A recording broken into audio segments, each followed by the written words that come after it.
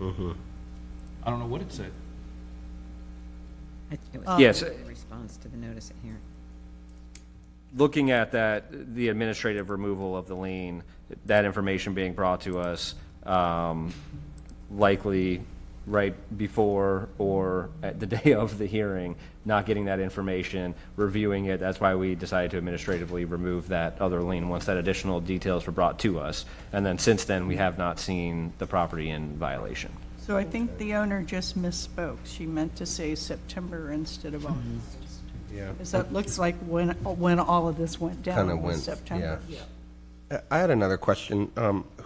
Do you also go by the name Libby? And I'm just asking because the record. Okay, that makes sense. I was like, is there a third owner? LIBBA. It's short for Elizabeth. No worries, thank you. So if I'm reading what you submitted correctly, and you correct me if I'm wrong, I think you guys admit the short-term rentals continued after, unbeknownst to you, but you're also asking for a lien reduction, not an elimination. And what you're saying you'll still pay, what was it, 2,000, 3,000? Or, I mean, well, actually, I mean, it did rent for those 13 days after, so we were willing to just take it down to the 200 for the 13 days that we were in violation. We're not asking for a whole total wipeout, because we realize it did happen. Right. Asking to pay how much then? Well, I mean, 200 times 13, I think is. yeah, the violation is for 13, 7 days, and then 7, 8, 10, I'm sorry, 10 days. So It- $2,500. It was 10 days. A week and then 3 days.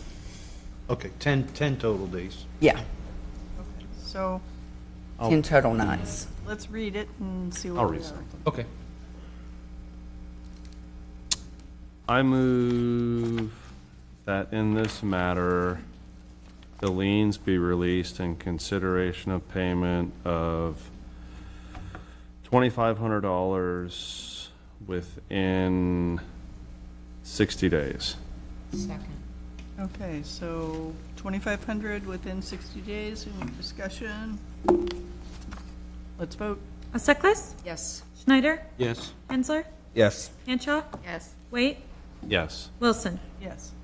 All right, the board has moved that if you can pay $2,500 within 60 days, Okay. that the lien will be released. Okay. The ladies will have paperwork for you. All right. Thank you. Thank you for your honesty. Thank you. It's refreshing. Uh-oh, sorry. The information is going to be right there. All right, next up, we have LR7, property address 6400 4th Street North. Current owner is 6400 Investment Properties, LLC. I believe we have Mr. David Landers here to represent the property. The liens in this are associated with case number 23-2992 for an exterior wall violation. The total amount of liens in the case are $5,600. Brief summary, let's see, April notice, or the May notice of hearing that was addressed to the owner was returned as unclaimed, so we posted the notice of hearing at the violation address on May 5th. There was the public hearing on May 24th. There was no representation. Board provided the city's recommendation of 25 days. That brought it back to the June 27th magistrate meeting. There was no attendance. A lien was certified in the amount of $1,800. On July 18th, met with office staff and gave a business card with our contact information for Dr. Landers. July 25th, there was attendance at the special magistrate meeting. The magistrate provided a 45-day extension. September, October, there was no representation. Liens in the amount of $18,200 and $5,600 were certified. Then there was the November meeting where there was representation and the lien was extended by 60 days. That brought it back to the January 2024 meeting where there was no representation. The lien was certified in the amount of $18,200. February 6th, we had a telephone conversation with Dr. Landers regarding the lien release process, And then the case was deferred to permits in the February, April, and June meetings. That brought it back to the August 27th meeting where it was not deferred. An additional lien was certified in the amount of $46,550. And then September 24th, there was no representation. A lien was certified in the amount of $5,600. January 21st, the staff recommended deferral once again to city process. And then the case was closed on February 12th. I'm trying to see if there was any additional information in the packet regarding the lien. Quick question, Mr. Wall. Yes, sir. Did you explain, and I just missed it, why all these numbers don't add up to $5,600? Yes, that's what I'm trying to look at right now. Because it I looks think like there on may the- have been. I'm not great the at math, last but lien. I can do that bit. I'm okay with that. Louisiana math. Jeez. I'll gladly pay you Tuesday. For hamburger today. Yeah, do you have it? Nice try. I think it's a typo. Because we're looking at significant change here. Yeah. Yeah, we're looking at quite a bit of difference, Me. missing a couple of digits. Yeah, think? Yeah, because these were actually recorded. Oh, it just didn't total. The Excel sheet didn't total. 95,000. Yeah. All the lien amounts are there. The Excel sheet just didn't What's formulate the sum. 95,950. Oh, Nice. Sorry, Say what? that again? 95,950. Thank you, Beatrice. You're No proofing there. Okay. That was a- I put all the right amounts. So, we good? Anybody have more questions for? No, I thought there was a Alright. math problem there, that's all. Yeah, me too. Yeah, we do have these sometimes where a payment is made and then there's only the outstanding. So that's what I was checking to make sure that that wasn't the case. But, yeah, it looks like the Excel just did not add up the totals. Good afternoon, sir. Could we have your name and address for the record, please? David Landers, 800 Whedon Drive, St. Pete, Florida, 33702. Okay. And you are the owner of? Yes, ma'am. 6400 4th Street? Okay. So, tell us a little bit about what went on here, because it looks like, and you are Dr. Landers, is that? I'm David. I don't like titles. All right. This is your building. Yes, ma'am. You have offices there? Veterinary office, yes, ma'am.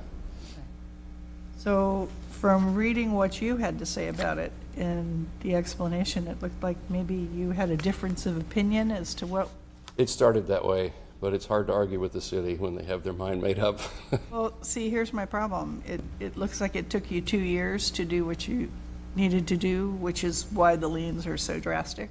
Well, there was no ill will. It was what started with a difference in definition. If you ever wandered down North 4th Street, that building that had the angled glass structure on the front of it that blinded you, right? That was what was in the point of contention.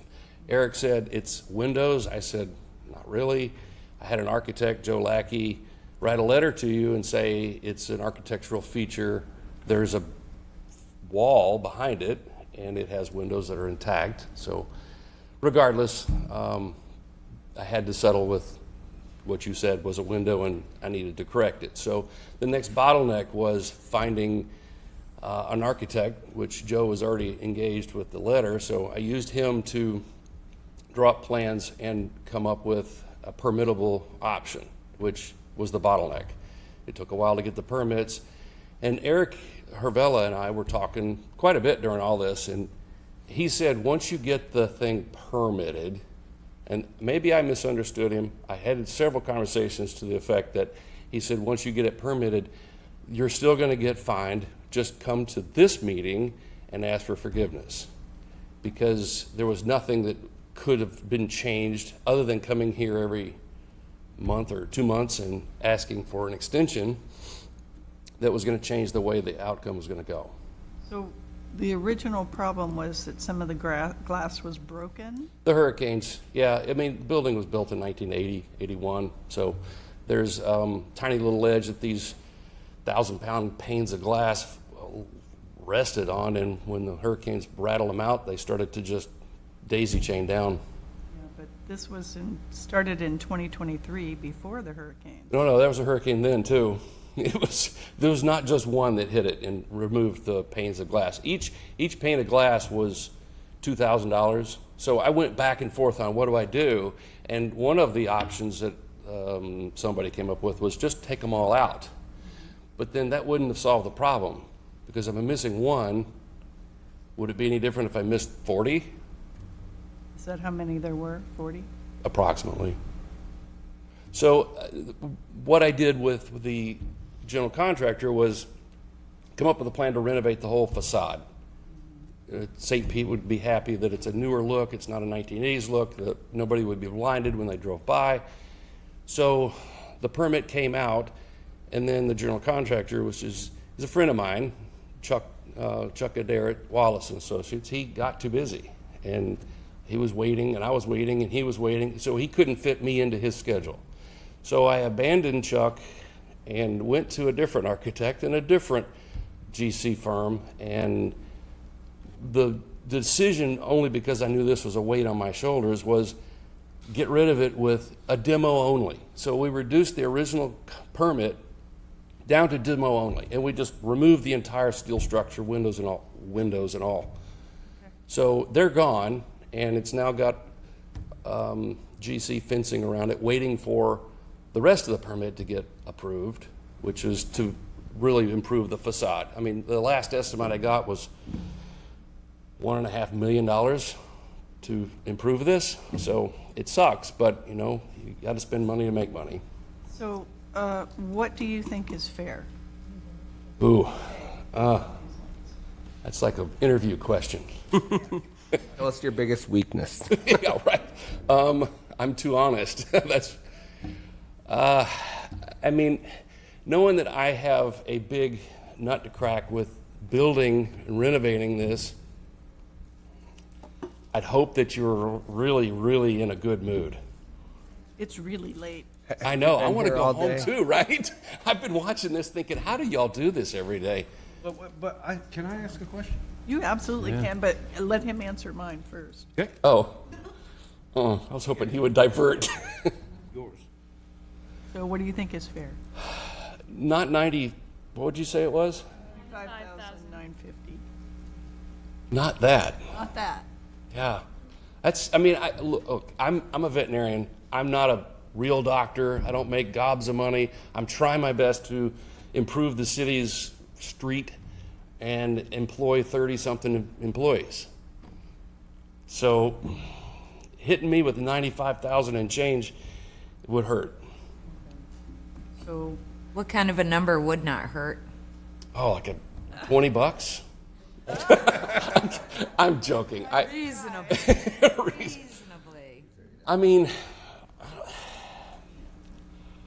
I don't know. I really don't. I'd love it to be zero, quite honestly, but you're probably not going to accept that number. And Okay. but I don't know what the fair number is. Jules, what did you want to ask? Well, my question is, just a minute ago, you said we couldn't do anything short of coming here every month to ask for more time. I don't think that's that hard of a thing to do. You could have come here or sent someone. You didn't even have to come here yourself, because I know did. you're probably very busy. Well- You could have come, hold on, you could have come to all these meetings that you didn't, no one came to, asked for an extension, and maybe the number wouldn't be $95,000 today. But you made it sound like, well, short of this huge burden of having to come to this meeting once a month, I couldn't do anything about it. I disagree. You could have sent someone to the meeting once a month, and we might not have anything to talk about today. Because you could have got an extension every time you come. All you had to do is say, look, I have these plans, I'm working through all these issues, just like you just explained to us. If you'd have done that once a month, we probably wouldn't even be here. but that was too burdensome for you evidently. No, I disagreed. That's what you said.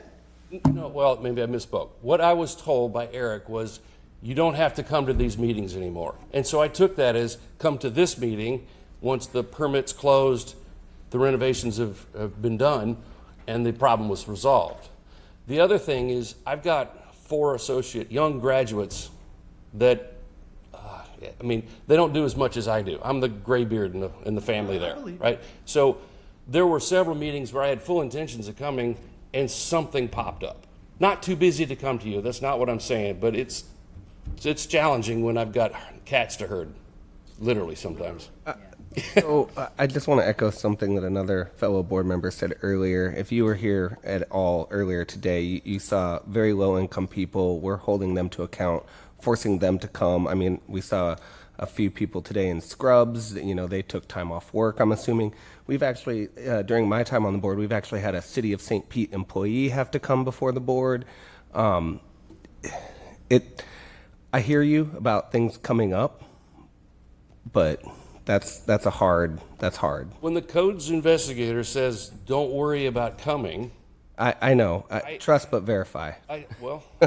And that's something that Eric and I have talked about multiple times. Like, are you serious? I don't need to come to these. And he goes, no, there's nothing that's going to change. So. You wouldn't have been leaned. I'm sorry? Other than you wouldn't have been leaned. Well, very true. Yeah, I mean, obviously, I wasn't part of that conversation. I'm not sure exactly what was said, if it could have been misinterpreted. You know, once a lien gets certified, usually the first question that gets asked is, how do I take care of this? Right? It's once you bring it into compliance, you will have the opportunity to come before the board and ask for partial or full release of that lien. Now, if that was taken as, don't worry about coming until you're finally in compliance, you know, I would certainly hope none of my staff would communicate it in that manner. But Mr. Wong, Yeah. every time one of these liens is certified, like, I'll pick one.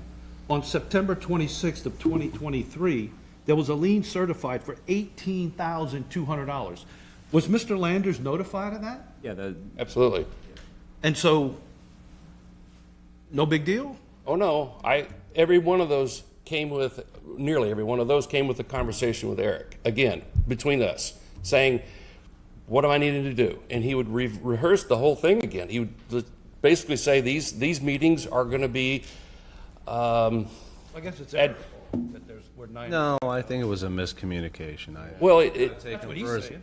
No, I think I got to take him for his word, and I don't think Eric's going to say not show up to a meeting, right? So this clearly is a miscommunication. Yeah, again, I'm not being part of those conversations. I'm not going to try to guess what was said or what was not said, how it was interpreted. Obviously, there was a misunderstanding because, to everybody's point, you show up to the meetings. There's a way to get the liens extended to where they don't get certified.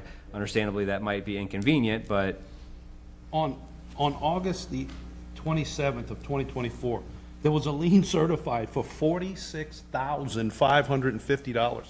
That would have got my attention. He was still operating under the premise that he could come here and get them released. Yep, I got it.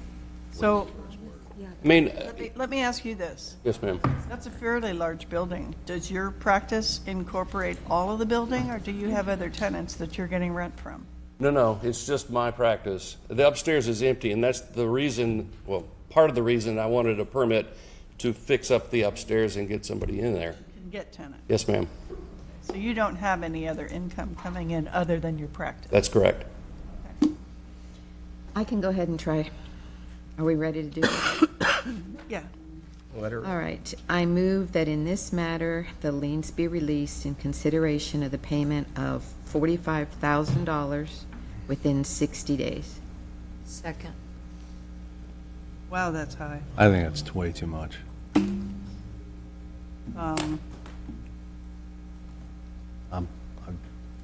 I'd take a 0 off it. I just think I'm not hearing from him that he's not doing anything. I mean, it's a miscommunication. I got to trust him for what he's saying. I mean, granted, I don't think he walks out of here with 0, but 45 grand, that's like kind of what we did to that. I kind of like the lien developer. that was certified for $5,600 myself. Yeah. Wow. I was like 5 or 6 or 7. Just my opinion. We can vote it out. We can vote, yeah. And just to justify where I came up with that, there has not been any suggestion that he wasn't aware he had to pay something. It was just, I'm gonna have to pay it when I'm done. I don't know that there was ever an expectation of there's a walk. No, I think what he thought was that he could come here and get him released. Yeah. Yeah, or at least have a That's discussion. Okay. what it sounds like. All right. Mr. Landers, how many people do you employ in your practice? Approximately 30. 30 people. Ignorance of the law is not an excuse to break the law or to not be informed of what it is. Okay, so why don't we go ahead and vote this out, and we'll see where we are. Sure. Okay. We're ready, Paige. Auseklis? No. Schneider? Yes. Hensler? No. Hanshaw? Yes. Wait. No. Wilson? No. Okay. So now we need a different motion. Yeah, I'm gonna defer to somebody. I'll read some. I'll read something. Oh, okay.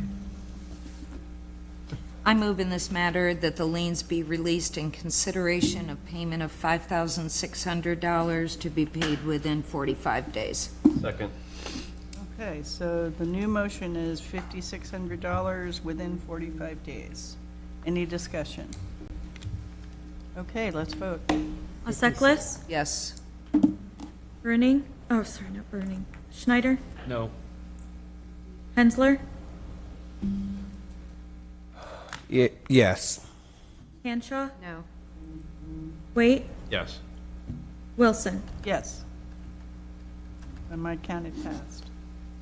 That passed, yeah. All right, sir. To write it so all by hand. If you can do 5,600 in 45 days. Yes, ma'am. Go and sin no more. I will not. The ladies will have paperwork for you. Thank you very much. Next case, please. So next up, we have 12th of July. LR8. Property address is 2838 First Avenue South. I do not see Mr. Lopez in the audience, so I'm assuming that he is not here to represent the property. So we can move on to LR9. And these are the ones that we're reading individually? Yes. Same thing as the number 5. They'll just probably get pushed next month if they're not heard.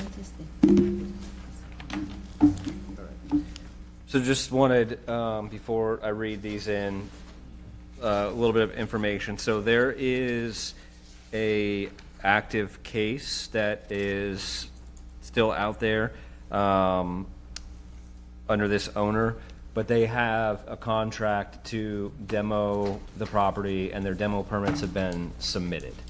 Understanding the delays that are occurring in permitting, I did not want to prevent them from appearing here today, knowing that they already had their permit process. They had a contract that they provided to us to assure us that as soon as that gets approved, they're going to have that last property demolished and there would be no more active cases. So that was an administrative decision that I made, but I just wanted to let the board know that, you know, there's things in place. It's just that I felt like the city process of taking longer did not justify waiting, you know, making them wait to come back, and the board could take that into consideration as they heard the cases.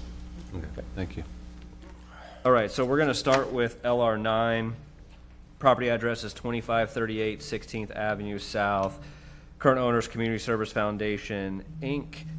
And the liens in this case are associated with case number 24-4579. Total amount of liens is $5,550. Violations for exterior walls, fascia and soffit disrepair, roof disrepair, and fence wall hedge maintenance. Rundown of the case history. So the June notice of hearing that was addressed to the owner was returned and signed, but it was illegible. We posted the notice of hearing at the violation address on June 7th. June 26th, public hearing. There was no representation. Board provided the city's recommendation of 25 days. That brought it back to the August special magistrate hearing, where there was no attendance, and the lien in the amount of $5,550 was certified, and then the case was closed on August 31st. And we have Ms. Lynn Vallone here to represent the property. Yes, sir. So, could we have your name and address for the record, please? Yes, ma'am. Lynn Valone, 1962 58th Street North, St. Petersburg, 33760. Okay, and what is your connection to Community Service Foundation? I am the asset manager. So, something happened and you missed 2 hearings on this.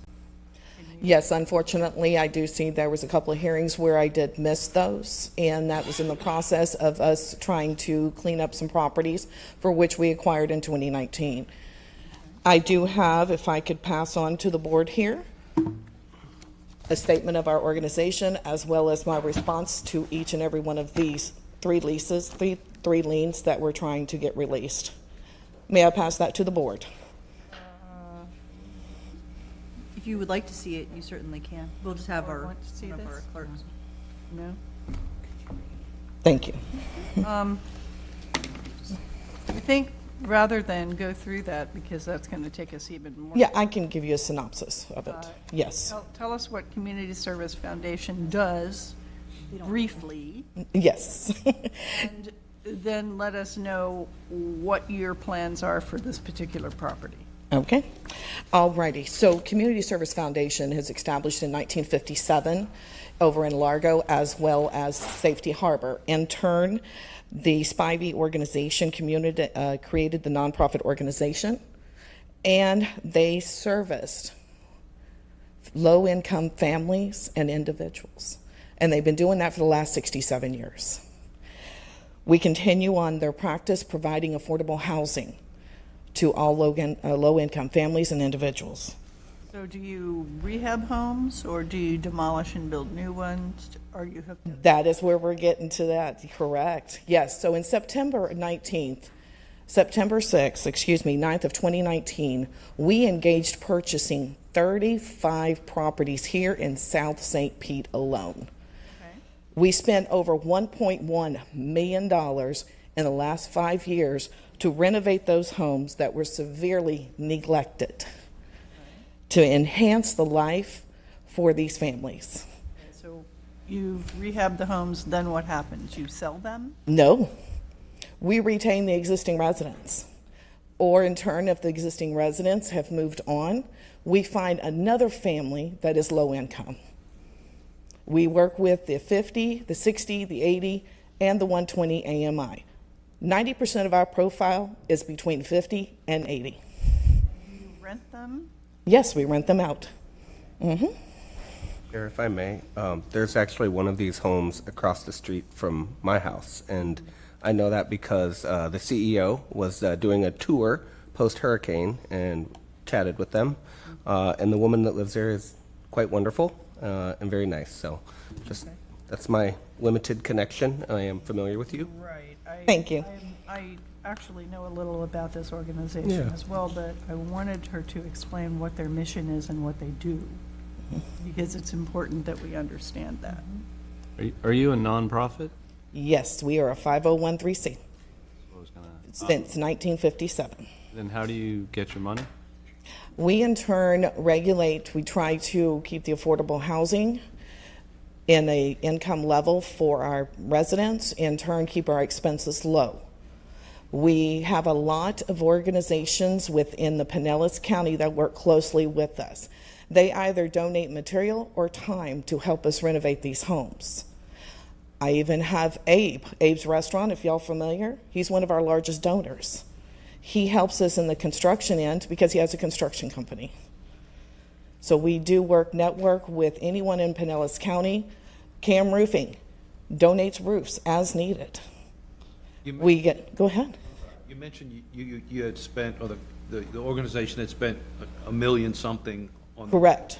35 properties. Mm-hmm. South Pinellas. Is that literally cash that you paid? And Yes. I think what Yes. my colleague's question is where do you get $1 million in cash?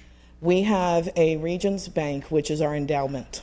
You have an endowment. We have an endowment from the Spivey organization, along with the reinvestment of any properties for which we may sell, goes into our Vanguard investment account. We borrow that capital funds to maintain our properties. Our biggest goal was in 2019 when we expand from Clearwater, Largo, over here to St. Pete was to take care of our residents. We needed the funds, we had the funds, and we maintain it. Ed Thebe, our executive director, he's a great grant person. He goes after those grants. The one thing that is hindering us now is because of these. It's hard for us to apply for any grants because we have been trying to get in front of you, the board, for the past year. But due to violations that kept coming up, it kept postponing us. So with the blessing of the officer over there was able to move forward regarding Kingston, we thank you very much. So then your income stream is from renting these out? I'm sorry, ma'am. Your income stream is from renting out these rehab properties? Yes, majority of our, and we're Section 8, acceptable Section 8. We maximize that with them as well. We pass each and every one of their housing, and if there is a violation, that's addressed within 5 business days. So what do you think is fair? We are asking for the grace of y'all to please release 100% the total $15,005, so we can keep moving forward with our St. Pete projects, because every penny counts. See what the board has to say about that. Are we doing these one at a time? Yes, we're doing these one. They're all different addresses. There's a couple of meetings you missed. Why? Unfortunately, I did not receive a notice, and that's on my neglect, not your board members. Most likely it was delivered to our business office, but from the postmaster to my office, to my desk, it did not make it. And I do apologize. You think it was lost internally somewhere? I'm gonna say it was lost on behalf of me. I'm gonna state that. I don't like pushing the, blaming fingers. And I had a question. So on this one that we're looking at first, there were violations on these properties. Or on this particular property, there were violations. Mm-hmm. So you said that your policy is, and I am very familiar with your program. I use them all the time. I use them as referrals all the time. But there was clearly some problems with it, with one of your properties. It didn't get addressed. I'm going to go out on a limb and say this was a tenant complaint where they called code enforcement. Code enforcement came out and found violations, so that clearly had gone by it past the 5 days you said you get things remedied. So now you've got a problem with the house that's in disrepair. Can you specify which case? Sure. The very first one, the property address was 2538 16th Avenue South. 2538 16th Avenue South. And there's 4 violations on that property. And they're Looks like pretty... it took you 7 months to get it fixed. Yeah, it was created in March of '24. It was closed in October. Yes, in turn, we in turn address those issues. The city actually is the one, city code enforcement, Ms. Patrina Miller, is the one that cited us with the violations. We addressed the violations in a timely manner, and we communicated with her. That is what I was trying to present here, is because it has my emails, time, date, and stamp to her regarding our communications. She in turn was supposed to have closed that out at the time of visit, but she found one other thing, which was the foam on the seal of the soffit was overextended. She asked for me to get that removed. Very next day, we removed it. I notified her and sent her a picture as well. And what was the date on your email? I apologize. What was the date on that email? The date on that email was, let's see here, communication to Patrina Miller was September 9th of 2024. All items were completed as of April 2024, for the exception restoring the back fence on August 2024. The reason why the back fence was the property owner behind us. They had a bunch of debris coming into our property. We've made several attempts with them to please get it off our property line so we can fix this. They kept ignoring us, so we pushed it and we sealed it. Does anyone have any further questions? We need a motion. I'll resume. I move that in this matter, the liens be released in their entirety. Second.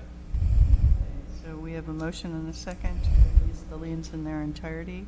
Any discussion? For LR9 only. For LR9. Yeah. Yeah. And the only concern that I have is that we don't even recover the expenses to be sitting here today. I was gonna suggest $50, but if you wanna eat the whole thing, the city can eat the But whole we thing. have a few more to come still. Yeah. From the Have same. Right. other opportunities is what he's saying. To recover down the road. It's a target-rich environment. Oh, boy. Okay. Okay. Did anybody second? I did. You did, okay. So let's vote this out and see where we are. Seklis? Yes. Schneider? Yes. Hensler? Yes. Henshaw? Yes. Wait? Yes. Wilson? Yes. Okay, one down. All right, next up, LR 10, property address 2135 14th Street South, current owner Community Service Foundation, Inc. This is related to case number 21-20476. It's for a hazardous tree violation, total amount of liens $4,500. On August 31st of 21, we received an email regarding the tree dropping branches, send it to Urban Forestry to determine the status of the tree. On March 12th of 22, we received an email from the property manager disputing ownership of the parcel, and we had left a phone message for them. The March 22nd notice of hearing was addressed to the owner, was returned and signed by Ms. Malone. We also posted the notice of address, or excuse me, the notice at the hearing. Wow. We also posted the notice of hearing at the violation address on April 12th. At the April 27th meeting, there was no attendance. The board provided the city's recommendation of 25 days. June 21st, special magistrate meeting, there was no attendance. The lien was certified in the amount of $4,500. The July meeting, there was attendance. The lien was extended by 45 days, and then the case was closed September 22nd of 22. So we'll need your name and address for the record again, please. Lynn Vallone, 1962 58th Street North, St. Petersburg, Florida, 33760. Okay, so in this instance, Ms. Valone, what happened here? It looks like it took you over a year to get the tree fixed? Well, it took us over a year to just even confirm that we owned 2135. If you look at the property appraisal district, you'll see our 1411 22nd Avenue, which is the number that was submitted as far as the appraisal number, is for that address, not 2135 14th Avenue. Upon closing in September of 2019, I went through the closing reports. That address was not even part of our closing, which I have a copy of it. Okay. So once we discovered that 100% we owned that lot, immediately September 8th, the tree came down of 2023, payment to the contractor February 9th of 2023. $1,600 was paid to a contractor to get that tree removed. 2023? I'm sorry. September, I'm reversing my numbers. February 9th of 2023. We confirmed in December of 2022 that that lot was physically owned by CSF. Immediately, we got the contractors involved. Yeah, I'm just Ms. curious. Malone, here's the problem. Mm-hmm. The code's case was initiated was August 26th of 2021. The date that the violation was closed was September 22nd of 22. Right. Right. So we're a little confused that you didn't Well, take care of until 23. Correct, because of the communications that I was sending back to the city regarding of non-ownership and to confirm that ownership. I got a question for the city. How could, I mean, if those dates are correct that she's quoting, how could the case be closed before the issue was resolved? Tree company then. She paid a tree company in 23. The case was closed in September of 22. She said they didn't acknowledge ownership of the lot until when? December of 2022. After the case was closed. Let me pull up the case history. Give me one moment.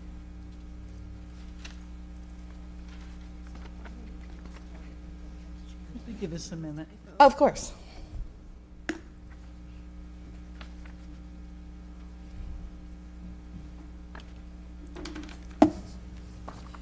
While they're looking it up, just help me, yeah, that's the one Joe mentioned. Help me understand, why did it take a year for you to figure out you own the property? It kind of lost me on that. Yes, what we had done is we went through our closing documents as well, reached out to the prior owner. Apparently, the 2 lots is what was part of the closing, but with one address. The city has another address, which is the one that was presented to me, of 2135.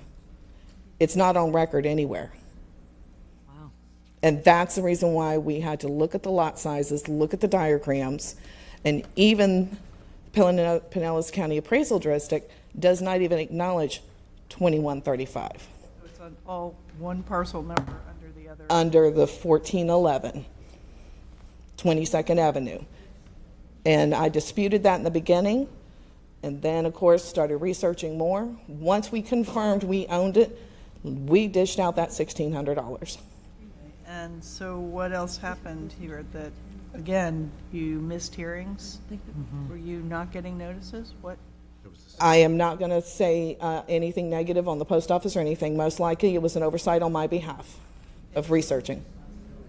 Here's my. That's concern correct. with that. You've got 50 properties and you're not getting notices. Have you changed processes within your office? No, they're supposed to come to the front door, post stamp it, and then place it on my desk. There is no change on the process. Again, I cannot testify as far as what happened to them, for the exception of my neglect on that. Okay, but with 50 properties, we're concerned. And yes, ma'am. And I understand that. Okay. And in turn, we were addressing each and every one of the violations that were popping up since we purchased the properties in 2019. I understand you Yeah. bought a lot of properties and it was like whack-a-mole for a little while. Yes, it was. But again, your time is just as valuable as anybody else's. So yes. Yeah, I think I do remember a case in here where the address was in dispute. There was one address from this They had apartment. split a There's lot 20 different years ad- ago. So that, I Yeah. can definitely see how that can happen. I was just curious how the city closed the case before they. Yeah, so there's a note in the case that the arborist determined that the tree was now not in violation. I haven't seen that before, so I don't know. I'm looking through my emails now to see if there's any additional communication. I mean, there are times where our city arborist will reevaluate a tree, especially if it's a certain number of months later, if Okay. it's in a healthier condition. So it's certainly possible, but if that's the case, then Did it save $1,600? Is that what you're saying? not, maybe, I mean, I'm sure based on what I can see in the photographs that the tree needed to come down eventually, but certainly we would have been. It's not worth it. Okay. We would have administratively removed this lien that is currently against the property, because if our arborists changed their determination, Yeah. there would have been nothing to be move no forward with.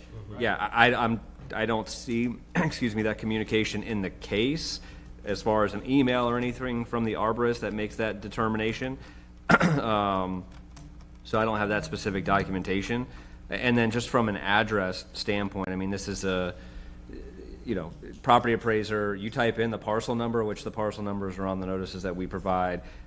Our system has a different main address than the property appraiser does, but the parcel number is exactly the same. They put it on the avenue, we put it on the street, basically. But if you looked at that parcel and you put it in property appraiser, it would pull up the location and show them as the owners. I can remember having that conversation from 3 years ago, but I do not remember the conversation about the arborist changing their determination. But in light of that, I think it would be appropriate, based on the notes that are in the case, to just go ahead and, instead of us administratively removing the lien, you all could just do that right now in its entirety, and all the paperwork would just be done at one point in time.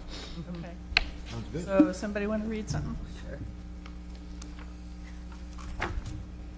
LR 10.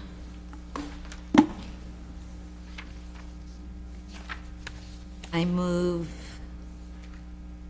in this matter that the lien in the amount of $4,500 be released in its entirety. Second.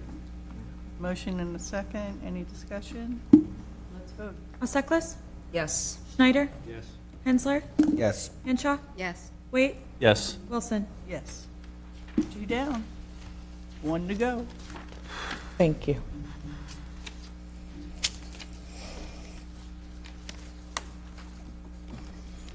Ready when you are, Mr. Wall. Still trying to untangle that last one, but I'll save that for a later time so we can all get out of here. That's homework. Board out next. He's gonna wake up and write notes. It's late, we're all getting. Where are we? We're on 10, correct? 11. 11. Oh, I'm trying to go back. We don't want to do 10 over. Yeah, sorry. Come on. All right, LR 11, 1670 19th Avenue South, current owner Community Service Foundation, Inc. Total amount of liens $5,550, associated with case number 24-5519, landscaping violation and a fence wall and hedge maintenance violation. The notice of hearing was returned, the signature was not legible, posted the notice of hearing at the violation address on June 7th. There was no representation at the June 26th meeting. Board provided 25 days. The lien was certified at the following hearing in August, and then the case was closed on September 13th of 24. Mr. Wall, what was that 9/11/24 left telephone message for property manager? I imagine that was notifying them that the case was going to be closed, considering it was closed 2 days later. So, may we have your name and address one more time? Yes, ma'am. Lynn Valone, 1962 58th Street North, St. Petersburg, Florida, 33760. Thank you. Yes. So what can you tell us about this one? Unfortunately, this one here is our tenant failed to maintain the yard as per his lease agreement. He's a Section 8 voucher. Okay. We in turn sent him proper notices saying you're in violation of your lease, as well as we notified St. Pete Housing Authority in addition that he's in violation.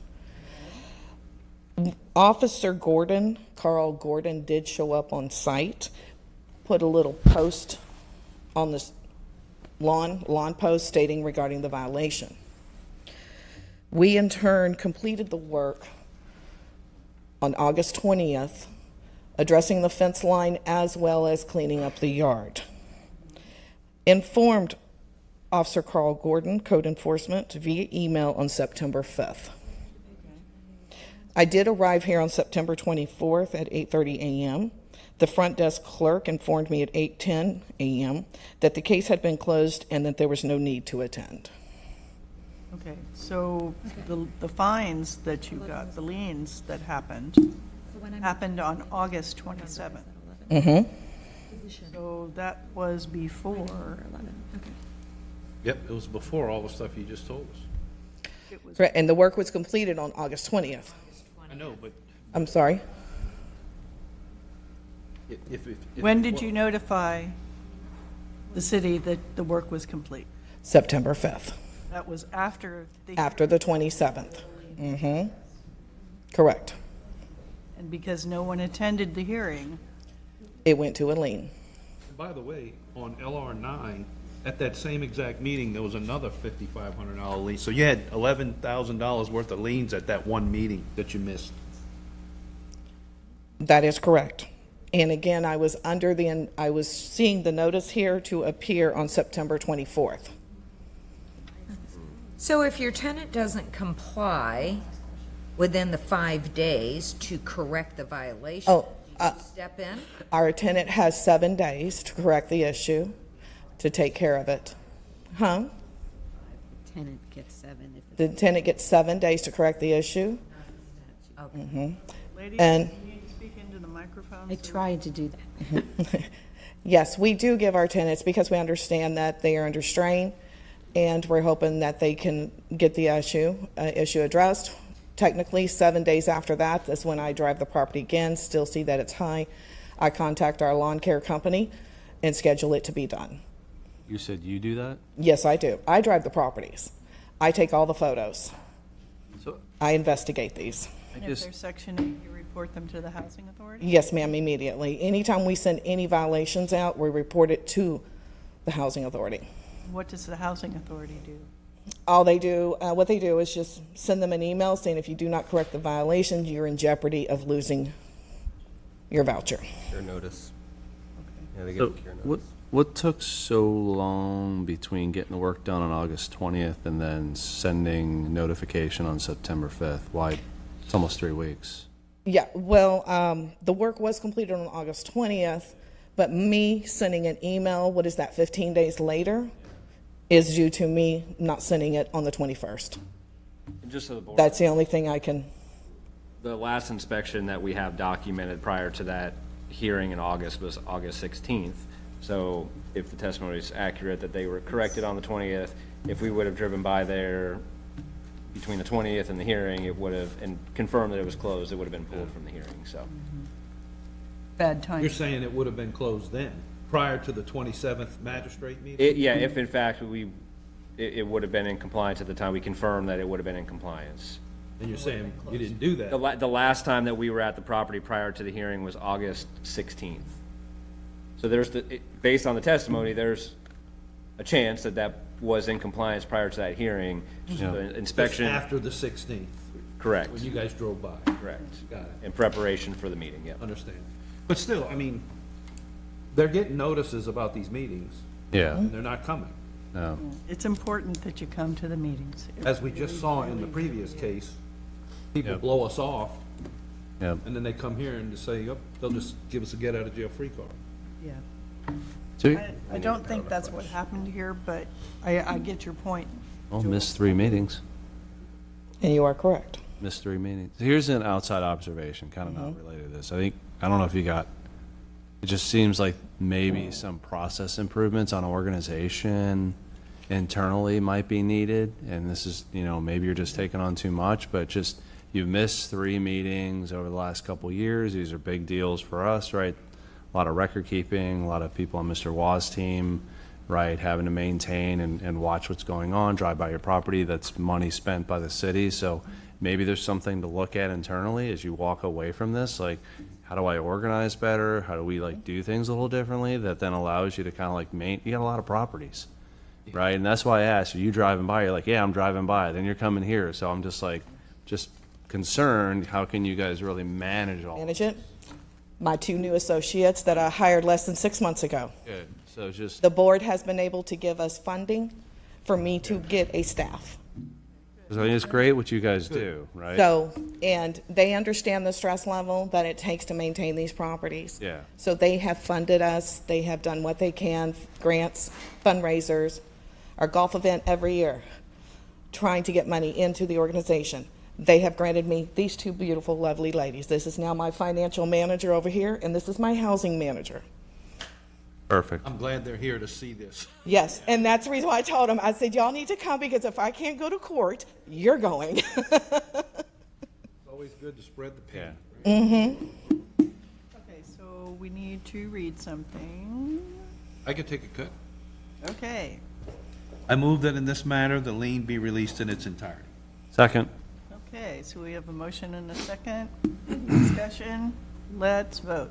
Osaklis, No. Schneider, Yes. Hensler, Yes. Henshaw, No, Wait, No. Wilson, No. not pass. It's time to pay the devil his due. Yep. Somebody else take a crack at it. Pound of flesh. Al is. Oh, do you want to make a motion? No. I can't. Good. Oh, no. I'm good. Your partner next to you. Good. hasn't done one all day. Sidekick. I'm good. I move that in this matter, the liens be released in consideration of payment of $500 within 45 days for LR 11. Second.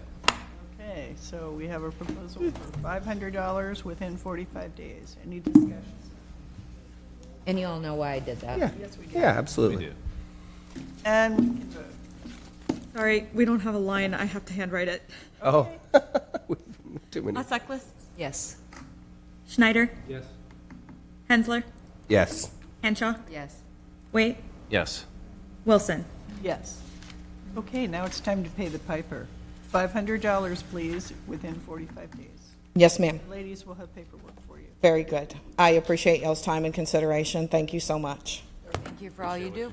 And I hope to work in a partnership with your organization for all our residents here and extending. We hope we don't have to see you. Yeah. No, I don't want to see you either, except out there at events. Goodbye and good luck. Thank y'all for your time. Appreciate y'all.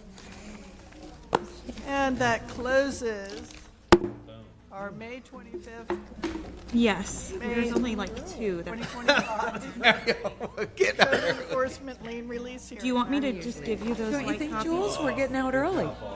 I don't know, I wasn't here last month, so. Oh, I'm gonna It was hard last send them my. it was hard. It was very short for a skeleton crew here. 6 p.m.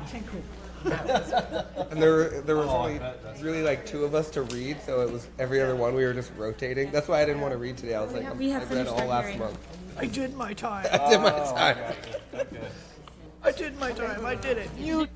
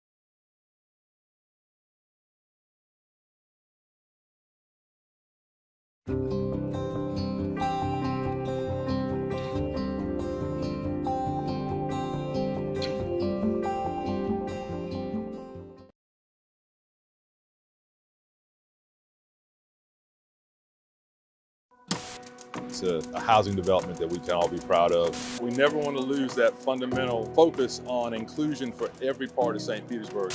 We're also allocating about $1.2 million to address food insecurity. Our rays are here to stay. At the end of the day, we all do better when we all can participate.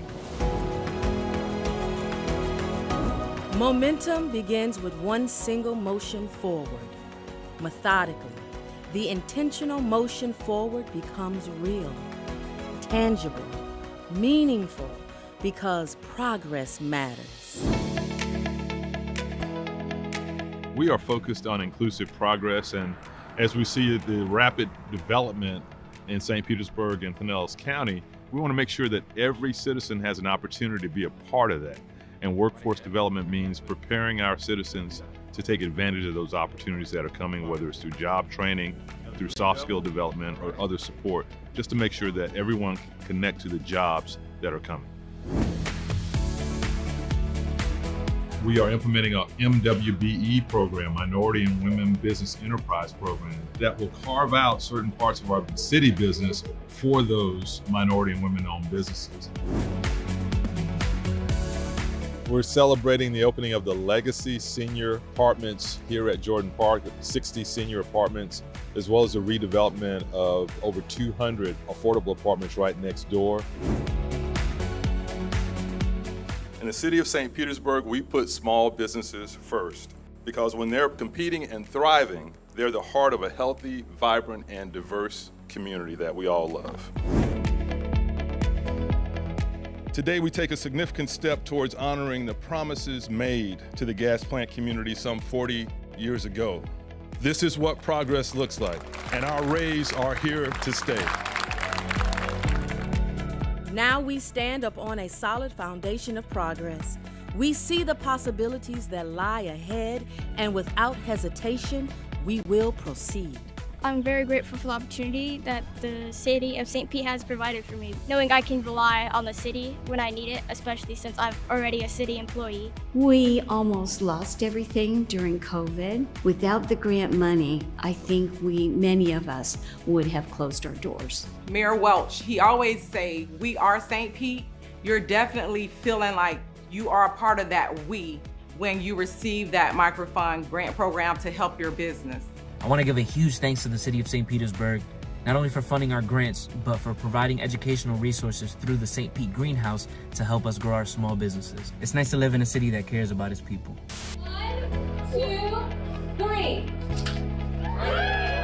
We will proceed for a brighter future because progress is paramount, because we are St. Pete.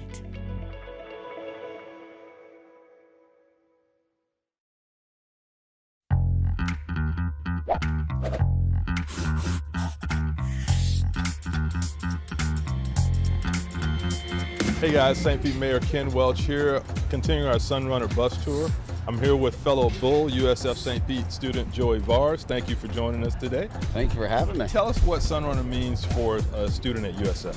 You know, Sunrunner is really a game changer. If you live on the western side of St. Petersburg or by the beaches and you're a student, it really opens up the city to being able to get to town a lot quicker. You can go to class without having to drive. I take my bike from Paso Grill to the station, and then I'm downtown in less than an hour, and I don't have to worry about driving. And you were telling us on the bus how you actually get your bike mounted on the bus. Can you explain that? Yeah, so the way that the Sunrunner has it, they have these little bike assists, and you wheel your bike right in kind of on the little machine, and then it verticalizes it, so it takes up less space. You can kind of stand more compact, and you actually get more people on the bus that way, too. Cool. Well, thank you for sharing your thoughts with us today, Joey. Thank you for having us. We'll talk to you more on our Sunrunner bus tour.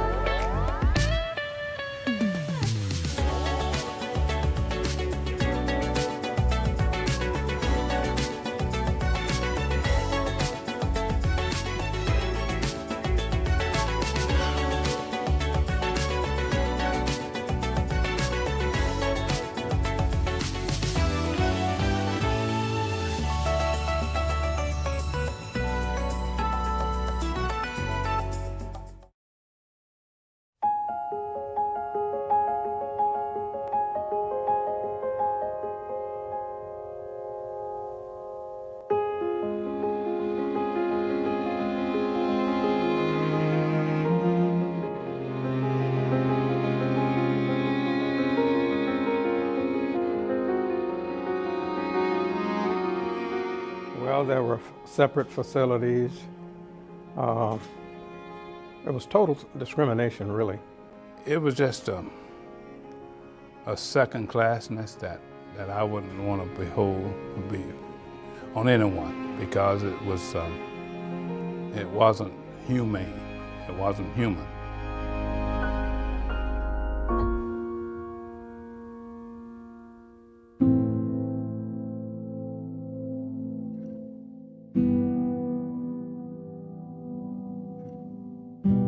We African Americans could not eat at the lunch counters. We could not even sit on those green benches downtown. We were not treated equally as the white citizens in this city.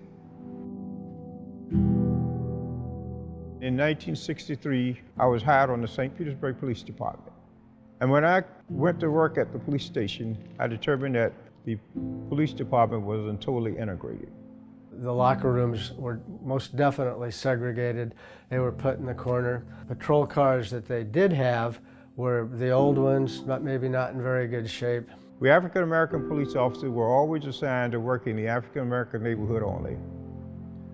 We could only investigate complaints from citizens of color.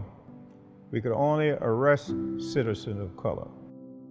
You know, you're trying to enforce the law and trying to get respected or be respected, and you know, you're getting disrespected by the people you're working for. In 1965, there were 15 African American police officers on the St. Petersburg Police Department. That includes 1 sergeant, 2 detectives, and 12 uniform officers. They wanted equal responsibilities. They wanted to be able to police white neighborhoods like Snell Isle, like the Old Northeast, and they wanted to be able to arrest a white person and take them in without having to have an assist from a white officer.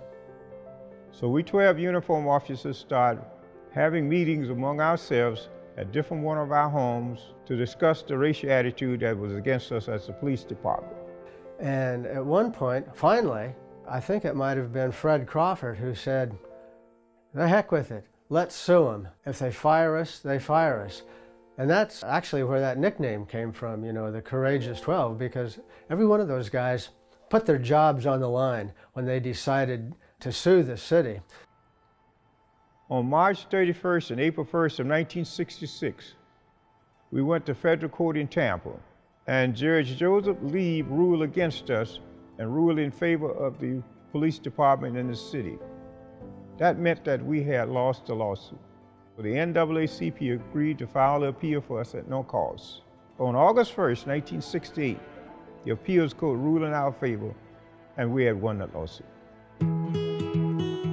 When we won that lawsuit, we had different assignments. I'm the first African American police officer assigned to work in an all-white neighborhood. It was 100% white. We were very proud and honored because we felt that we accomplished what our mission was set out to be. We were honored at City Hall City Council meeting on September 13, 2007. And they gave us the key to the city and a proclamation. And we really thank the city for what they did for us. I never dreamed that I would see a black chief of police here in St. Petersburg. They have 1 African American chief now, and they had 1 previously black chief before. And it's part of what we was put that lawsuit for. We want to make sure that when people enter our lobby now, we want to recognize the doors that you walk through are the doors that these Courageous 12 open for minorities here in the St. Petersburg Police Department.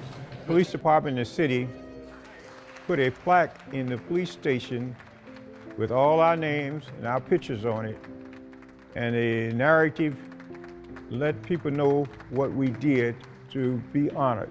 I have put into place that every sergeant and lieutenant shall read the lawsuit, and they will be tested on it to make sure they are aware of what happened, so we make sure that never happens again. What we did help these young men that come on the force now, that came on the force after. I look around now, I see deputy chiefs, I see chiefs, I see majors. It sort of makes you feel good.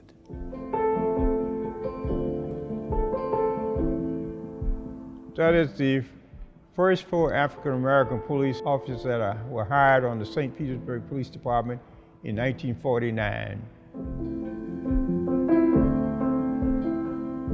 That's the Courageous 12. When I see these 12 faces together as unity, we was closer, just like brotherhood, that's what I think of. I'm the last one of the Courageous 12 left. And I think about those 11 other officers that are going on, because we were brothers. We were just like brothers. We were so close. And I am going to carry the banner on for those other officers that are going on. But I tell the younger generation to stand up and for what you got and what you believe in, and stand your ground and don't back down. And think about the courageous 12 as what we did. We stood our ground and we did not back down.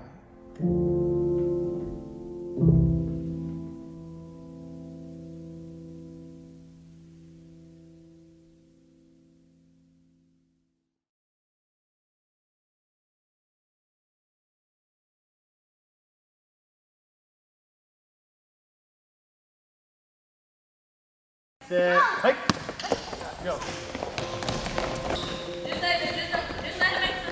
Go, go, go.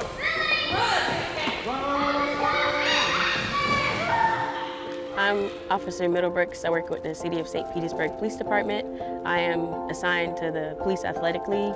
And I'm Officer David Lopez, and my role here is to interact with the kids, create a positive environment, and be a positive role model in their lives.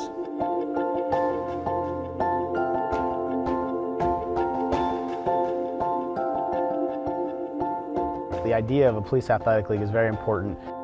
It is important. It's important to have police officers interacting with the community. It gives us as police officers the opportunity to create those relationships and change that mindset that police are there just to take you to jail. That's really not the case here. Kids know they can come here and have a good time and interact with police officers in a positive way.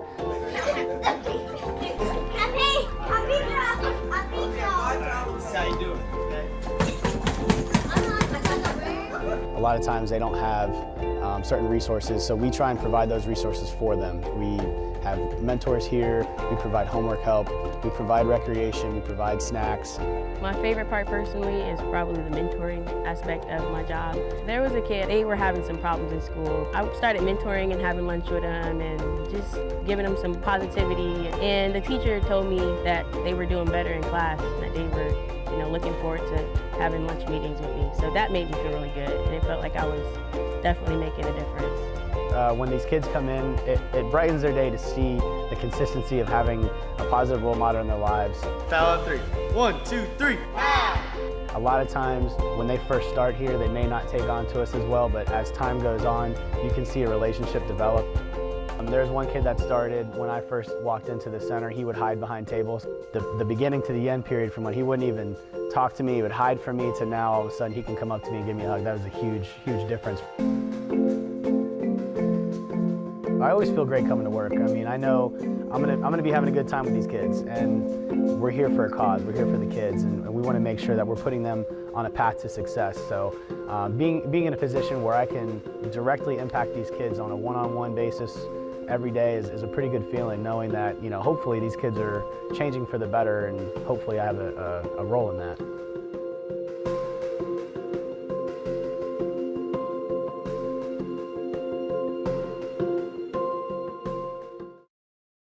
I look at Woodlawn as probably the most neighbor-friendly, kid-friendly neighborhood that I've ever lived in.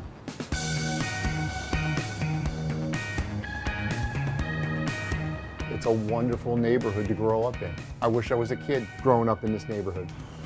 It's a real family-oriented community, super close to downtown, and it's just kind of one of those picturesque, nice, quaint little neighborhoods.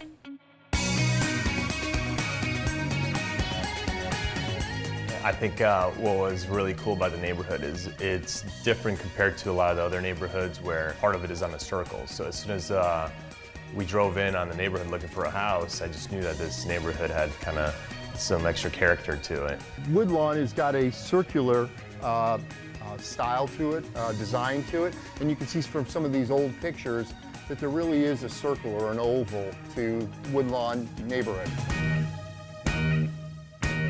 My favorite part of the day is driving home. You turn onto our street from MLK, and there's beautiful oak trees, blooming crepe myrtles, and then there's a park. We have a park just at the end of our street. So here in Woodlawn, we have 3 public parks within our community. We use those parks a lot for our garage sale in the fall. There's cookouts that go on in those neighborhood parks, and they become very handy.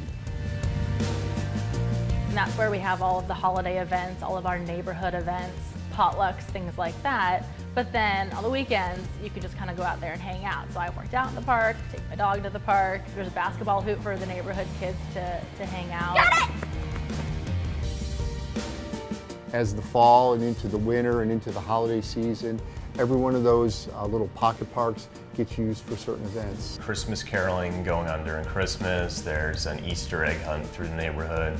Halloween is huge in this neighborhood. And then Halloween, you forget about it. It is crazy around here. Woodlawn likes to party. So, like everything, trees come and go, and a lot of the trees in this neighborhood are laurel oaks, and they've got a time period of about 70 years in their lifespan. And we realized early on that the trees in this neighborhood were going to go away. What we did several years ago as part of a grant is got additional oak trees planted in several of those quadrant parks, just to give a little shade so it's not as hot during the summer.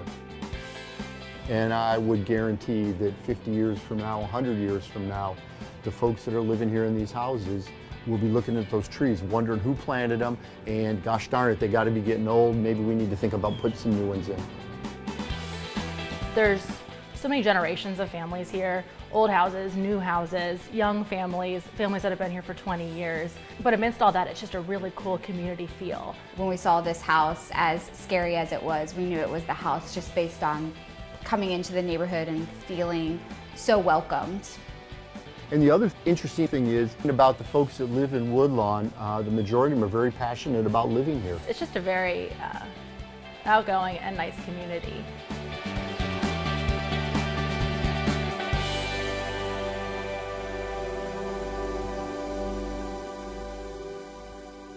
Campbell Park is a beautiful community.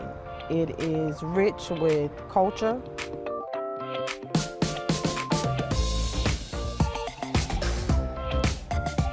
All right, Campbell Park is located right across the street from Tropicana Field, where the Tampa Bay Rays play. Right across the highway, you got an overpass right here that you can walk over.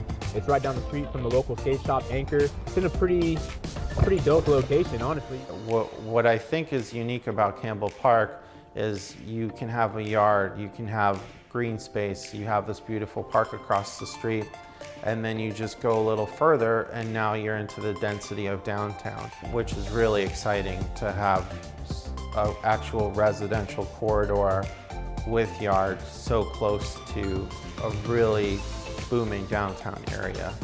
We are one of the more accessible communities when it comes to traveling, as far as going downtown, interstate travel, any of our shopping centers. This is the perfect place to be when it comes to all of those things. You can skate anywhere in St. Pete just using the trail, and you can just hop off the trail, walk across the Trop, and then hop right over the highway and you're here, and you can just shred.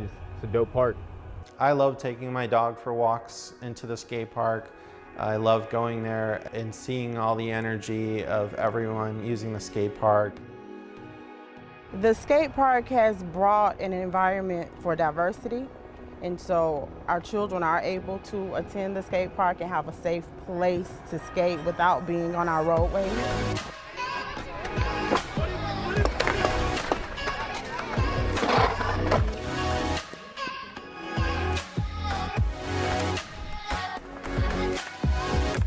I definitely think that the skate park is going to help change some kids' lives out here, for sure.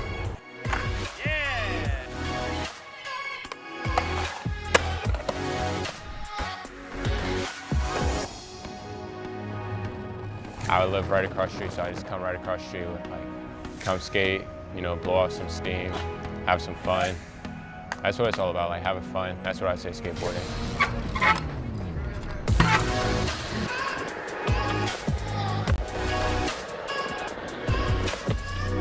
Back in the day, growing up skateboarding, skateboarders and BMX bikers never got along. To see BMX bikers and skateboarders getting along so well together in a skate park is really transformative, because if BMXers and skateboarders can be in harmony, then everyone can be in harmony together. Nobody's gonna be like, oh, you're too short to do this, you're too tall to do this, It's more of a, you just come here and you get to do what you do, self-express yourself through the park. Definitely, since the skate park's been built, there's been a lot of more little kids like on their sidewalk, like practicing how to skate. You see kids riding down the street on the way to the skate park.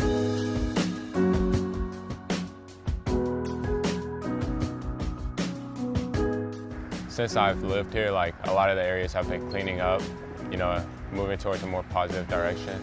Everyone has kind of come together and worked hand in hand in improving things for everybody.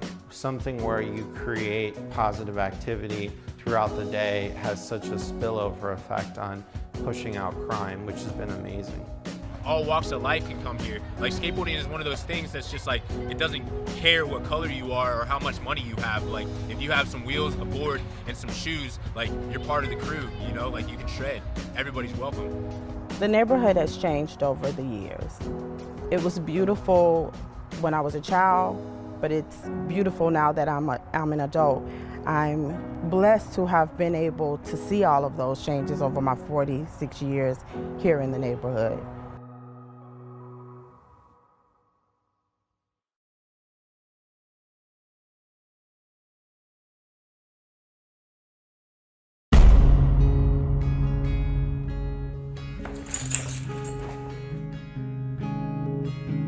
Okay, Kojak, going out. I'll see you later tonight. We used to live in a world where dog and dog owner only hung out at home, or on walks. What if there was a city that treated dogs like people?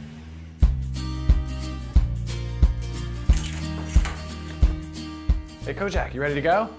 Let's go.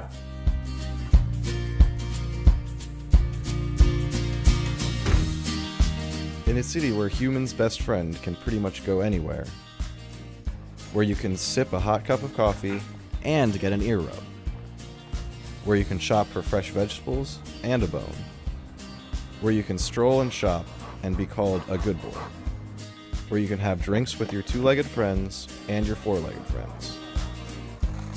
Together. Good boy, Kojak.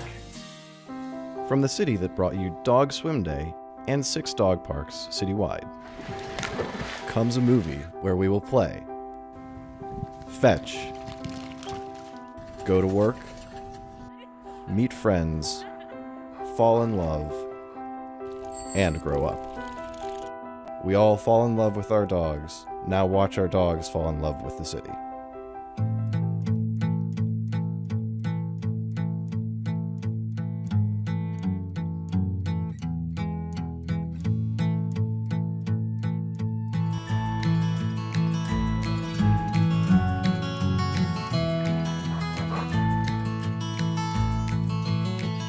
It's a great time to be a dog in St. Pete.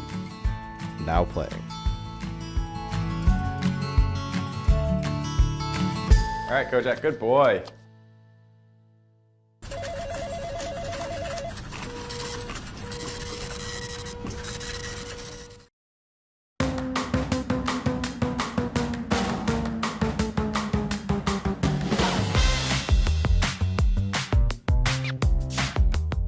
Well, we just finished Move with the Mayor, which was a mile walk around downtown St. Pete. Really sponsored by the U.S. Conference of Mayors and Healthy St. Pete, of course, right here in our city, to stress wellness and the link between mental health and physical health. May is Mental Health Awareness Month, and so it's important that we do things like this, and we're happy that we have administrative support and the city to come in and celebrate with us. We went for a walk with the mayor. Yeah. Moved our bodies, connected with Wait, old first friends. we did a warm-up. Don't forget the warm-up. Yeah. We did a little dancing. We little dance, a little aerobic dance and activity, and then we walked around the city. Yeah, it was great. Yes. Awesome. The whole point of this is to connect the benefit of physical fitness and mental health. As we know, moving our body is good for our minds. Wellness has been a focus of the city and continues to be. We want our city to be healthy. Healthy and safe neighborhoods is one of our pillars for progress. We want folks to get out, move, and enjoy some of the natural benefits we have in the city of St. Pete with this kind of weather and the beauty of our city. We're all yoga teachers, so we're all very familiar with encouraging people to move their bodies to help with mental health, really, and just feeling their best. Mental and physical. Yeah. Yes. We have an inclusive approach to health. It includes mental health, it includes physical health. So we look at the entire person just as we look at our entire community. You know, I hope the community had a great time today, came in and just learned more about the resources out there. The city is rich with resources, and we hope we gave them an opportunity to connect.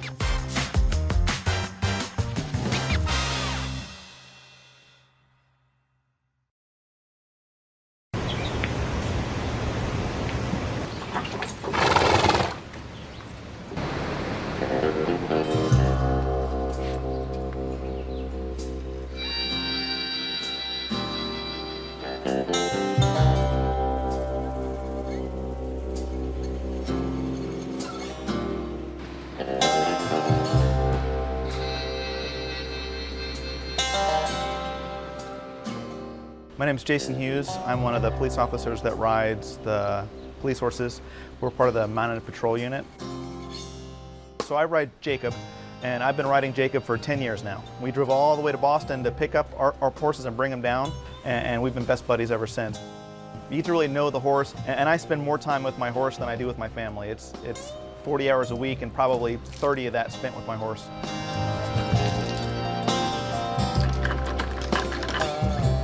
Every interaction we have with our horses is training, either for good or for bad. We're teaching them good habits or bad habits every time we interact with them. And sometimes we have to push through groups of people to, say, get to a fight and break it up, or move a crowd out of the way to get paramedics through.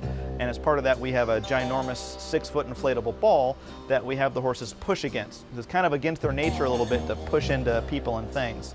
So we get them over that by making a game out of it. And they push this big, huge, giant ball to get over their fears of that.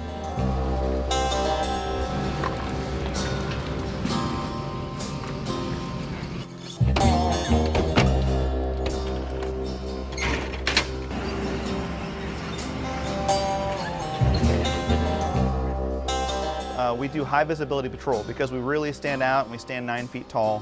It's got to be over 100 events a year where we go to large groups of people, they come interact with us, and we can see everything that's happening in the event and make sure that police presence is really felt. We also do a lot of community relations, so we do special events where we can interact with the community and build strong bonds within our community and the police department. And we also do enforcement and assist guys that are on the ground doing their jobs. I had, before my job with the police department, when I finished college, spent 2 years traveling with the Renaissance Festival doing a jousting show. My brother got me a job right out of college, and so I spent 2 years traveling the country, wearing a bunch of armor, getting knocked off a horse with a big stick. Yeah, I've had more of my time in employment been spent with a horse involved than not at this point. Everybody loves horses. So it creates that bridge. People that might feel a little trepidatious about coming up and talking to the police, they have that easy bridge where they come over, they ask questions about the horse, they can come pet them, get a picture with them. And even today, now more than ever, those bonds between the community and the police department are vital. So we need to really build those bonds and have the community trust us, interact with us, know that we're good guys trying to help them out.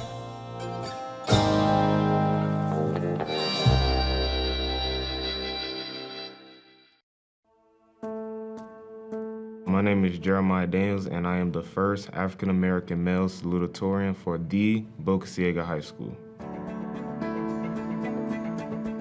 My definition of a trailblazer is somebody who breaks away from the norm to create their own path.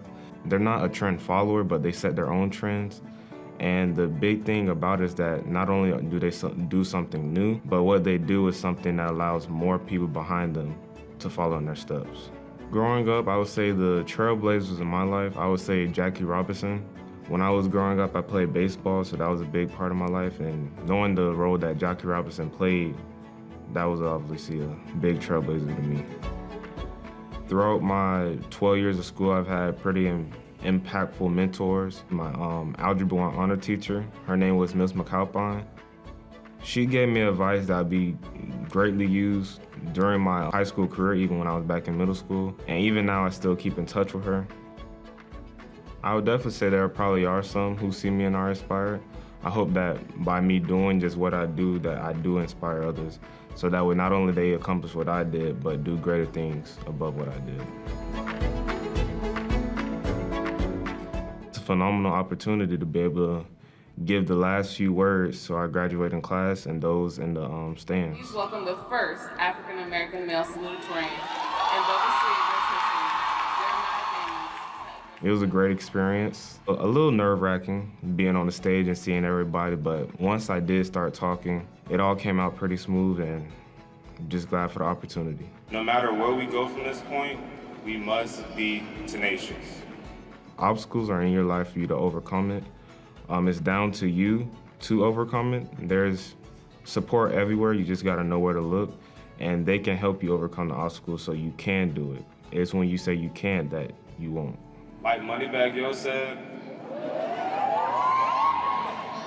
hope for the best, prepare for the worst. However it comes, just know that I'm ready. Thank you. Have a great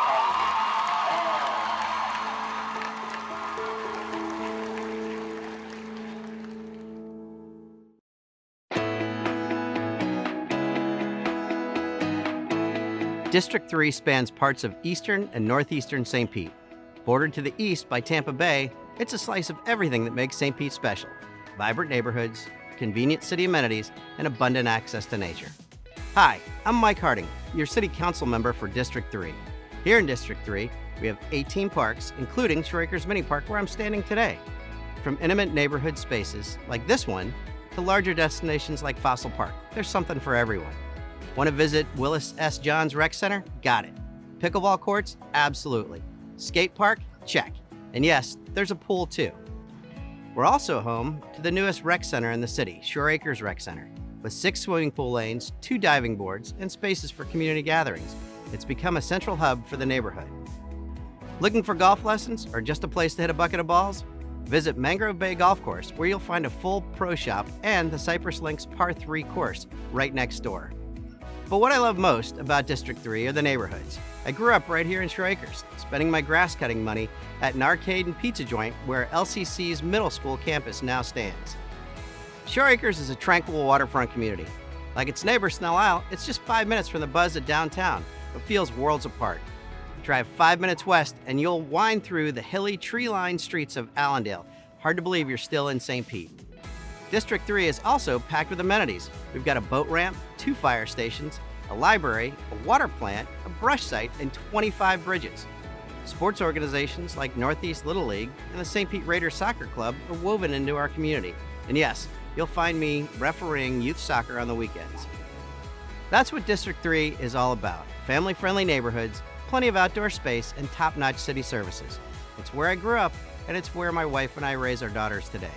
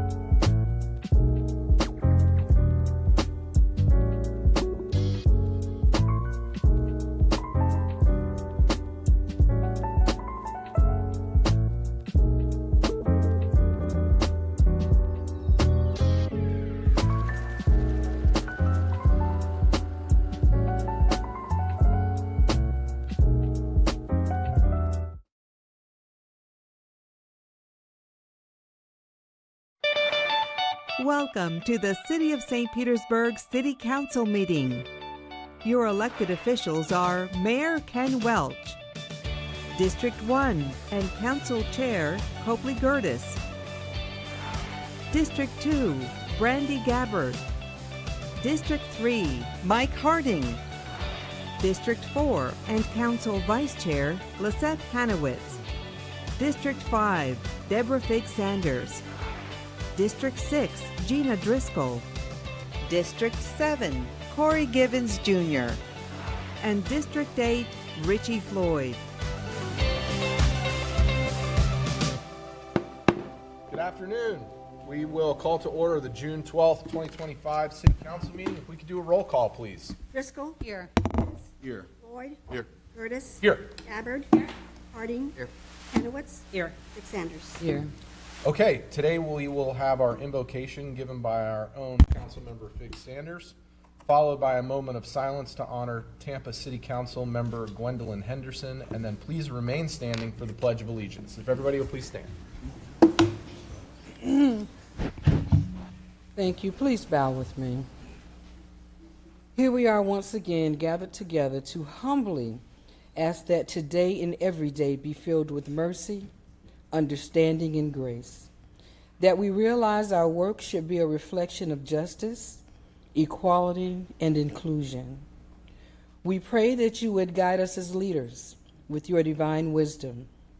May we lead with integrity, seeking your guidance in all of our decisions. Father, we trust you, and we yield to your spirit and to your wisdom, to your perfect will, and pray that we not grow weary. Because as we pray for our nation, our state, our constituents and city, I am compelled to pray for the joys and trials of everyone on this dais and within the sound of my voice. Let us define our commitment with a dedication to serve. Lord, we thank you for the gift of community and for the blessings we receive through our relationships with one another. Help us to cultivate a spirit of love, kindness, and compassion within our community, within our city, so that it may be a place where all are welcomed and valued. Bless our mayor, our administration, our city team, and all who proudly call St. Petersburg home. And we also send prayers and condolences to our Tampa colleagues with the sudden loss of Councilwoman Gwen Henderson, a true community advocate. Lord, we thank you, and with all of these blessings we say and pray, amen. Amen. Please join me in a moment of silence, remembering Councilmember Gwendolyn Henderson.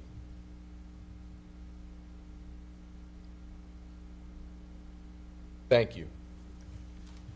I pledge allegiance to the flag of the United States of America and to the republic for which it stands, one nation, under God, indivisible, with liberty and justice for all. Thank you. Please be seated. Councilmember Fig Sanders, thank you for that invocation. Okay, council members, we have an agenda in front of us. I'll entertain a motion for approval. Move approval. Second.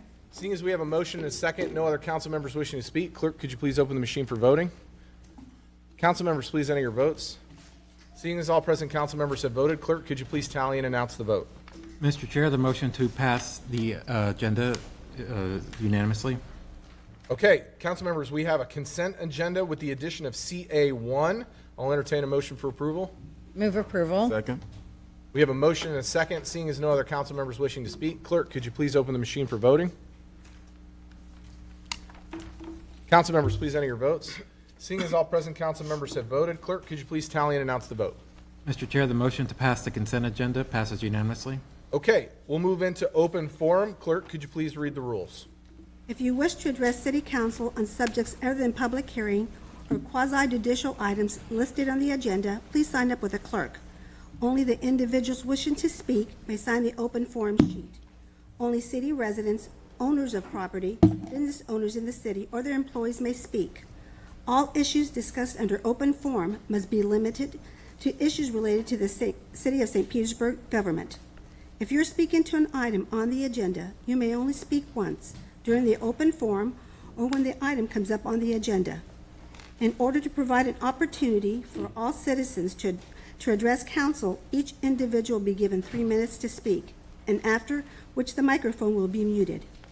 If you wish to address City Council through the Zoom meeting, you must use the Raise Hand feature button in the Zoom app or enter *9 on your phone at the time the agenda item is addressed.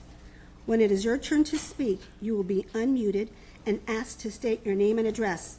At the conclusion of your comments, or when you have reached the 3-minute time limit, you will be muted. All raised hands will be lowered after each agenda item.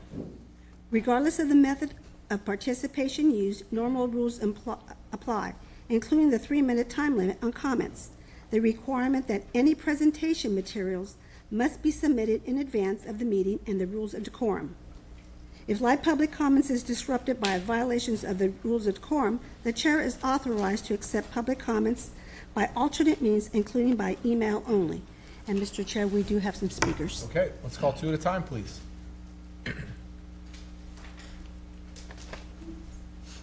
The first 2 speakers is Andy Oliver and Dylan Dames. Please go to either podium, state your name and address for the record. You'll have 3 minutes to address council.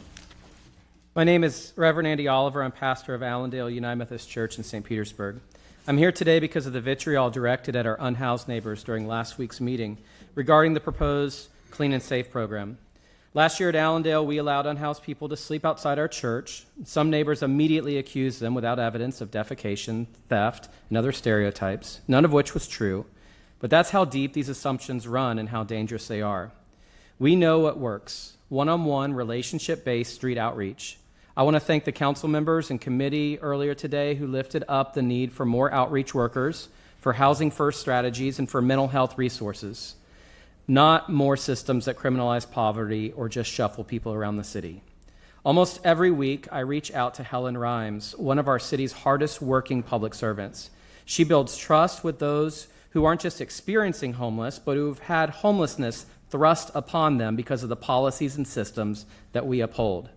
It was said that the Clean and Safe plan isn't about unhoused people, but last week's outrage said the quiet part out loud.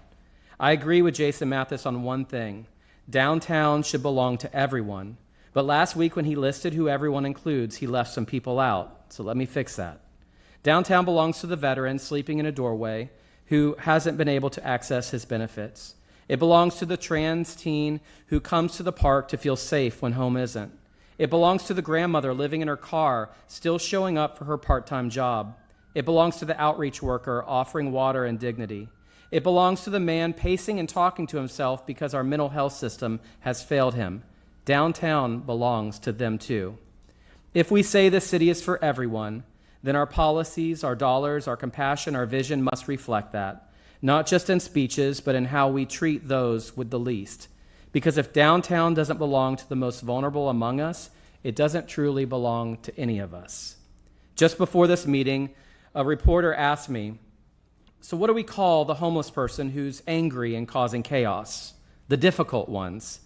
I said, "We call them human." And we realize that the issue isn't their existence. The real issue is our deficit of compassion and empathy. Thank you. Thank you. Hi, Council. My name is Dylan Dames. I live at 4546 5th Avenue North in Central Oak Park. I'm speaking on behalf of Faith in Florida today. So in 2023, some of you may remember that 4 or 5 dozen folks came in here opposing the construction of Palm Lake Urban Sanctuary because they didn't want drug addicts and high-risk people in their neighborhood. This council, including council members Floyd and Gabbard, called out the classism, ableism, and selfishness in those comments and unanimously voted that the comfort of one group was not worth the well-being of vulnerable residents. Later in 2024, neighbors of my church, Allendale United Methodist Church, overwhelmed us with threats and vile comments about an encampment of unhoused folks. And even though Faith in Florida and Allendale worked tirelessly, who really turned the tides in housing those people was you. Amy Foster and a street outreach team prioritized the rehousing of these people over the petty comforts and the perceived safety concerns of the neighbors. This is the kind of St. Pete that I work, organize play shows and call dolphins in.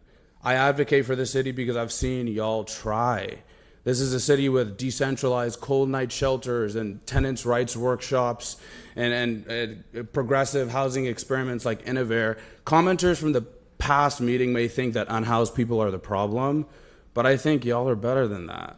You know that the problems are gaps in wraparound services, low staff street outreach teams, and a stubborn housing affordability crisis. I hope you'll remember that public parks are for the public.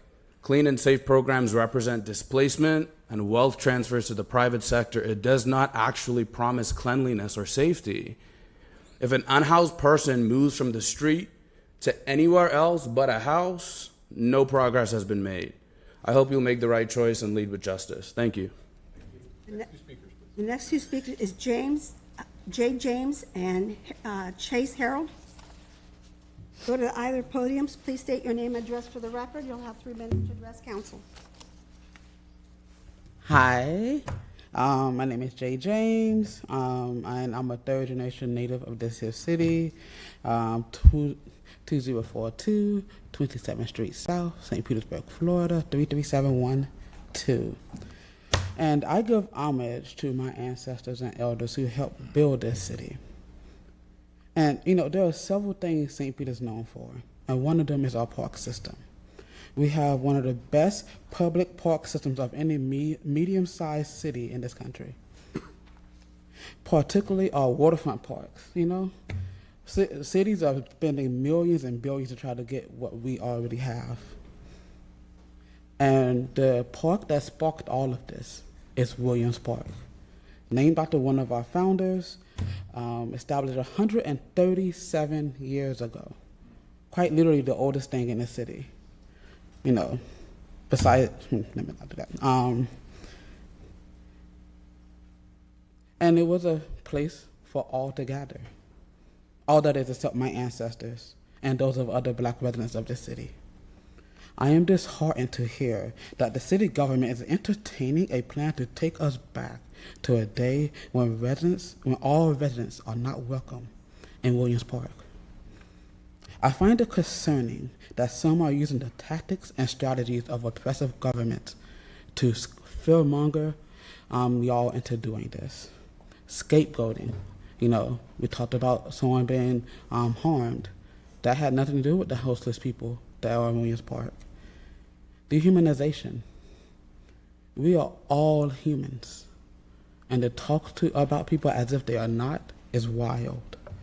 You know, and I just find it wild that we are considering privatizing the first public institution in the city. The first.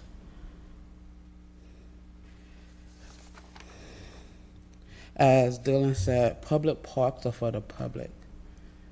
You know, and the thing is called clean and safety. You know, when I feel safe is when I'm with the community. And this plan would not make me feel safe in this park. I go to Williams Park frequently and I have no issues. Maybe if folks have these issues, we'll actually go and, you know, commune and talk with the folk there. They get to see that these are humans and we should do what we can to provide the resources for folk who are houseless to have a home, housing first. But to privatize a public park and to kick folk out is wild. Thank you. Hi, Council. My name is Chase Harrell. I live at 3242 19th Avenue South. And I would also like to speak on the Clean and Safe Act that is being proposed and the demonization of our unhoused. So I'd like to start by highlighting how far the city has come. Gulfport used to be a sundown town. We have grown as a city, however, as Jay just highlighted, we still speak of certain groups of human beings as if they are less than. The city consistently demonizes the unhoused, yet makes legislative decisions that allow homelessness to persist en masse in our community. As leaders elected to represent us, including our unhoused population, who are also human beings with human needs, then it is your job to enact meaningful, compassionate legislation that rises above persecution of marginalized groups like the unhoused. 99% of us in America are closer to being unhoused than we are to being a millionaire. Has any policy besides housing for the homeless led to these folks getting back on their feet? Is that the City of St. Pete's goal, to help our most vulnerable? The city's policies around housing have certainly failed to curb homelessness or poverty. The time to change those policies is now. Without a change, our homeless population will continue to grow as our terrible capitalist economy offers no safety nets to prevent our poorest from falling through. In the words of Ms. Fig Sanders at the start of this meeting, our unhoused need mercy, understanding, and grace. Poverty is a policy choice. These folks need housing, they need jobs, they need compassion, not pearl clutching from the rest of us. Is liberty and justice for all a real value that we hold, or empty words we as Americans say to make others think that we are virtuous? History will always remember the choices that we make. Thank you. Thank you. Next two speakers. The next two speakers is Rowan Finley and John Stewart. Please state your name and address for the record. You'll have 3 minutes to address council. Thank you. Hello, I'm Rowan Finley, 4461 Crestwood Drive, Northeast. I've lived in a lot of different places, and I truly love living in St. Pete, but I really am sorry to say that I have never lived in a place that genuinely has such awful anti-homelessness measures. If y'all want a thriving downtown, we really need an accessible downtown.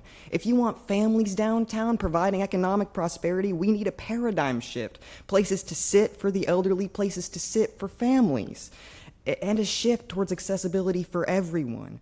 Pushing people into the shadows just results in shady behavior, and creating places where the public wants to gather, where there can be a public eye, with public bathrooms and water fountains and places to sit, that's what discourages shady behavior.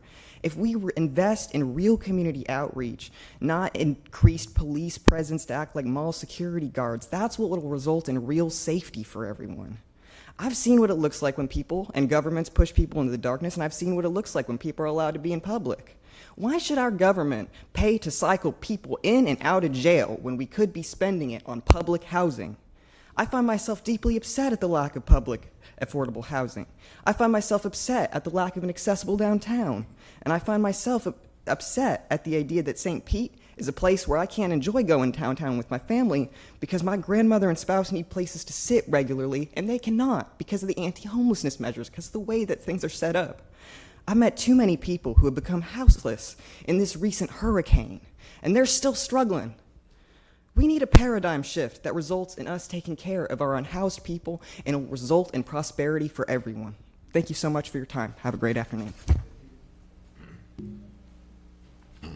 Good afternoon, John Stewart, 2130 Burlington Avenue North, St. Petersburg.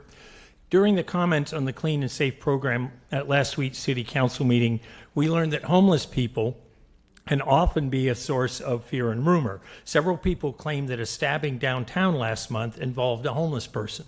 After 5 minutes on the internet, I discovered that no one involved in that tragic incident was homeless. In fact, one of them had a house in Bradenton.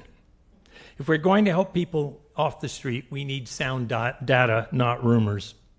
The far more important thing we learned at last week's meeting was that virtually every speaker emphasized the need for the city to help unhoused people find housing.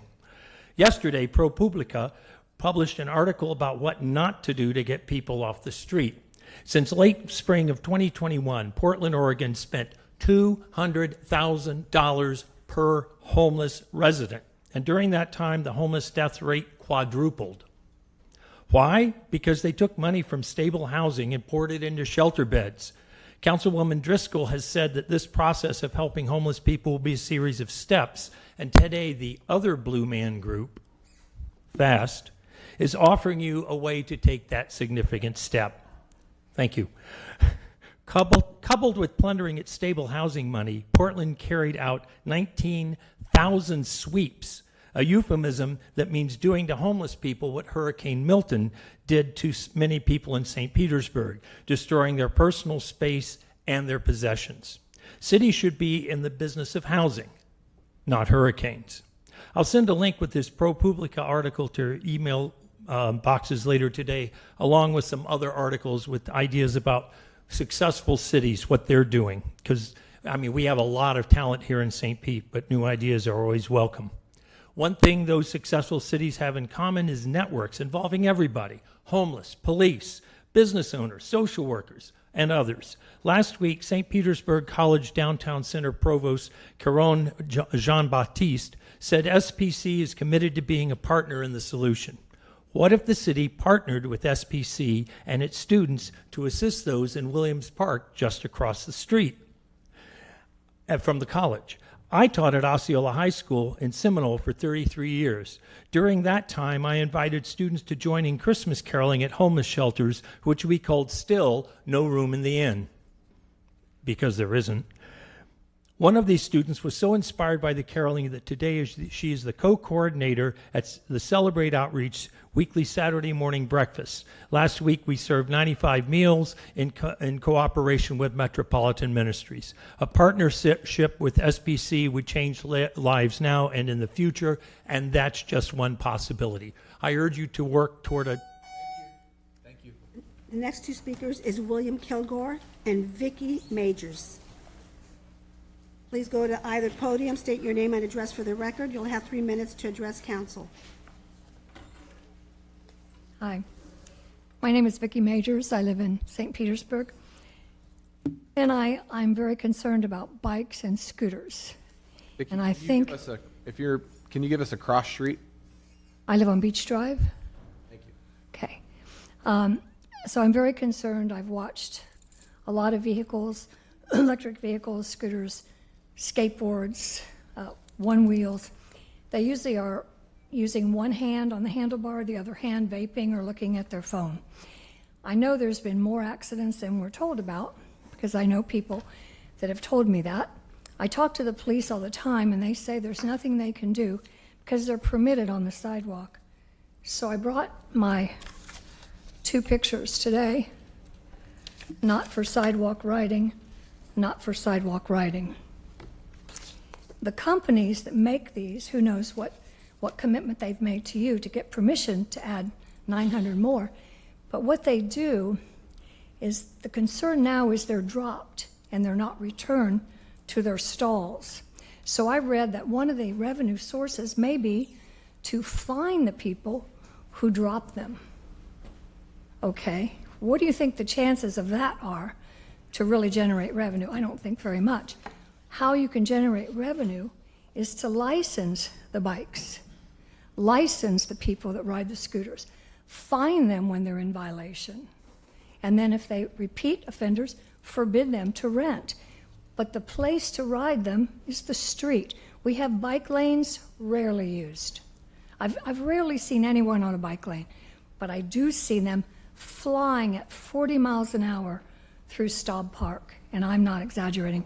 They are 3 times faster than the cars move. And there's very few bikes that have the courage, and they're good bikers, to ride with cars. These people are all over the place. They go against the lights, they run red lights, they don't ride with traffic, they ride any way they want, they don't stop at 4-way stops. So, 2 days ago, a friend of mine lives in Tampa and Paris. He sent me the article from Le Monde, and I translated it. The bicycle, a sign once of total coolness, has become a symbol of aggression, of every man for himself, and of urban chaos.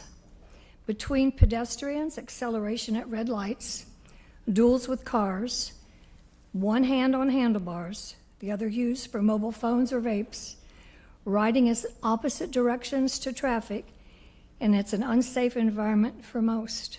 And this is Paris. New York is trying to stop it. We're adding more, 900 more, I read.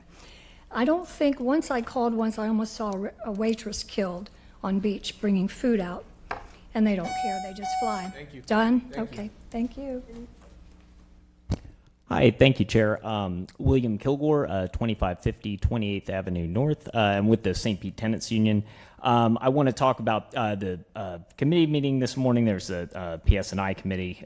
Several folks spoke about the Clean and Safe program. I want to go into that idea of the BID, the Business Improvement District. I just want to be clear about that because that wasn't discussed. What this is it authorizes the wealthy property owners in downtown to direct and administer these so-called services of their choosing in public spaces and on public property. So this is publicly sanctioned, privately directed. The primary motivation, for the lobbying behind this, it's not the benefit of of the residents. It's a way for downtown property owners, these rich developers, these corporate landlords, to maximize their bottom line, grow their investments, and have a greater governance and control over public spaces, public resources, public property, such as parks. I'll give you an example, Gaslight Park in Tampa.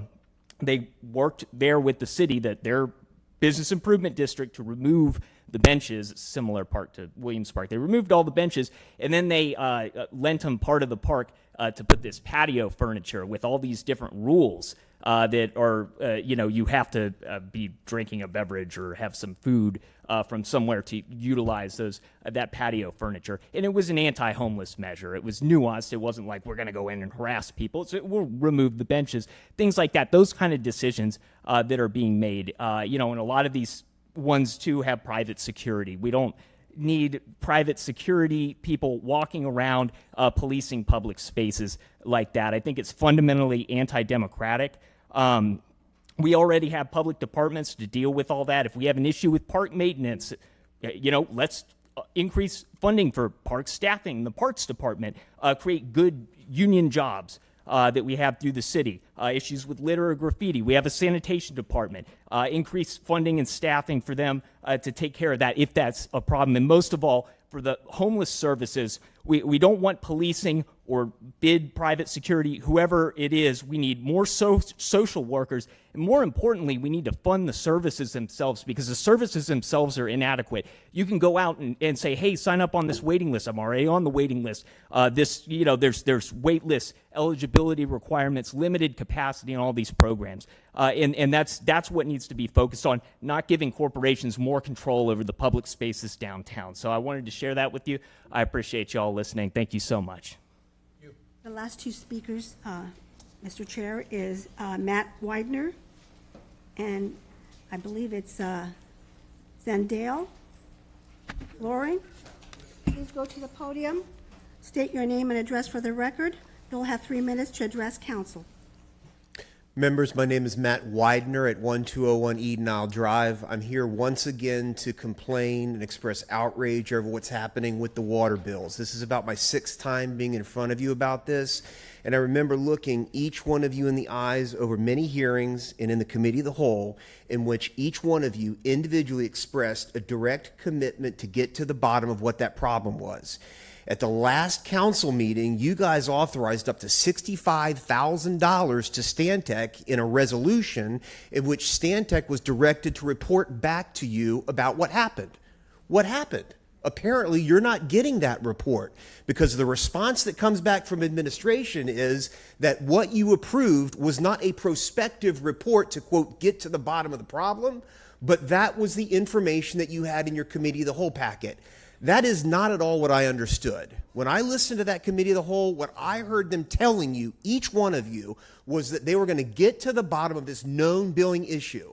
Mike, did you ever get to the bottom of your dad's $1,000 bill? Do you have any idea about what happened there? Probably not. Councilmember Floyd, you had a member that had money swiped out of his account, a single father who couldn't feed his kids because that money got swiped out of there. Do any of you have any idea what happened with that billing? Remember the committee of the whole, what your staff told you was the best we can come up with was the water came in and it came out and turned off the water, right? Those free flow events. Mike, you came up with the best one. It was just a glitch in the matrix. No. The thousands of dollars that are coming out of people's accounts is not a glitch in a matrix. That's debilitating to people. I'm here today specifically because I got a demand, a request, a plea from one of the salt of the earth people, Rob, that you talked about, that you know are not lying. And this money coming out of her account that she absolutely knows they didn't use 20,000 gallons. And yet there's no relief for her. Mike, she's reached out to you. There's no relief. You guys know this is not right. You appropriated the money for Stantec to report back to you, and yet the June 1 memo from Candace is that we're just going to start turning off power again, or water again. Remember that? You guys have not gotten what you were promised. You guys have not gotten what you promised your constituents was you were going to get to the bottom of it. Any one of you has the opportunity, and I say the obligation, to set an agenda item to bring this back before you and get real answers. 6,000 bills were adjusted. Do you have any idea why they were adjusted? Do you know what the dollar value was? The people paid money for a plumber. Maybe they got a credit for, $30 or whatever off their bill. But they got no real relief. That memo for winter says $1.7 million in relief was provided to your taxpayers. But if they just credited money back on a false bill, that's not relief. Any one of you can call for an agenda item. Somebody do it, please. Thank you. My name is Zandel Flournoy. I used to live at 3475 32nd Avenue North in the District Plaza housing. In District Plaza, all of a sudden, got mad with me. They was taking direct deposit out of my account. They stopped. I called to find out why. They would give me no explanation. And I was in Atlanta at the time when my aunt needed to get a defibrillator. I had to rush back home because she said they was going to tow my car and move all my stuff out. I had to get on a flight, come back home, and I only got part of my clothing, fully furnished, memorabilia. My mother's family Bible really kills me. My furniture, dinette set, bedroom set, all gone. I had 2 identity thefts, had to shut down everything. And I feel there need to be a resolution to them funding me back, and then they turn around. I was trying to get in 55 plus because I'm independent. I don't like a lot of noise sometimes. And they wouldn't give me a voucher. And I want them to give me a voucher so I can move on. I got the elderly agent on Kroger Boulevard. They're waiting to assist me if I get a voucher. And garbage, ridiculous. Take out the garbage, 2 carpet pumpkins. One morning, raccoon, half my body, stood up. They don't fix nothing. I did my doctor, primary. He was wondering why I was having breathing problems so bad because the bedroom was molded. We couldn't figure it out. So they wouldn't fix that. I called code enforcement. They got mad about that. I had pictures, just signed a new lease and everything. And they revoked it and wouldn't give me a voucher. And I just want some resolution to that. I had baseball cards from Cooperstown, everywhere. From high school basketball at Bogey, everything. Games in Philly, New York, everything. And I drove buses up there for 20 years and never had problems. But come here to where you're spending money and people living out on the streets. I gave some people a canvas yesterday, sleeping on 31st and 4th Avenue, storming. You got to take care. If we're a community, it's got to be for everybody. We're one nation, under God, indivisibly, and justice for all. And we need to stick to that. Thank you. No more speakers. And nobody on Zoom? Nobody on Zoom. Okay, we'll go ahead and close open forum, and we're going to move into awards and presentations. And we've got a Distinguished Citizen Award given by Vice Chair Hanowitz.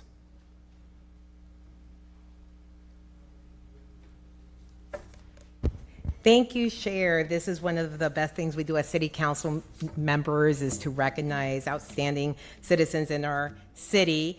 And I'm honored today to honor a wonderful young lady in our city. She's extraordinary, someone who has grown up in St. Petersburg and is now representing our city, not just nationally, but internationally, and that's Sonoma Cassica. Sonoma began her journey in sports early. She's playing soccer since she was 3 years old. Over the years, she has trained, competed, and honed her skills, ultimately earning herself a place as a goalkeeper on multiple U.S. women's youth national soccer teams.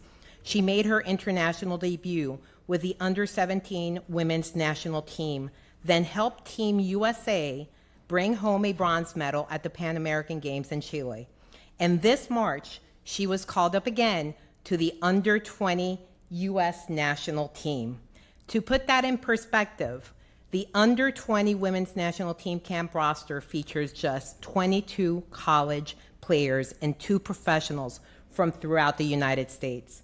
Only a small percentage of high school players make it to a college team, and even a smaller percentage progress further. So let's give her a round of applause for that.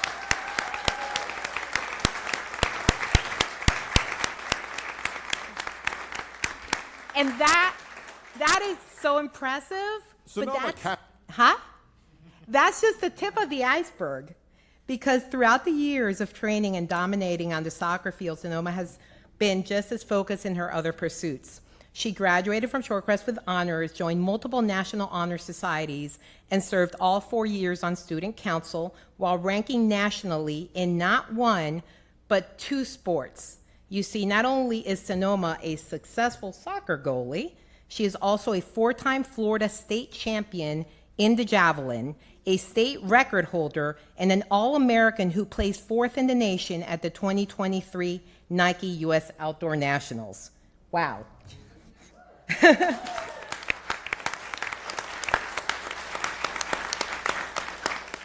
Now, coming off her freshman year at Notre Dame, Sonoma has without a doubt continued her streak of excellence. She started as goalkeeper in 17 matches, helping to lead her team to the Elite 8 in the NCAA tournament and earning a spot on the All-ACC academic team. Sonoma's blend of athletic, academic, and personal achievement doesn't happen by accident. It's the result of years of discipline, resilience, and heart. Sonoma is the kind of student athlete and the kind of person who sets a powerful example for our young people here in St. Petersburg. And none of this happens without support. So I want to take a moment to recognize the coaches, the mentors, the teachers, the friends, and especially her family. Her grandmother Pat's here, her parents Amy and Joe, her sister Molly, who have walked, run, and trained alongside Sonoma on this journey. 2 of her biggest supporters that I love to recognize are her Shorecrest track and field coach and director of admissions coach Mark Brown, as well as her goalkeeping coach Kristen Russell from Florida Premier Football Club. Your guidance and your belief in her potential have made a lasting impact, and we thank you for being part of the village that raised this remarkable young woman. Now, before we present the award, we'll show 2 short videos that offer a glimpse into Sonoma's journey. The first video aired back in February of 2023 when the Sonoma was a junior and had just made the under-17 women's national team. The second video is a highlight clip featuring Sonoma in action during a September 2024 match in Notre Dame. It's just one of the many moments from an incredible freshman season. And with that, can you please play the videos?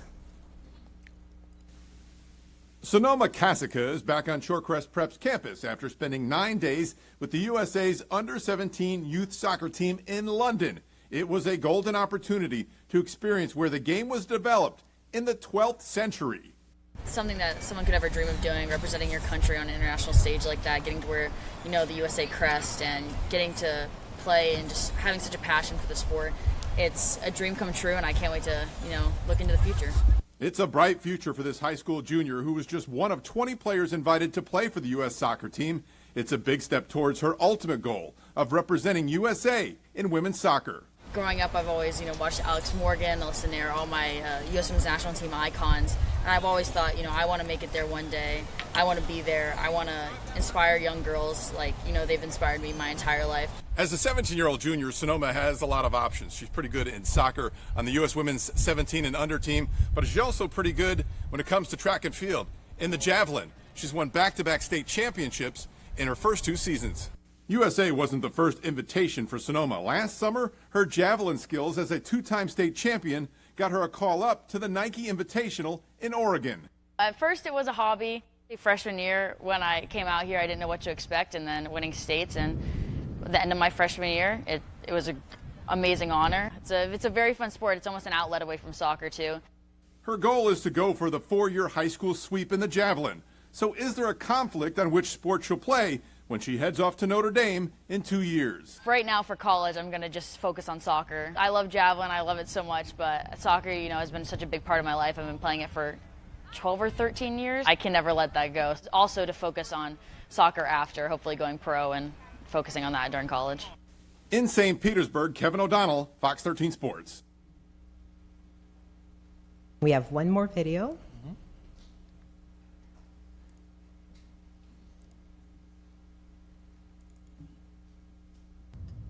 McDermott makes a move, takes a shot, and oh, what a save. Kasica. You see her pulling it back to that right foot, and a tremendous save there with the right hand from Sonoma Kasica to maintain that 1-goal lead. And you got to give credit to Notre Dame. A huge road win against what has been a very good Virginia team. Chukwu comes back, scores a fantastic goal, and 3 huge points on the road in the ACC for Nate Norman and Notre Dame. So Sonoma, your list of accomplishments is long, but what matters most is your heart, your humility, and your desire to grow. I'm so glad your sister, my daughter, and other little girls look up to you, who remind us that greatness comes not just from ability, but from perseverance and purpose in achieving our goals. On behalf of the City of St. Petersburg, I'm proud to present you with the Distinguished Citizen Award. You are an inspiration, and we can't wait to see what comes next. And now I will read the award. Whereas a great city is only as great as those persons who give exemplary service to their communities, whether through participation in voluntary programs, through unique personal achievement in their profession or other endeavors, or simply through a lifetime of good citizenry. And whereas such service that is truly the lifeblood of the community and the city so often goes unrecognized and unrewarded.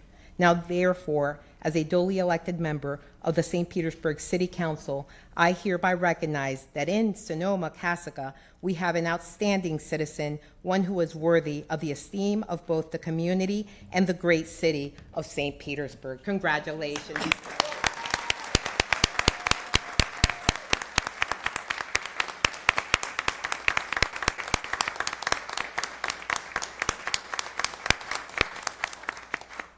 Say a little word. Okay. Thank you so much. I'm incredibly honored to receive the Distinguished Citizen Award from the City of St. Pete, my hometown and the community that helped shape me who I am. Firstly, thank you so much to the St. Pete City Council for presenting me with this award. It is truly an honor to be recognized in such a positive light. Thank you to my coaches, teachers, teammates, and especially my family. Your belief in me has been my foundation through every challenge and success. To my family, especially my parents, you are my constant. Your sacrifices, encouragement, and endless love have guided me through every challenge and helped me stay grounded through every success. This award means more than recognition. It's a reminder to lead with purpose, give back, and represent the city with pride wherever I go. To the younger students out there, keep dreaming big and working hard. You never know where your dedication will take you. Thank you again for this amazing honor. I'm proud to be from St. Pete today and always. Thank you.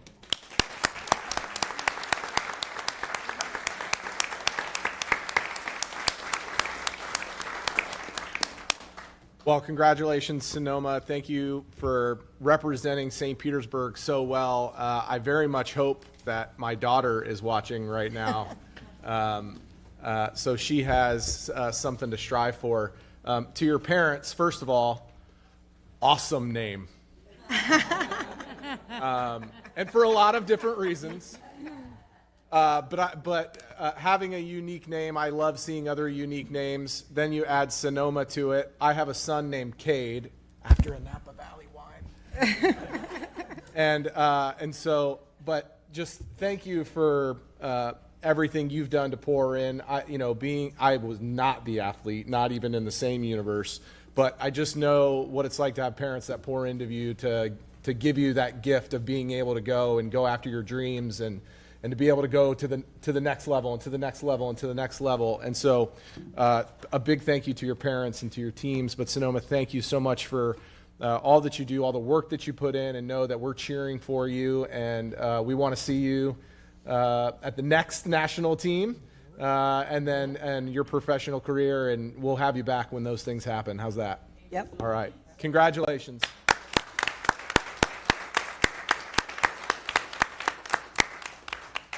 Okay, we're going to move into legal, and we've got I-1, and I think Joe Patner is joining us. Thank you, Mr. Chair. Afternoon, Council. Here on two matters. I'll take up the settlement first, which I think is the first one listed. It's a plaintiff, Cameron DePila versus City of St. Petersburg. This is an employment matter. The plaintiff was a technician with the city, had filed a complaint based on, under Section 1983, complaint based on harassment, she alleged, due to race and ethnicity, as well as retaliation. There were two counts that were dismissed by the federal judge. There were two that remained.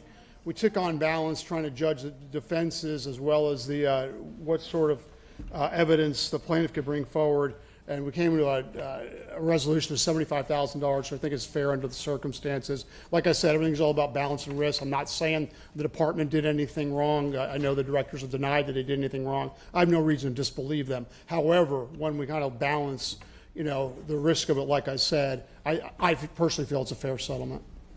So, move approval. Second. We have a motion and a second. Seeing as no other council members wishing to speak, clerk, could you please open the machine for voting? Council members, please enter your votes. Seeing as all present council members have voted, clerk, please tally and announce the vote. Mr. Chair, the motion to approve agenda item I-1 passes unanimously with Councilmember Hanowitz being absent. Okay, thank you.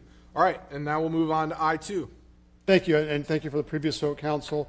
In a somewhat related matter, I'm bringing forward a resolution to approve a $50,000 retainer to re-retain the firm of Jones, Hurley, and Hand.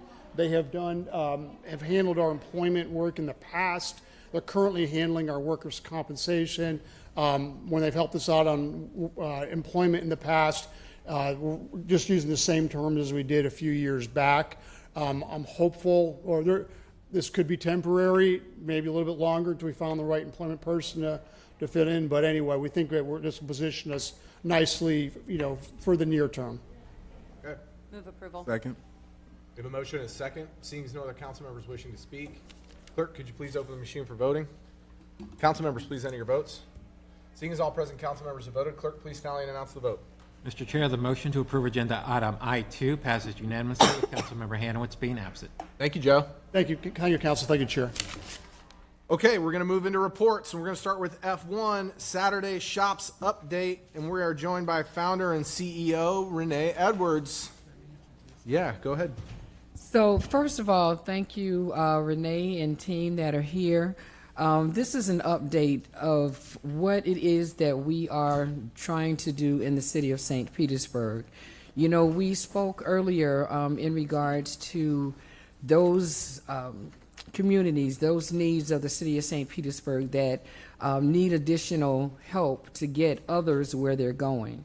So I know Renee is going to go into the history of this, but what outlined this for me and encouraged me to continue to support this initiative is that it took small business owners that did not have the opportunity to share their wares, to sell their wares, and some of the stories that we've been able to have success for has blossomed. And I know she's not going to say it on, herself, but small businesses need much support in the city of St. Petersburg. Our city is growing, and to be able to provide the opportunities for them to be able to grow, learn entrepreneurship, and have the opportunity to do so was the reason why I wanted for Renee Edwards and Saturday Shops and the other ventures, and I'm going to see if she's going to tell all of her ventures, to be seen by council members today, because we are truly helping a community in the city of St. Petersburg. And I'm proud to introduce the founder of Saturday Shops, Miss Renee Edwards. Hello, everybody. I'm Renee Edwards from 2905 87th Place North. So Saturday Shops was born from a place where we had nowhere to sell our wares. We started Saturday Shops at Bethel Community on 54th Avenue South, and Saturday Shops began to expand from there. Saturday Shops is also a venture capitalist for academies. So we have the Interactive Vendor Academy, and we also have the Retail Teaching Institute that takes place at Brandon Mall in Everyday Shops. With the Institute, currently, we have had over 300 graduates, and we also have had 104 vendors inside the store. Saturday Shops also has a phase 2 of their vendor academy, which is hosted at the Chamber. We currently have 5 minority business owners inside the Chamber store. Saturday Shops has had 114 markets, averaging 80 vendors per event. Saturday Shops markets have generated over $1.14 million in small business revenue in 4 years. Additionally, 102 vendors participating in the Everyday Shops retail location have collectively earned more than $228,000 in sales since April of 2024. The difference is all of our courses are interactive. You get to learn in the classroom, and you're able to practice in the store and also at the markets. You're able to work with your skill set and better your best. Saturday Shops is also community. To date, we have given away more than 5,500 hot meals and over 2,000 turkeys to our families in St. Pete. Also, our backpack giveaway is the largest backpack giveaway in Pinellas County. Annually, we provide 2,500 loaded grade level backpacks with 1,000 uniforms to the community, free of charge. For fundraising, we have hosted our second golf tournament. Our first year, we raised $25,000. This year, we raised $34,000. Our next steps, we're looking to partner with St. Pete Fire Department and Duke Energy to do an interactive food truck academy. The food truck academy should prevent some of the issues we've seen with food trucks catching on fire and stuff of that nature. So we're working to build that academy to start for 2026. Some of our milestones are having our first vendor in the Grand Prix and also creating our first interactive workbook academy. Finances. It typically takes $8,000 to $15,000 per event, depending on size and location.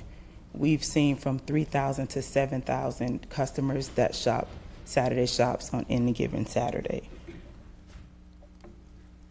Thank you guys for taking the time. I have 2 vendors here with me that have been with me from the start. So the first one is Son of a Brisket. Good afternoon, everybody. Naja Campbell, as she said, Son of a Brisket. That's how she knows me. I go by Son of a Brisket. I'm from Tampa. Renee's helped me out, not Tampa, Texas, I'm sorry. Renee's helped me out a lot just in our short time of knowing each other. I originally met her. I was laying in bed and I was just looking for events to go to when I first started my food truck, and she was one of the first ones to reach back out to me. She gave me the chance to jump into her vendor class when it was already full. She said that was because she liked my name, so she gave me a chance. So here we are 4 years later. As she said, I was in the Grand Prix this year, and I appreciate her for that. With the opportunity of that, she's also given me the opportunity to just help out with the golf tournament she was speaking of.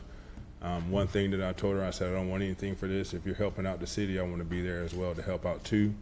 Whenever the hurricanes came through last year, she was like, hey, we need food trucks. I said, let me know where I'm going, and I'm there. Renee, Saturday Shops, they are all about helping out women and minority-owned businesses as well as other businesses as well too, just not specific to that. But just for me, it's a family. I really enjoy being a part of it. I really enjoy working with the city of St. Pete. As I tell everybody all the time, St. Pete shows us love, so we're going to show love back. I appreciate y'all. Thank y'all for your time. And Ruthenia's Place.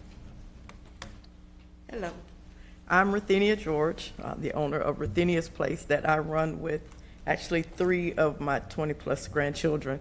The 3 of them my husband and I have custody of, and the reason why I started Ruthenia's Place was to teach them that there is life after trauma and that they could live out their dreams. They didn't have to settle for statistics and the trauma that life was throwing at them. And so one of them, who usually, Renee will tell you, is my right-hand man. He's usually everywhere with me. We started 4 years ago. He was 10. He's now, will be 14 this month. And it has been a tremendous blessing. We started out with Renee at one of the first events at Bethel Community Church. I had no idea what I was doing, knew nothing about vending. All I knew is I prayed and asked Lord what I could do for my family and to leave a legacy for my grandchildren, and he gave me Ruthenia's place, and we went out there, set up 3 tables, didn't know what we were doing, didn't know how to set it up, and actually somebody came out there and gave us a $25 donation the first time we were out. So I've taken part in the first academy class that was given for Saturday shops. We have advanced into everyday shops where we go out and he travels with me. We go out and we do bead demonstrations there at everyday shops. So it has been a great blessing, and we're looking for continued growth. The girls, they do the artwork, some of the artwork behind the scenes, so we're more than just beaded items. We also create sensory stimulation items for those that are neurodivergent. We create resin art and canvas art as well as hair accessories, and so the girls help out a lot. They're quiet and behind the scenes, whereas Mr. Darion, he is the director of customer relations because he loves doing all the talking. So that is what he does. He will talk to anybody, anywhere about everything. So the growth has been, as a matter of fact, when we did the first class, he was in it with me. When we did the first session of when they taught us the appropriate way to set up our vending tables and how to display our merchandise, he was a part of that also. So he has enjoyed it and he has learned from it as well. He even went so far as to take a business class at Hollins High School, where he is in Hollins, because of the inspiration that he has gotten from all of this. So thank you for the opportunity and the advancement. Thank you. Okay, let's go to Councilmember Givens. Thank you so much, and thank you so much, Ms. Edwards, for being here, and to each of you as vendors, I appreciate you for showing up as well. I tried son of a brisket at the Grand Prix, and I took some home, and it was delicious, even better the next day, so thank you very much. Again, Ms. Edwards, you are a silent force in this city, and I appreciate all that you do. For years, you have been behind the scenes, moving and shaking, and I was talking to Shelley the other day, and we were like, who was the person? I asked her, who was the person that got all those food trucks out during the hurricane? And she said it was Renee Edwards. So I can remember when we had folks who were in need who didn't have power and electricity, it was you who brought out your guns. You really did, and you made it happen. So I appreciate you for that. I do have a couple of questions. My first question is about the economic impact. Can you talk a little bit about the jobs that you've created through Saturday Shops, jobs that have been created by some of your vendors? How has it impacted you in the businesses that you're working with? So with the jobs that we've created 10 jobs for the Saturday Shops team. We also have 5 staff members inside everyday shops, and all of our vendors, especially my food trucks, they've expended their staff. Like son of a brisket, how many you have now? Oh, he's added Monica, he's added more people. So basically each one of them, as long as they're creating revenue, they're able to create staff. So all of us have grown with at least 4 or 5 staff members on Saturday, every food truck. That is awesome, and that's just a testament to the fact that not only are you eating, but you're helping other families eat as well. So absolutely. That's amazing. I do have an exciting point that I was just so happy to make mention of, and that's the Food Truck Academy. So thank you so much for doing that. I've talked to so many businesses that are looking for a place where they can get that development, that capital, the knowledge. And so I appreciate you pulling all your resources together and making that happen there. I do have a question. Are you connected to the greenhouse? And if so, what services do they provide? Yes, we're still in conversations about it because we're looking to actually buy the food truck, and the greenhouse actually hosts the academy part there on site. So we're still in negotiations discussing it. Awesome news. Wonderful. And what is your vendor selection process if someone wanted to become a vendor, for those who are listening or people in the audience who might have a food truck, or they may have a product that they want to sell at Saturday Shops? How do they go about doing it? What they do is they go on the website and they fill out the information section, and it comes directly to me, and then we set up a consult. Awesome. Thank you. My last question. Can you talk about Everyday Shops? Did you say that was located at the Brandon Mall? Yes, Everyday Shops is in the Brandon Mall. It's the retail store directly across from Charlotte Russe. So Everyday Shops also has the Retail Teaching Institute associated with it. So they're learning how to better their brands, how to expand their business while their products are on the shelf. And they also get real customer feedback. So that actually helps them. So Saturday Shops, you start there, and then going to Everyday Shops is like a promotion pretty much. That's great. Is there a reason why you chose Brandon instead of somewhere like Tyrone Mall? Tyrone Mall doesn't have the traffic. It doesn't have the crowd that we were looking for to sustain, because mall rent is very expensive. So we currently pay $4,500 a month, and we couldn't do that at Tyrone. Appreciate that. Thank you very much, Mr. You're welcome. Your friends being here today. I appreciate that. Thank you. Thank you, Chair. Thank you. Councilmember Floyd. Thank you. I don't have any questions. I just wanted to take an opportunity to say thank you for the work that you're doing in the community. I've participated with nonprofits that have signed up to come out to events that you put on, as well as I have a friend who comes out quite regularly, and I've referred other people. I don't know if those have panned out or not. But really, I think to one of your points, Councilmember Givens, is the process to sign up with you all is very straightforward, and in a lot of other circumstances, it's not. It's quite onerous just to become a vendor at like a market-based thing. So I really appreciate that, and I think that every time I go to an event, it gets better. Some of the best events I've been to in the city have been ones that you put on. So I just wanted to take a second and say thank you, because we haven't spoken before, but I recommend you to people all around town. I really appreciate the work that you do. Thank you. Thank you so much. Thank you, Chair. Thank you. Vice Chair Hanowitz. Thank you, Chair. And just like Councilmember Floyd, I just want to take the opportunity to thank you for what you do. And I thought it was a great presentation because it just showed all the elements that you're tackling, the educational component, and making sure that the vendors out there have all the resources that they need to succeed. And I love these two vendors that came here. And I have to say I agree with you. Son of a Brisket is a fantastic name, and I smile every time I hear it. So thank you for being here. Councilmember Gabbard.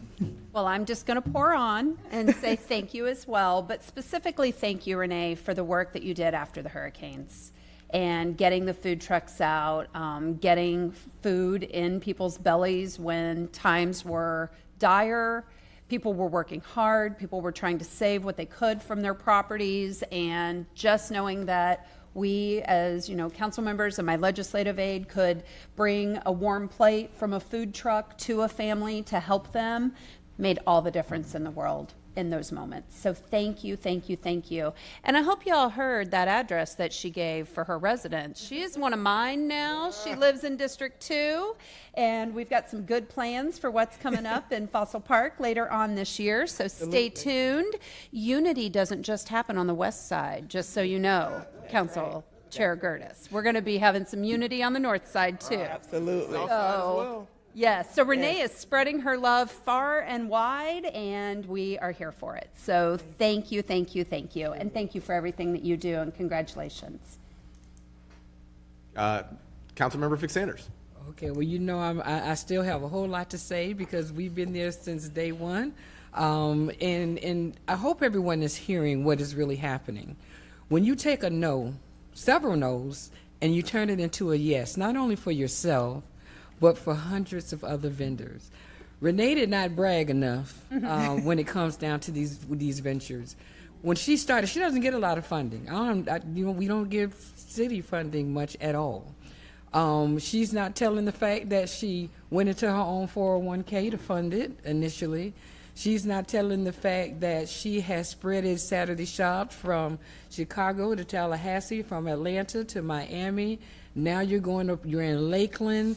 And all of these people see you now, and you've been invited to so many different events to host this, to host that, because your niche has been supporting small business owners and vendors.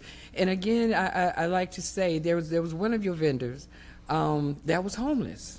Absolutely. And you were able to help her out. See, you don't tell all of these stories that you should tell of all the things that you've actually done. And I don't know if I can tell the other surprise. I'll let you save that one for that. But she's a straight true hard worker. And she never does it for Renee Edwards. She didn't tell anybody that while she was out delivering food, she lost everything after the storm as well and had to move. And you would never know that she was having that down spiral of her own life because she was out there trying to help other people's uplift theirs. And so it's the main reason why I support you so strongly. It's because the people that you helped pull from a really bad place, you've allowed them to learn, grow, facilitate true entrepreneurship, which is so many people that, for whatever reason, cannot get a job in the workplace, could not get, any type of employment anywhere else, could not vend anywhere else. I don't know if you've told anybody no, because I know you haven't told anybody no that I've referred. No. So I'm hoping that everyone is listening and learning and looking because our small businesses need that support. Everybody don't make $100,000 a year, or they can come and get certain assistance. I hope people are listening. And as far as the store, y'all got to try it. Brandon Mall, right across from the Apple store, just before you get to the food court, right next to Books A Million. When I tell you she has a prime location, and I just have to tell you how proud I am of you. I really am. I am super, super proud of everything that you've done and all the people that you benefit and that you help and that you're supported. So please know, we're going to continue to not only brag, but we get ready to come and beg because we're going to need some further assistance. I'm so excited about the Food Truck Academy. Me too. So again, with that being said, thank you for coming so that the community can see. And I don't think they saw that picture of Magic Johnson and who he was standing next to. Yes, it was me. Oh. But thank you so much, Renee, for all that you've done for the community. A lot of our unsung heroes are not elevated or celebrated as they should. And so for that, I say thank you. Thank you so much. And thank you, Athena. Thank you, Mr. Sutter. Well, don't go anywhere yet. Huh? Renee, thank you so much for all the work that you do. And I know it's been said by multiple council members, but there's so much more work that's not even in this. And so every time I see you outside of being in here, you're just working, constantly working. And so I'm just so proud of what you have created. And I've just been watching from the outside, and it's been fun to watch. And so I know, as you've heard, my colleagues feel the same, and I know the city does too. Now, Son of a Brisket got a lot of love up here, but listen, I'm a bead person. So you've got a future customer here. I've got a 7-year-old daughter. I got to continue to make sure that I've got a rotation of things on this wrist. So we'll connect. I needed to make sure that both vendors got some love. Okay. But just I'm so proud to continue to watch, and not only about what you've already created, but what you're going to create. I think that's what I'm really, really looking forward to, is over the next couple years watching where it goes, because it's been very exciting and just unbelievably impactful. So thank you so much for joining us today, and thank you for everything you're doing, and know that you have our support. Thank you. Also, I don't know if I can say it, but Mike, you were my very first sponsor and my continued sponsor, so thank you. Thank you so much. Listen, you can find Ruthenia's Place on Facebook and online. All right, hey, write it on one of those cards and give it to me. I got an Etsy account. I didn't know what it was until 7 years ago. All right, we are going to move on to F2, Hidden Voices update, and I'm going to turn it back over to Councilmember Fig Sanders. Thank you so much. So today is my day of recognizing those that have made a major contribution to some of those voices that are not heard. We were having an Enough is Enough campaign because of the gun violence in the city of St. Petersburg and those that it strongly impacted. And so the idea of providing those services and resources was born out of the Hidden Voices project that I was so glad to be able to have the mayor's office fund. What Hidden Voices is, and I'm not going to take any thunder from Ms. Esther, but what Hidden Voices is, it takes our returning citizens and it provided them with opportunities. It provided them with mental health counseling. It provided them with food.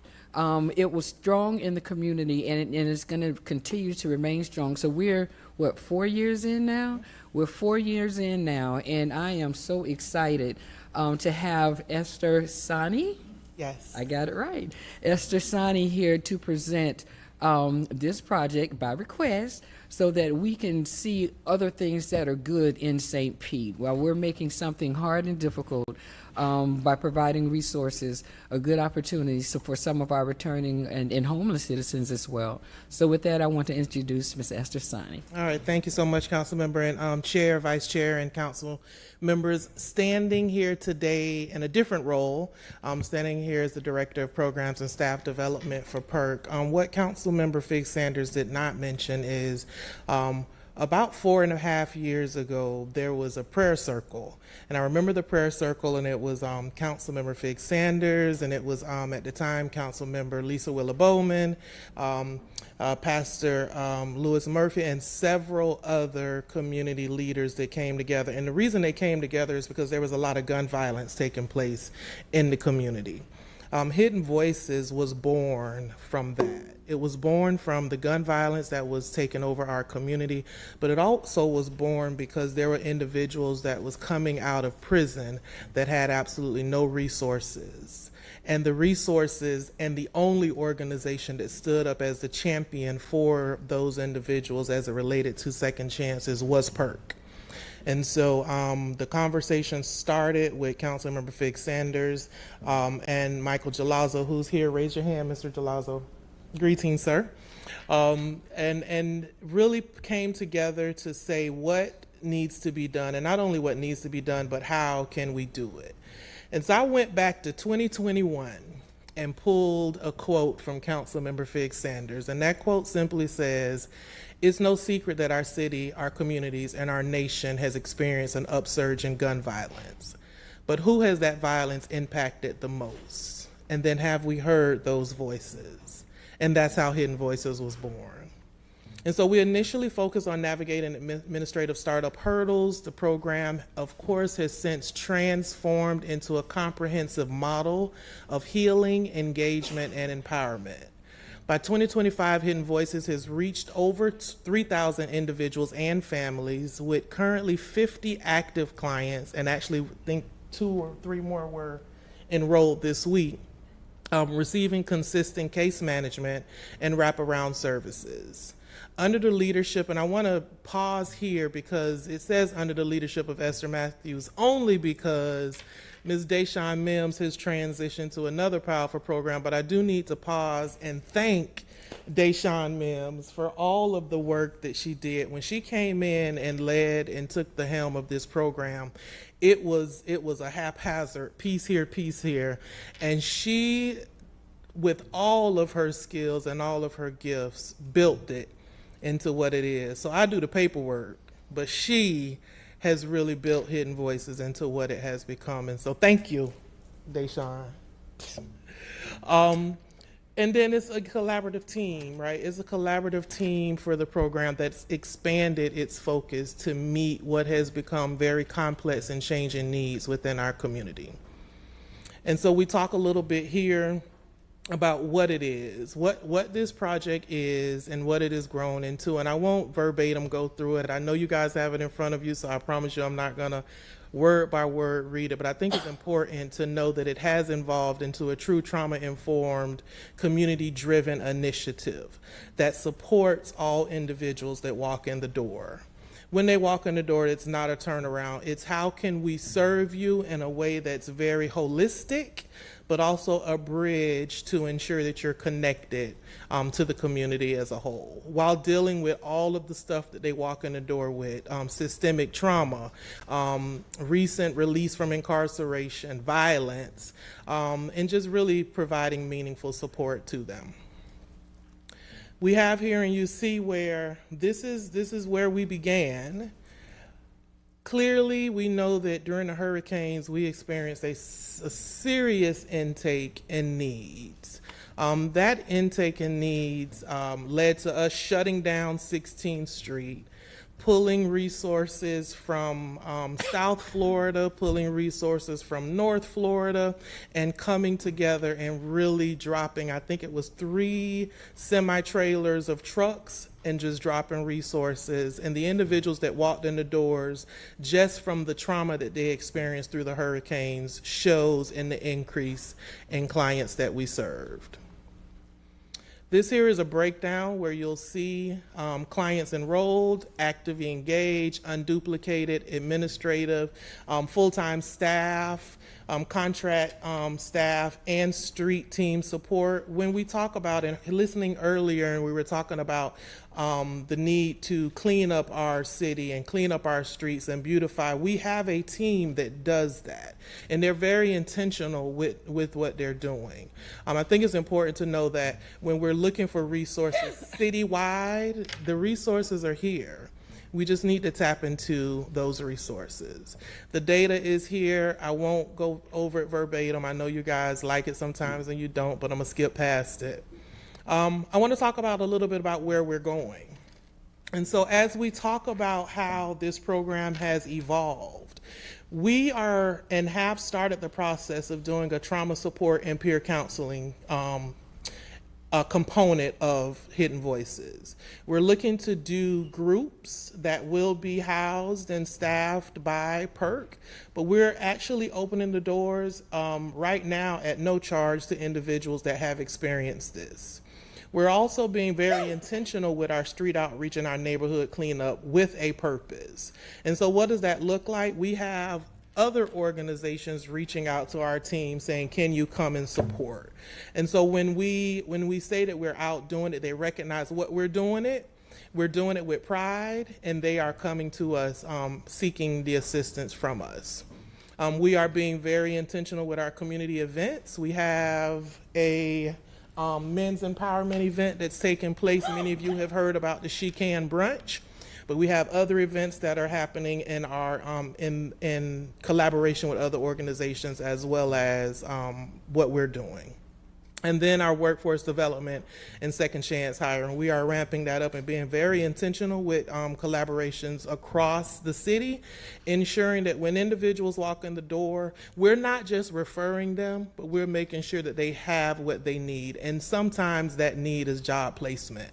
And so we're being intentional with that as well as the workforce readiness, and then partnering with employers that are not just saying they're doing it, but they're doing right now hiring. Interestingly enough, we had one such employer at the office today, and they were doing on-the-spot interviews and hiring those individuals that are in our Tiny Homes program.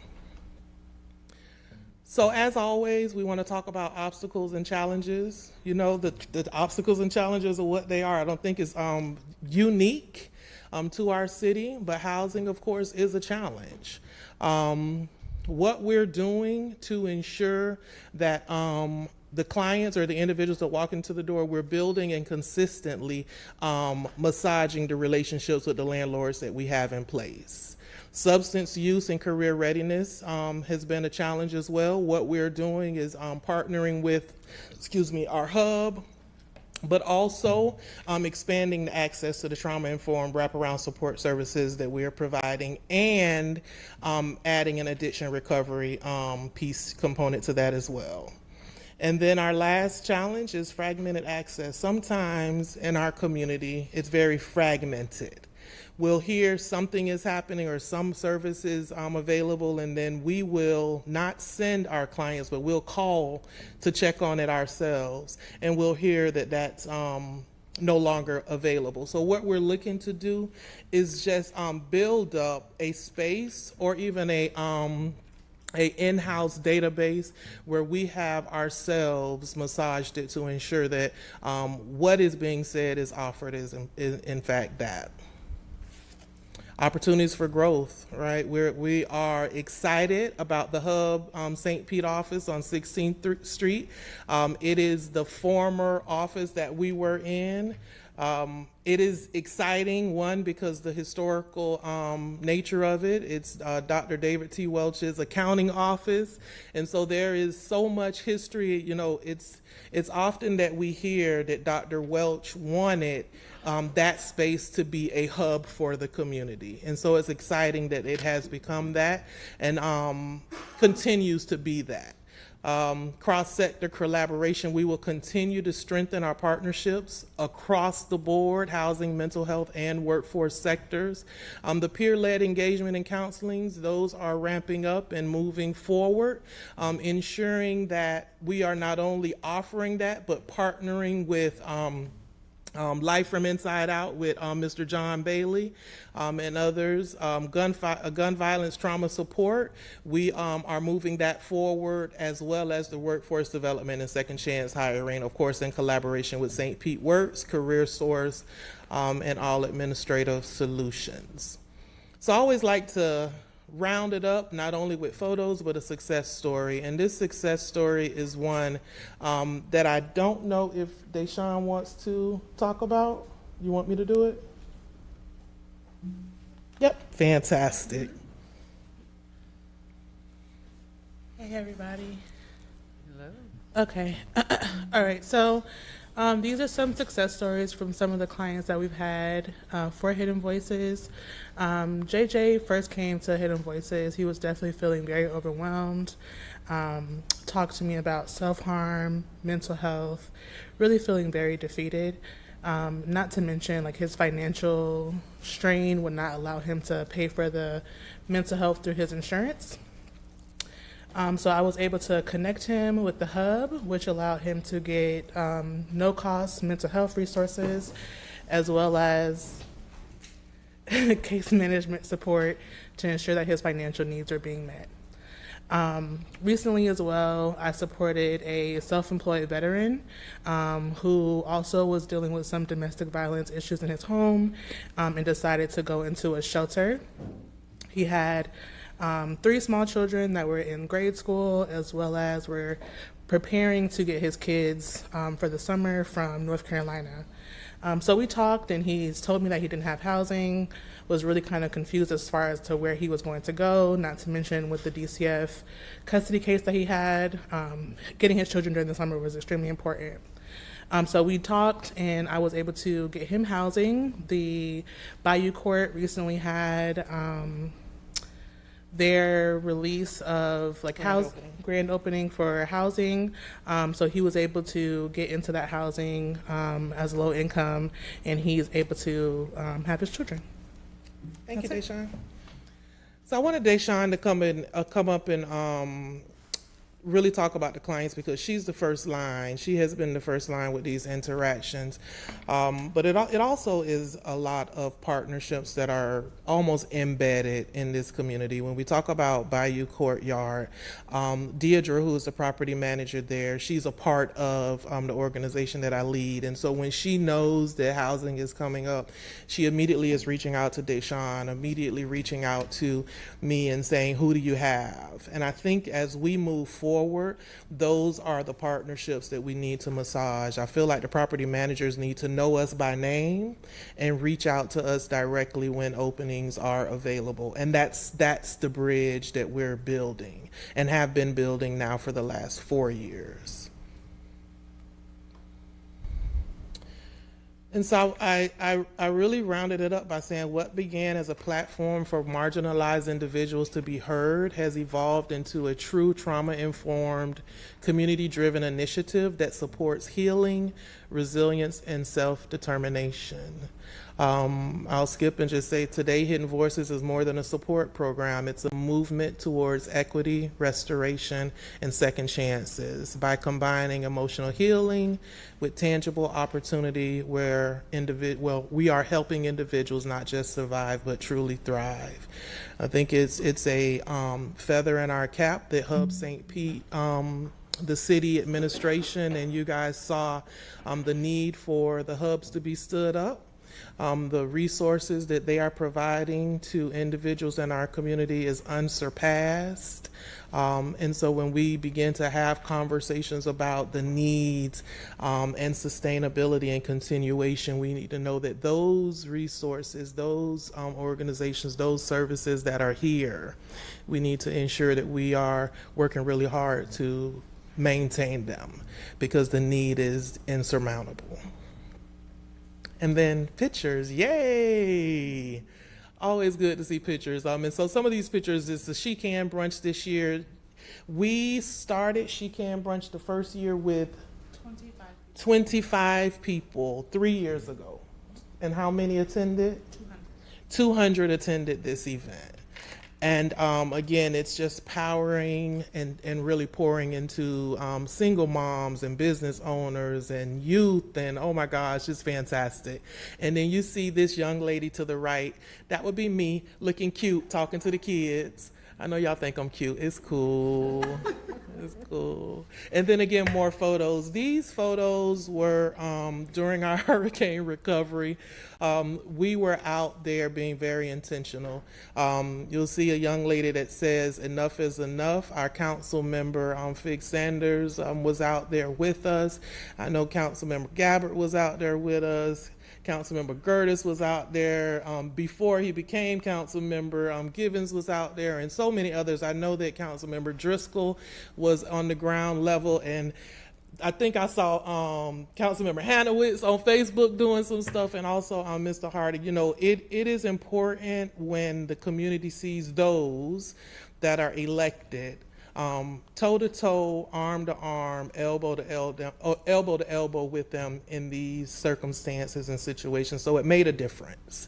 And I wanted to make sure that I put this photo up and then to open it up for questions. Okay. Councilmember Gabbard. Thank you, Chair, and thank you, Esther and Deshawn, for the presentation today and for all your good work. Mike, I see you over there. Yes. Thank you for being here with us. And a special thank you to Council Member Deborah Fig Sanders. I have watched you from the day you came to this dais, but many, many years before, do this work in the community and be an advocate for the community. And I think that we are starting to see some of the progress, but I know you must share in the sentiment that we have a long way to go. Yesterday I had my one-on-two, or two-on-two, me and Kim and the two of you, about the RISE program as well. And so I'm just curious if you can maybe share a little bit about how those two programs can work together, because obviously we have the same institutional knowledge and talent leading both of those programs. Absolutely. But there must be overlaps that are critical. And from a council member, I want to understand where those overlaps are, but where the gaps are between the two. So can you kind of maybe thread that together a little bit? Absolutely. Oftentimes I say it is truly a puzzle that's put on a table and the puzzle pieces just begin to come together. Many of the youth that are a part of the RISE program were coming to us not only because of the hurricane, but through the justice system. And we have been able to connect the parents of some of those youth to some of the programs that PERC has. One such program is the Tiny Homes program. But in particular, and it just so happened, it wasn't a community tiny homes program, but one of the youth's parents, dad was coming out of prison and happened to be luckily accepted into the tiny homes program.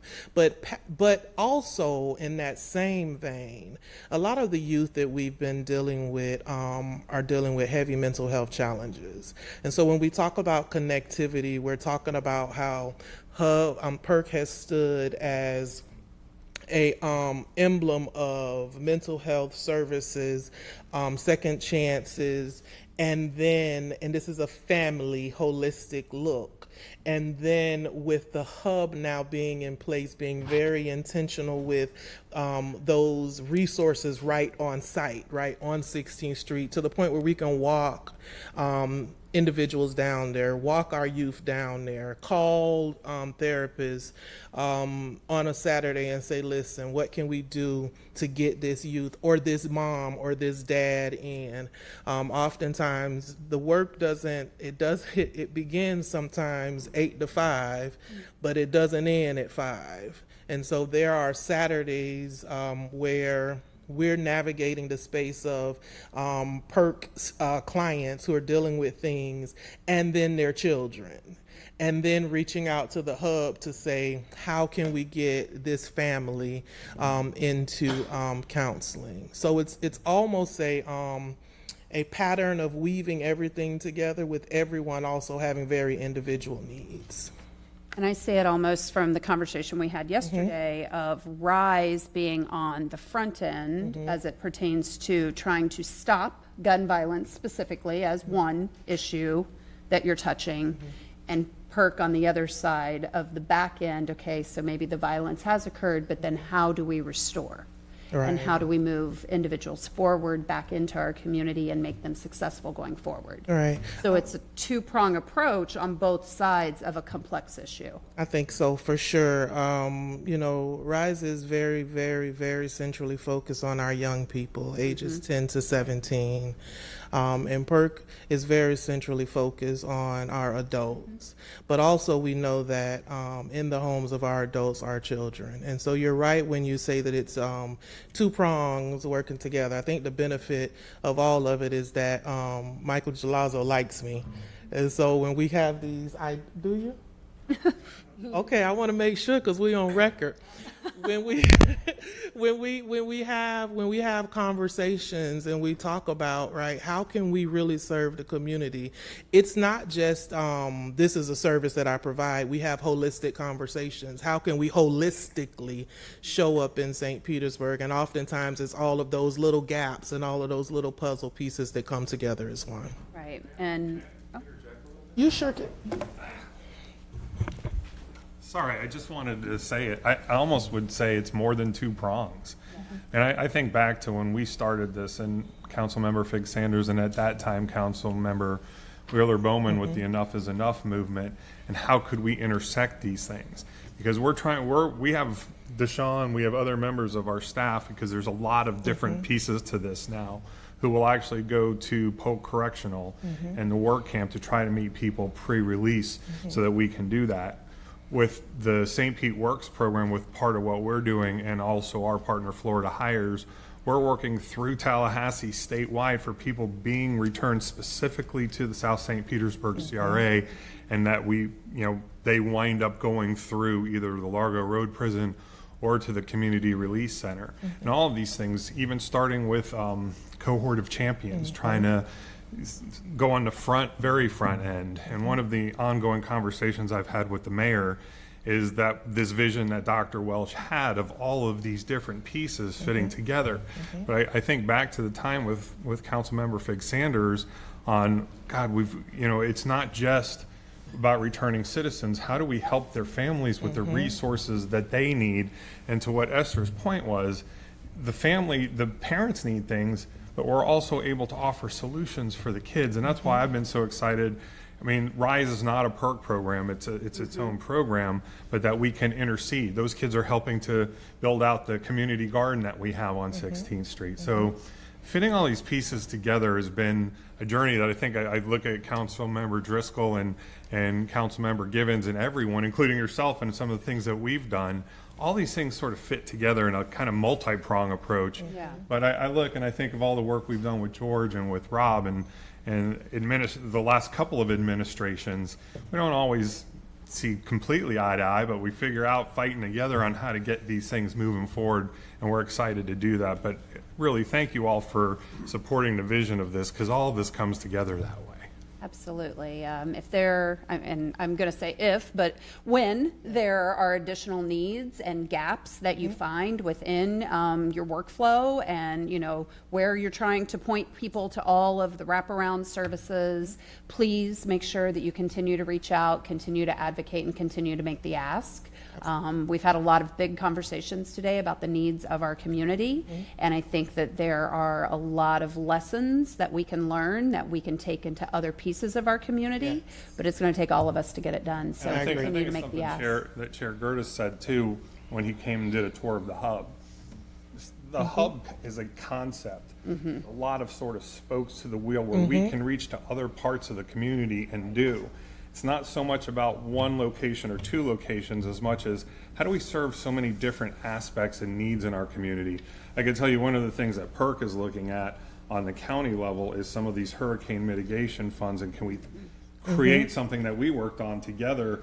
If you guys remember back with the whole N team prior to COVID, can we expand and create those teams again? And we're having those discussions that we've had with Anthony Chan and Brian Caper and some of the different components on how can we then be ready for hurricane mitigation, because unfortunately, while we'd like to think we're done with hurricanes, that's not the case. So can we kind of continue to weave these pieces together? But I thought when Chair Gertis came by, you couldn't have said it any better. I mean, it's not about specifically this location. It's an important location. It's a historic location, and so much need is right in that community, but it goes throughout our entire city, and that we're able to respond is really powerful. Absolutely. Thank you all again. Thank you, Chair. Thank you. Councilmember Fig Sanders. Thank you. In lieu of time, I'm going to cut half of what I was going to say. But again, I want to thank Mike. Stand, please.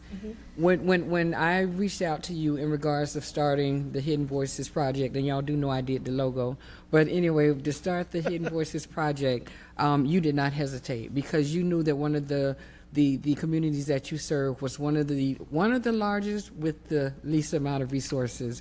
And just to add to your cleanup project, when we started in certain areas of South St. Pete, were just littered with trash. You took some of your clients that came in, and you all developed that street team. We've been trying to, see how we can, grow that program using PERC clients. But I want to thank you for that, because you spent your own money in cleaning up the city of St. Pete.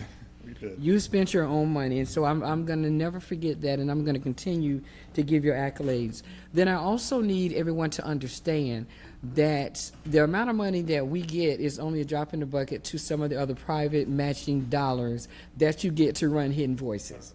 That's benefiting the city of St. Petersburg and our returning citizens. So I don't want anybody to think that what we give you is all you get for that program, because to service the community and to provide those resources takes a whole lot more than what we're giving you. So I want to thank you for continuing to support a program, but more importantly, the residents that need it the most when they're returning, and then the families that they actually support. So thank you for not telling me no.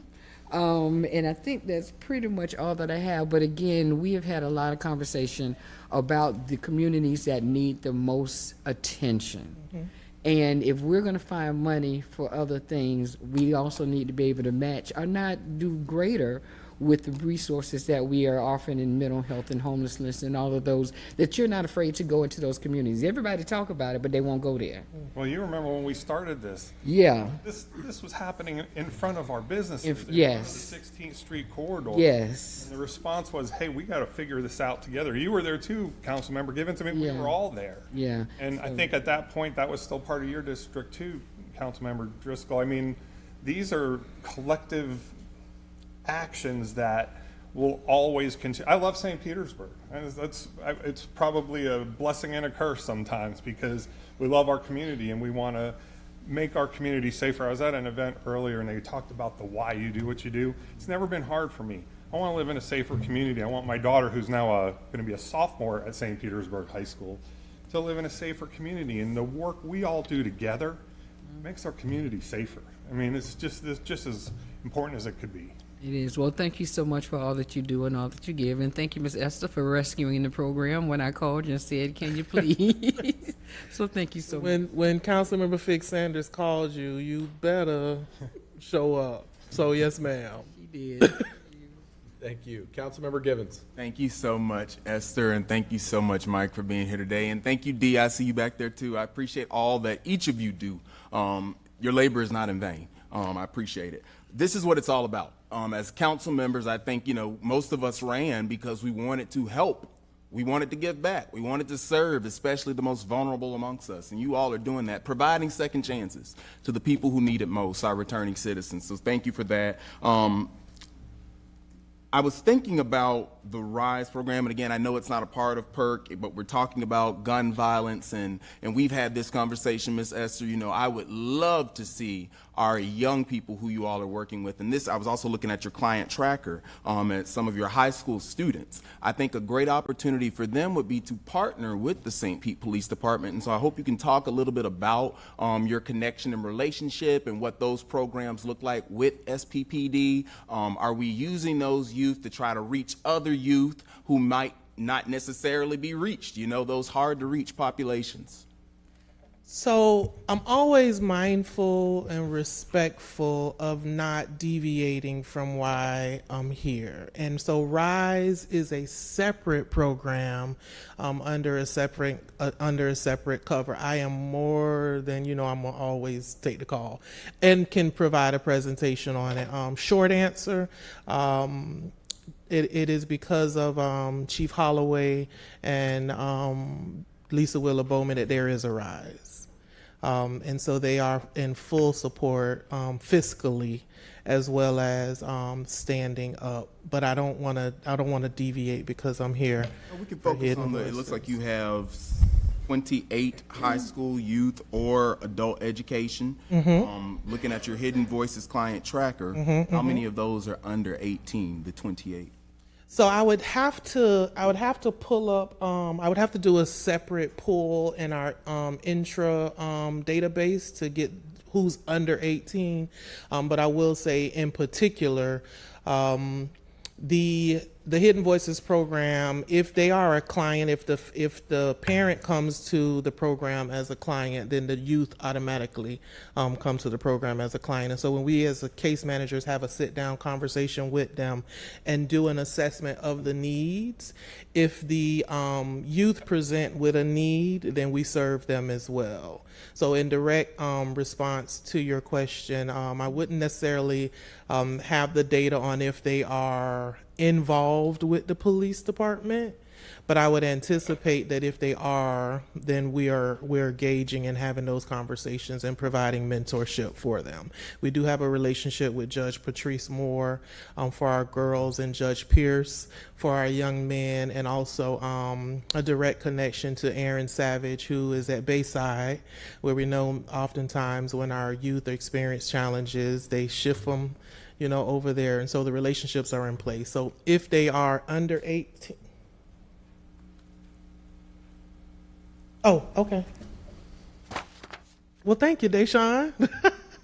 Deshaun reminded me that if the referral comes from cohort of champions into the Hidden Voices program, then we address and provide those services as well. And that's what I was getting to, Ms. Esther, is are we getting referrals from Yes. the police department, from the judicial system, people who are working with these kids who have offended and therefore need those assistance? And I was even thinking about like BOLI, right? So you have youth who may have records. They can't get employment through the Youth BOLI program. BOLI Youth Employment Program, excuse me. But perhaps if they are referred to you, like we've been told they are being, are you connecting them to employment opportunities for youth who may have records? Absolutely. And if I don't want to speak out of turn, but I know that there has been conversations. MJ, I don't know if you want to talk about the summer youth program that you've kind of been trying to put together, or is this, I already talked about it.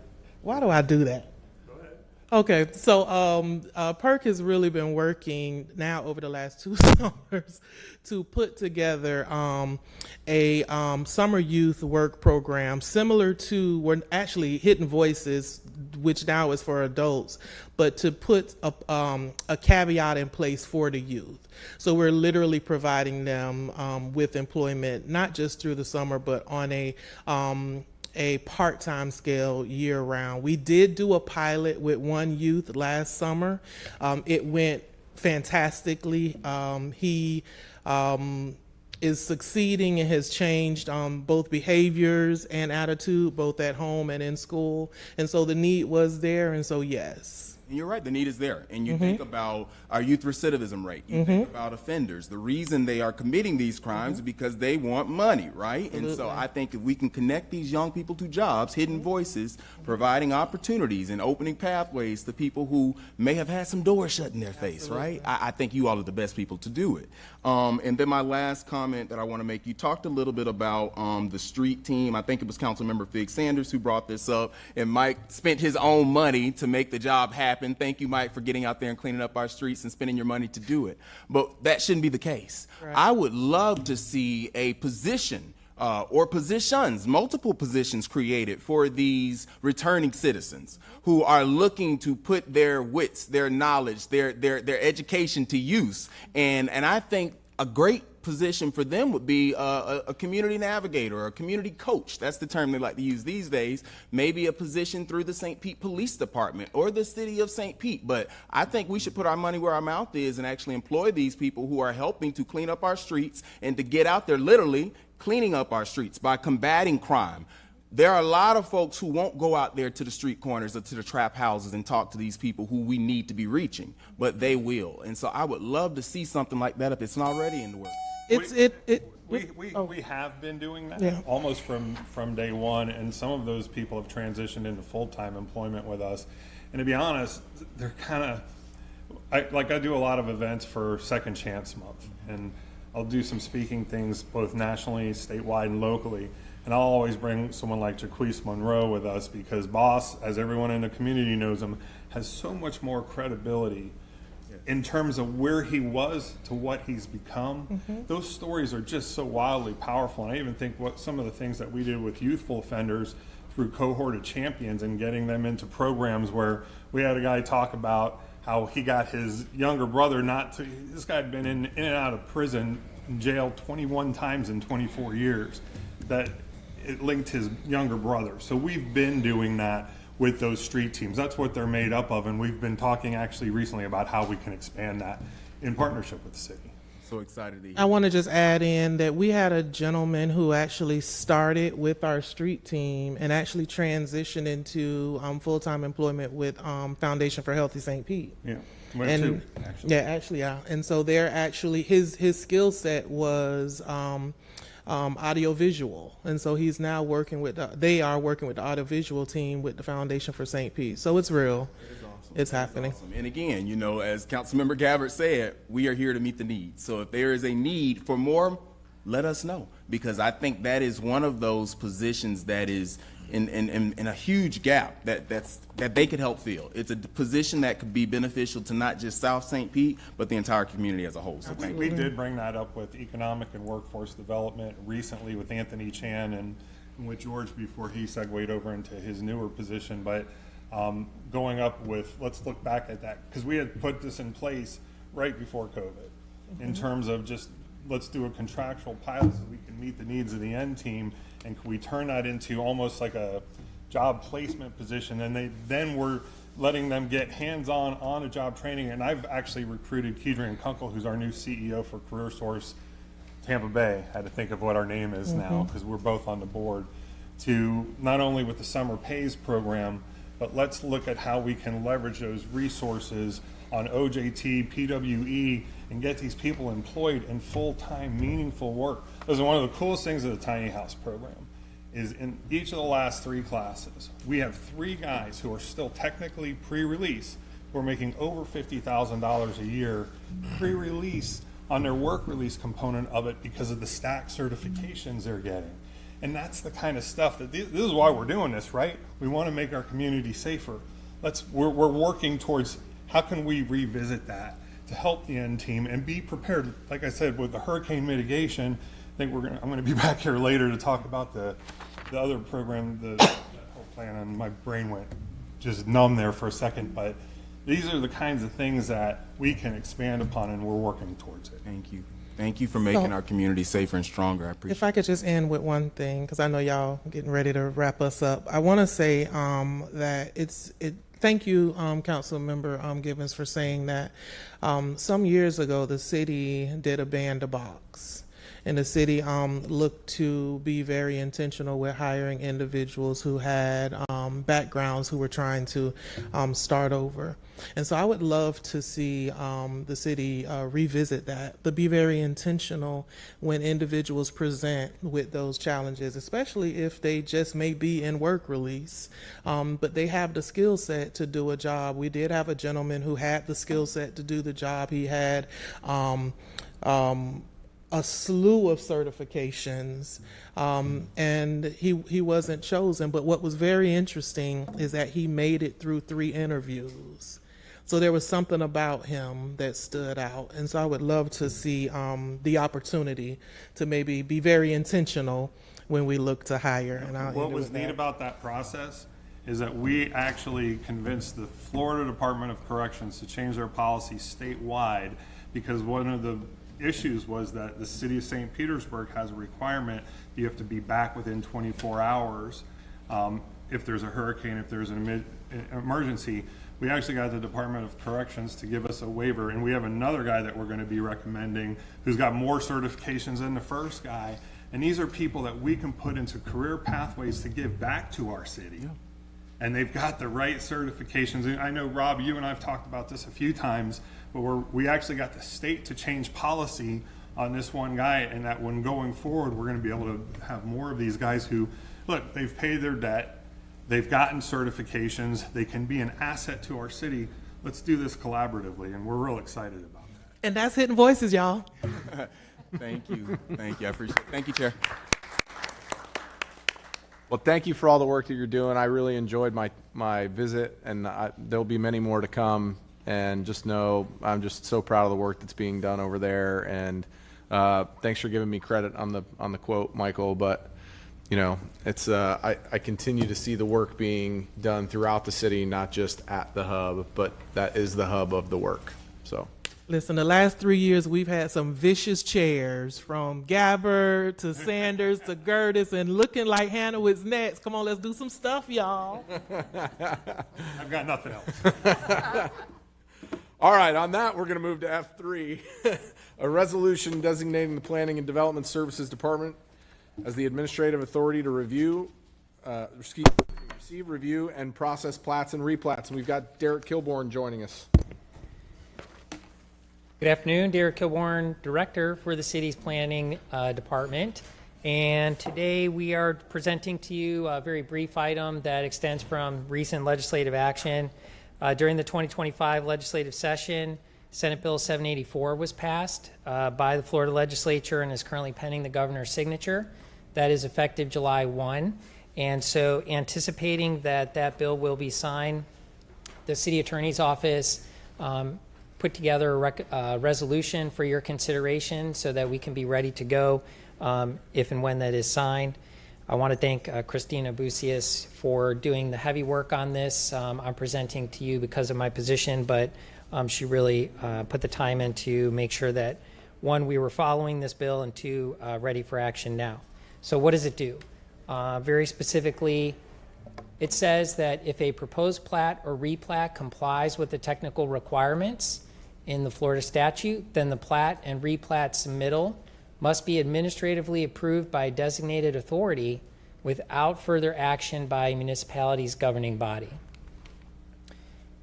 To comply with the anticipated change, the municipalities must designate an administrative authority to receive, review, and process plats and replats, and it must identify an administrative official with the authority to approve with conditions, or deny. And so through the resolution and the recommendation, the administrative authority, because these plats flow through the planning department currently, would be the planning department, and the administrative official would be the director of the planning department. And that is what the resolution is stating here for your consideration today. Thank you. Move approval. Second. We have a motion and a second. Seeing as no other council members wishing to speak, clerk, could you please open the machine for voting? Council members, please enter your votes. Seeing as all present council members have voted, clerk, please tally and announce the vote. Mr. Chair, the motion to approve agenda item F3 passes unanimously. Okay, thank you, Derek. All right, we're going to move on to F4. We've got Tom Green and Liz McCoskey to talk about pension. Good afternoon, Mr. Chair, Madam Vice Chair, City Council. I think I had the opportunity over the last week or so to chat with each of you individually about this. And effectively what we're asking is, in this resolution, is to use up to $2 million available in the unappropriated fund balance of the general fund and make a prepayment towards our police pension annual required contribution for FY26. So effectively, by making that payment, we will reduce the obligation in 26 by a similar amount and help us address the budget gap we forecast for the FY26 budget. Additionally, we did send to Council the analysis performed by our actuary, Nyhart. If the numbers serve, or my memory serves correctly, it delivers about $62,000 additional more economic benefit, because if we make that payment on July 1, there'll be some interest earned, et cetera. So, but this is a strategy that we have deployed in the past to address budget gaps. So that's kind of the request today, and Liz and I can certainly answer any questions that Council may have. Move approval. Vice Chair Hanowitz. Thank you, Chair. And just because we're having the conversation now, Tom, so for those that are watching or listening, we have a forecast budget gap for next year. What's that budget gap, and then what it's reduced to? Yes, ma'am. Currently, it's about $8.1 million. This $2 million prepayment obviously would address about 25% of that.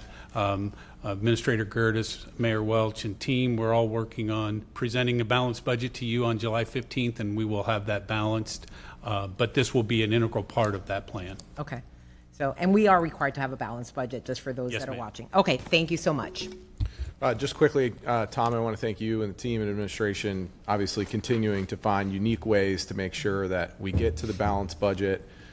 We don't have to worry about, for at least $2 million of it, going to services or programming or anything else. So I wanted to, this is a big deal. 25% of the gap in just by one unique way of doing it, by using 25 instead of 26.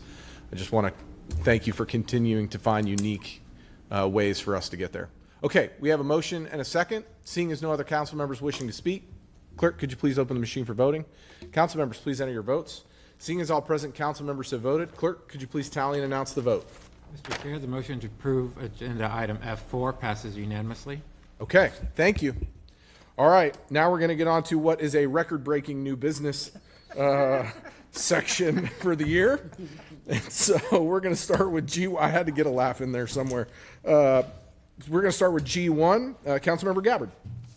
Chair, respectfully requesting a referral to the Legislative Affairs and Intergovernmental Relations Committee for a discussion on the implementation of Senate Bill 180. The discussion should include, but not limited to, requirements related to emergency response and preparedness, post-storm permitting plans and requirements, restrictions on land development regulations, comprehensive plan or other procedures, and new regulations regarding crane safety. And I so move. Second. We have a motion and a second. Seeing as no council members wishing to speak, clerk, could you please open the machine for voting? Council members, please enter your votes. Seeing as all present council members have voted, clerk, could you please tally and announce the vote? Mr. Chair, the motion to approve agenda item G1 passes unanimously, with Councilmember Harding being absent. We'll move on to G2. Councilmember Gabbard. Respectfully requesting a referral to the Health, Energy, Resilience, and Sustainability Committee for a discussion on the Storm Squad Initiative and the Initiative on Coastal Adaptation and Resilience. And I so move. Second. We have a motion and a second. Seeing as no other council members wishing to speak, clerk, could you please open the machine for voting? Seeing as all present council members have voted, clerk, could you please tally and announce the vote? Mr. Chair, the motion to approve agenda item G2 passes unanimously. Okay, thank you. Let's move on to G3. Councilmember Driscoll. Thank you. This is a staff request, respectfully requesting a referral to the Economic and Workforce Development Committee for an arts, culture, and tourism presentation on the Cultural Action Plan. This will be presented in conjunction with my new business item regarding the establishment of an Artist Sustainability Fund on July 24th, and I'll move approval. Second. We have a motion and a second. Seeing as no council members wishing to speak, clerk, could you please open the machine for voting? Council members, please enter your votes. Seeing as all present council members have voted, clerk, could you please tally and announce the vote? Mr. Chair, the motion to approve agenda item G3 passes unanimously. Okay, we're going to go to G4. Vice Chair Hanowitz. Thank you. Respectfully requesting a referral to the Housing, Land Use, and Transportation Committee for a discussion on the impacts of Senate Bill 1730 and potential changes to City Code Chapter 17.5. This passed on May 1st. It becomes law July 1st, and there are items in there that are going to be changing our code. Staff is prepared to actually discuss this as early as July. I'm looking at the chair of HLUT, so you're aware of it. And so I so move. Second. We have a motion and a second for G4. Seeing as no other council members wishing to speak, clerk, could you please open the machine for voting? Council members, please enter your votes. Seeing as all present council members have voted, clerk, please tally and announce the vote. Mr. Chair, the motion to approve agenda item G4 passes unanimously. Okay, thank you. Let's move on to G5. Back to Vice Chair Hanowitz. Thank you, Chair. This referral is a staff request, respectfully requesting a referral to Public Services and Infrastructure Committee or other relevant committee for a discussion on necessary changes to City Code Chapter 2, Article 9, City Television, as well as potential policy changes. This is an item that arose during our conversation of the City Council Manual, and it's a lot of cleanup that they would like to do. And so I so move. Second. We have a motion and a second for G5. Seeing as no other council members wishing to speak, clerk, could you please open the machine for voting? Council members, please enter your votes. Seeing as all present council members have voted, clerk, please tally and announce the vote. Mr. Chair, the motion to approve agenda item G5 passes unanimously. Okay, we're going to go to G6. Councilmember Fig Sanders. Thank you. This is just a follow-up to try to get an update as to some of the progress that we've made for the OSD department. So respectfully requesting referral to the Economic and Workforce Development Committee or other relevant committee for discussion regarding the city's progress toward equitable business development and review of the business enterprise annual report for fiscal year 2024 by OSD, requesting that this discussion, if possible, occur before September 1st, 2025. Oh, I move approval. Second. Councilmember Driscoll.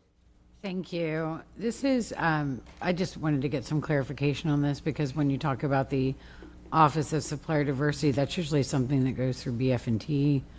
I'm okay with that, but I think we can get it through EWD first because BF&T is kind of packed. I do have a note here to see if we can get this in on August 28th. Oh, okay. So that would be just under the wire to meet your request to have it done before September 1st. I just wanted to make sure that this wasn't something that the BF&T committee felt that they needed to take up since there is a little bit of overlap there. The meeting on the 28th is currently scheduled for a return discussion on the legacy business program, so it actually goes nicely with this, as long as it doesn't make like a mega meeting. It all depends on the city. We've already given them. We'll make sure that they're efficient, won't we?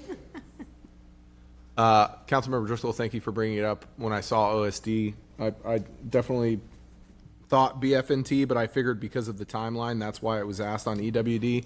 But I'm happy to double up there on BF&T on August 28th. So do you want to amend your? Well, the only reason why I said EWD is because I know that Councilmember Driscoll also has a workforce new business item. I said about that last week. I thought you had something coming up that we talked about in regards to economic, but I don't care where it goes, EWD or BF&T. Oh, the discussion on the decline in jobs for the city, that's actually going to be discussed on July 24th. Okay, yeah, so I thought. So the next available one that isn't packed is August 28th, which still meets your request as far as the timing. And I do believe it is a nice topic to go along with the other topic, which is the legacy business program. Okay, yeah, so that's why we chose EWD, so. Perfect. Kind of ride back on yours, thank you. So the request still remains the same. There's a motion. You're gonna keep it? Yes. Okay. All right. So we have a Motion and second for G6. Seeing as no other council members wishing to speak, clerk, could you please open the machine for voting? Council members, please enter your votes. Seeing as all present council members have voted, clerk, please sign and announce the vote. Mr. Chair, the motion to approve agenda item G6 passes unanimously. Okay, let's move on to G7. Councilmember Floyd. Thank you. I am respectfully requesting a referral to the Housing, Land Use, and Transportation Committee to discuss a resolution setting a city council goal of creating 500 units of housing at or below 80% AMI per year in the city. I sat down with administration and talked about this, and we were very close to just coming to an agreement, but I thought it was a good idea for us to have a conversation out in the open about it and hash out any disagreements we may have, although they were very minimal when we sat down and talked. In addition, we're very close to accomplishing this already. Some years we do, some years we're just below, so trying to keep it at a realistic level as well. With that, I'll move approval. Second. Councilmember, thank you for bringing this forward. Just one question while we're in the sunshine before you go back and my guess is draft a resolution. Are you thinking about putting like a timeline for a period of time this should be the goal, or are you just going to like go? I'm just curious, to be honest with you. That was one of the questions I wanted to bring to the committee. So like we'll have something basic drafted, but that's something we'll clear up. Yeah, I'm in support. I was just curious to what you were thinking before it came in front of us. I think that was one of the things I was going back and forth with the administration on. Awesome. Thank you very much. Okay, we have a motion and a second. Seeing as no other council members wishing to speak, clerk, could you please open the machine for voting? Council members, please enter your votes. Seeing as all present council members have voted, clerk, could you please tally and announce the vote? Mr. Chair, the motion to approve agenda item G7 passes unanimously. Okay, G8, Councilmember Floyd. Thank you. Oh, my computer almost went to sleep. I'm respectfully requesting a referral to the Public Services and Infrastructure Committee, a discussion on the future of the in-town CRA, specifically unwinding the extension. Move approval. Second. We have a motion and a second on G8. Seeing as no other council members wishing to speak, clerk, could you please open the machine for voting? Council members, please enter your votes. Seeing as all present council members have voted, clerk, please tally and announce the vote. Mr. Chair, the motion to approve agenda item G8 passes unanimously. Okay. Just quickly, because this, could you put the list back up for a second of council members? Of our names? Yes. Our names? Yeah. Do we not know 'em? No. The reason I balked and started laughing in between G1 and G2 is for the first time I realized that there's 2 F's, 3 G's, and 2 H's all in a row, and all of our last names are within like 4 letters in the alphabet of each other. Like, I mean, what are the chances of that? So it's meant to be that we live this life together? Like we're all in it together right now, okay? Amen. In between G1 and G8, it dawned on me for the first time. Lord. Listen, this is why we're going on a 3-week break after this, because this is where my mind has gone after 6 months. Okay, it is. Okay, we have public hearings at 5:01 and no other business discussed before then. We are in recess till 5:01. Thank you, everybody. Thank you, Chair.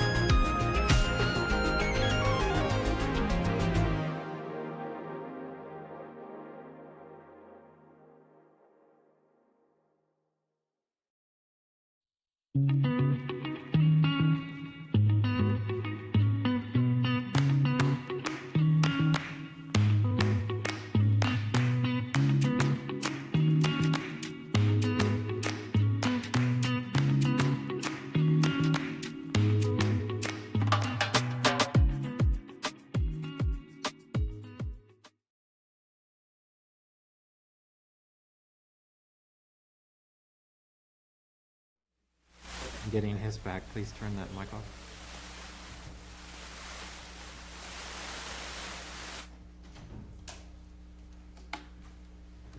Are we back?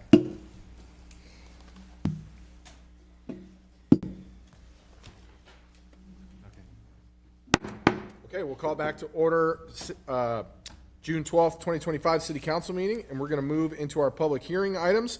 First up is J1. We've got Joe Waugh with us. Move approval. Second. Got a motion and a second on J1. Seeing as no other council members wishing to speak, clerk, could you please open the machine for voting? Council members, please enter your votes.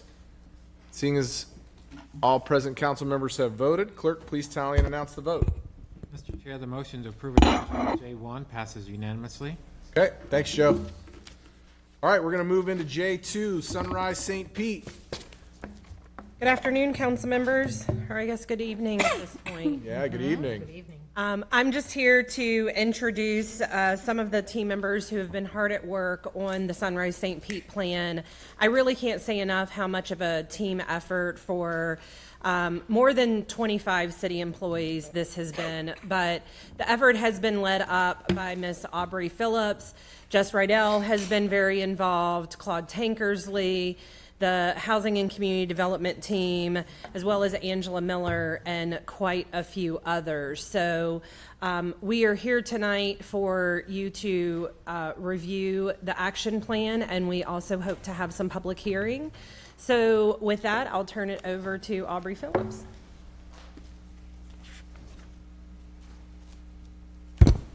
Good evening.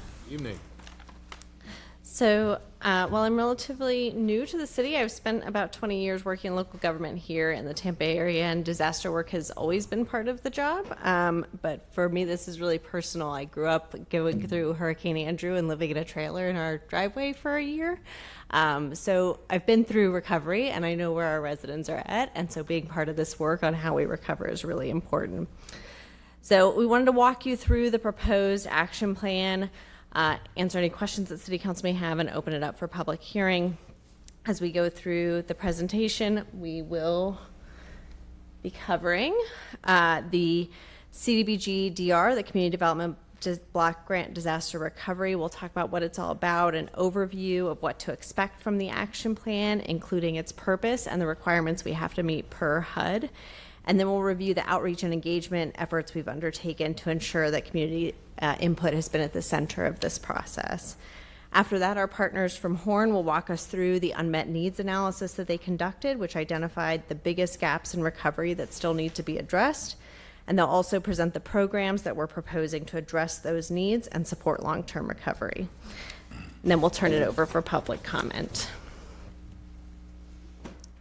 So first, I wanted to explain a little bit about the city's total funding amount. In mid-January, HUD announced how much funding the city would be getting from the Community Development Block Grant Disaster Recovery Program.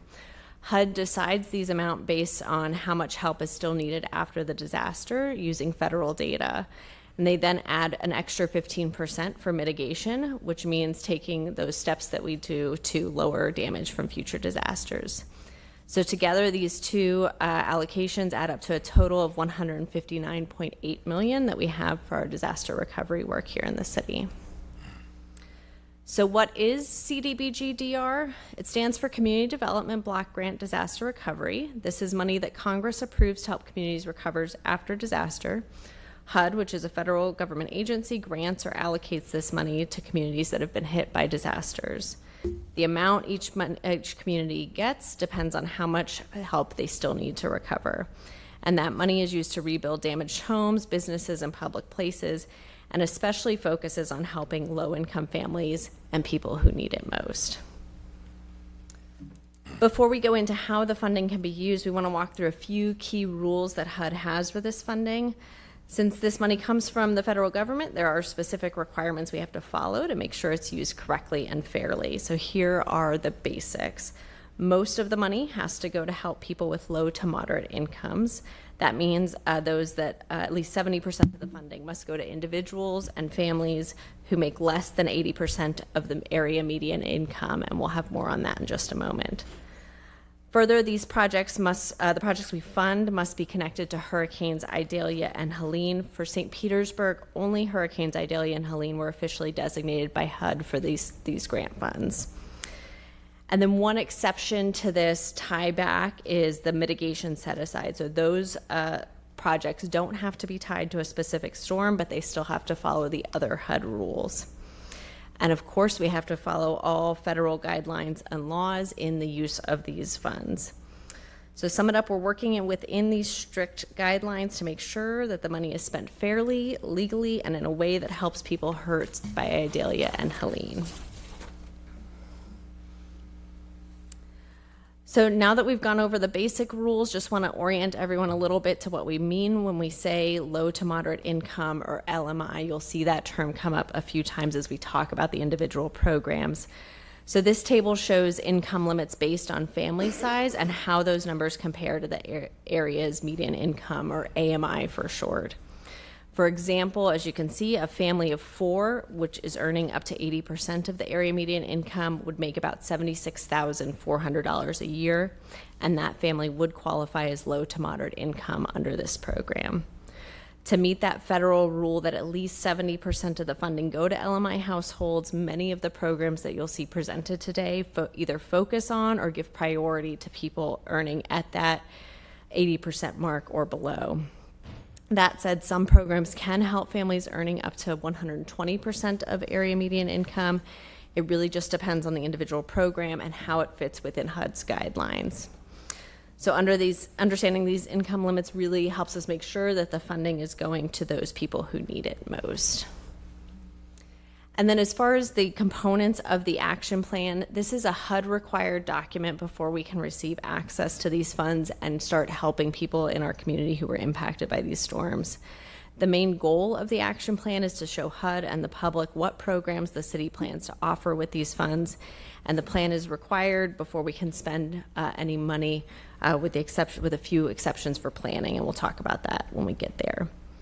The plan also includes how we talk to the community to get their ideas and what data tell us about what needs are still not being met. And we'll explain each of these parts in more detail in the coming slides before getting into the specific proposed programs. So throughout the development of the action plan, we've really been trying to work hard to hear from lots of different groups and people in the community, and tonight's public hearing is just a continuation of that process. We started by meeting with city departments and local agencies that were already engaged in disaster recovery before, during, and after the storms. In March and April, we shared updates with City Council and got your feedback. We also held a pop-up event at City Hall on tour and sent out surveys to residents, small businesses, housing groups, nonprofits, and the tribal communities. And then recently, on May 23rd, we published the draft action plan and invited the public to review and provide feedback during a 30-day period, which we are currently in. Today is the second of 2 public hearings where the public can ask questions and share their thoughts on the plan. And then we also have the plan is currently posted on the city's website, where individuals can add their comments. All of the comments that we receive will be addressed in the final action plan that is submitted to HUD. And during City Hall on tour, in surveys, and in meetings with different groups, we kept hearing the same thing, that affordable housing and public infrastructure were the top priorities for recovery. So when we say affordable housing, this included things like new affordable rental homes, repairing homes that were damaged in the disaster, and making homes more resilient to future damages. When we talk about public infrastructure, this was things like upgrading stormwater systems to prevent flooding and make sure important buildings and systems like water treatment plants are protected from future disasters. HUD really wants us to include community feedback like this in our plan, but also requires that we balance it with data about unmet needs. So next up, Ryan from Horn is going to walk us through that data so you can see how it all comes together. Thank you, Aubrey, and good evening, City Council. I have had the privilege of meeting many of you already. I'll briefly introduce myself for the public and for the record. Ryan Flannery, I'm Horn's Director of Policy and Compliance. I've been working with CDBG DR for over 16 years now. 6 years with Horn here, where I've been leading our subject matter expert team, working with grantees all across the country, from California to Florida to Puerto Rico and everywhere in between. Prior to my time with Horn, I spent 10 years with the Department of Housing and Urban Development. I was the Assistant Director of the Disaster Recovery Division, now the Office of Disaster Recovery, where I focused on $40 billion worth of grants across the southern part of the United States. I was based in DC, so I did a lot of policy work and supported grantees all across the country getting their grants launched and then overseeing their grants once they did receive them. So again, it's a pleasure to be with you all again tonight and to talk through some of these, some of the important points of the plan. So we're going to get into unmet needs. So unmet needs are a very important part of the plan. If you notice, as you've reviewed the plan, it's over half of the document itself, and there's a reason for that. It's because every activity or project that you undertake with CDBG DR funding must meet one of two needs, either an unmet need or a mitigation need. So unmet needs, what are unmet needs? Unmet needs are all those needs that remain when we look at the total impact of the events, right? So we look at all the impacts, everything in terms of dollars, everything that's occurred, everything that we've had to pay for, everything that we've lost in terms of housing, infrastructure, businesses. Then we take a look at what has come in, what forms of assistance have come in. So FEMA, small business assistance, insurance, charitable donations, these are all sources that come in after an event. But we know that there is a gap that remains. It is that remaining gap where CDBG DR fits in, and that's where CDBG DR can be deployed to support the recovery in that space. So I liken unmet needs as sort of looking backwards. We're looking at what happened with the events. There's something called tieback, meaning every activity has to be tied back to the hurricanes. Everything that you do has to be tied back to the hurricanes, and it has to meet an unmet need. Mitigation needs, on the other hand, are more forward-looking. So we're looking at what are current risks and what are future risks. We know hurricanes are a risk. Obviously, we know flooding is a risk, rain flooding. We know tornadoes can be a risk, wildfires, excessive heat, and so on. So we look at all those factors and we make determinations with respect to what could we mitigate, what types of activities could we undertake to mitigate future risks. It's very helpful, it's very useful, but it is limited to 15% of the total award, so we have to be very strategic with how we deploy that. With respect to all these needs assessments, we are looking at data sources such as FEMA public assistance, FEMA individual assistance for housing, PA being for infrastructure, IA individual assistance being for housing, SBA, and various census and many other documents of many other data sources, including federal, state, and local. So we conducted our needs assessment, and this is where this is the outcome of our assessment. Not surprisingly, housing was by far the largest unmet need at 73.1% of all unmet needs. Next up is infrastructure at 13.3%. The economy at 9.4%, and public services at 4.2%. I want to take a moment to kind of focus in on infrastructure because I think many of us who live in the city and many of us who, as we've spoken to residents, would think that there would be more unmet need related to infrastructure. The main reason why we see this number where it is because the data, we have to use what HUD refers to as the best available data, and that data source really is FEMA public assistance. And the thing with FEMA public assistance is FEMA will pay for the majority of, 3/4 of, everything that it takes to repair that infrastructure back to its original state. So there is a match amount. Now, it's not the only thing we looked at. We also looked at SPAR, the St. Pete Agile Resilience effort. We looked at other capital projects opportunities, and so we did find other areas where infrastructure could be included, but as I go back to the unmet need and tieback concept, it is challenging to find projects that are impacted to be able to incorporate them in. So it may seem a bit low because a lot of our needs really do fall under mitigation more so than the unmet need. This slide is really just showing a different view of the same concept, right? So every column represents the entire impact, as I spoke about earlier. 1.5 billion in total impact for housing, 189 million, and so on for economy. But what we're seeing here is that the dark green sections of these columns are showing how much assistance has come in to address those needs, and then how much unmet need is remaining. So I think the key takeaway from this slide is there is a lot of unmet need remaining. just $1.3 billion alone in housing, $167 million alone in the economy, 236 and so on in these various sectors that we have to analyze per HUD. So there's a lot of unmet need remaining, so we have been strategic with our allocations of those resources, which is represented in this slide. One of the most important requirements that HUD, and one of the areas that HUD will be looking at closely as they review our plan, is something called proportionality. So how do our programs, how do our budgets align with our unmet needs assessment from a percentage standpoint? So in terms of housing, we know that our unmet need is 73%, and our proposed budget for housing, and this includes all the programs that we will speak about in just a moment. Tyler will join us here to speak through the programs. But our total housing budget is 70%, so it's close. It's what HUD considers to be proportionate. The same holds true for infrastructure at 17% of our budget going to infrastructure, with 13% of the unmet needs being allocated towards infrastructure, or associated with infrastructure, I should say. Public services at 13% of our budget, with unmet needs at 4%. And I'll stop for a moment there and kind of highlight that. That does seem like a bit of a discrepancy between the two, deviation there. It's really not, because what we're looking at is the 4% related to public services is what we analyzed was something, were public services and unmet needs related to disaster relief reimbursement payments. So that's a program that we'll get into a bit, but it's really intended to serve people in a way to be able to put money in their pockets quickly to address the needs that they experience, some of the losses they experience as part of the hurricanes. But in addition to that program, we are also proposing a nonprofit community support services program. So this will be assistance directly to nonprofits. So we have 13% of our budget goes into public services, 4% are unmet needs.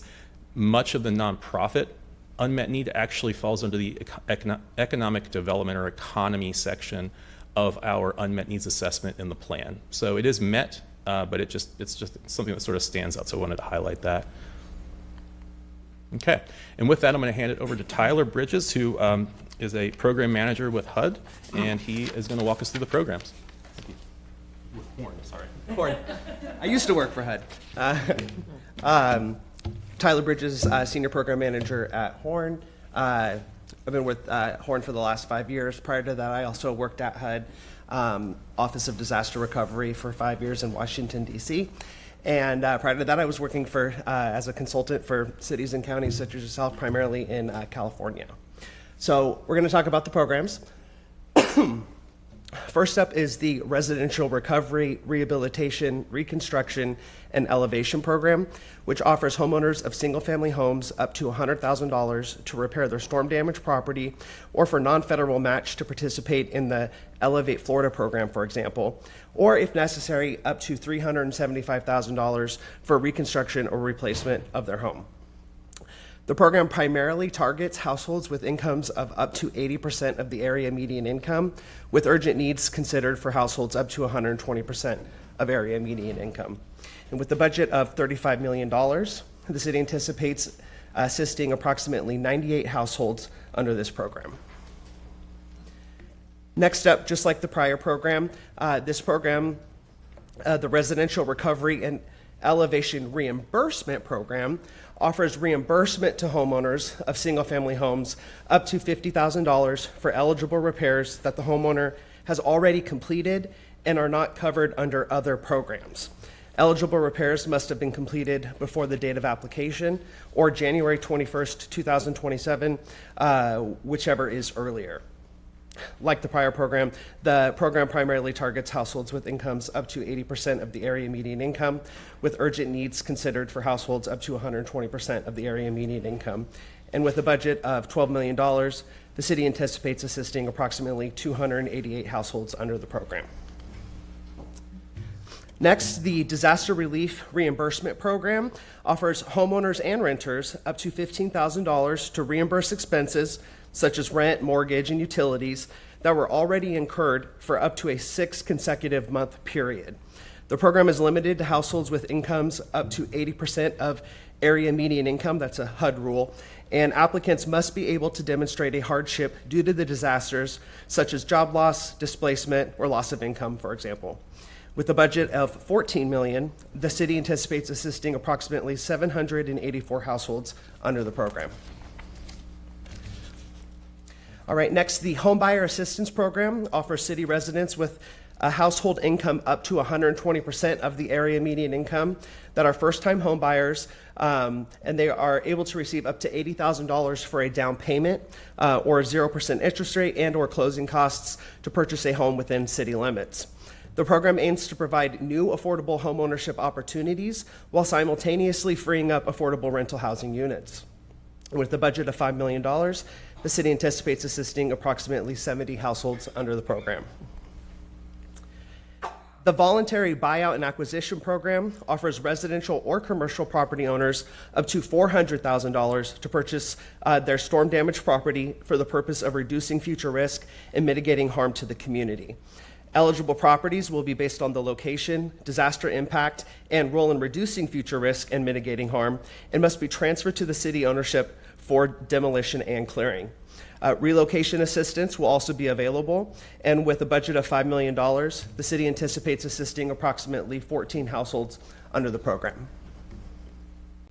All right, next is the Affordable Rental Housing Program, which offers up to $125,000 per affordable unit to either for-profit developers, nonprofit developers, public housing authorities, and owners of HUD-assisted properties to rehabilitate or construct new affordable rental housing units. Eligible projects must have at least 10 rental housing units on the property, and they must agree to offer at least 51% of the total rental housing units to households with incomes up to 80% of the area median income. And with a budget of $48 million, the city anticipates rehabilitating or constructing approximately 582 rental housing units under the program.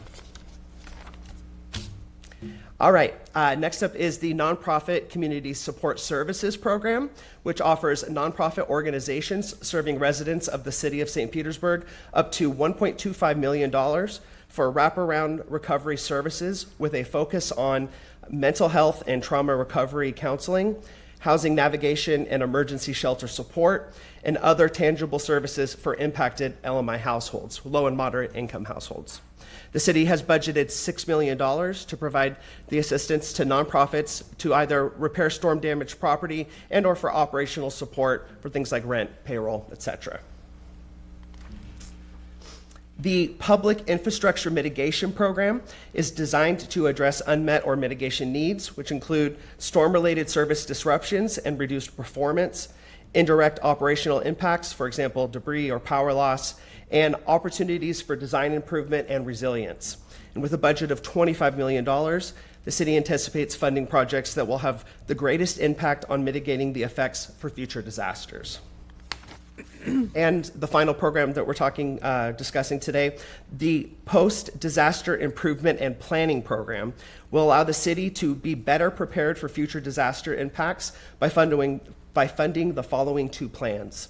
The After Action Report and Improvement Plan will take a look at what worked and what didn't work during prior disaster responses to improve future processes, coordination, and recovery management. And the long-term community recovery plan will outline community-driven vision for recovery and identifies key projects and funding strategies to support long-term rebuilding. The city has budgeted nearly $1.9 million for these two planning studies, and due to their importance and a special HUD rule that allows planning funds to be expended prior to the approval of the action plan, the city plans to initiate these plans in the next couple of months. All right.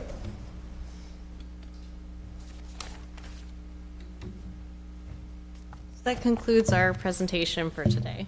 Just wanted to give you an opportunity if you had any closing remarks. That was it. Okay, let's go to public comment. The first speaker is Sandra Harris and Gloria Maxfield. Please go to either podium, state your name and address for the record. You'll have 3 minutes to address council.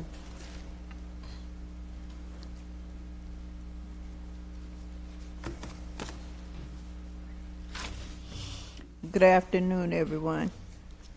My name is Sandra Harris, and I live at 2432 Kingston Street South, over near Twin Brooks. And I want to speak on that for a moment because we still have people who are displaced from their homes. I was blessed in some points of it, and then other points I was not. In other words, I had my garage flooded, my car flooded out. The water came just to the brink of my step, the porch. But I was blessed that it didn't flood the floors. But there were leaks in the back of my house, and part of it was messed up, but it wasn't that I couldn't live in it. After 3 weeks or so, I was able to get back in. And what I was so upset about was the work that was happening over there along 22nd Avenue.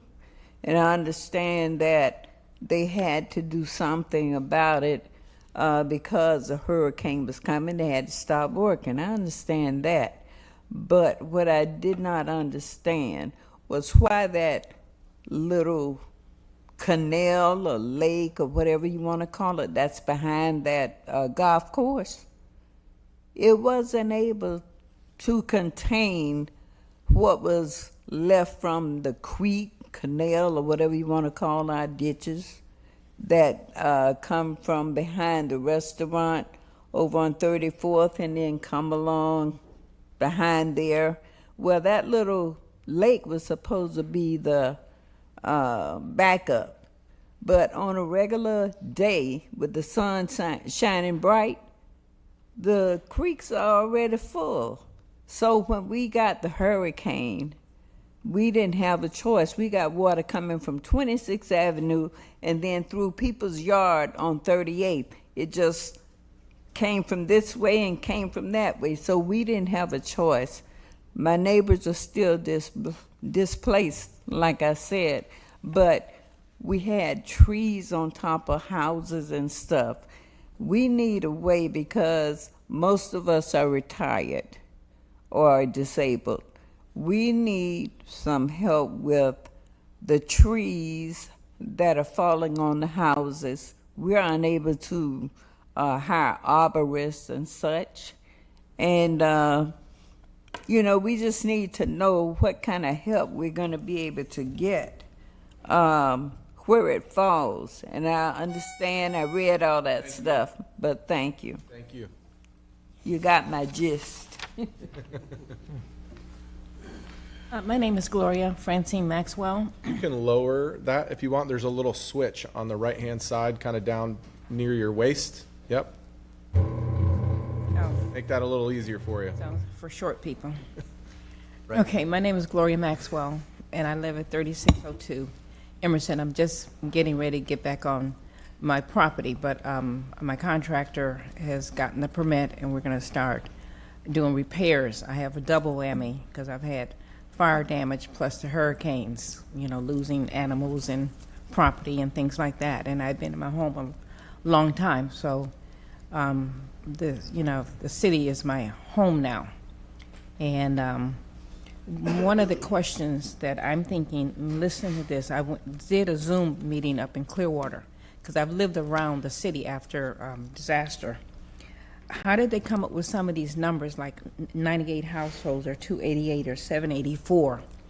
And with the mitigation, if I'm understanding it correctly, how is it going to be allocated or that you can apply for post-disaster? Because some homes have never had storm damage, and because of climate change, they're having to have problems with their homes, even though they're supposedly on high ground, like mine is high ground, but I still had damage. And that's what's unusual after years and years of living there. So how can you apply? Because I've received some emails and texts, but it's not enough information about how to apply or when can you apply. Like they said, it's going to be available in 26. You have to have these repairs or you have to have your receipts, which is understandable. But is there going to be clear directions on families who have no insurance or were underinsured to receive some of these monies, and that is they're not lost, in the loop. That's my question. How do you apply for this? I understand in 26, but there needs to be better communications on how you can apply for some of these benefits, and especially for senior citizens like myself, who may be, I used to be in accounting, but that's a long time ago. So there's a lot of things I don't understand with the internet. It takes me a little bit longer. So with paperwork, I do pretty good. My doctor said I don't act my age, but I told him I still a senior citizen. But I've lived long enough to claim it now. But so that's one of the questions. What is in place with the paperwork that we can really get the money that's allocated for, what they call it, what is it, LMI, people that maybe only make $30,000 a year or $40,000 with their social security or retirement funds. Thank you. The next two speakers is Rebecca Hughes and Tanner Moody. Please go to either podium, state your name, address for the record. You'll have 3 minutes to address council. My name is Rebecca Hughes, Pinellas Community Foundation, 136 4th Street North. I'm the Director of Grants Management with PCF, and we work closely with nonprofit organizations in St. Petersburg that support community well-being and resilience. I'm here today to thank the city for recognizing the critical role that nonprofits play in storm recovery and resilience through the Nonprofit Community Support Services program that's been presented in the Sunrise St. Pete Plan. The 2023 Community Health Needs Assessment, CHNA, for Pinellas County, led by Baycare Health System, identified mental health and substance use as top health priorities. It recommended expanding access to behavioral health services and investing in cross-sector solutions. Directing the CDBG-DR funds to mental health will help fulfill those goals and strengthen the city of St. Petersburg. Through the work of the Community Support Hubs program, which provides trauma-informed mental health care for residents, we've seen how a damaging storm creates layers of challenges for individuals. Immediate food and shelter needs when a home is damaged, the flexibility and resilience needed when navigating resources to repair and recover from damage, and longer-term challenges in reestablishing stability after a life has been turned topsy-turvy, all of this on top of the regular day-to-day challenges that people are faced with. After a storm, people may not seek or qualify for traditional mental health services, but they still need help. We encourage the city to support flexible trauma-informed models that do not require a formal diagnosis. These approaches are more accessible and meet people where they are, especially in high-stress, post-disaster situations. We also want to stress the importance of the roles of nonprofit professionals and community service providers in St. Petersburg. Through the Shared Services Organization program, which provides capacity building for St. Pete nonprofits, we've been reminded that the people who are providing services in the community are themselves residents who are impacted by the storms. Their homes were also damaged, and they are also trying to figure out how to best recover while still working to support the community. These folks are often the first to respond, distributing supplies, offering shelter, and connecting people to resources. They are community first responders in every sense of the word, and they need dedicated mental health support to continue doing their work without burning out. Their organizations also need support in recovering from disasters to continue providing services. We hope that the information we've shared will be valuable as the city finalizes its plans for the nonprofit community support services funds. As the city considers how to best support long-term recovery and community strength, PCF recommends aligning with the findings of the CHNA and local needs, prioritizing trauma-informed approaches that don't require a clinical diagnosis, and providing support to nonprofit and community-based responders. Thank you for the opportunity to share these comments and for your leadership on this important plan. Thank you. Good evening, Council. My name is Tanner Moody. I am a resident of District 3. I know Brandy very well. Her and I actually served on the board of the Pinellas Realtor Organization together. Mike and I know each other. I used to buy beer from him. I used to own Pour Tap Room in downtown St. Pete. So I know a lot of you all. Happy to be here. Happy to be recovering. I am one of those that was deemed substantially damaged. I bought my house at the ripe age of 22 years old. Have chosen to live here. Don't have a house anymore. It is gone. But we're building new. We're building up. We're building 11 feet high. We're building concrete block. We're building, it's going to be great. But I did find out, we are submitting our new plans this week. I know you all are waiving permit fees until the end of the month. Found out that my permit fees are actually not going to be waived because I'm building new. That was pretty disappointing to hear. You know, I've taken on more debt, and it's not an easy thing to be going through. And I went through the plan. I think this is amazing for our low-income community. I think this is great what you are doing, but I don't think this has been anything that's been brought to anybody's attention. So I wanted to bring it to your all's attention today. Thank you. Thank you. Yes. The next two speakers, last speakers, is Jerome King and Sophia Tudor. Please go to either podium, state your name and address for the record. You will have 3 minutes to address council.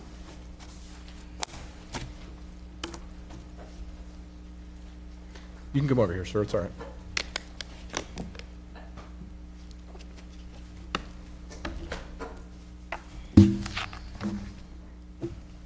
Good evening. My name is Sophia Isidore. I'm a longtime resident of St. Petersburg.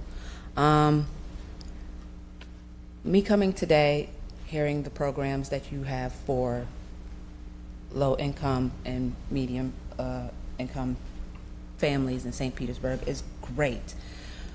My concern is when it comes to St. Petersburg, the south end of St. Petersburg, to be more particular, the residents are not all informed on how, when to apply for these programs, myself included, and this is why I came today. I have been affected by the storms, and it's still going on to this day. I tried to apply, and come to find out somebody else applied for my address while I was still living there, so I was not able to get that. But at the same time, it has just piled up on top of each other, one after one after one. So, well, now I am no longer able to tell you where I stay at because I don't have an address to tell you where I stay at. I've been evicted from my home because of the hardship that I've had throughout since the storms. Excuse me, I'm very nervous. I've never done this before. I'm very, very nervous.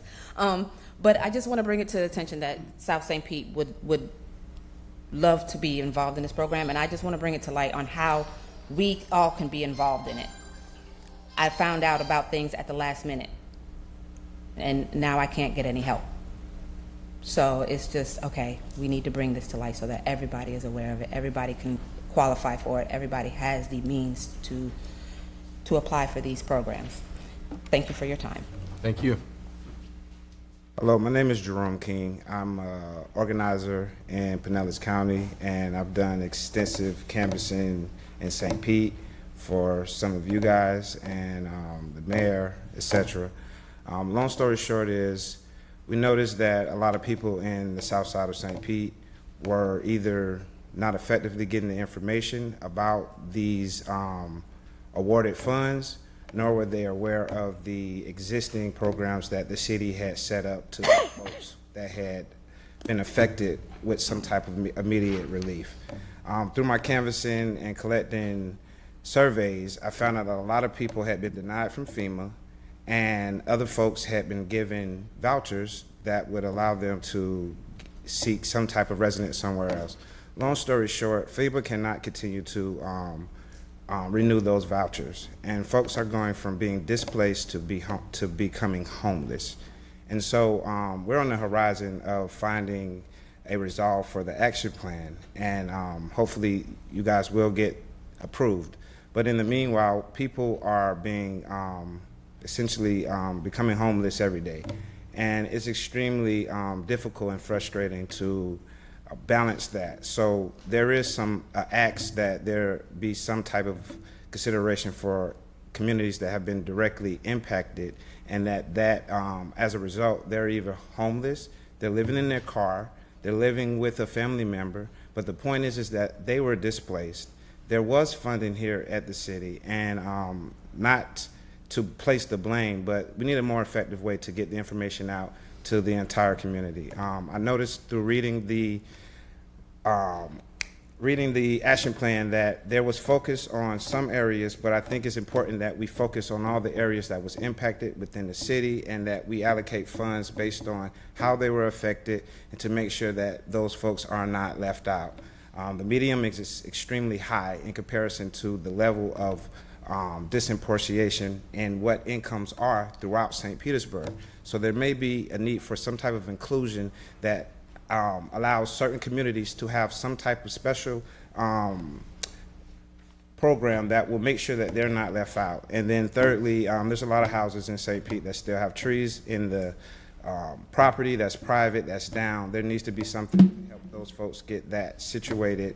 And we need to figure out something to do about the people that are becoming homeless every day as a result of the storm. It's not you guys' fault, but you guys can definitely become a lantern for the rest of the country about how to handle these types of issues in the best ethical with the most inclusion so that the sun can shine on every citizen of St. Petersburg. Thank you for your time. Thank you. Mr. Chair, no other speakers. Okay. Before we go to council members, Amy Foster, did you want to make a couple of comments? Sure. I think it was Ms. Maxwell who asked a couple questions that I wanted to provide a little clarifying information for her since she was in the room, but I also think her questions probably piqued council's interest as well. So the first question that I wrote down was, how did we come up with the numbers of how many people would be served by each program? And so if you take the total amount allocated, let's say it was 14 million, and that 15,000 was an allowable amount, then that is how we came up with the possible number of residents that could be impacted. So we, did kind of a worst case scenario that people would get the cap amount. There was also some questions about how people will apply. And I think this is a really important part of the design of our program that I want to really shout out to Horn and Aubrey and the whole team, that there's been a very thoughtful approach to this, that if you're a single family homeowner, you don't need to know all of the programs and you don't need to know which one is going to benefit you the most. So think about a no wrong door approach, where you come in, you tell us what's happened to you. We will have a vendor who runs this portion of our program, not the current housing department. They're going to focus on some of the other components that you heard about today.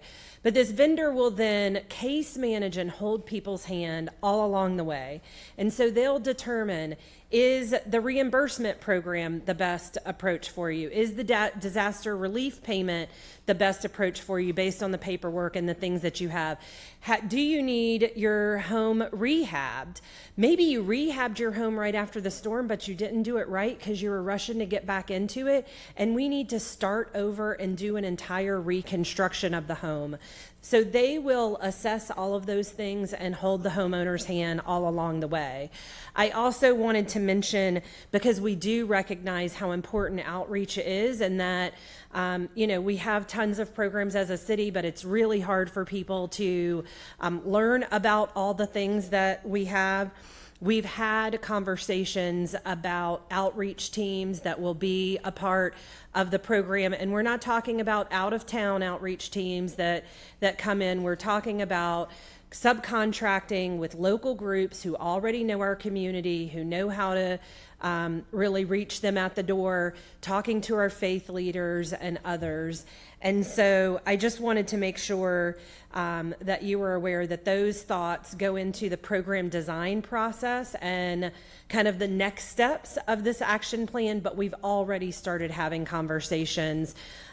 We will also make sure that everyone who spoke today will get their information from the yellow cards and reach out to them in case some of the funding we already have available through the We Are St. Pete program they could be eligible for. We also have a tree program. So we'll make sure to follow up with those that are here today and see if there's something we can do before the program's even open. Awesome. Thank you very much, Amy. Okay, let's go to council members. Councilmember Gabbard. Thank you, Chair. A lot to unpack here, so I will try to keep it concise since I respect time for my fellow colleagues to speak. But first of all, I just want to start by saying thank you. Thank you to administration, to the team, Aubrey, what you have done on this, Amy, your entire teams, and thank you to Horn. Having Tyler and Ryan by our side throughout this, I think, has really been the key. And for the forward thinking to bring them on board so quickly, I think that was really the way to go. And Ryan, I think I might know you a little better than Tyler, unfortunately. You are so well respected in this space, but you live right here in our community. And you shared with me stories about going and mucking out people's houses and helping your friends and people that you love after the storm. And I think that's really important, right? Is that we have a partner who gets it and who understands our community and cares about our community and looks at things through a different lens than someone coming from the outside who is not one of us. So thank you for that, and thank you for being our partner. I think it's really important that as we have looked at this program, the unmet needs piece of it is critical because we've been doing these resiliency tours through the St. Pete Action Plan across the city over the last month or so. Councilmember Harding, I know that you were there in Shore Acres. I've been in numerous neighborhoods. And, when you represent a coastal district and every home in a particular neighborhood is damaged to an extent, you kind of become a little bit, I don't want to say numb to seeing 4-foot flood cuts, but you become very accustomed to it because this is the world that we live in, right? When you go into areas like Childs Park, Kingston Street, and you are seeing the same in areas where you're nowhere near water, quote unquote. You might be near a canal, but you're not on the water. You're not in neighborhoods where you ever thought this could happen to you. It is devastating on a different level. And so thank you for coming out and advocating for your communities because I saw it myself and I see unmet need everywhere across our city, but specifically in neighborhoods more inland, which I think really starts to tell the story about the vulnerabilities that our city faces. So I say all of that to kind of get to my questions. And Amy, thank you for this no wrong door approach. I think that is phenomenal. Creative and hopefully cuts down on some of the bureaucracy and the red tape that government is really good at putting against all of these programs. I just wanted to know, on that same thread, are we going to do, within the proactive approach, are we going to specifically reach out to residents? Because we have a list, we know whose homes were damaged. Are we going to specifically reach out to those residents first and really make sure that we're coming to them with the information versus waiting on them to come to us? Yeah, I think there's going to be a multi-tiered approach, right, council members? So we already have more than 100 applications from the We Are St. Pete Fund that we have not been able to fund yet, right? So we have some idea of who needs some assistance. Almost all of those are under 80% AMI. Kind of surprisingly, some of the programs we set up with the We Are St. Pete Fund, you wanted to catch those people between the 80 and 120, and we haven't found as many of those who we thought may need assistance. So we'll start there. We also have the damage assessment list. We know from the folks who have gotten permits and who haven't kind of where people are in their process, hopefully. We're communicating with those folks regularly. So I do think that is one approach. I think we'll also do advertising and other things, and then also that door-to-door outreach that we talked about, plus, using faith leaders and others. Okay. And just from a process standpoint, as city council that approves the budget every year and controls the purse strings and has the oversight, I just want to understand, once this grant agreement is reached, we're going to get a bucket of money correct? Much like the ARPA funds, or how is that going to work? Are we going to get reimbursed, or are we going to get money up front? It is a reimbursement-based grant. Okay. So it is not like ARPA where the money was transferred right away. The good news that I can tell you, as I know you're, worried about FEMA reimbursements and other things, HUD has always been a very fast payer. So as soon as you put the information into the system, usually in 48 hours you get paid. So we're not going to have a long lag time on some of that. It's not years like you're used to with the FEMA side of it. So just like any other grant we receive, you'll accept those funds. That will be a council action. And then anytime the plan changes, we will have to do another public hearing, and council will have to hear it, and the public will have an opportunity to speak as well.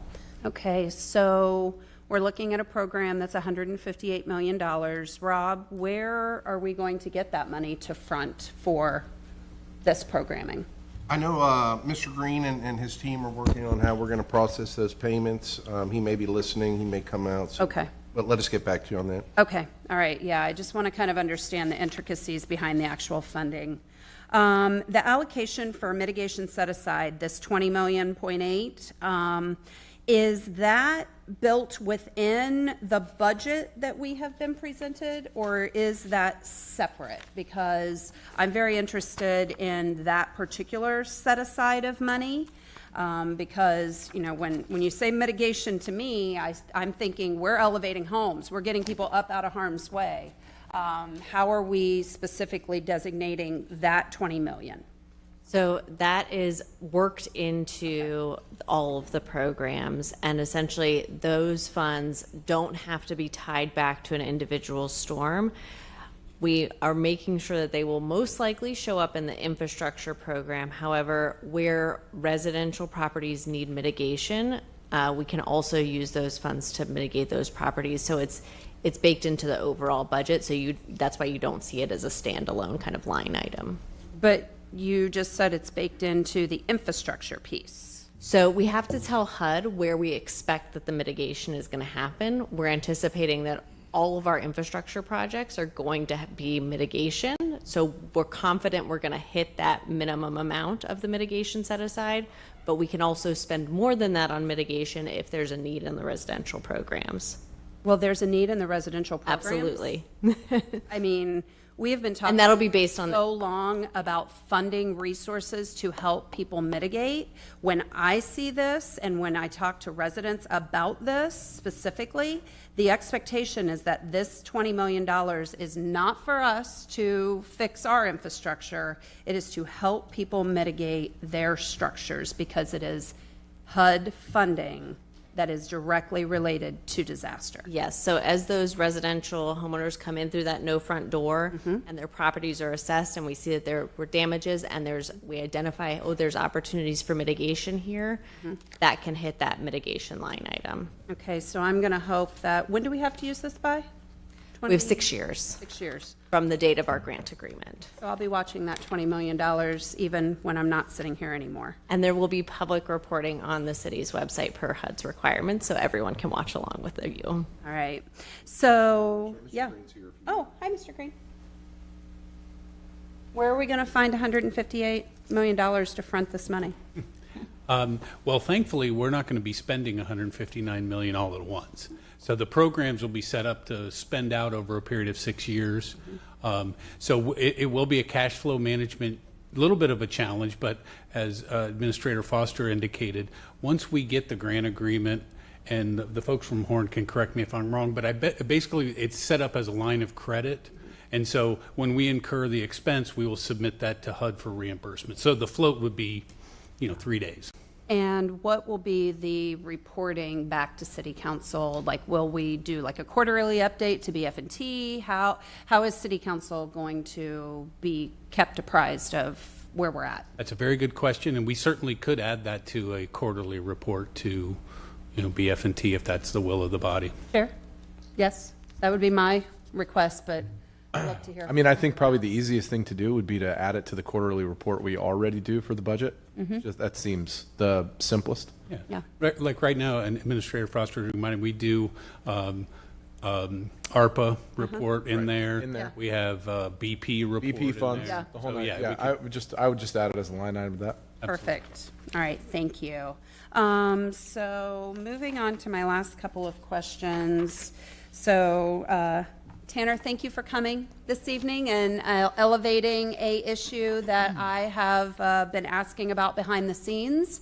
We can't ever speak to each other any other time other than here in the sunshine. So I'll share with you all that I have had a email chain communication with James Corbett, our Community Development Administration administrator, and asked about this very thing. The waiving of the permits for properties that have been deemed substantially damaged, and why are we not waiving those permits?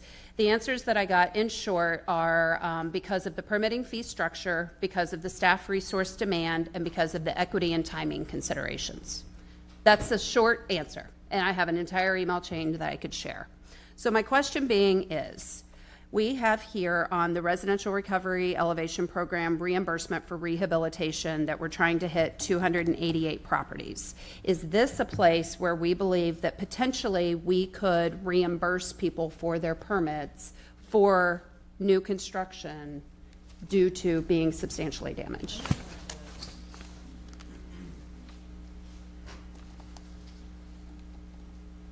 I know we have some questions about permitting into HUD, Councilmember Gabbard, that we haven't received answers on yet, but Horn probably has a little more. Have you ever seen that done before? So reimbursement strictly for the permitting that was done? Yeah. I have not. I mean, a reimbursement for rehabilitation.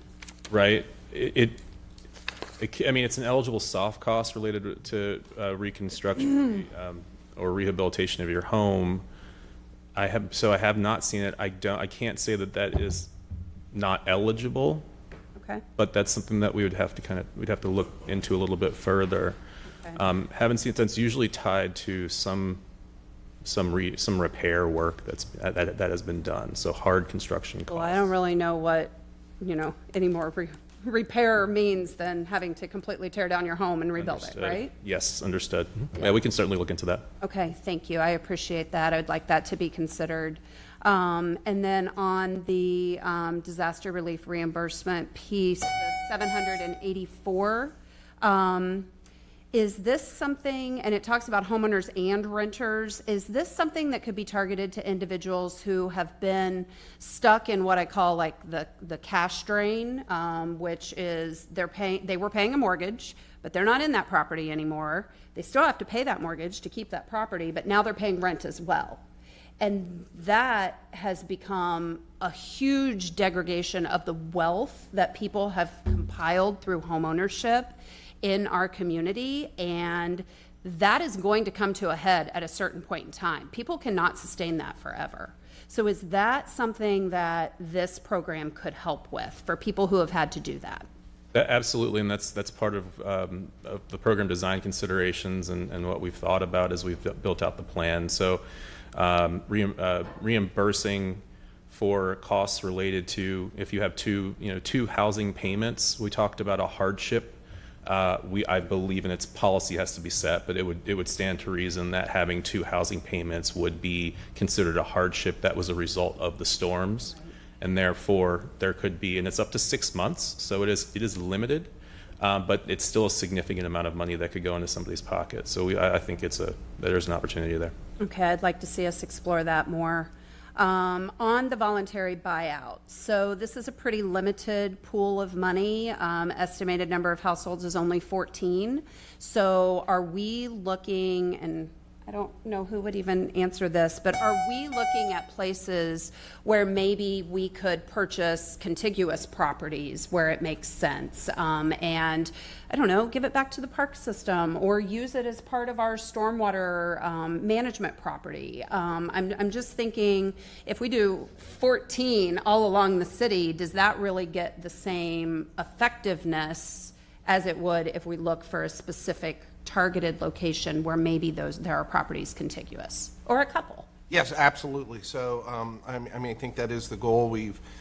We've been in touch with many property owners after the storms, looking at potential acquisitions. One was next to Purrier Park, where it was a perfect example of what you're talking about, and something that's contiguous would be much better for us. We review all those with Mr. Tankersley to see if there's a stormwater capacity element we can put in there. Right. That would be the ideal situation. Absolutely, I completely agree. So the last one that I have is just a question on this public infrastructure, the 25 million.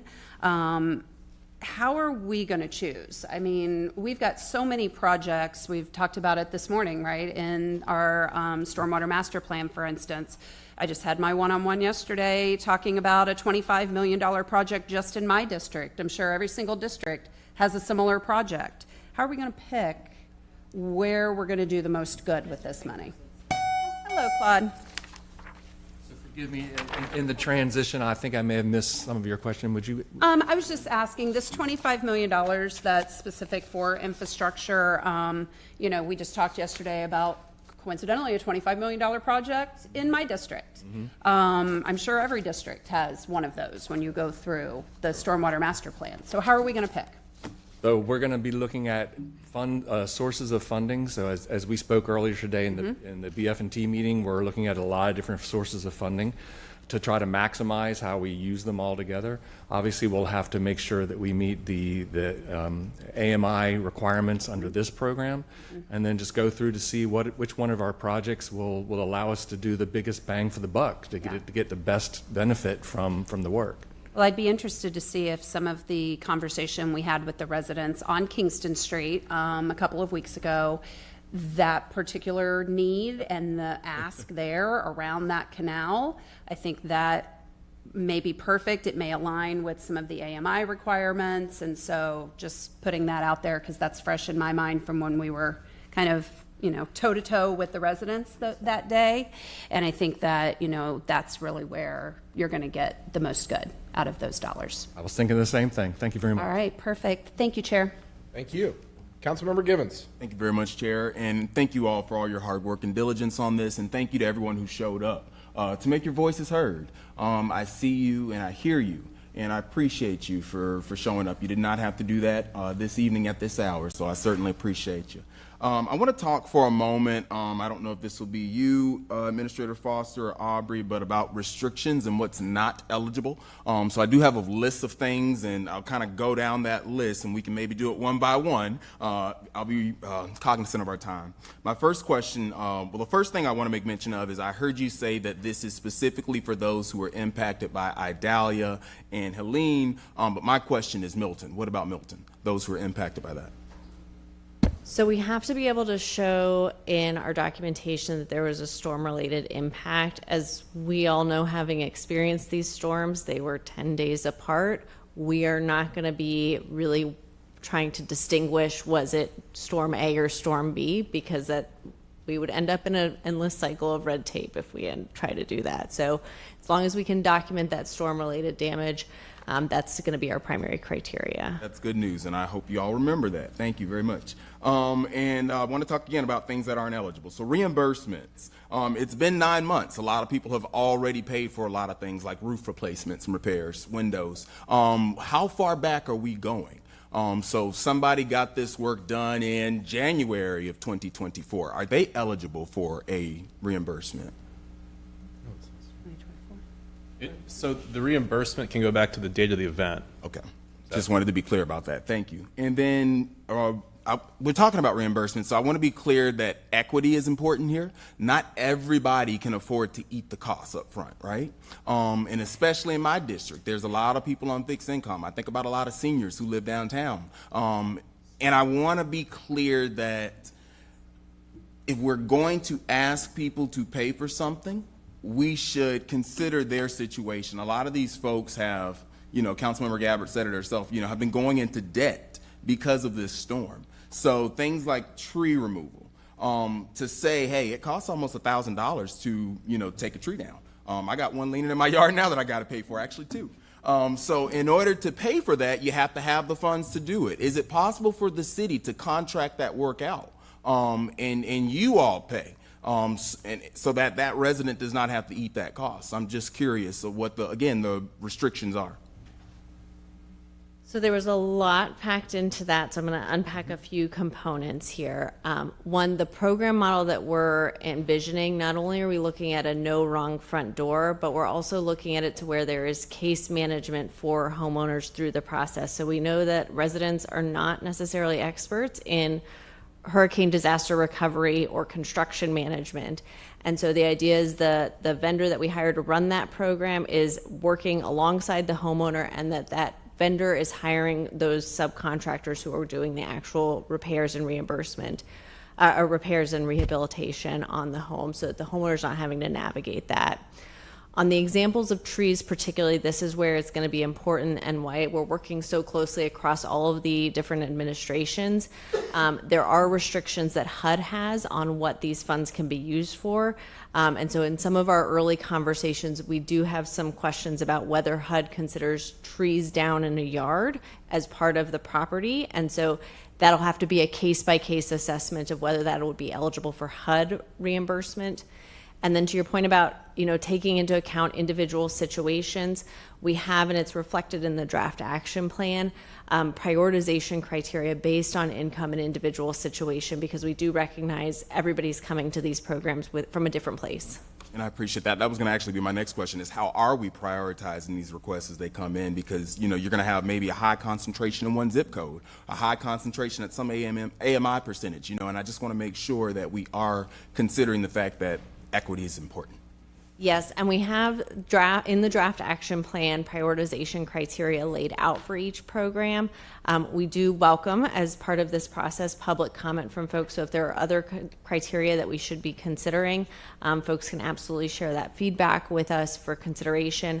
We also have, in many cases, left the opportunity to add additional criteria as we develop the individual program guidelines to help us make sure that help is getting to where it's most needed. Thank you. And my other question about restrictions and what's not eligible, utility bills. So we have people who have high utility bills. Is there a program that we could, start, or can we help people who maybe apply, say, hey, we'll supplement that cost? So that those disaster relief payments, utility assistance is possible as part of that. There are restrictions that HUD has in relation to those disaster relief payments, one of them being the individual has to have demonstrated financial hardship, but utility assistance is something that those disaster relief payments can go to help subsidize. Awesome. What about private leaking laterals, the replacement of those? Private laterals that are leaking? Potentially as part of a broader rehabilitation, you may be able to get into that. Standalone, I think that would be challenging from an eligibility standpoint. Appreciate that. And my other question was about those, considering the fact that FEMA, let's just be honest, it's on its way out, and you are going to have homeowners who will not be able to afford to pay those deductibles. Are those also eligible for reimbursement? Deductible. So you're asking, are insurance deductibles Yes. eligible for reimbursement? The short answer to that is no. That's not historically been the case. And I don't believe there's any eligible activity that would allow for deductibles to be paid as a form of reimbursement. But we really are trying to capture as many as many different opportunities for to alleviate the burden through the disaster relief payments. So maybe if you free up funding because maybe there was a cost that they had incurred for something that was eligible, that may free up and kind of shift their budget around a bit, give them a little bit of a boost to their budget to be able to address some of those things. But Amy, Mr. Foster, you may have some thoughts. Yes, I was just going to mention, so the, I'm sorry, the word has... Deductibles are eligible through the We Are St. Pete program. They will not be a part of this particular program, Councilmember. Thank you for that clarification. And then lastly, the comment that I want to make, it was mentioned earlier about mental health services and the importance of making sure that these are funded. There are a lot of folks who are uninsured. I meet with these people daily, being a social worker. They cannot afford to go and talk to a licensed mental health therapist. So understanding that it is important that we be able to fund those services for these people who have gone through hell. Let's just be honest, been there and back, and they need a place to go, someone who they can talk to. These FEMA denial letters, when they come in, that is life-shaking If you've never gotten one, you don't want one. So I think it's just important to know that people need somewhere to be able to go to talk to someone. And then lastly, food insecurity, the importance of that. You know, we have such a high concentration of food deserts in South St. Pete. Again, what can't we fund? Is it possible to use some of these funds for a city-owned grocery market? I'll just talk about the public services program. How about I talk about that, Councilmember Givens? So that is not in our plan, but we do have $6 million set aside for nonprofit public services. What we're thinking about with that program right now is aligning programs kind of based on the pillars. So likely, based on the feedback we've received from the public, there will be one under neighborhood health and safety, RFP where nonprofits can apply. Those will be large awards. One will be for food and one will be for mental health at that 1.25 million cap that's in the public services criteria that you've read in the action plan. There will be one for housing opportunities for all. Those are things like housing navigation, eviction diversion, things of that nature. We are thinking of structuring that with one large award and then many small awards, similar to how the county does their social action funding. And then our last pot will be some type of resilience pot, probably with about $1 million in it. And those will be small awards to help nonprofits plan for continuity and how to become more resilient so that they are strong in a storm to be able to help our residents when gray skies come.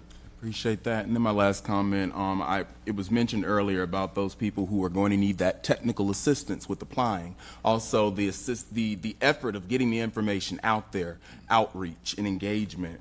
How are we going to select the vendor that we're going to use to do that work? So we have, earlier in this process, we did a comprehensive disaster recovery RFP where we've pre-qualified vendors under a suite of services that we anticipated we might need this hurricane season, and included in that as one of those services, CDBG DR implementation services. So these are vendors that have experience with this funding source and meeting HUD's compliance requirements.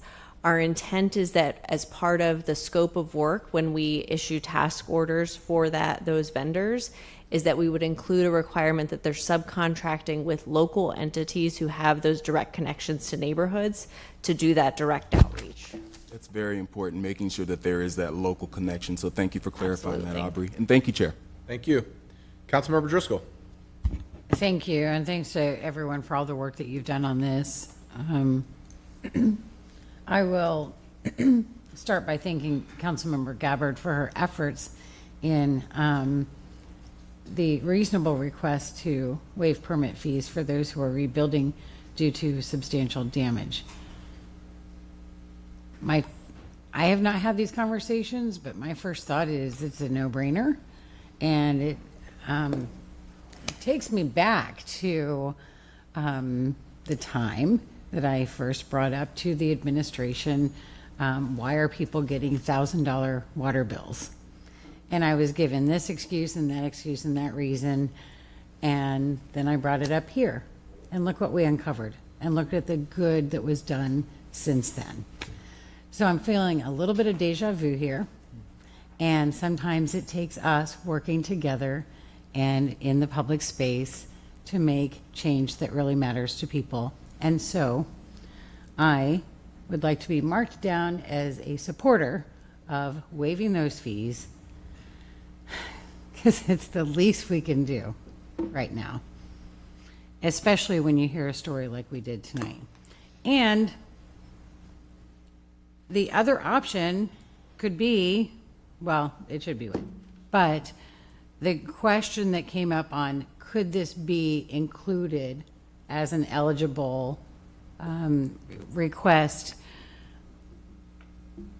I don't see why not. I mean, in the residential recovery and elevation program, it literally says rehabilitation, reconstruction, and elevation. So I think we can find a way, and maybe it's a combination of reimbursement for those who already paid those fees. So, Councilmember, no one has paid permitting fees that has had rehabilitation, or they shouldn't have, right? Permit Right. fees are waived until the end of the month. What I can tell you is, I think what you're asking for makes logical sense, but we are not the federal government and we don't make their rules. We have met with HUD and asked for this kind of answer. We are still awaiting that answer. Certainly, if we can do it, we absolutely will waive those fees. Okay. Yeah, and I just would like to add, from a broader perspective, I mean, the mayor was very clear for us that this portion of CDBG-DR was extremely important, and we tried to be really aggressive in the funding on this component. And we agree with City Council that people have spent money up front, right, and they're hurting. And that's why we're so aggressive on this component. Whether a new permit fee would be part of this or not, we will certainly follow up with the federal government and see. But, you know, the intent is to make people whole as much as possible through this funding source. Thank you. I just don't think that, I mean, I know that we have to,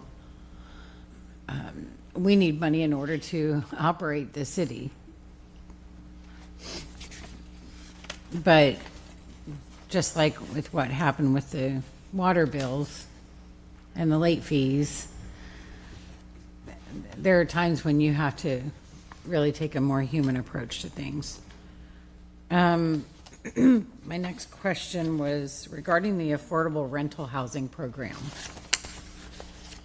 With that one, the estimated budget is $48 million, and it says here that it would cover up to $125,000 per affordable unit.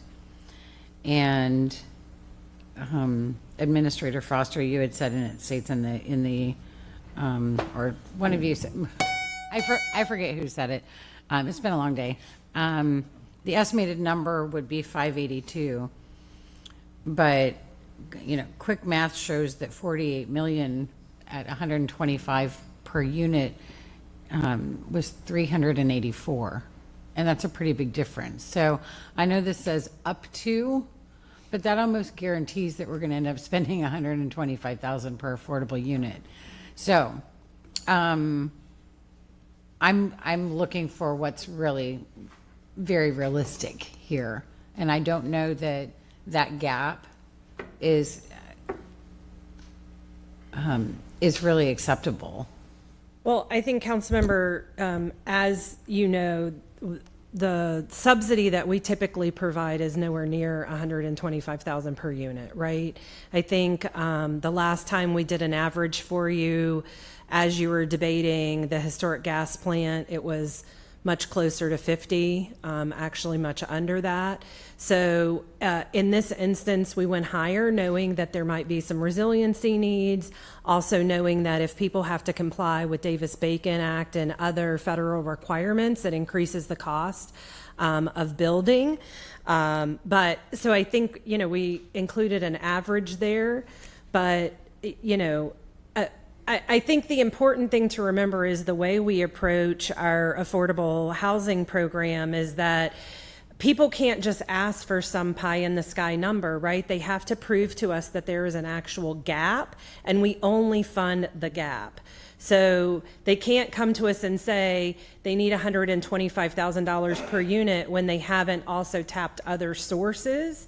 And we don't typically see gaps that large. Okay. There was another project we were just talking about where it was like 90 per unit.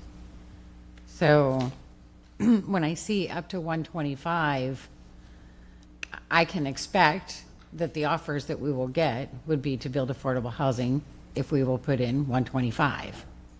Good evening, Council. Mark Van Loo, Assistant Director, Housing Community Development. Yeah, the recent project that was coming in at that around that 90,000 per unit number was an affordable home ownership project, and home ownership opportunities do carry a higher cost to create. You know, as Administrator Foster said, we evaluate every funding proposal. We analyze both the development pro forma and the operating pro forma. We make sure that everything is within industry standards. We make sure that they have tapped all of the debt that they're capable of tapping based on the industry norms, that they have sought investment from equity investors, that they have some of their own skin in the game. So they really do have to prove the gap, and we're not going to just go to a high number because they ask for it. They have to prove that there is a need and that it's legitimate. And the reason we went to a $125,000 as a cap is because it is just that, it's a cap. And one of the things I was concerned about is we may get an amazing proposal 2, 3, 4 years from now. Remember, this is a 6-year funding cycle that, you know, in that time frame, costs may have continued to rise. There may be an amazing project that brings a lot of benefit and needs a higher level of subsidy. I just didn't want our hands to be tied at a lower level that would prevent us from being able to support a project like that. So we will only give the amount of funding that's required to make the project pencil, but we wanted the ability to support projects, you know, that could be well worth supporting. Yeah. At 582, you'd be looking at an average of $82,474 per unit. Yeah. And that's a little bit under. So I see where you're going with this. And when you look at how prices for construction costs, you know, it's not going down anytime soon. So there's that, and we never know what opportunity might present itself to us. That's true. Thank you very much for that explanation. I appreciate it. One of the categories that could be getting assistance and has been surveyed and has a section in this backup material is for our businesses. And there was a lot to read on that, but I don't see that we've allocated funding from this opportunity to help our business owners. Yeah, that's true. It's, you know, there's difficult decisions that need to be made here. And we felt that our highest priorities were on the housing side, the infrastructure side, and then on the reimbursement side that we discussed for homeowners that have been hurt. We've tried to do some things through We Are St. Pete Fund for businesses. We know that businesses have been hurt severely, but it is difficult to make these decisions, and we felt we had to lean in on what we felt were the most significant priorities at this time, and so that was our position on it. I think the other thing I would say, Councilmember, Mr. Gertis is absolutely right, that we use the feedback from the public as well as from the individual meetings with you to make some of those determinations. The money does not go as far as we'd like it to. However, we did serve a number of businesses through the We Are St. Pete Fund. We currently do not have very many applications for the employee portion of the We Are St. Pete Fund that you authorized. And so we are in conversations with economic development right now about what they have in hand that they were unable to fund, that we would be able to move some money and help some of those businesses that already applied. So that is something we're in conversation about, and we'll report back to you once we know the ability of that. Pinellas Community Foundation has approved us moving those funds if we're able to do so. So we certainly haven't forgotten our businesses and continue to look for other ways to support them. Isn't the We Are St. Pete Fund being used for assistance for residents and property owners as well? Right. So you authorized 4 different categories. Right. You authorized $200,000 for employees. We've only had one application from employees. You authorized $200,000 for businesses. That's fully spent. You authorized $100,000 for rapid resolution. About $45,000 of that has been spent.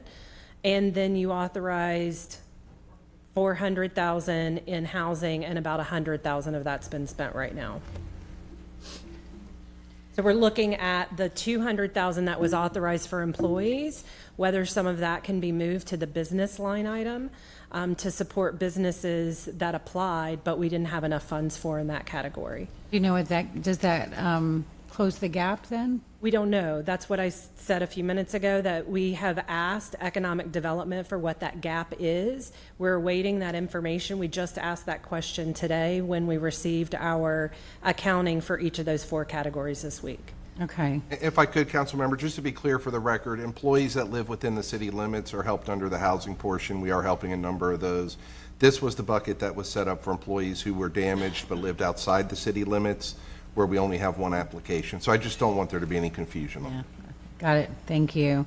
In the consultations with the business community, they expressed that their unmet needs included funding for wages and workforce retention, jobs, replacing lost inventory and equipment, repairing and rebuilding damaged structures. We have, I think probably everyone here knows those business owners and what they have had to go through and how they struggled to finally reopen, those who have so far. Many businesses indicated that they require between $50,000 and $250,000, $50,000 and $250,000 or more to fully recover. And we put all of this together, and we're going to offer them 0. And I hope you understand that that's hard for me to handle right now. I think one piece of the puzzle that may be helpful to understand in terms of the decision making around the CDBG-DR and what informed that and what we're looking at. So we definitely hear those unmet needs. When we looked at what the HUD requirements are for economic development investments, there are a lot of what can be very onerous requirements that are put on businesses with this particular funding source that can also create not only a burden on businesses, but create real compliance and administration, increased administrative overhead for these funds. And so instead of directing these limited funds to businesses, we just this week, the Economic Development Agency released their disaster supplemental notice of funding opportunity. And so we're continuing to look at other funding sources and existing city programs that can support businesses that are maybe a better match, so that we're not putting an undue burden on businesses that are already struggling to recover. We definitely heard those unmet needs, and we're still looking for ways to meet them. Okay. I would love for you all to follow up with more information on that as it becomes available. And we're looking at over $31 million in unmet, sorry, I'm looking at the wrong page. For the disaster impact, the total verified business loss was $189,152,325. From this pot of money, we're offering 0. So I hope you understand why I'm asking questions and why I want to see the other robust plan that we have to help our business community. Because then I look on another page of the presentation and I see that $7.9 million has been put aside for administration, and I'd like that to be explained. Councilmember, that is the amount that's allowed by the grant. You may remember that 100% of the housing department is funded by HUD grants, right? So the general fund does not cover the staff that it requires to implement these programs. And so somebody's got to be the outreach team. Somebody's got to process the checks. Somebody's got to do all of the work to keep us in compliance with the federal government. And that is the allowable amount by the grant. Is it the allowable amount? Is it also the necessary amount?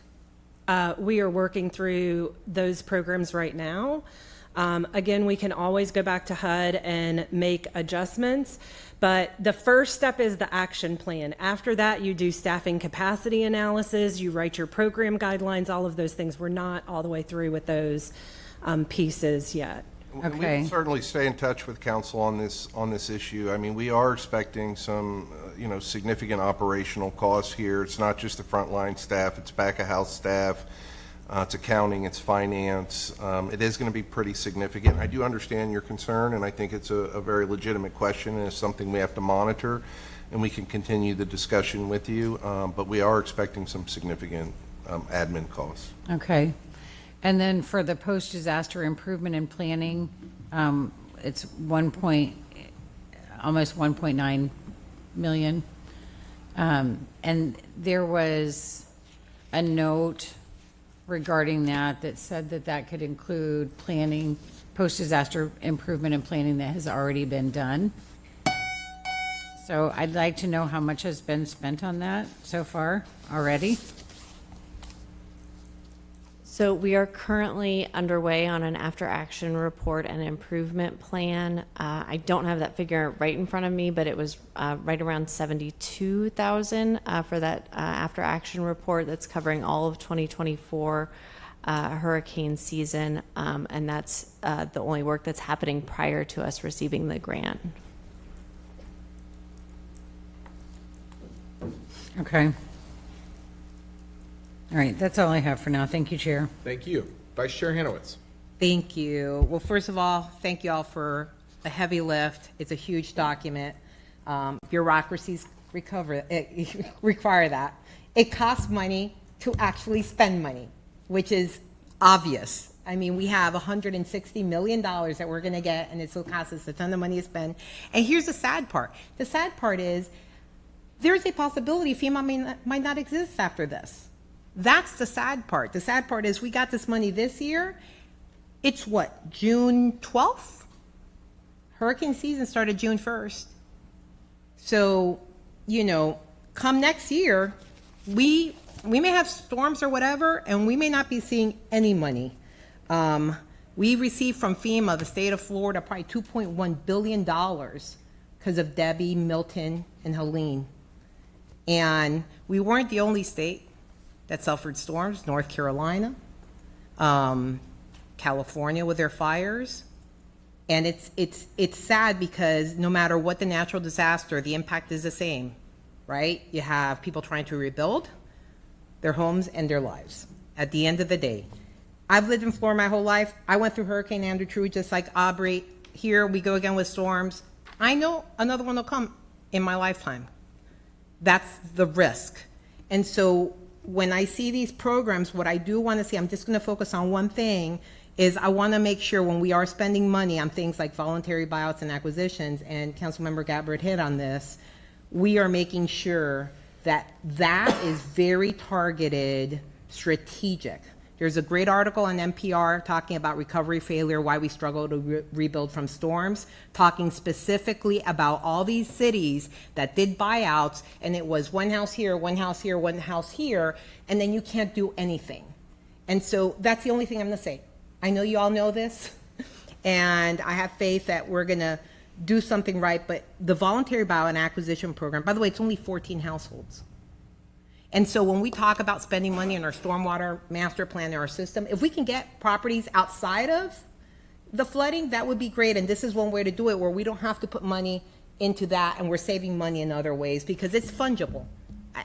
I mean, you're either spending it here or you're spending it there, but we're all spending it. And guess what? It's not enough. It just isn't. That's all I wanted to say. Thank you for all your work. That's it. Thanks. Thank you. Councilmember Fix Sanders. Thank you. Well, you guys have been thanked. It's been a long day and it's cold in here. Y'all not cold? All right, quick question. I have two quick questions. On the voluntary buyout, I thought we had already started a similar program like that after this last hurricane. Yes? No? So we have reached out to multiple property owners to see, if they had an interest. If we thought that it was an area that would benefit us. So, the Puryear Park example is an example of that. It was flooded. The house was flooded and the owner wanted to sell. So we've been open to this. Councilmember Hanowitz makes a really good point. You know, you want to make sure that it's going to be effective, and HUD's going to require that it be maintained as green space. I mean, you can't buy it and then build another house there. So there's provisions that are required. But this would give us more funding to try and do more of what we might have been trying to do in kind of more of a one-off situation. Okay, thank you for that. And I was also questioning the numbers because up to 400,000 for 14 homes is 5.6 million instead of 5 million. So I don't know how the math handled. I don't know if it's the same logic as what was previously presented. Going to the nonprofit community support services program, when I look at what it will cover and the requirements of the team, is this going to be an RFP process? Yes, ma'am. Okay, I've asked before and have no luck. One of the things that I get is organizations saying they don't know when the process, and I don't go and hunt for RFPs and when we launch them. Is there any way we can help our constituents by us getting notified when these RFP and opportunities are going out? Or is it, as a council member, you want notification? Yes, ma'am. Happen, absolutely. Yeah, thank you. So I told you I was going to be quick, Chair. Thank you. Thank you, Chair. Thank you. Just quickly, thank you for all the work and the continued work, because this is just the beginning. And so, a big thank you to Horn and Amy, the whole team. You guys continue to shine. I'm very much looking forward to getting this money out in the streets, and that's where I'll end it. I know all of you are too. So, okay, at this point, I'll entertain a motion for approval. Move approval. Second. All right, we have a motion and a second. Seeing as no other council members wishing to speak, clerk, could you please open the machine for voting? Council members, enter your votes. Seeing as all present council members have voted, clerk, please tally and announce the vote. Mr. Chair, the motion to approve agenda item J2 passes unanimously. Thank you, team. Very much appreciated. Okay, we are going to move into J3, which is quasi-judicial, and we're going to talk about the Emery House. And so, you want to swear in the speakers, please? Anyone speaking on this item, please stand up and raise your hand.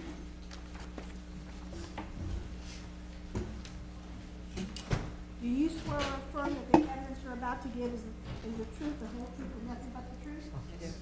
Thank you. And then if we could please read the ordinance. Ordinance number 137-HL, an ordinance of the City of St. Petersburg, Florida, designating the W.E. and Margaret H. Emery House located at 1947 Beach Drive Southeast as a local historic landmark, and adding the property to the St. Petersburg Register of Historic Places pursuant to Section 16.30.070 City Code, and providing for an effective date. And Mr. Chair, we do not have any cards on this. Okay, thank you. Actually, we did just get one. You have one? Oh. Manny snuck in there. Well, Go ahead.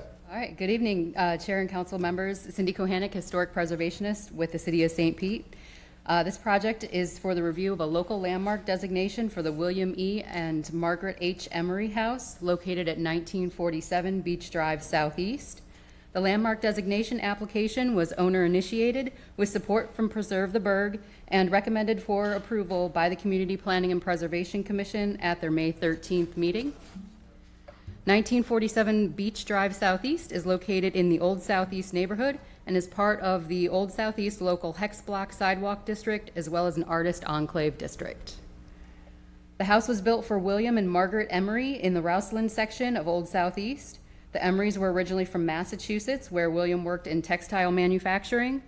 Like many early St. Pete residents, the Emerys were winter residents prior to establishing a more permanent residence here.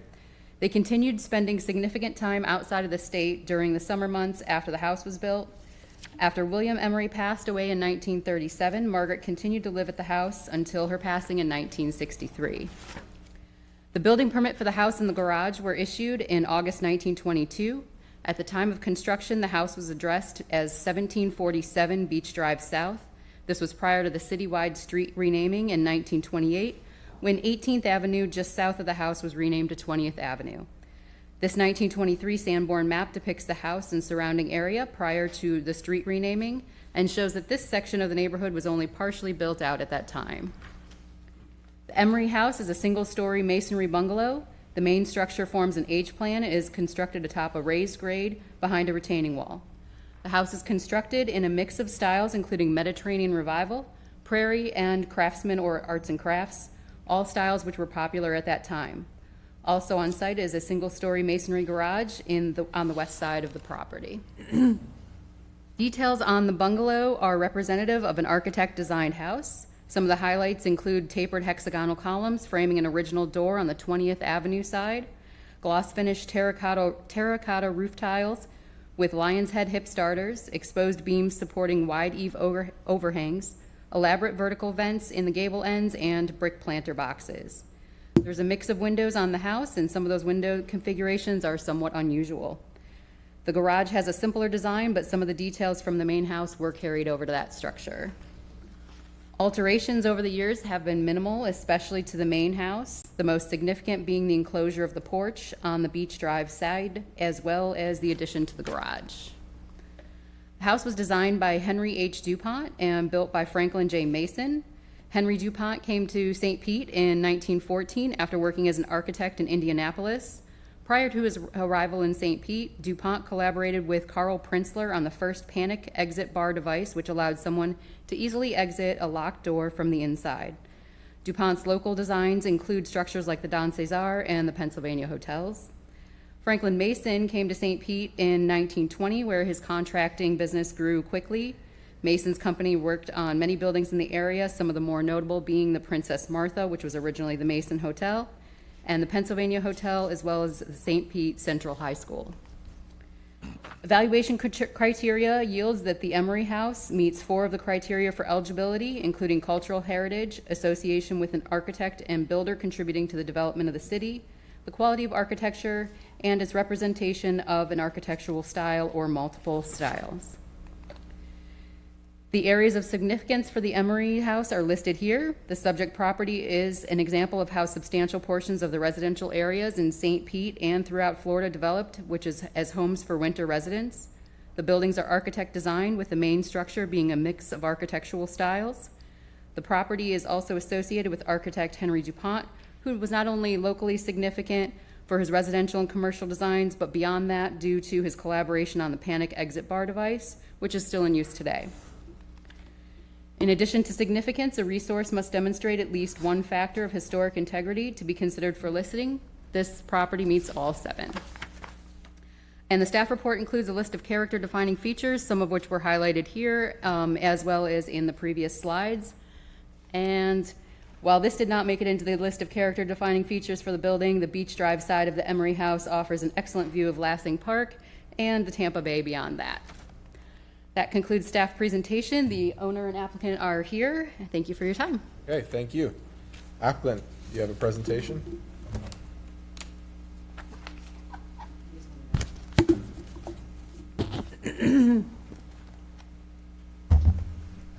Hi, no, I do not. I'm Joanne Manwaring, one of the owners, my husband, Jack. I do not have a presentation, but I just wanted to say thank you very much for your consideration and thank Preserve the Burg for everything they've done to make this come to fruition. Hey, thank you. Is there an opponent?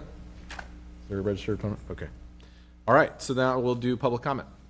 Manny Leto, please go to the podium, state your name and address for the record. You'll have 3 minutes to address council. Excuse me. Good evening. Thank you for your time. I'm actually very excited. Manny Leto, Executive Director of Preserve the Burg. I'm very excited to share our new address, 2219 6th Avenue South in the Warehouse Arts District. So you'll be hearing more about that soon. Just wanted to mention and thank both the homeowners, but also our board member, Emily Elwin, who could not be here this evening. She helped prepare the application, and Preserve the Burg paid the application fee, which is a service that we provide homeowners and property owners as part of our mission. We're also really excited to shine a light on Old Southeast, which we don't hear a lot about when we talk about historic properties in downtown or other places. So we're really excited to shine that light on Old Southeast. There's a lot of interest there. In 2024, we launched a new walking tour of the neighborhood that has sold out pretty much every time we have offered it. So there is quite a bit of interest. And I also want to mention in your application, you'll note that this area was surveyed by the state of Florida in the 1970s, and there are quite a few contributing historic properties in this neighborhood. So definitely something that we should be focused on from a historic preservation standpoint and historic resources standpoint. You know, our tour is called, or at least part of it is called the Speakeasies and kind of Outlaws tour. So there's some maybe nefarious doings down there back in the 20s. And I also just want to remind you, while I've got my minute and a half left and I'm in front of all of you, you know, I have spoken individually with many of you about our place economics study. So I just wanted to take, ominous. I just wanted to take a moment to mention some of the results of our place economics study. And that is that, you know, historic designation actually adds value to homes and neighborhoods. It does not take away value or detract. The survey that was conducted in the place economics study reports that members of this community place a high value on our historic resources, and that part of affordable housing is maintaining the housing that you have, and historic preservation helps keep a lot of that housing in place. So again, congratulations to the homeowners, and I hope you'll vote to create St. Pete's latest local landmark. Thank you. Thank you. Okay, now we'll go into cross-examination. Staff, do you have any cross? Staff waves. Does the applicant have any cross? Any closing remarks? No, staff waves. Okay. All right, and now we'll go into executive session. Councilmember Driscoll. Thank you. I just wanted to thank Joanne and Jack for all the work that you did. It does take some effort to get this done. Thank you for taking care of this home. It is really just so special when you find a case like this where the home is almost the same. It really hasn't changed that much since the day that it was built. And I have to tell you, this is truly one of my favorite houses in Old Southeast. It just makes you smile when you go by it, and maybe you're bringing some of that great spirit into it.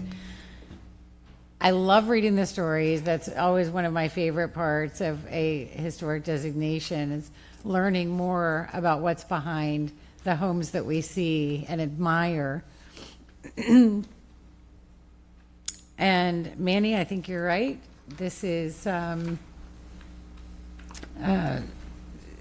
one, but we have many more to go, and I hope that we've started a trend here for Old Southeast to take a look at these jewels that we have, and hopefully we'll see more of these types of designations coming our way soon.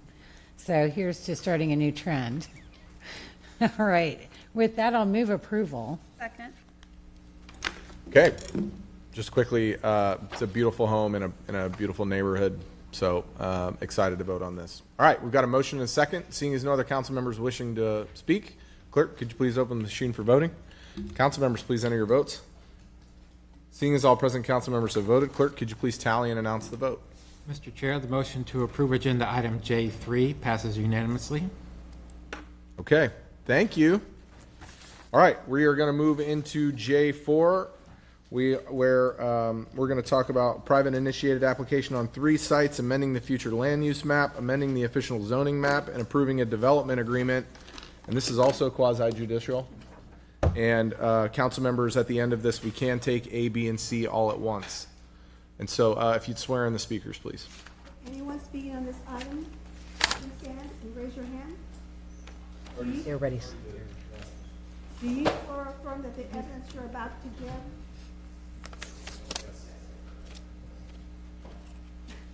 do you swear and affirm that the evidence you are going to give is the truth, the whole truth, and nothing but the truth? Yes. Thank you. Okay, and we're going to welcome Britton Wilson, and Excuse me, Mr. Chair, read the ordinance. Oh, yes, thank you. All together, all three? Please. Ordinance number 763-L, an ordinance amending the future land use map of the comprehensive plan for the city of St. Petersburg, Florida, by changing the future land use map designations for 3 sites totaling 3.29 acres, generally located on the east side of 4th Street North, north of Gandy Boulevard, and south of 110th Avenue North, from Preservation P and Residential Medium RM to Preservation P Residential Medium RM and Residential/Office General R-OG, providing for repeal of conflicting ordinances and provisions thereof, and providing for an effective date. Ordinance number 798-Z, an ordinance amending the official zoning map of the city of St. Petersburg, Florida, by changing the zoning for 3 sites totaling 3.29 acres, generally located on the east side of 4th Street North, north of Gandy Boulevard, and south of 110th Avenue North, from Preservation P and Neighborhood Suburban Multifamily-1 NSM-1 to Preservation P Neighborhood Suburban Multifamily-1 NSM-1 and Corridor Residential Suburban-1 CRS-1, providing for repeal of conflicting ordinances and provisions thereof, and providing for an effective date. Ordinance number 610-H, an ordinance approving a development agreement for 3 sites totaling 3.29 acres, generally located on the east side of 4th Street North, north of Gandy Boulevard, and south of 110th Avenue North, recognizing that the subject agreement is by and between 4th Street HQ LLC and Gandy Townhomes St. Pete LLC, Florida Limited Liability Companies, developer, and City of St. Petersburg, Florida, a Florida municipal corporation, authorizing the mayor or his designee to execute the agreement and providing for an effective date. And Mr. Chair, we do not have any speakers. Okay. All right. Staff. Yeah, good evening. Britton Wilson, City Planner, presenting amendments to the future land use map and official zoning atlas with an associated development agreement for 3 sites located in the Gateway area. And this application was initiated by Lima Construction. The application consists of these 3 different properties, all located on the east side of 4th Street North and north of Gandy Boulevard. Site 1 is unimproved and located east of 110th Avenue North and is 1.23 acres. Site 2 is partially improved with a wireless communications tower and is located on the north side of 108th Avenue North and is 0.71 acres. Site 3 is located at the northeast corner of 3rd Street North and Gandy Boulevard and is 1.35 acres. And altogether, the sites total 3.29 acres. Here are the surrounding uses. Starting in the top right, we have Site 1, which is vacant. Site 2 is vacant except for the communications tower. Then we have the Gateway Mobile Home Park, Sienna Bay Apartments, and the new construction townhomes, which are located directly east of Site 3, which is also vacant. Then to the west of Site 3 is a law office, followed by Aventura Bay Assisted Living, more apartments, and then up to the northwest, just out of view, is the Bayview Commercial Plaza that has a Winn-Dixie anchor tenant. And these are all low-lying areas located in flood zones and the Coastal High Hazard Area, or the CHHA. This is the future land use map showing all 3 sites as split between residential medium and preservation land use. Here's a side-by-side of both the existing and the proposed future land use map with the hatched area representing the CHHA. Site 1 is a 1.23 acre site with 0.38 acres designated preservation and 0.85 acres designated residential medium that is proposed to be entirely preservation.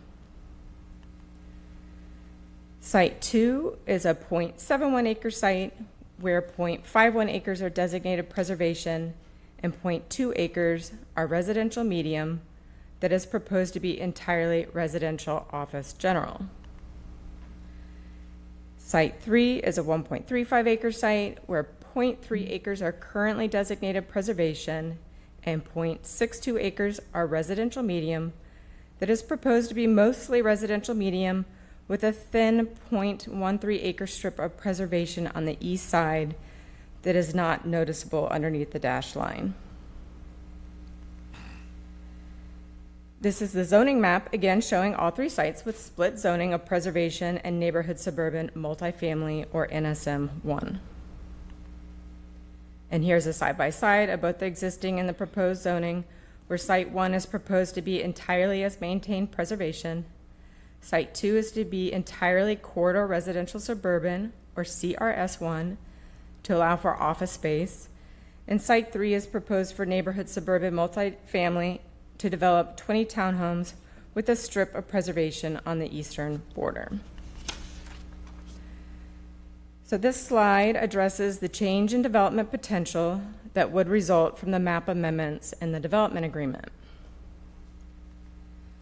The total overall existing density allotment on all three sites is 25 dwelling units.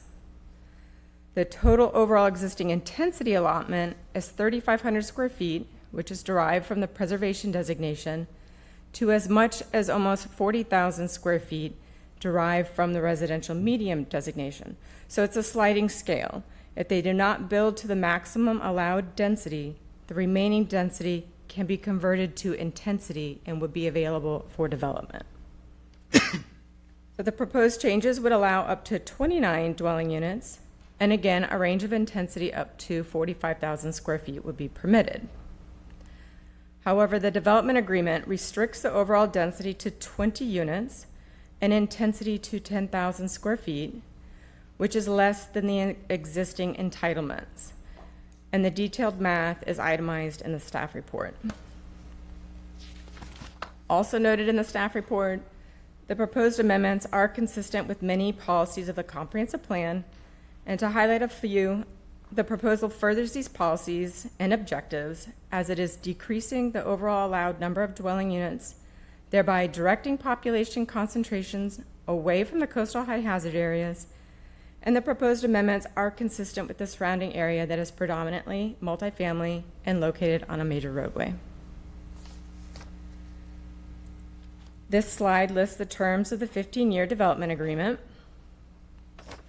It limits the overall density to 20 dwelling units to be located on Site 3, limits the overall intensity to 10,000 square feet to be located on Site 2,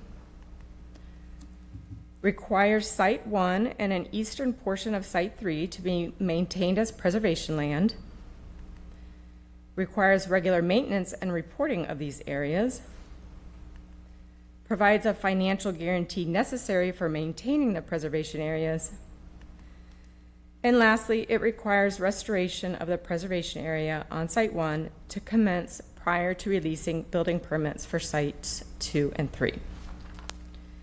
And with that, staff recommends a finding of consistency with the comprehensive plan and recommends approval of the proposed future land use and zoning changes, along with the associated DA. Because the proposal directs population concentrations away from the coastal high hazard area, is consistent with the surrounding neighborhood's land use and zoning pattern, and it provides a financial guarantee for maintenance of the preservation areas. And that concludes my presentation, and the applicant, I believe, has a presentation to give next. Okay. Applicant. Good evening, Craig Taraski for the applicant. And I have been sworn. I'll try not to be redundant. I think we're all tired. It's been a long day. So I'll do this as efficiently as possible.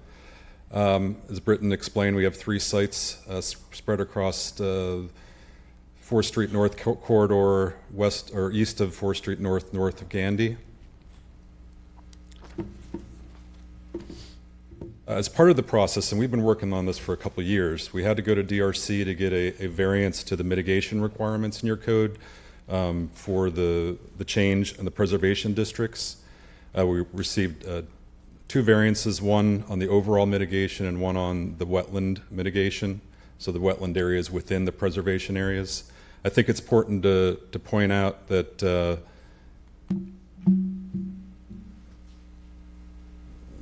where's my dot? There it is. So we're increasing the wetlands within the preservation district by 1/2 acre. So site 1 will be a mitigated, a rehabbed, and an enhanced preservation area of constructed wetlands. So not only does that create higher value preservation, it also, this is CHHA, so now we're adding to the kind of the flood mitigation capacity as well by creating low-lying wetland areas.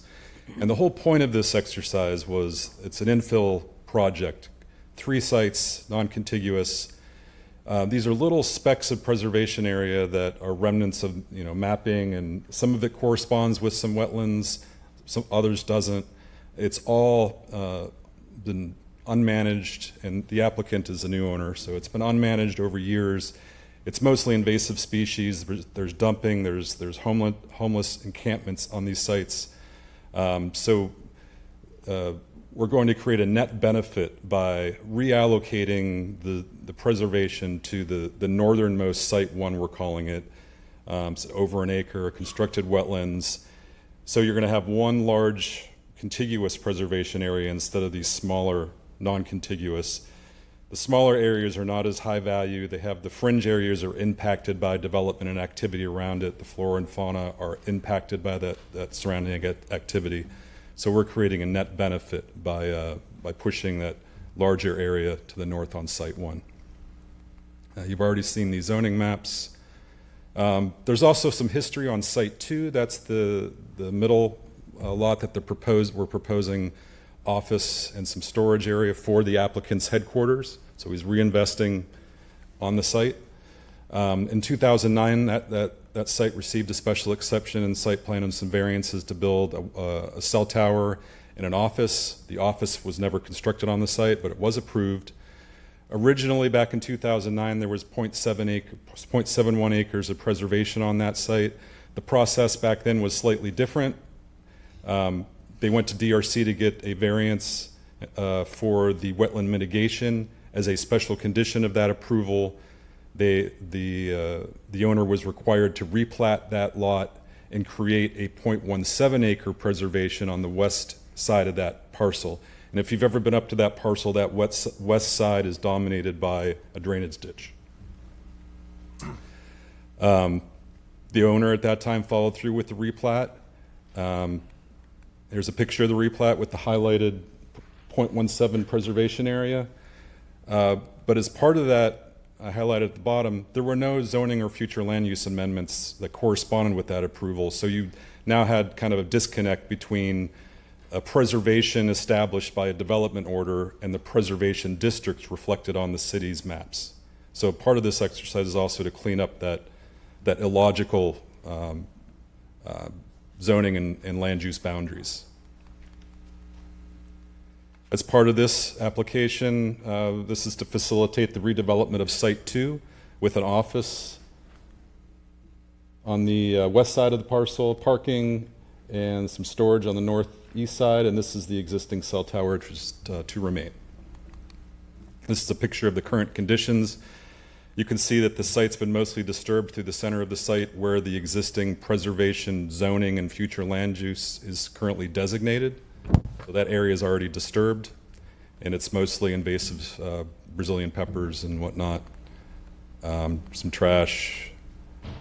There's actually there's homeless encampment in there. There's some clothes, a torn up tent. And then Site 3, we're proposing a townhome development. As Britton explained, it's going to be limited to 20 units.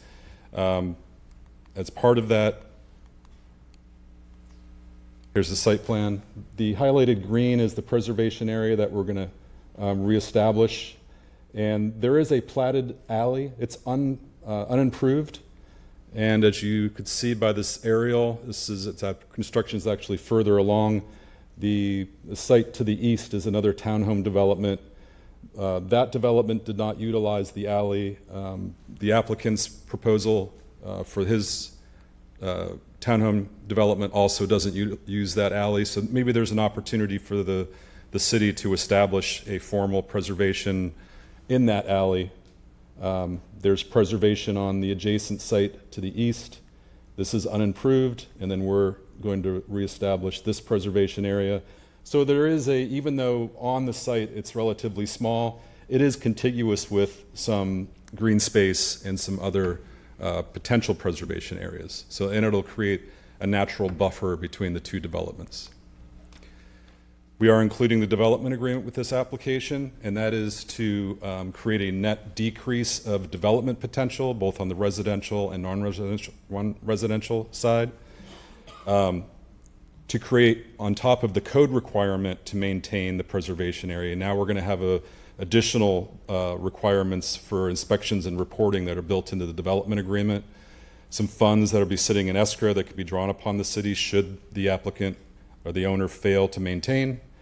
We've got use restrictions on site 2, that's the office and cell phone site, so no residential uses on that site. And the non-residential uses are capped at 10,000 square feet. In the site 3, the townhome, not to exceed 20 dwelling units. And this is just the math showing the net decrease of dwelling units and floor area potential. With that, if you have any questions, happy to answer them. I also have the applicant here to answer any questions you may have, and just ask them for your approval today. Thank you. Thank you. Okay, is there a registered comment? Okay, so any public comment? No, sir. Staff, any cross-examination? He waves. Applicant? Wait. Any closing remarks? City waves. Applicant waives. Okay. All right, we'll move into executive session. Council members? Move approval. Councilmember Driscoll. Thank you. For the city attorney, I believe the motion has to include all. Yes. Yes. A, B, C. Right. Making sure. One of those it can be, yeah. Yes, thank you for the work that you've done on this. Thank you, Jonathan. Lima is known for thoughtful developments, and this one is no different. I love how this is working out. It's a win all around, and I'm really looking forward to seeing how the newly shaped preservation area looks once all the work is done. I know that's not easy. And being able to add townhomes in an area that makes sense to do so is a big plus for everybody. So just wanted to say thank you for everything, Craig. It's always nice to see you, and happy to support this. Okay, thank you. Vice Chair Hanowitz. Just a quick thank you to the attorneys for working on good development agreements. Good job. I'm happy to see Lima have a standalone. That's nice, man. Yeah. An office. Yeah. Okay, we have a motion and a second on the floor. Seeing as no other council members wishing to speak, clerk, could you please open the machine for voting? Council members, please enter your vote. Seeing as all present council members have voted, clerk, please tally and announce the vote. Mr. Chair, the motion to approve agenda items J4A, J4B, and J4C passes unanimously. District 2, getting another business. Jealous. More housing. Yeah. Hi, Jonathan. Okay, council members. Oh, excuse me. Open forum. We have anybody for open forum? Yes, we do. Angela Herring and Sandra Harris. Ms. Herring is not here. Okay. Sandra Harris and Gloria Maxwell. Please go to either podium, state your name for address. In your address, you'll have 3 minutes to address council.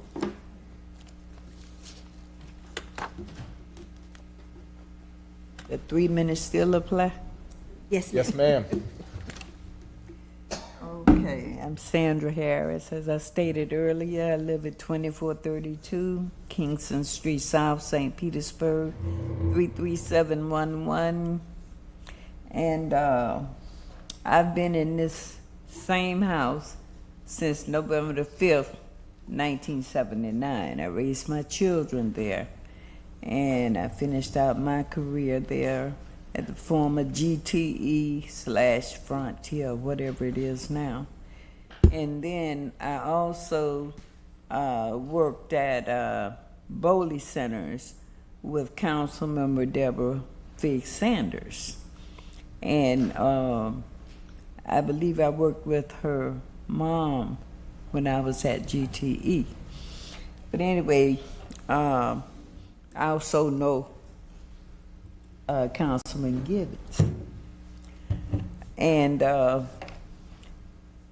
I just wanted to say, you know, of all those years that I've been in Florida since March 1958, I've pretty much weathered every storm that has been through St. Petersburg, if you want to call them storms from the early days. And then on Kingston Street and the streets adjacent, the water never really came up like it has been in the last 2 to 3 years. But this last storm is what took us out. And I don't even know where my neighbors are. I really don't. It's about 8 houses or so still vacant there. And that's like on each street. The street 38th, right by the golf course. It's still, you know, it's like a ghost town, so to speak. And I'm grateful that you all did that walkthrough. I didn't know about it until at the last moment, so I had a prior engagement that I couldn't miss with my doctor. But I understand that you all have other meetings that may be planned to revisit not just our street, but there are so many homes in that area. I would say from Bethel Metropolitan Church all the way down to at least 44th Street, maybe even Quincy. But they're affected by this high water situation that happened last year. And we are in dire need. Thank you. Of the tree cuts. Again, my name is Gloria Maxwell at 3602 Emerson Avenue South. That's where I'm trying to repair.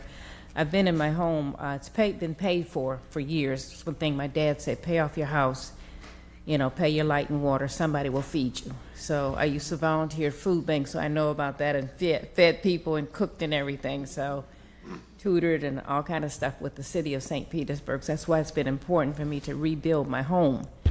You know, it's a lot of damage in it, but it is buildable because my dad added on to it so I could take care of him and my mom and my sick husband. So it's got history, that house. And, you know, I've been working at trying to get it. It took a while for my permit. I'm like Tana, I got denied so for the reimbursement because it took longer. And, you know, you had 2 different storms. And so my contractor, Mr. Pruitt, didn't want to do a second permit. Like, let's just stick with the original one. But what I was going to say, I appreciate all you guys. I spent a lot of time taking care of parents for 12 years, so I didn't come to a lot of things, even though I watched them. And one thing I want to address, I listened to the people with HUD. I have a problem because a lot of the buyouts are happening on the south side of town or in the poor neighborhoods, even on the north side where they're poor neighborhoods. I think more should be addressed with trying to help people stay in their homes who want to stay in their homes. Like you have the Nurse Next Door program to help people, seniors stay in and, you know, without going to a nursing center. That's because when I was told to go to a assisted living, I said, why should I do that? I'm capable of staying in my home. But I also, and I've watched this over a while, and I've looked at other places like up in Atlanta and Orlando and out west. How come the city has not addressed tiny home villages? That's something to really think about. Like they just did this here with the Lima. Those townhomes could be made into triple tiny homes for a senior or even a small family. Like I've heard about one in Orlando, they're for single moms or people that are, what do you call them? nurses and teachers that don't make a lot of money. And up in Atlanta, there's 2 developments up there. This one young black guy, he bought a bunch of land, and that's what he's doing for people to still have home ownership, build up some credit. But that's something I thought the city one time had thought about, you know, using some of the land we had before we became so overgrown with humongous apartment complexes, is to start maybe some tiny home villages. And that might address some of the homeless problems. You know, maybe not give them, you know, little sheds or something like that, but something that they could live in and have a little bit of. Thank you. Something to think about. Thank you. Mr. Chair, the last speaker is Jerome King. Hello, everybody. So, first of all, I know that every decision that you guys make. We need your name and your address. My name is Jerome King, and I live at 4546 10th Avenue South, St. Petersburg, Florida.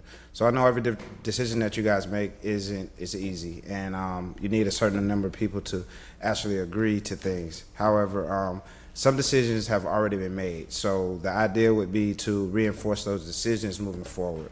So I just want to bring to light that based on the CBG, and we have the Legacy Department, we have Lynn Lake's apartment that's on 54th Avenue, and those 2 apartments, I've canvassed Lynn Lakes, and I have family members that live at Legacy. A lot of people do.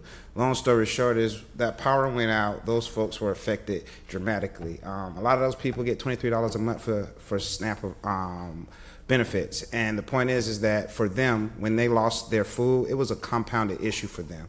And for a lot of them, they're still dealing with that issue now. Now, you guys got them, along with HUD or however it worked, they have a very nice place to stay. But along with having that would be some reinforcement like a backup generator. And so it would be really good to get some additional industrial-sized generators for these areas that were highly affected. They're large communities, and if you add up all the food they lost, it's thousands, tens and thousands of dollars. So it could be prevented. So that's one thing. And then the other thing is that you guys have a lot of systems that are already in place, and you could, if possible, allocate funding to expand those systems, the tree work, the program that you have that allows the city to go onto private property, and just add a couple tweaks that would give the homeowner a little bit more protection so that they wouldn't have to sign those waivers. And then as far as the issues with the homeless people, there's have to be some kind of way that you can deal with the fact that the people who were displaced and now are homeless, they don't have anywhere to go. And it is extremely difficult to find somewhere to stay once you get an eviction. So between those 2 things, somehow, some way, it needs to be some incorporation into the CBG funding. A lot of these people are at 30% AMI.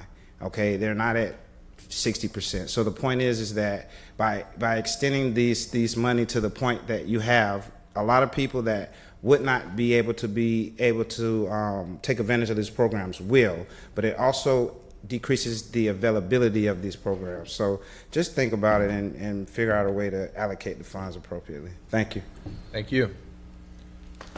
No more speakers. Okay, council members. Announcements. Councilmember Driscoll. Thank you. It is exciting to be taking a little break, so I first want to wish everyone a good summer break. I do hope during the break someone can fix my mic, because it is very tinny. Yeah, 3 weeks. So I wanted to, so I wish everyone a good summer break, but I do want to bring something up that I hope can be addressed while we're out. And that's the fact that today, for instance, for today's meeting, we received 6 different backup items, presentations, things like that, after adds and deletes. 2 of those were received yesterday, and 1 was received this morning. Some of us have been here for almost 11 hours. It's a lot that we have to prepare for, and getting those presentations at the last minute, it's not that great, you know. This is not the only thing that any of us does. So this is an example. It's not the first time it's happened. That's why I'm bringing it up.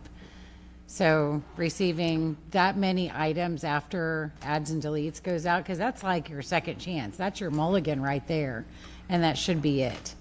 So I just wanted to very respectfully request that the administration take a look at guidelines, policies perhaps for staff to be a little bit more considerate of City Council's time and our need to understand the materials before the meeting. Thank you. Thank you. Councilmember Gabbard.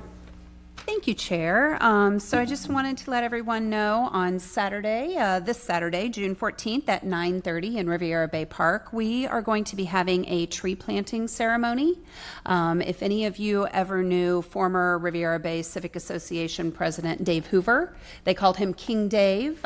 He was president of Riviera Bay for about 20 years, and this council had, awarded him a proclamation at one point when my predecessor Jim Kennedy was here, and he has since passed away. He passed away last year, thankfully before the storm, so he didn't have to see what happened to Riviera Bay, but his widow Donna has asked us to do a remembrance of him, so we will be planting a tree in his honor in Riviera Bay Park on Saturday morning at 9:30. So if anybody's out and about and you want to come and give your condolences to his widow and thanks for his years of service to our city, we would love to see you there. So 9:30 Saturday morning.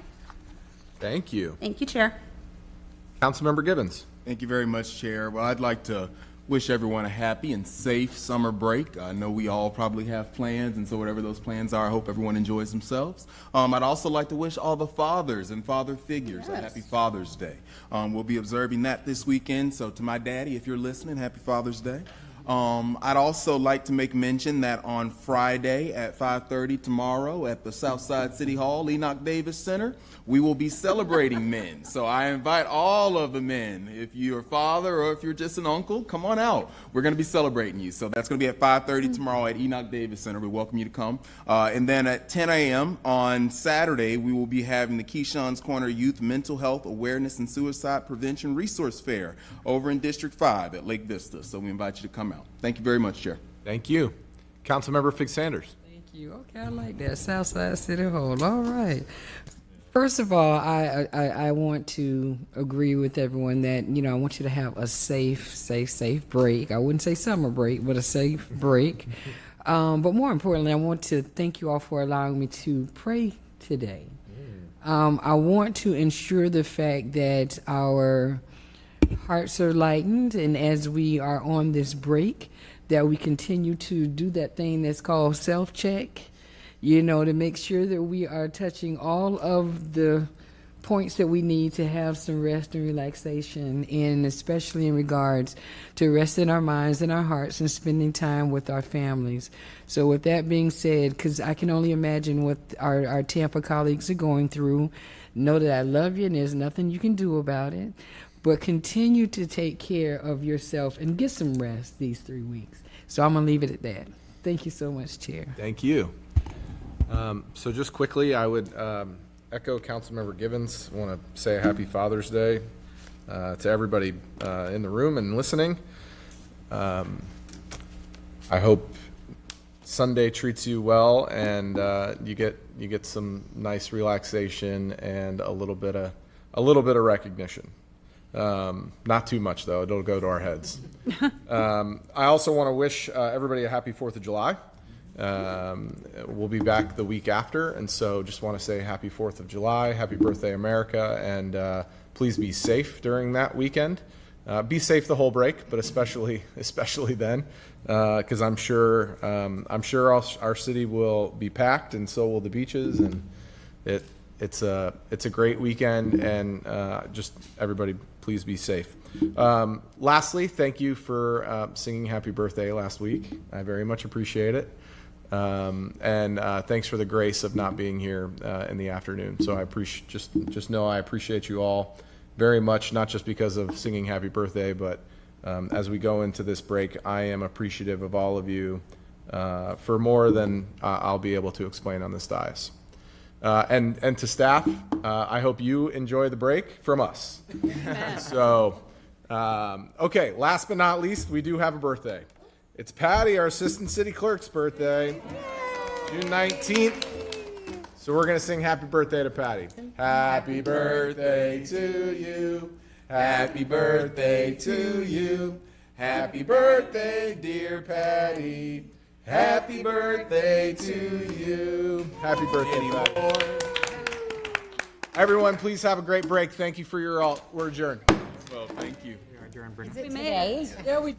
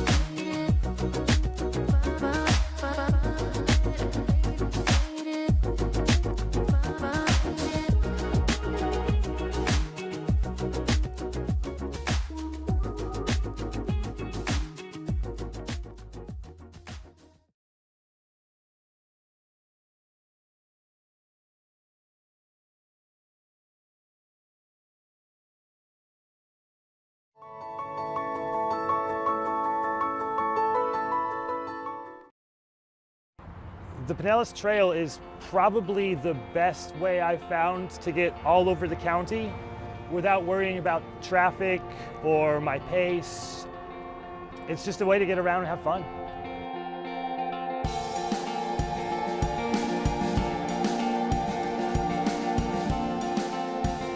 So in the spring, say on a weekend, on a Sunday, you'd find lots of folks out just walking, biking, just really enjoying the weather. So the trail starts downtown by the water, and it goes all the way to Tarpon Springs, if I'm not mistaken.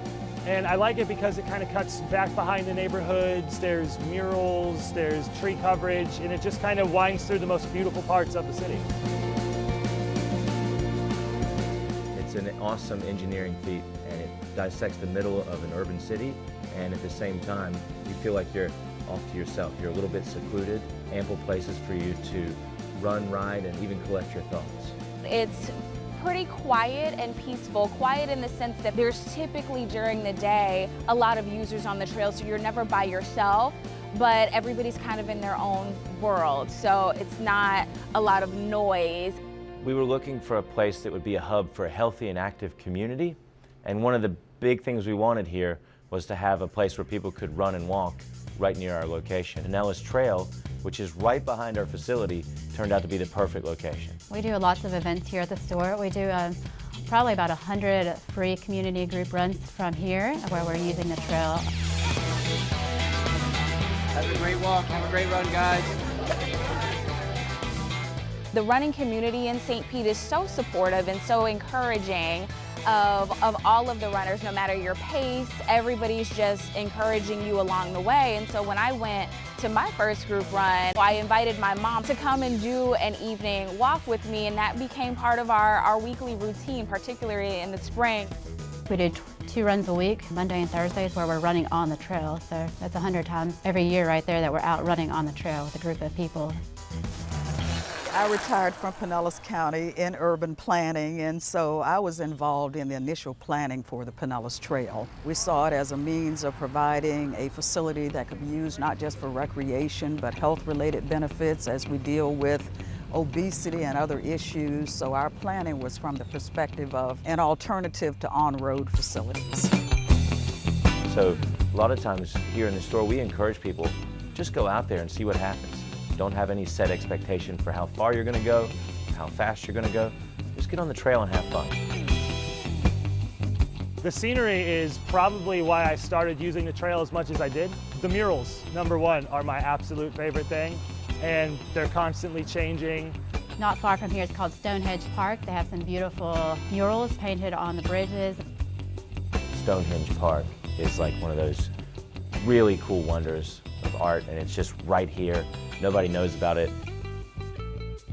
So you'll have a cool blend between really fun art, awesome plants life. There's all sorts of berries and things growing I didn't know about back there. You learn a little bit more every time you go. Good morning. I love to specialize.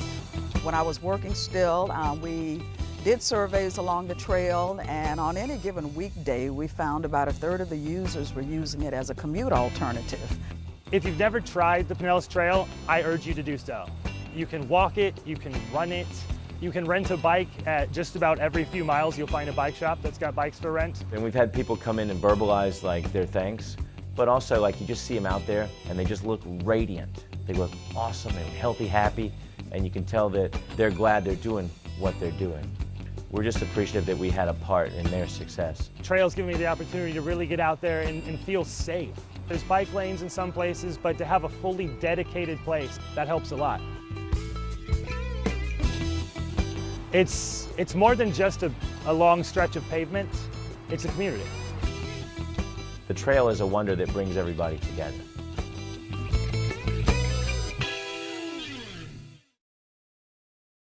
So the one thing that I would like to lift up and make sure that everybody hears is that there's two Child's Parks. There's the Child's Park that you hear about and that you read about, but then there's my Child's Park.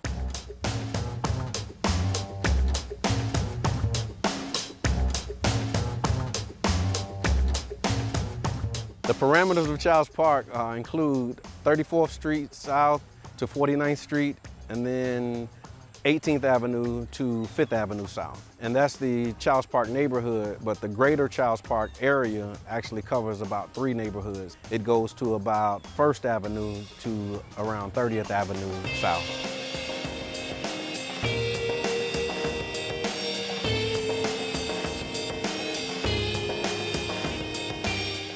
I believe through the YMCA, the library, and the Rattlers organization has become very instrumental in helping our youth and children become very productive adults. The Rattler program into a GAP program that's designed to engage the community, to build family and community and crime prevention by keeping the kids engaged in youth activities.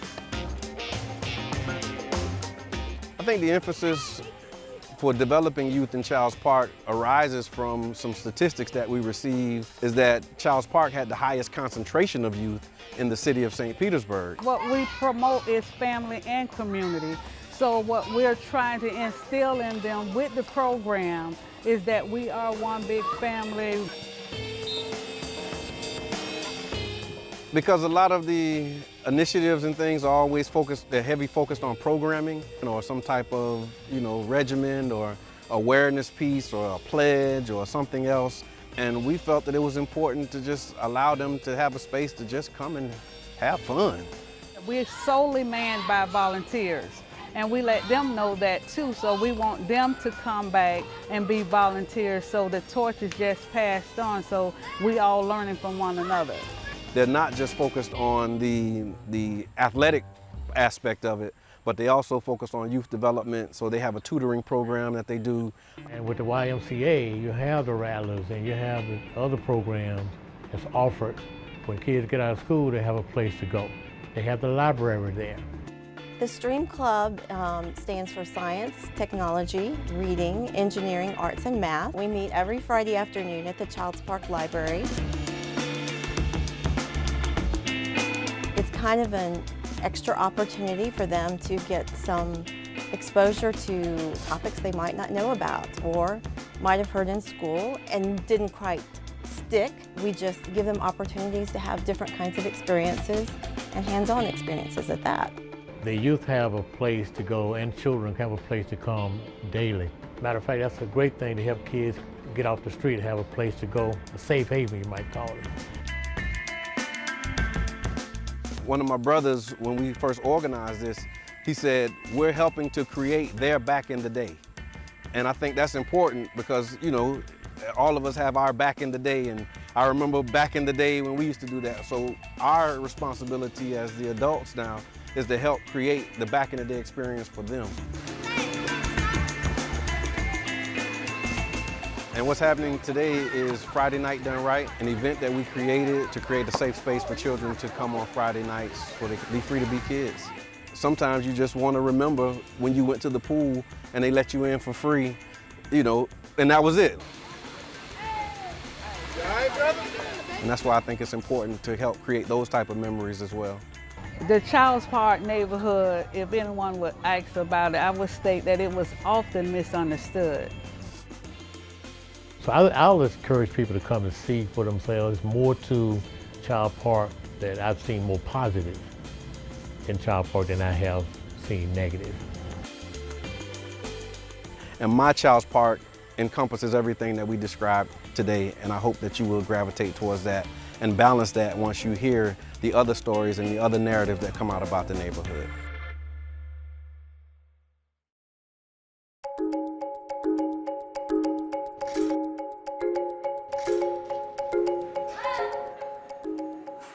Hi, I'm Jane and I work at Sunken Gardens, and my job is to take care of the parrots, 2 kookaburras, and a flock of flamingos, interact with them and just really enjoy the little slice of paradise at Sunken Gardens. What we're doing is, before we open at 10, getting everything done so that when the public arrives, all the birds are out and fed and happy. They're all unique. They all say different things, and it's just a lot of fun to interact with them. I love this job because it's unique. I don't think I'd ever find another one like it. It's just a really fun experience for me. Flamingos are very sociable and like people, love the people that handle them, and they're very sweet. So the fact that we have 2 that have been here over 62 years, it's kind of amazing. We also take care of the tortoises. We have South American red-footed tortoises and a huge old alligator snapping turtle. Sunken Gardens is an incredibly beautiful place. If the city hadn't bought it, who knows what this would be like now. To me, it is just an incredible, beautiful place. And when you're in here, you don't even realize that you're in the middle of a busy city. At the end of the day, when I leave, after they're all back inside in their cages, they all tell us bye. Bye. Bye-bye. Bye. The worst part of my day, I guess, is pulling out onto 4th Street. It's just really fun to work here and incredible, good, fun job.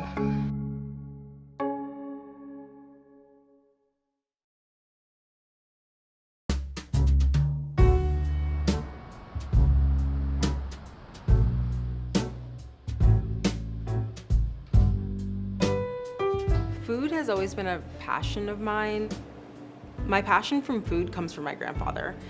It was really just born out of the fact that I believe that he wanted to show us the world, and he did that through everyone's different cuisines. So like we would have really elaborate holiday parties, and we would have like Thanksgivings would be all designated towards like a different country, and he wanted to introduce us to that country, and it was through their food.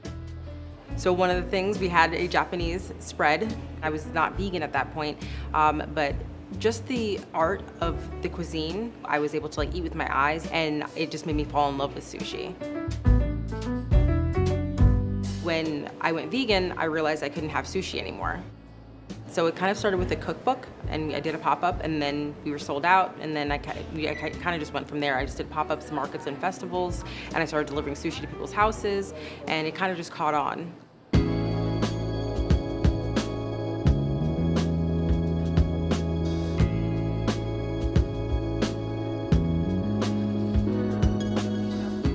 I thought to myself, it would be nice to have a place, like a home base, for everyone to come to me, and then also, again, give vegans the experience of what sushi is.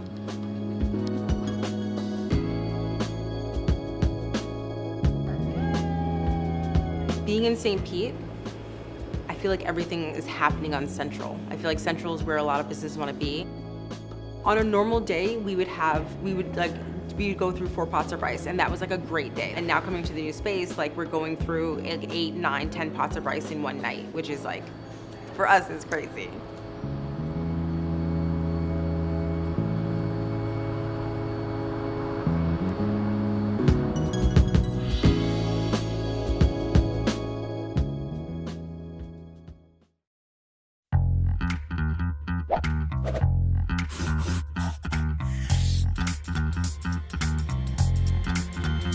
Hey guys, Ken Welch, Mayor of St. Petersburg. Now I'm with Dex Fabian, the publisher of I Love the Burg.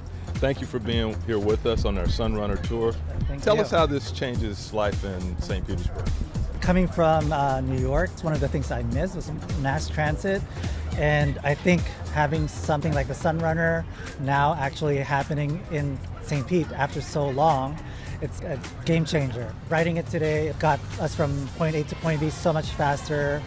Don't have to worry about parking. It just makes life so much easier for locals and even tourists. And I think it helps us to change the culture. We really don't have a transit culture here. Yeah, so I think this is a good starting point for more developments in our mass transit system. Thank you for being with us, Dex. We'll talk to you next time on our Sunrunner tour.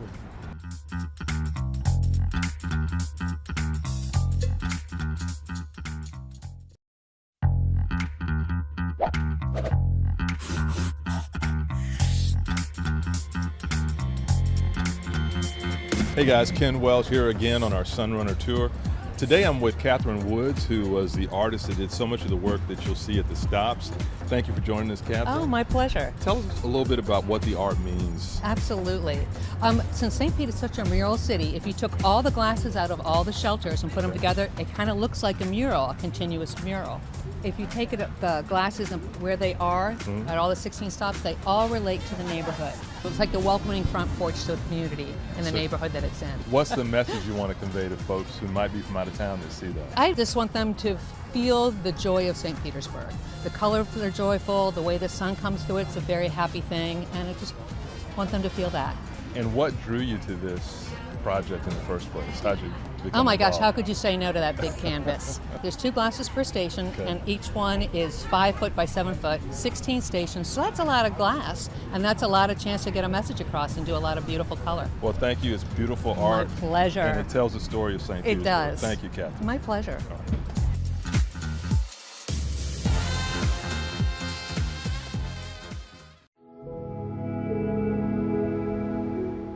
I think a trailblazer is a person who looks at the needs of now without high regard for the status quo or the way we've always done things, but focuses their work on how you make our community better today and for generations to come.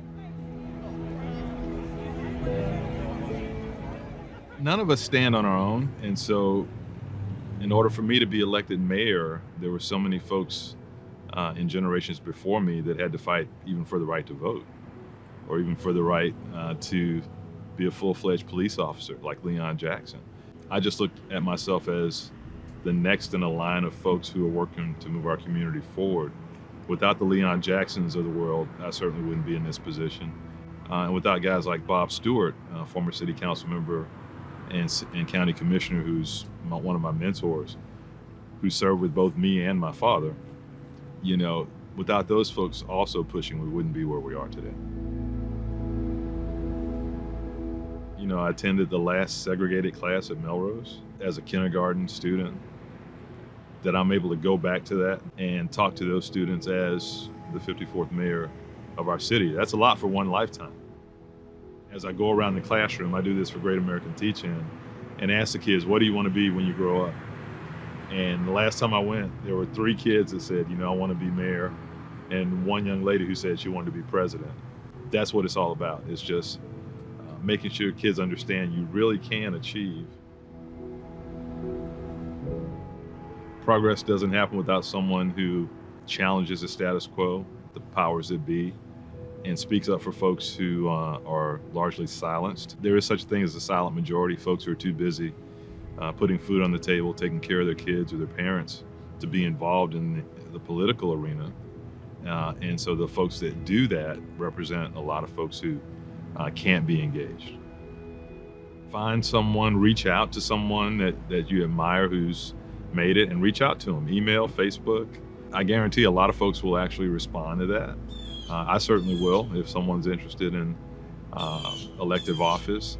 Reach out, make that first step. Never be bound by the status quo or someone else's opinion of what you can or cannot do.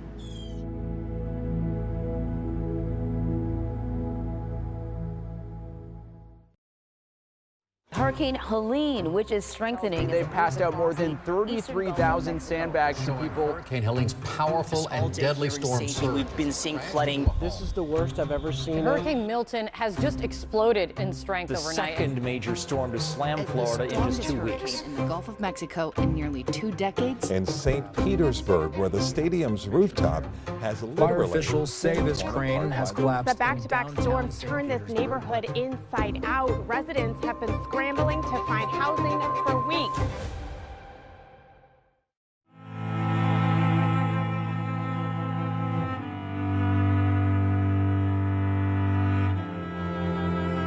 It was just looking like a war zone, like something I'd never seen before, and I never thought I would see it, because we were always so optimistic about nothing coming to St. Pete. But it turns out we ended up having 28 inches of water in our house. We had about just shy of 4 feet of water in the house. When I came back after Helene, my entire house and 3 vehicles were destroyed. It was devastating to see our neighborhood ripped apart.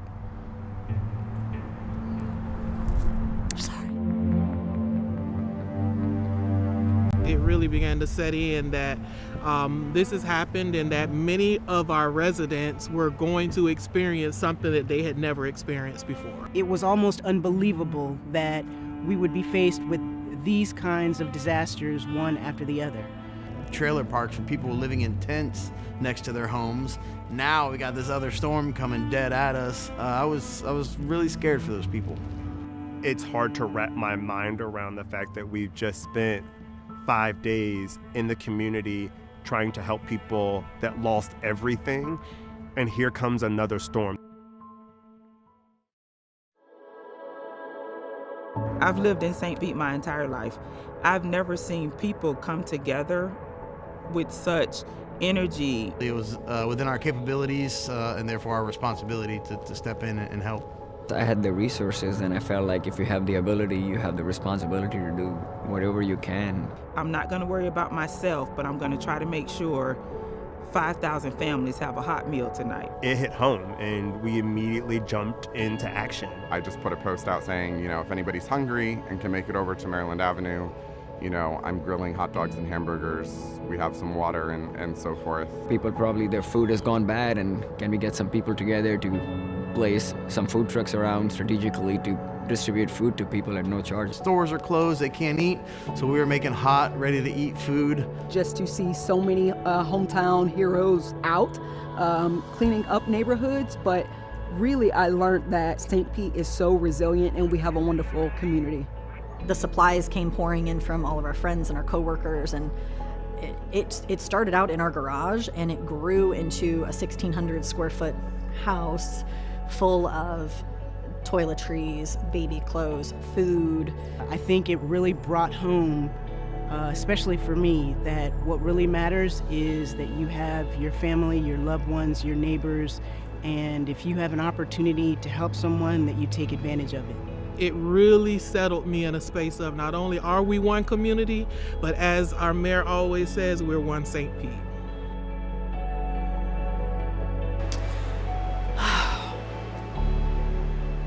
People were not emotionally prepared for this. People were not physically prepared for this. And whatever facet that you can think of,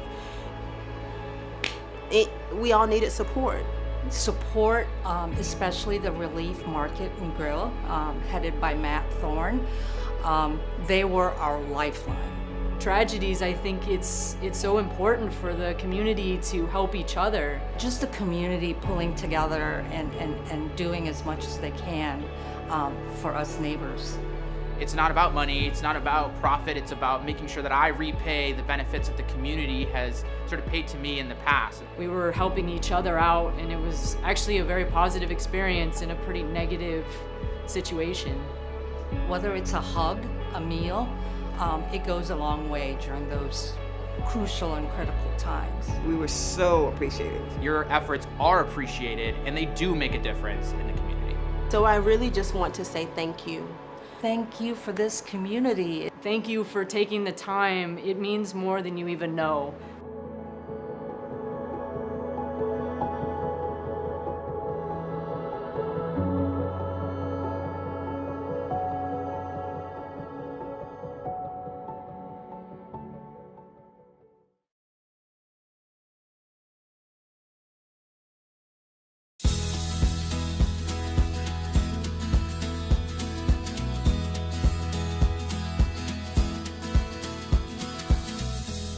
District 5 is at the southern end of St. Petersburg. It's bordered by Tampa Bay to the south, Bogosiega Bay to the west, 4th Street South to the east, and as far north as 18th Avenue South. I'm Deborah Figgs Sanders, your council member for District 5, an immensely diverse district that is home to many of our city's treasures.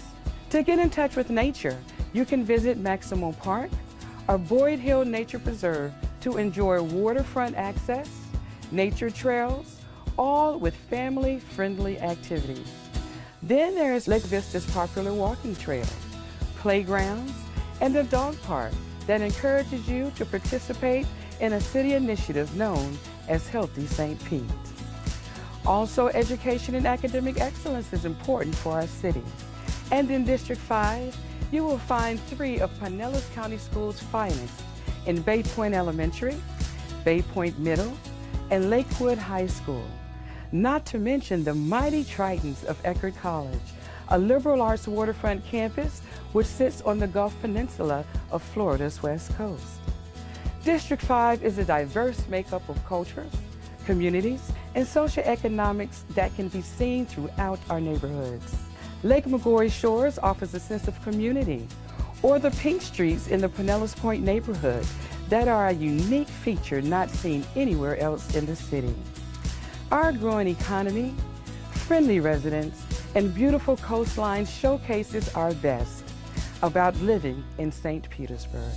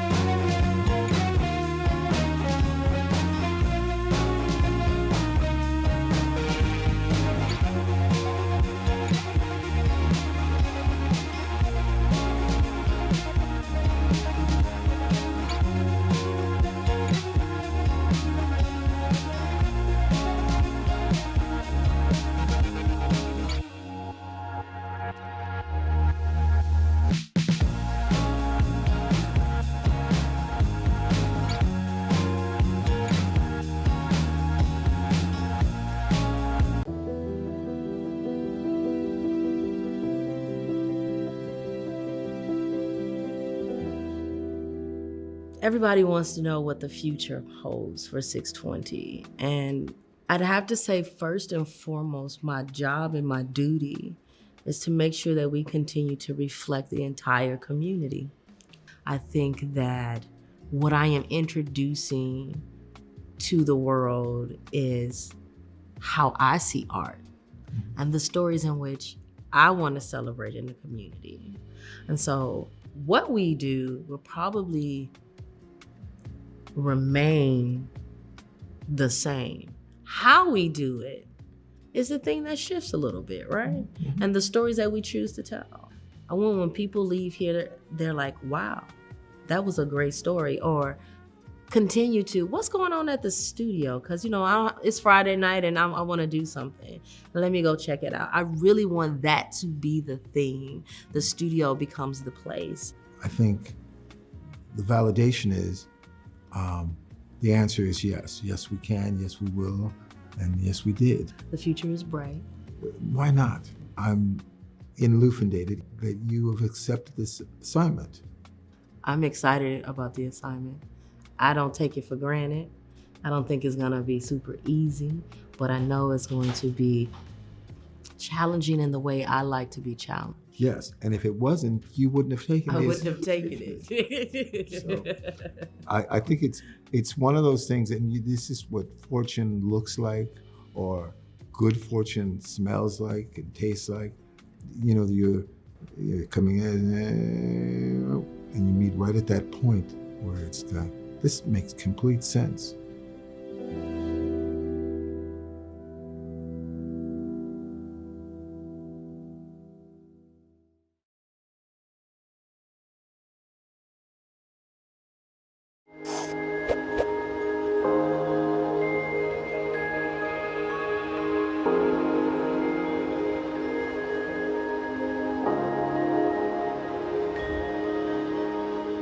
Today we honor not just a promotion, but a legacy, a career that spans over 3 decades. I am so proud of this young man. I know that y'all got something. All I would ask y'all to do is what he feed into you, you turn around and take that same energy and feed it into someone else. I, Keith Watts, do solemnly swear that I will faithfully discharge the duties of the office of Fire Chief for St. Petersburg Fire Rescue. Ladies and gentlemen, your Fire Chief, Chief Keith Watts.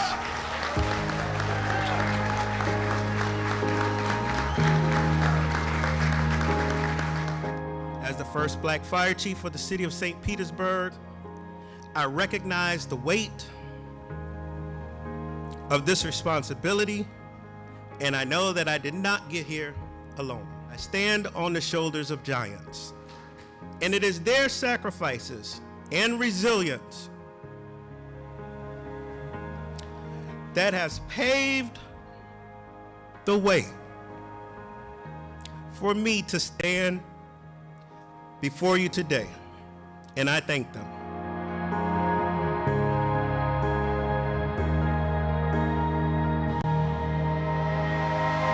I think about new leadership brings about new vision, new goals, new objectives. What Chief Watts brings to this is making sure that we provide opportunity for everyone who might have that DNA of public service. And so he's already done that with Camp Ignite, reaching out to young girls who might be interested. That's the kind of innovation I think that we need in our city to move forward and make sure that our progress is truly inclusive. That's what St. Pete is all about.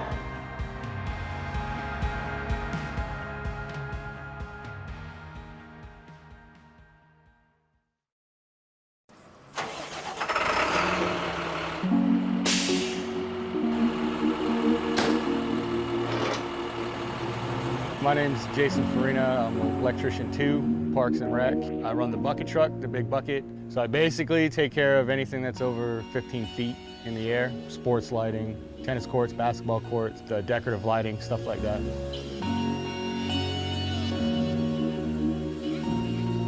We're at Boyd Hill Nature Center, and we're retrofitting the parking lot lights with LED. So we're getting rid of the old inefficient HID lighting, safer, better on the environment. all the way around. So it's a win-win.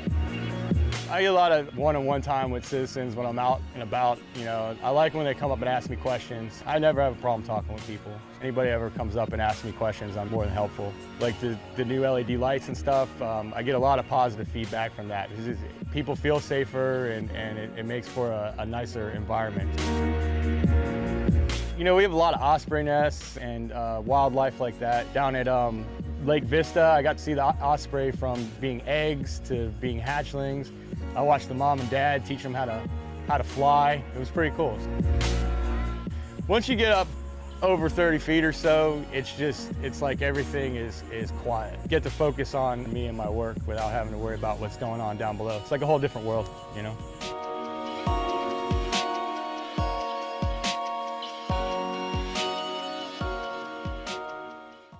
Campbell Park is a beautiful community. It is rich with culture.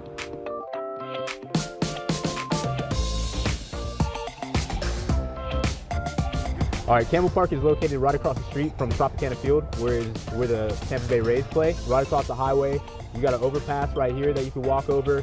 It's right down the street from the local skate shop, Anchor. It's in a pretty dope location, honestly. What I think is unique about Campbell Park is you can have a yard, you can have green space, you have this beautiful park across the street, and then you just go a little further and now you're into the density of downtown, which is really exciting to have an actual residential corridor with yards so close to a really booming downtown area.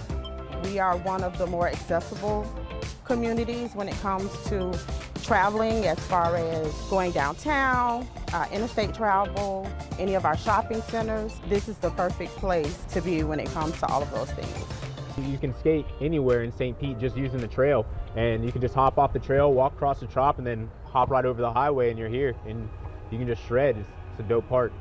I love taking my dog for walks into the skate park.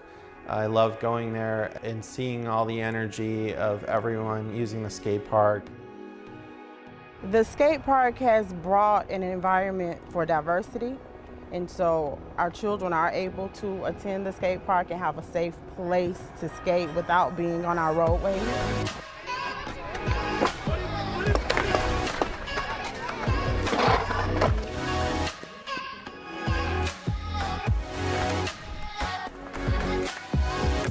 I definitely think that the skate park is going to help change some kids' lives out here, for sure.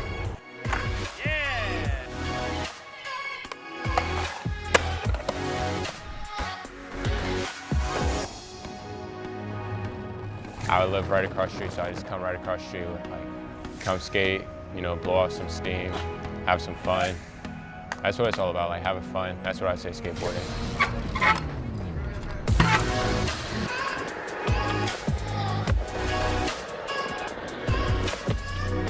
Back in the day, growing up skateboarding, skateboarders and BMX bikers never got along. To see BMX bikers and skateboarders getting along so well together in a skate park is really transformative, because if BMXers and skateboarders can be in harmony, then everyone can be in harmony together. Nobody's gonna be like, oh, you're too short to do this, you're too tall to do this, you know? It's more of a, you just come here and you get to do what you do, self-express yourself through the park.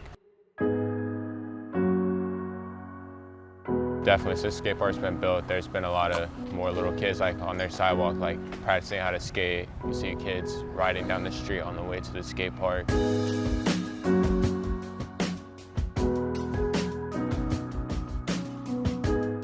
Since I've lived here, like a lot of the areas have been cleaning up, you know, moving towards a more positive direction. Everyone has kind of come together and worked hand in hand in improving things for everybody. Something where you create positive activity throughout the day has such a spillover effect on pushing out crime, which has been amazing. All walks of life can come here. Like skateboarding is one of those things that's just like, it doesn't care what color you are or how much money you have. Like if you have some wheels, a board, and some shoes, like you're part of the crew, you know, like you can shred. Everybody's welcome. The neighborhood has changed over the years. It was beautiful when I was a child, but it's beautiful now that I'm an adult. I'm blessed to have been able to see all of those changes over my 46 years here in the neighborhood.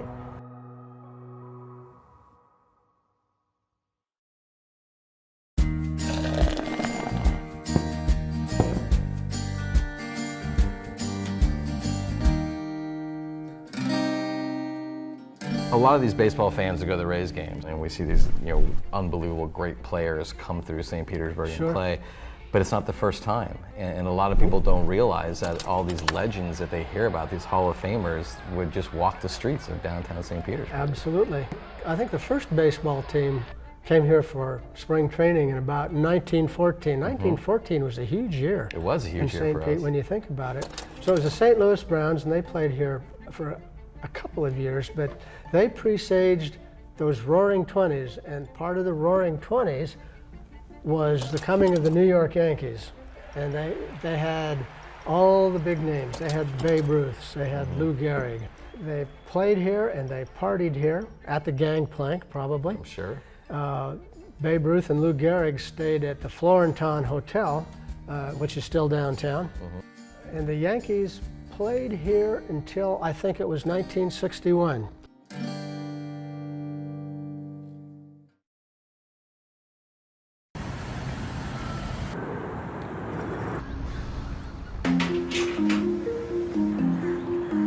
My name is Adrian. I've been with the City of St. Pete for about 3 years. My job title is environmental tech. That means strictly rodent control and basically keeping the rodents out of the structure or the home.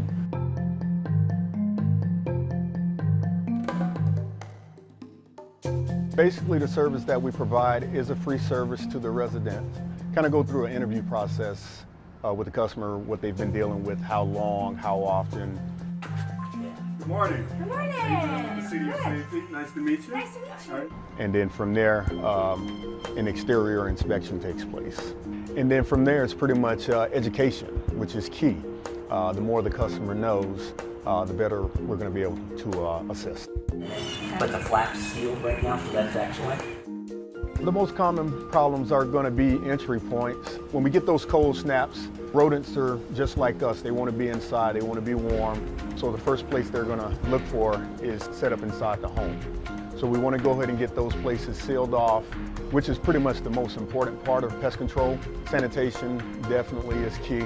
Not giving them a food source to keep revisiting. My job is important because of the fact that rodents do carry a few different types of diseases. They can basically make you sick. As a last resort, we do provide bait boxes to the customer to kind of try to help control the population. I've been in the business for over 20 years now. I think it's a sense of enjoyment being able to help others that may not know exactly what to do in the field of pest control. So it's kind of a privilege and an honor to be able to help that customer and be able to walk away knowing that that customer's been satisfied with the service that's provided.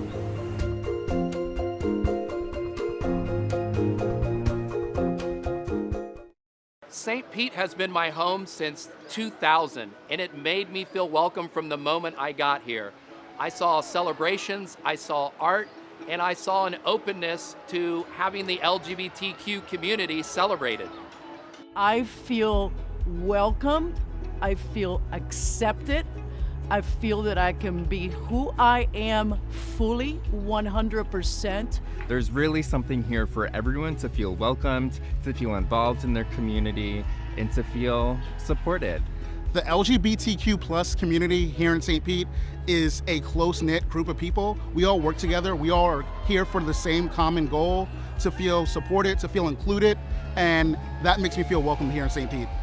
We celebrate Pride every single day through opportunities, support, and community building activities and events. We are proud of who we are and how we live our lives. Thank you, St. Petersburg.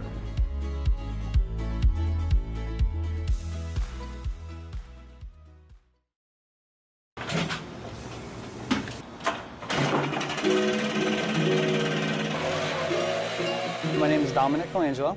I am the ground maintenance here for Treasure Island, City of St. Pete. and essentially I make sure this place stays, up and running, clean, help with any little things that may go wrong.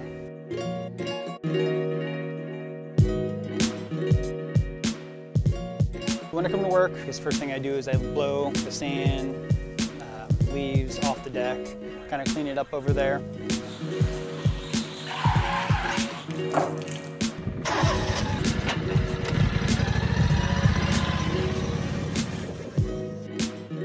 And then after all that's said and done, go down to the beach, make sure everything's all picked up over there, rake the area, make sure it's nice and clean. It's the start of my day.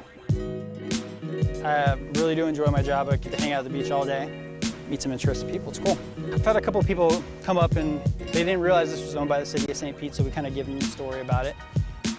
Mayor John Brown donated this property to the city of St. Pete, and it was basically for the residents, for their families to come to enjoy the amenities that we had here, like the restrooms, the indoor showers, playgrounds. So he donated that for the community. Today's a beautiful day. I love feeling the wind. I love looking at the water when I drive around. It's kind of peaceful. It's kind of like I'm just by myself, getting the job done, but it doesn't feel like work. I like the freedom. I like being out by the water. It's always a beautiful day, and it's something a lot of people don't get to do.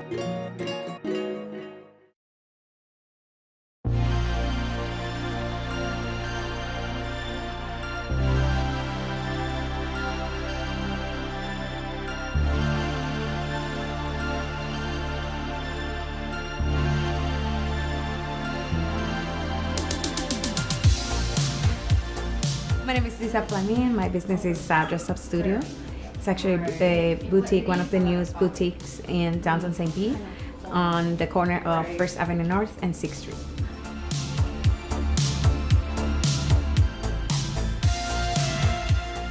I'm from Puerto Rico, and in Puerto Rico, fashion is big. I guess like everything started back with, my parents, right? Like especially my mom. My mom loves fashion, and of course, when she had her 4 kids, like everything kind of like all the attention like turned into us. So I was, early introduced to fashion.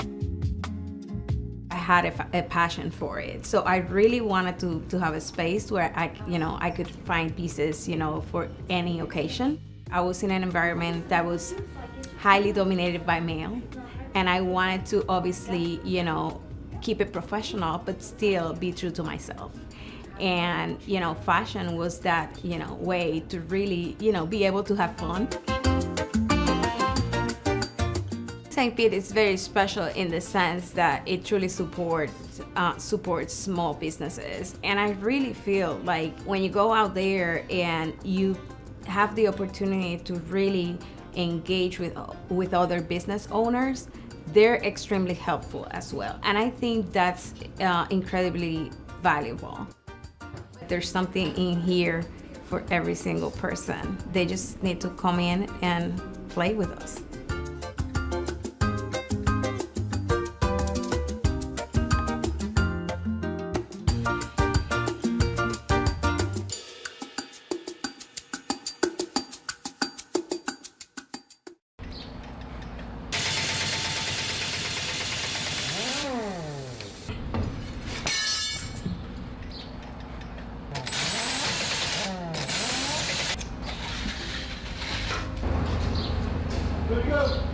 My name is William Clifton. I work at the tire shop for the city of St. Petersburg. I'm a tire and wheel specialist. My general responsibilities are to make sure everything rolls. We just make sure everybody's rolling safe.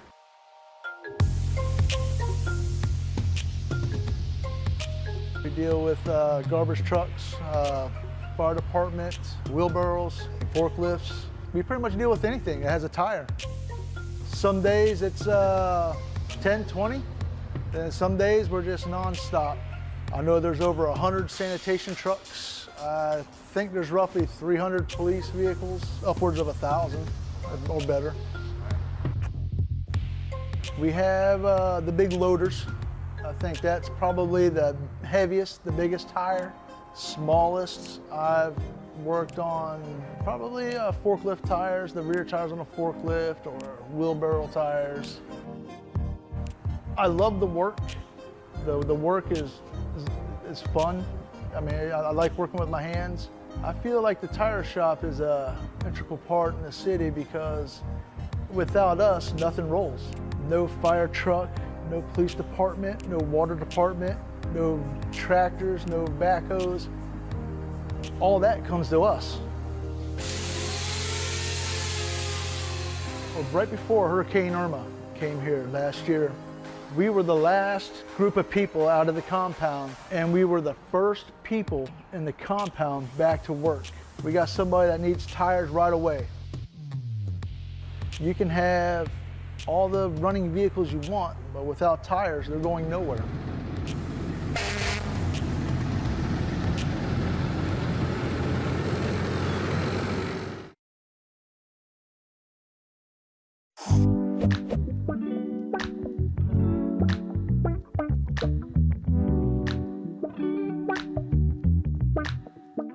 This is our first City Hall on tour for 2024.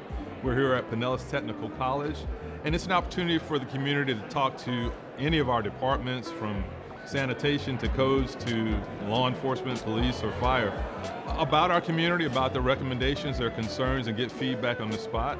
Community folks who are where you're at. The City Hall on Tour is designed to put you in spaces where people live in real time. It's also a focus on education and career paths, and that's why we're here at Pinellas Technical College. They're a great partner with us. You heard about the Mayor's Future Ready Academy, where we have 12 young people who are going through on-the-job training in various city departments like sanitation and public works. For our Future Ready Academy, we really consist of like going through each department through the city and then learning new experiences through each department and what each department consists of. So you kind of get a win-win in each opportunity. So it's kind of a lot through each department. You get to learn a lot. We look at the city of St. Petersburg, from the historic gas plant to all of the housing developments that are going on, corridor development. Most of those are driven by the trades.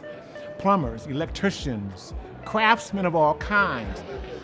It's also a focus this year on careers and getting folks connected to career paths. We try to have these around the city. We had 4 last year. This year we'll have 3 and another one dedicated to youth.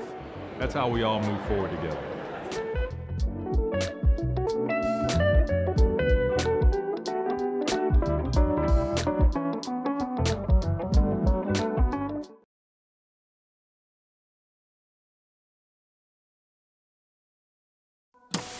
It's a housing development that we can all be proud of. We never want to lose that fundamental focus on inclusion for every part of St. Petersburg. We're also allocating about $1.2 million to address food insecurity. Our rays are here to stay. At the end of the day, we all do better when we all can participate. Momentum begins with one single motion forward, methodically. The intentional motion forward becomes real, tangible, meaningful, because progress matters. We are focused on inclusive progress, and as we see the rapid development in St. Petersburg and Pinellas County, we want to make sure that every citizen has an opportunity to be a part of that. And workforce development means preparing our citizens to take advantage of those opportunities that are coming, whether it's through job training, through soft skill development, or other support, just to make sure that everyone can connect to the jobs that are coming. We are implementing a MWBE program, Minority and Women Business Enterprise Program, that will carve out certain parts of our city business for those minority and women-owned businesses. We're celebrating the opening of the Legacy Senior Apartments here at Jordan Park, 60 senior apartments, as well as the redevelopment of over 200 affordable apartments right next door. In the city of St. Petersburg, we put small businesses first, because when they're competing and thriving, they're the heart of a healthy, vibrant, and diverse community that we all love. Today, we take a significant step towards honoring the promises made to the gas plant community some 40 years ago. This is what progress looks like, and our rays are here to stay. Now we stand upon a solid foundation of progress. We see the possibilities that lie ahead, and without hesitation, we will proceed. I'm very grateful for the opportunity that the city of St. Pete has provided for me, knowing I can rely on the city when I need it, especially since I'm already a city employee. We almost lost everything during COVID. Without the grant money, I think many of us would have closed our doors. Mayor Welch, he always say, we are St. Pete. You're definitely feeling like you are a part of that we when you receive that microfund grant program to help your business. I want to give a huge thanks to the City of St. Petersburg, not only for funding our grants, but for providing educational resources through the St. Pete Greenhouse to help us grow our small businesses. It's nice to live in a city that cares about its people. 1, 2, 3. We will proceed for a brighter future because progress is paramount, because we are St. Pete.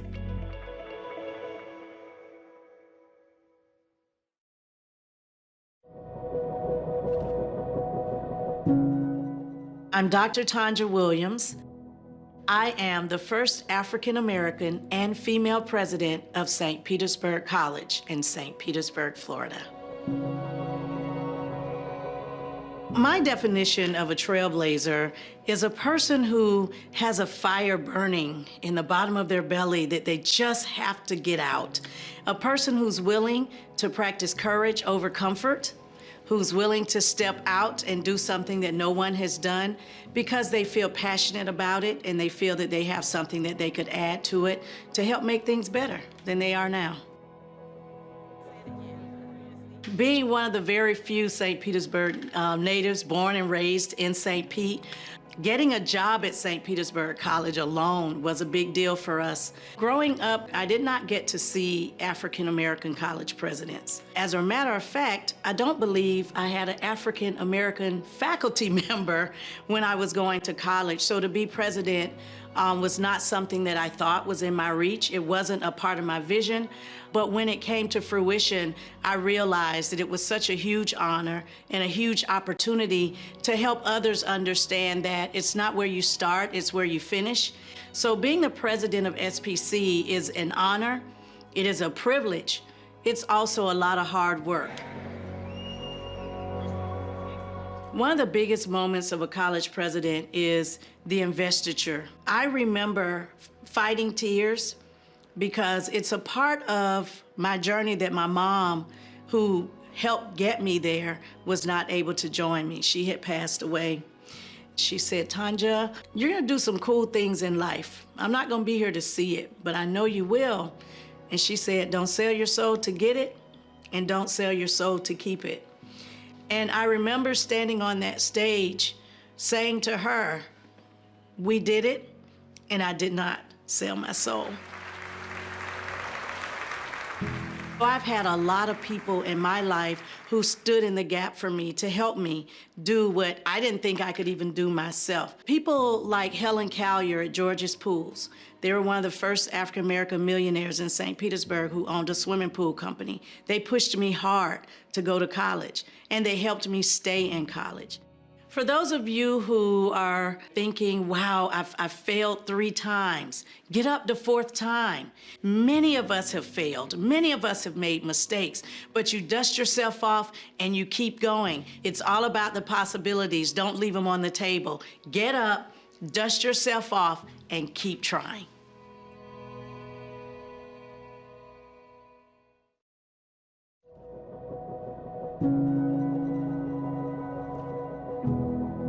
My name is Catherine Washington, and I'm the first Black female firefighter for the city of St. Petersburg, Florida, and I'm very proud to be that and hold that title.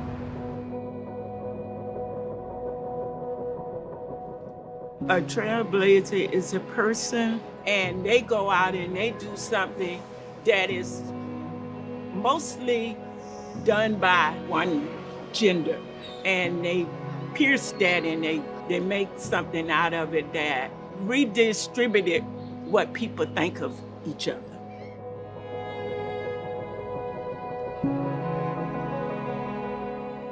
always wanted to kind of do what I call dangerous work. Something that somebody else didn't want to do, you know.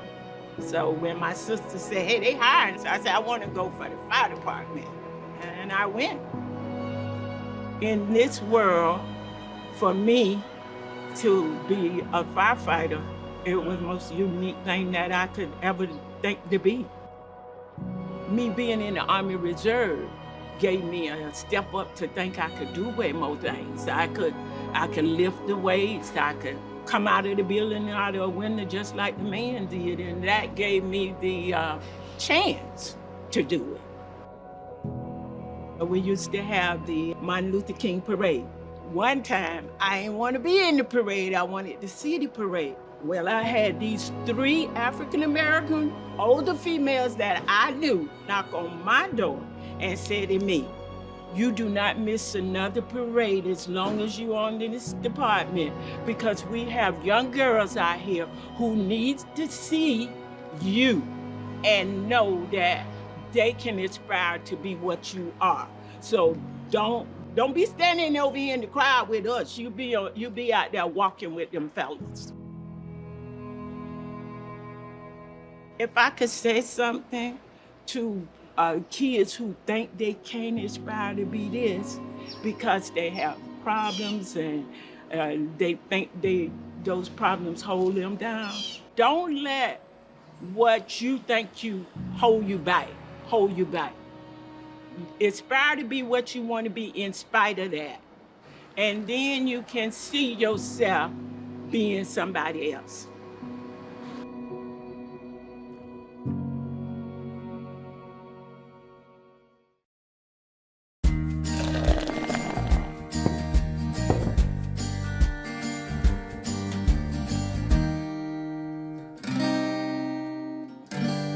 Talk a little bit about the Vinoy, because it, back in the day, used to be a big major building in town that would catch people's eye right away, and they'd ask questions about it. What is this thing? The gentleman who built it was Amer Vinoy Lofner, and the story goes, and this goes into the category of lore again, I think, but he and his wife had a place on Beach Drive, right across from where that Vinoy would be built. Mm-hmm. And they were having a party that went on to 2 a.m., 3 a.m., 4 a.m. And at some point, he bet Walter Hagen, one of the era's foremost golfers, that he couldn't drive a golf ball off the crystal of his watch without breaking the crystal. And he said, if you can do that, then I'm going to build a big hotel over there. It was no big deal for Hagen. He stepped up, whack, whack, whack, 3 balls.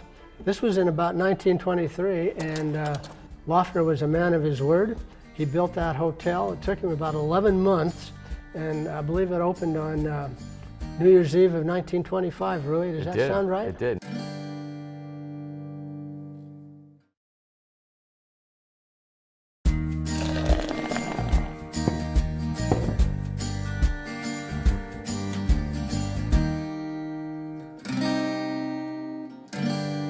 When we talk about the Indian mounds, and Rui, you may think of it this way too, I think of that big sign out on Park Street that says, Panfilo de Narvaez landed here.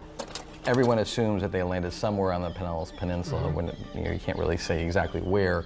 There were probably Indian mounds that covered the city from the Coffee Pot area all the way around the peninsula, up the west side of the city to where Seminole is today, because there's still traces and evidence of them. So there are a couple that remain here and there, but what happened to the rest of them? How come we don't see them in more spots around town? When the automobile arrived in Florida and into St. Petersburg, imagine having an automobile with a tire that's that wide trying to drive up down Central Avenue and around downtown, getting stuck a lot in the sand. So a lot of those Indian mounds were used by city leaders. They used it to actually pave the streets of downtown St. Pete. That's what became of history in that regard, huh? Exactly. Wow. So every time you Central Avenue and 3rd Street, when you cross Central Avenue, you say hello to some of the Indians that may still be there. Who knows? Who knows?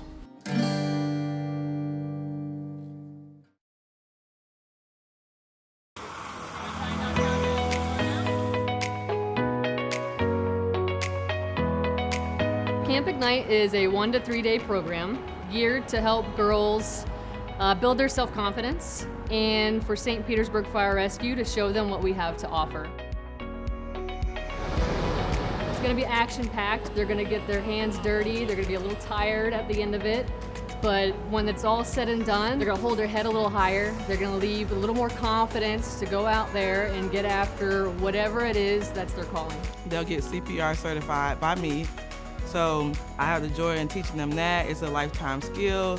They'll still have the CPR certification and the knowledge of it to take with them for the rest of their lives. We want to ignite. We want to empower them. We want to be proactive in reaching out to them at an early age to expose them to the possibility of being a first responder. Exposure is huge. I didn't get into the fire service until after I started my military career. I'm embarrassed to say I really didn't know much about it. And I got into it because we had to do onboard firefighting on our ships, and that kind of led me down that path. I didn't have a program like this. It's important for us to have female mentors to help girls be able to see what they can possibly be one day. If you can see it, you can be it, right? So that just inspires them, like, hey, if she can do that, so can I. This is our way of being proactive and ensuring that we have a very diverse workforce that reflects the community we serve. We have a big mix here. We got more people coming. I think it's just important for us to look like who we work for.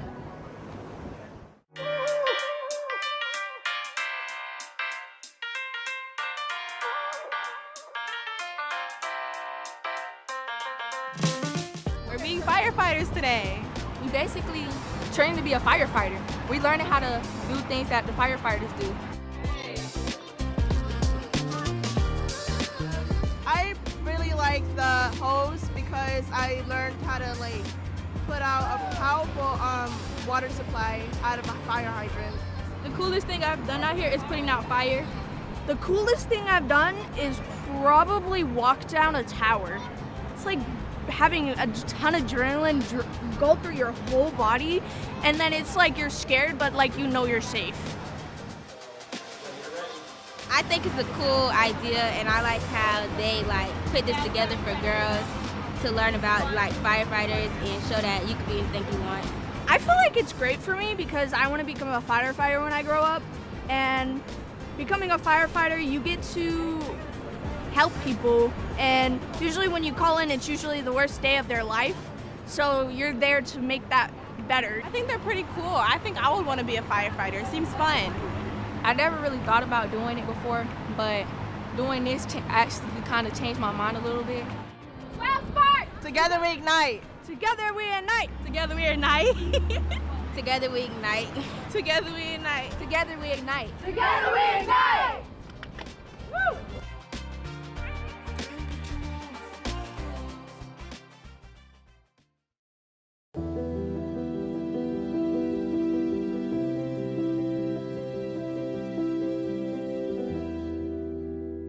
The culture of St. Pete, when I arrived in '97, I like saying it was nascent. It was percolating under the ground, but there were no coffee shops. There wasn't the Globe coffee shop that Joylyn Schilke created. There was no place for people to hang to say, I've experienced this, now let me talk about it over a cup of Joe.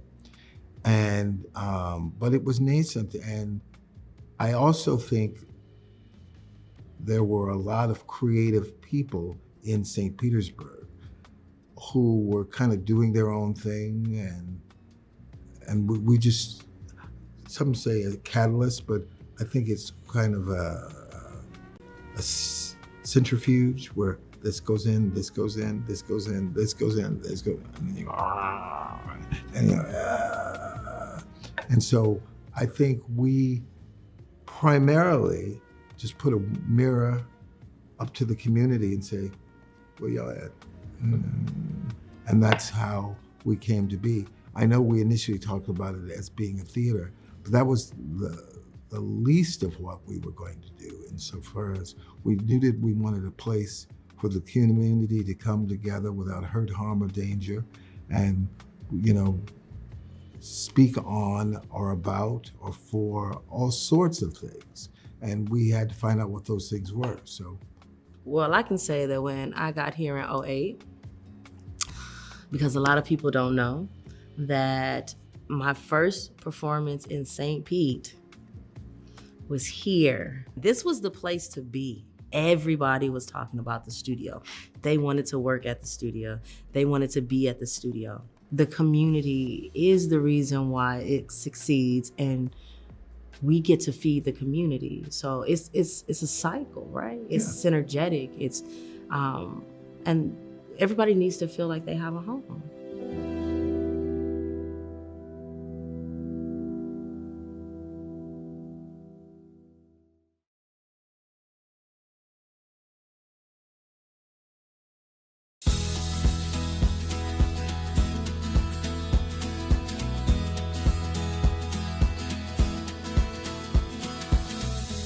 District 4 is centrally located in St. Petersburg, from Coffee Pot and North Shore to the east and I-275 to the west. It reaches as far north as 77th Avenue North and as far south as 5th Avenue North. I'm Councilmember Lisette Hanowitz, your representative for District 4. I love where I'm standing right now, where baseball legends played. Huggins Stengel Field hosted the New York Yankees spring training sessions with players like Babe Ruth, Lou Gehrig, and Joe DiMaggio, all the way back in 1925. This baseball field is located in what I consider one of the city's best parks, Crescent Lake Park, a 56-acre city park featuring the natural Crescent Lake, home to an incredible amount of wildlife. And of course, one of the city's most recognizable landmarks resides in Crescent Lake neighborhood, the Water Tower. Standing above the treetops at 110 feet tall, the tower features local artist Tom Stovall's mural and plays host to a pandemonium of green monk parrots. One of the best parts of District 4 are the many unique neighborhoods with their diverse architecture and residents that call this district home. Historical Northeast, Greater Woodlawn, Euclid St. Paul, and Crescent Lake and Crescent Heights are just a few of the great neighborhoods that represent the area. Our numerous parks allow our neighborhoods to enjoy casual waterfront strolls, swimming laps in the pool, play a few games, and a moment to reflect while taking in the nature that surrounds our city. Speaking of nature that surrounds you, tucked away in District 4 is a true tropical oasis, right along 4th Street North. Sunken Gardens is considered St. Pete's oldest living museum and has been around for more than 100 years. Meandering paths guide visitors through a living collection of more than 50,000 tropical plants and flowers. And don't forget about the flock of flamingos. There's really no shortage of energy, nature, neighborhoods, and great local businesses to enjoy while you spend a little time in District 4.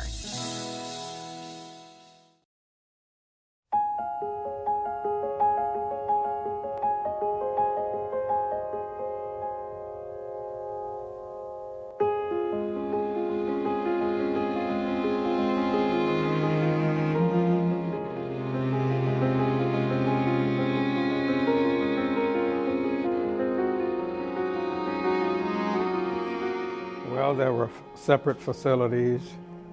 It was total discrimination, really. It was just a second-classness that I wouldn't want to behold or be on anyone, because it wasn't humane. It wasn't human.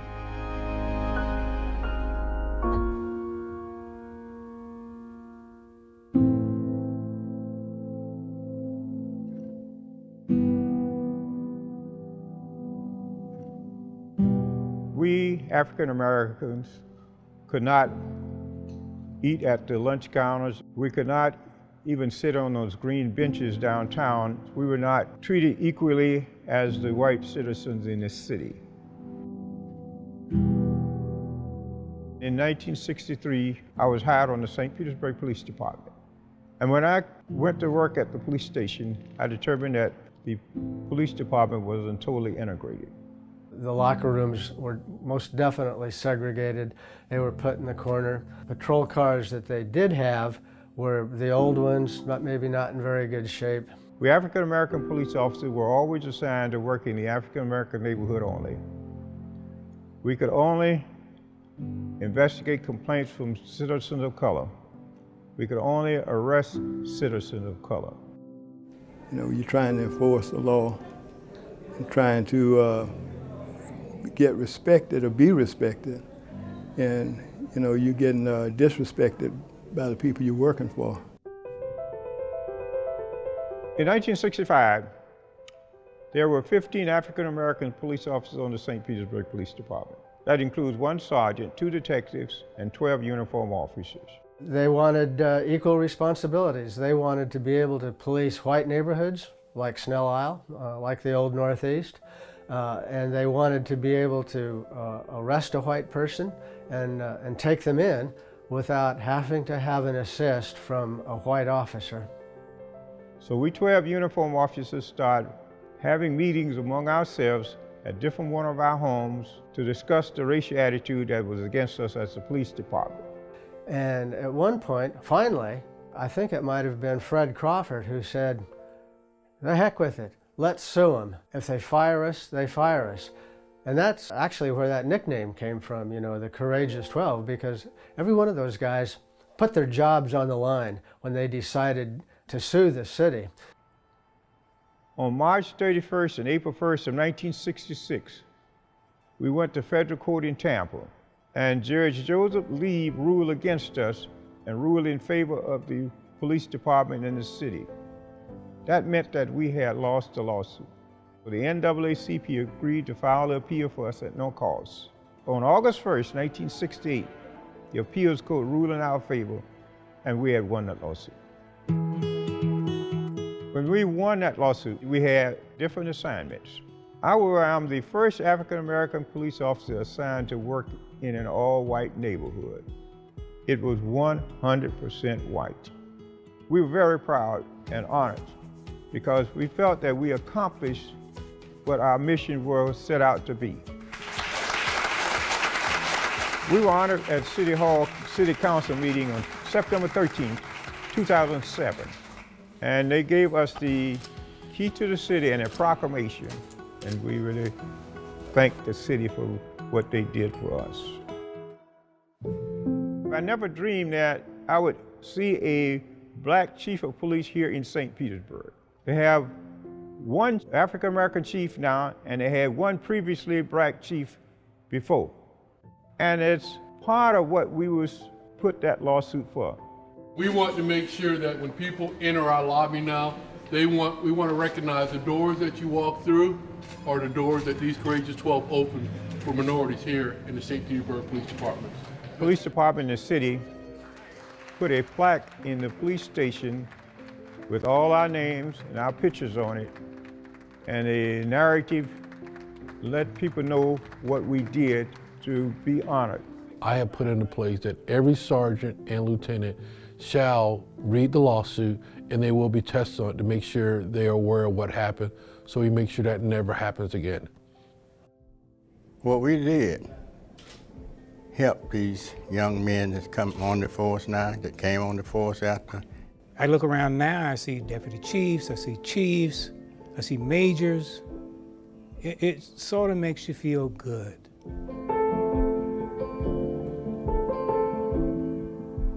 That is the first 4 African-American police officers that were hired on the St. Petersburg Police Department in 1949. That's the Courageous 12.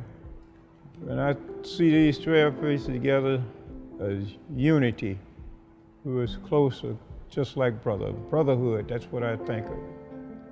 I'm the last one of the Courageous 12 left. And I think about those 11 other officers that are going on, because we were brothers. We were just like brothers. We were so close. And I am going to carry the banner on for those other officers that are going on. But I tell the younger generation to stand up and for what you got and what you believe in, and stand your ground and don't back down. and think about the courageous 12 as what we did. We stood our ground and we did not back down.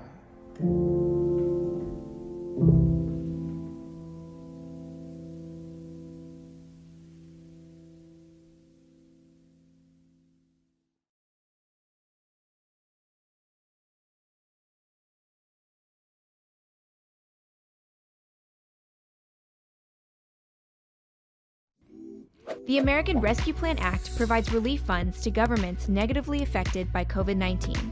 The City of St. Petersburg has received about $45 million in the ARPA funds for investment and have identified key projects that will directly impact St. Pete residents, focusing 75% of funds on affordable housing and support, and 25% of funds on health and social equity efforts.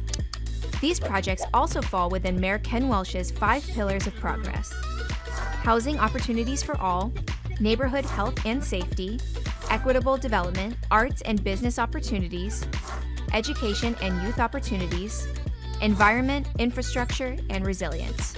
So, what happens next? We plan to spend ARPA funds in the following categories: $34 million for housing affordability and support, and $11 million for health and social equity. Here's a closer look at the plan. To address the affordable housing crisis in the city, 75% of the ARPA funds will be allocated to affordable housing and support. The city received the Housing Champion Award from the Florida Housing Coalition, which recognizes the city for dedicating the highest percentage of COVID-19 state and local fiscal recovery funds from the ARPA to affordable housing. What might that housing assistance look like? Financial assistance toward things like new housing units, shelters for families in need, and additional supportive services. With the rest of the funds, the plan addresses mental health challenges and food insecurity. 25% of the ARPA funds will be used to develop projects that treat root causes of these conditions and situations. Things like food security programs, mental health counseling, youth development and nonprofit funding, and other neighborhood services. For more information about the city's use of ARPA funds, visit stpete.org/ARPA.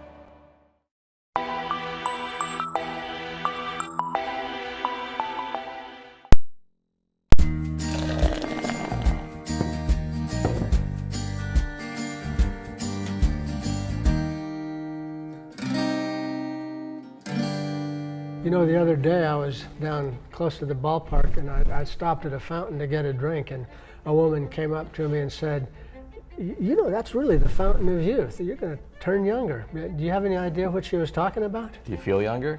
I do. Good, it must have worked then. Our first tourist attraction here in St. Petersburg. You know, what allegedly Juan Ponce de Leon came looking for, we have here in St. Pete. A gentleman by the name of Edwin Tomlinson came to St. Petersburg and purchased a tremendous amount of land and owned actually land from 4th Street all the way down to the water, kind of where the Mahaffey Alang is today. He decided one day to do some drilling because he saw a natural well and he hit it, I guess it was an artisan well. And when the water came onto shore, I think the people in St. Petersburg were going to run him out of town because it smelled really bad. It was, I think, the story I read, someone equated to a dozen raw eggs being broken open in an August afternoon in Florida set on the sidewalk.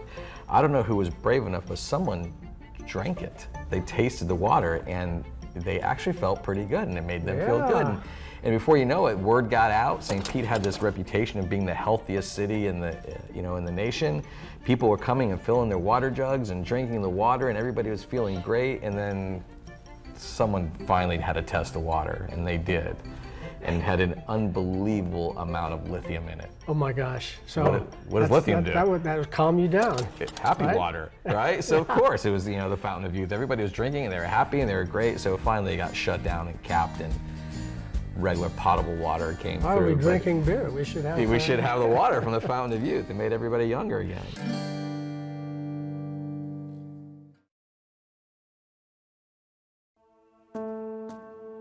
My name is Jeremiah Daniels, and I am the first African-American male salutatorian for the Boca Ciega High School. My definition of a trailblazer is somebody who breaks away from the norm to create their own path. They're not a trend follower, but they set their own trends. And the big thing about it is that not only do they do something new, but what they do is something that allows more people behind them to follow in their steps. Growing up, I would say the trailblazers in my life, I would say Jackie Robinson.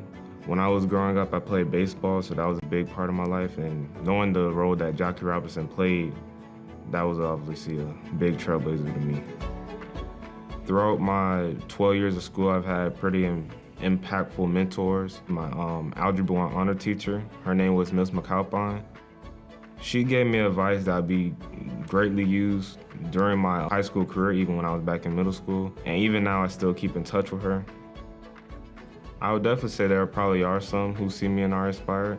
I hope that by me doing just what I do, that I do inspire others. So that way, not only they accomplish what I did, but do greater things above what I did. It's a phenomenal opportunity to be able to give the last few words to our graduating class and those in the stands. Please welcome the first African-American male salutatorian in Boca Ciega history, Jeremiah Daniels. It was a great experience. A little nerve-wracking being on the stage and seeing everybody, but once I did start talking, it all came out pretty smooth, and I'm just glad for the opportunity. No matter where we go from this point, we must be tenacious. Obstacles are in your life for you to overcome it. It's down to you to overcome it. There's support everywhere. You just got to know where to look, and they can help you overcome the obstacles so you can do it. It's when you say you can't that you won't. Like Moneybagg Yo said, hope for the best, prepare for the worst. However it comes, just know that I'm ready. Thank you. Have a great holiday.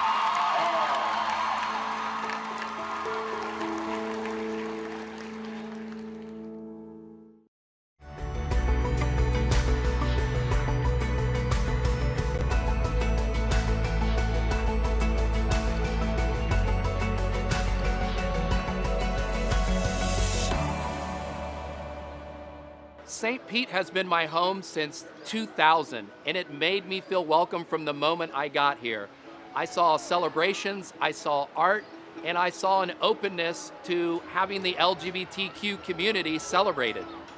I feel welcomed, I feel accepted, I feel that I can be who I am fully, 100%. There's really something here for everyone to feel welcomed, to feel involved in their community, and to feel supported. The LGBTQ plus community here in St. Pete is a close-knit group of people. We all work together. We all are here for the same common goal, to feel supported, to feel included, and that makes me feel welcome here in St. Pete. We celebrate Pride every single day through opportunities, support, and community building activities and events.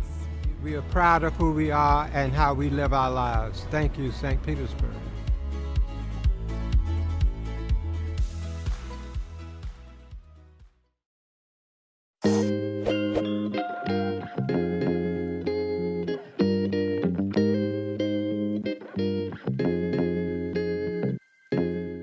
Another great day in St. Pete. We're here at the St. Pete Yacht Club celebrating the 52nd Regata del Sol Al Sol race. And it's also a celebration of our sister city relationship with Isla Mujeres and the country of Mexico. Isla Mujeres and St. Petersburg are sister city. The main reason is La Regata de Sol a Sol. We are connected It's, we share culture. It's really a great relationship that helps build economic trade and visitation between the two locations. And we want to continue to build on that relationship as we go forward. So it's a great celebration tonight. Isla Mujeres and St. Petersburg have a long-standing relationship going back to 1969. This race started then, and it was one of a series of races from cities along the U.S. Gulf Coast going to Isla Mujeres. Right now there's only 2 of those races that have survived to this day. For St. Petersburg, that means we have 2 sister cities, Takamatsu, Japan, which is our oldest, and Isla Mujeres, which was started in 2016. I mean, it's really just a way to recognize the connections that we have with another city around the world and build that economic and cultural connection. It's an amazing relationship. It's a great relationship. We have a great relationship with Mayor Welch. We have a lot of events together. And now, Association of Mexican Mayors has a recognition, an award, the name is ALMA, to Mayor Welch. The reason is the great relationship with Mexico. We really want to be in touch and make sure that the entire world knows that we welcome everyone to participate with St. Pete in our economic growth and enjoying everything that St. Pete has. Buen viaje. Bienvenidos a México.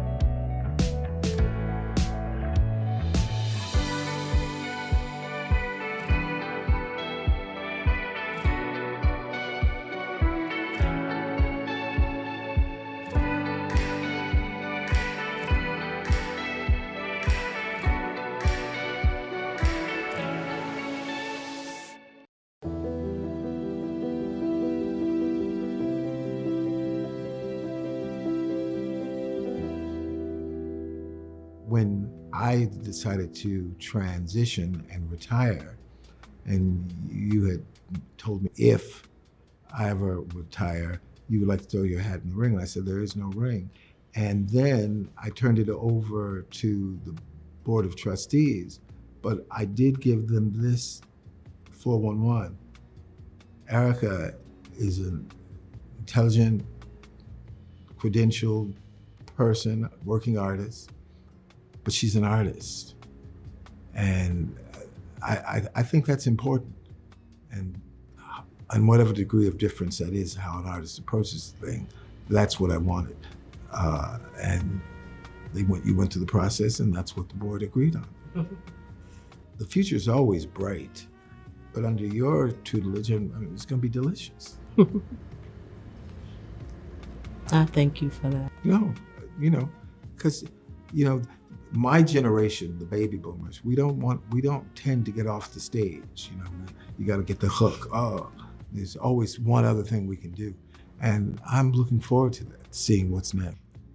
I think we talked about it before, we have the same sentiment about the space and what our job is. My job is to maintain the heartbeat that has already been created in this space. I am not here to alter the heartbeat. I'm here to take this heartbeat and strengthen it and bring a bigger light so that the world can see it as much as I can, and to take that to whatever that next level is. Well, as I told the Board of Trustees, we're getting an A+ candidate that you would normally have to scour nationally. And then she has the added thing of she knows this community and the community knows her. I'm walking in the footsteps of a founder of an organization that is beloved. But I know that I gotta try it. And I know that we can do it.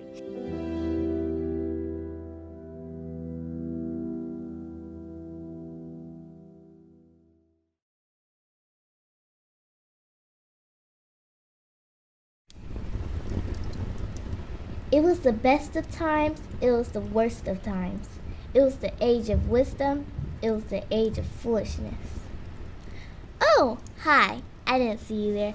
Just brushing up on some of my favorite literary classics. Even if a page turner like this isn't up your alley, did you know our libraries offer so much more than classic books? There's also things like passes to local museums. You can download ebooks onto your Kindle device. And super cool things like a teen gaming program. Visit your local library and see all it has to offer.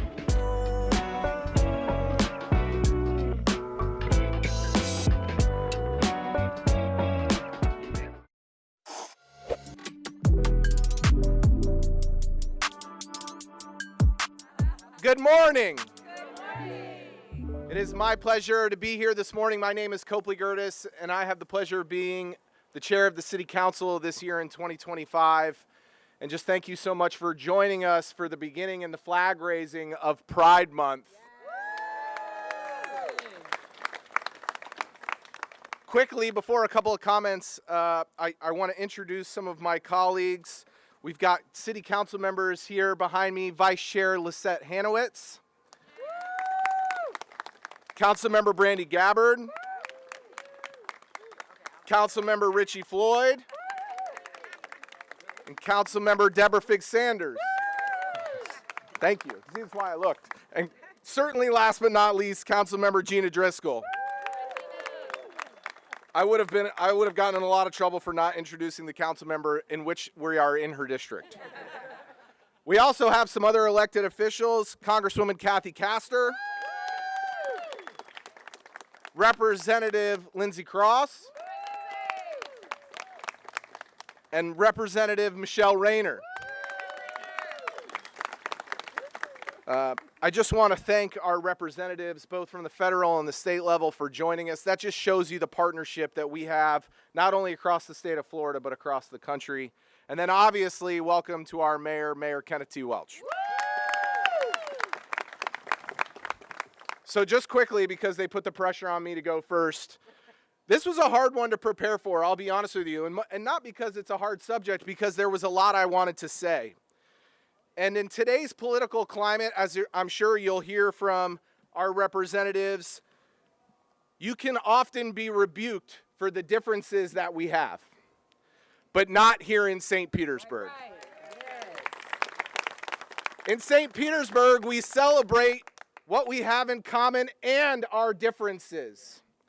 That is what makes St. Petersburg so special.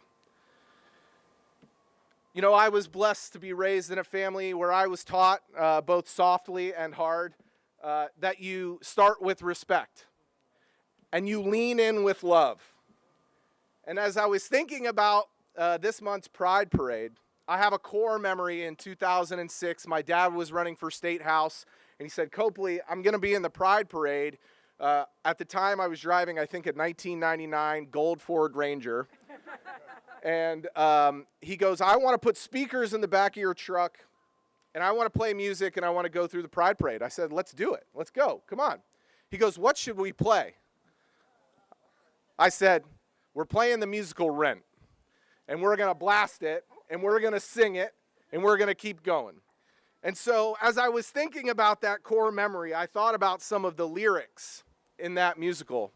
And I know I get stamped with the baseball guy, you know, but listen, there is a screaming drama nerd inside of this body. And so I know every single word to the musical Rent. And I was thinking of some of those lyrics. And two songs jumped out at me. Seasons of Love, where it says 525,600 minutes. How do I measure the year? How do I measure that year? And it asks a couple of questions. And then it decides, I measure in love. Imagine if we could go minute by minute and measure that minute by love. And then a few songs later, and this is one I have tried to live by. There is only now, there is only here, give in to love or live in fear. And let me tell you, we do not live in fear in St. Petersburg. We measure our years and we give in to love. We choose love in St. Petersburg. I choose love. You choose love. This city chooses love. And that is what makes it so damn special. So, on the raising of this flag, let us celebrate us choosing love and not fear in the city of St. Petersburg. Amen? Amen. It is my pleasure to introduce Representative Michelle Rayner. Thank you for being here, everybody. All right, good morning. No, I mean, listen, I only have one cup of coffee, so y'all got to work with me. Good morning. Good morning. Happy Pride. Come on, y'all, happy Pride. Yes, yes, yes, yes. I am so glad to be here. My name is Michelle Rayner. I am the state representative for House District 62. I am also the first openly black queer woman to ever hold any public office in the state of Florida. And guess what? St. Pete did that. St. Pete did that. And I am happy to be with you here today on our flag raising. Some of you, many of you actually, we saw, myself and Representative Cross saw in Tallahassee when you came to advocate and talk to lawmakers. And there was something that I said there, and I want to kind of repeat that back and kind of to piggyback off of Chair Gertis's points, that guess what? We are in a space and time where us as a city, we have to be unshakable.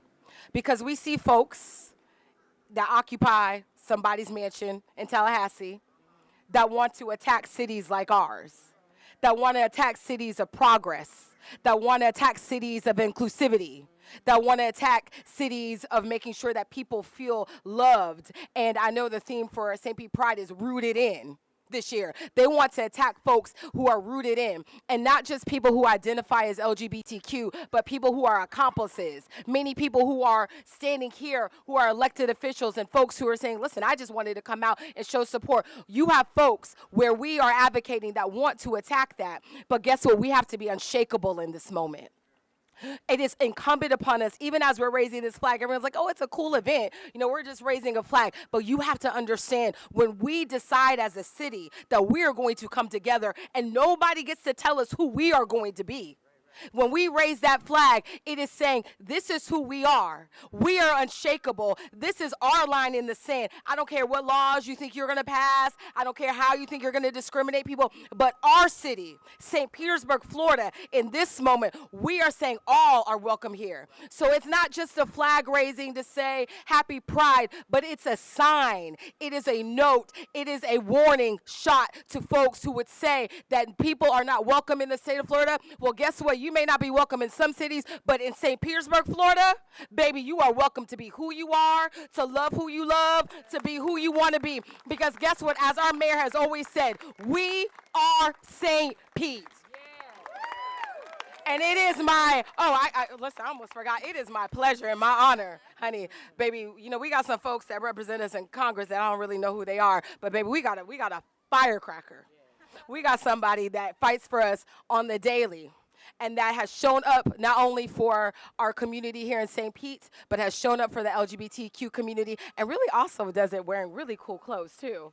So I love your fits. So I am happy to introduce our Congresswoman, the Congresswoman for Tampa Bay, Congresswoman Kathy Casper. Wow, talk about a firecracker. How about that Rep. Rayner?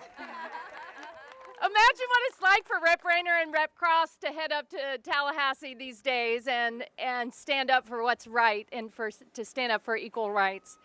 So that makes me so proud to be here in St. Petersburg and to represent this community that values equal rights and is a welcoming place. Mayor and council members and all of you, you should be so proud of what is happening here in St. Petersburg. Part of the reason that it has grown and thrived like it has is just because of this, because everyone is welcome, no matter who they are and who they love and what they look like, where they come from and all of that. That is so meaningful in this day and age. You know, right here in the shadow of this new courthouse on the steps of City Hall, I think it's important to reflect upon progress. It was 50 years ago, on the 4th of July, that equal rights advocates started to meet at Constitution Hall in Philadelphia to demand equal rights that were stated pretty clearly in the Constitution and in our Declaration, but were never really recognized. This was before the Stonewall riots that happened a few years later. But it really set off this march towards equal rights and progress. And I think as we look ahead, next year is our 250th year anniversary of that Declaration of Independence. And I know if you reflect on the march towards equal rights, there have been stops and starts. There's been violence. It's been painful. We've had moments of joy. I was on the steps of the United States Supreme Court when Obergefell and marriage equality was declared the law of the land. And now it seems like there are folks that want to hold us back, that don't want people to reach their full potential, that want to enshrine discrimination into our laws, certainly into executive orders, which are temporary, by the way. But we're not going to let hate win, are we? No. We're going to continue to march forward. And when we meet that 250th year anniversary of the Declaration of Independence, give meaning to those words, that all people are created equal, that they are endowed by their Creator with certain inalienable rights, life, liberty, and the pursuit of happiness. And that means equal rights for all. It doesn't mean equal rights for some. And here in St. Petersburg, we're going to ensure that that is the case. And we're going to ensure that is the case because we have a mayor who understands how important it is that all citizens enjoy equal rights and non-discrimination in housing and employment, and just in the day-to-day respect that we owe each other. I'm so proud to introduce America's mayor, Sunshine City's mayor, the great Mayor Ken Welch. Yes, I heard that. Thank you. Good morning, St. Pete. How are y'all doing? Well, I get to follow Congresswoman Castor and Representative Rayner and Chair/Reverend Copley Gertis up here. And that's usually a tough thing because they are dynamic speakers, but it's really a blessing that you get to see what level of leadership we have in this community that is out there doing the job, standing for all of us. And I want to acknowledge them for what they do. Please, y'all give them a hand. Thank you to our city council, to all our community representatives, to our partners from St. Pete Pride who are here. I did notice Councilmember Mike Harding moving up. So he is here as well, way in the back, hard-working council member. Thank you for being here. So each year we raise this flag, and your presence here matters. It sends a message, not just to our city, not just to our state, but to our entire nation. Each year we proudly raise the pride flag here at City Hall. It's a simple but powerful act, and it becomes more important every time we do it. And in this moment, as Representative Rayner said, it's no exception. In fact, it's more important than ever that we are clear about who we are in our city and the principles that we believe in and that we will fight for. Across our nation, we're witnessing a wave of legislation and rhetoric aimed at erasing the very things that make us who we are: our diversity, our history, our humanity. But not in St. Pete. That's right. In this city, we do not fear our differences. We embrace them. We celebrate them. We understand that our strength lies in our diversity, in the LGBTQ+ community, in our artists and entrepreneurs, in our families, our youth, our seniors. We all matter in our city. Yeah. Dr. Martin Luther King Jr. once said, quote, "Injustice anywhere is a threat to justice everywhere," end quote. That's not just a quote, that's a warning. and it's a call to action. Raising this flag is a declaration that here in St. Petersburg, we stand with our LGBTQ plus brothers and sisters, siblings, sons and daughters. We see you, we value you, and we will stand beside you in the fight for equality and justice. Today, this flag will fly high above City Hall as a symbol of pride, but also as a symbol of purpose. A reminder that equity, inclusion, and justice are not just words that we speak. They are not words that can be randomly redefined by others. They are values that we live every day. To everyone here today, thank you all. Thank you for showing up. Thank you for standing up.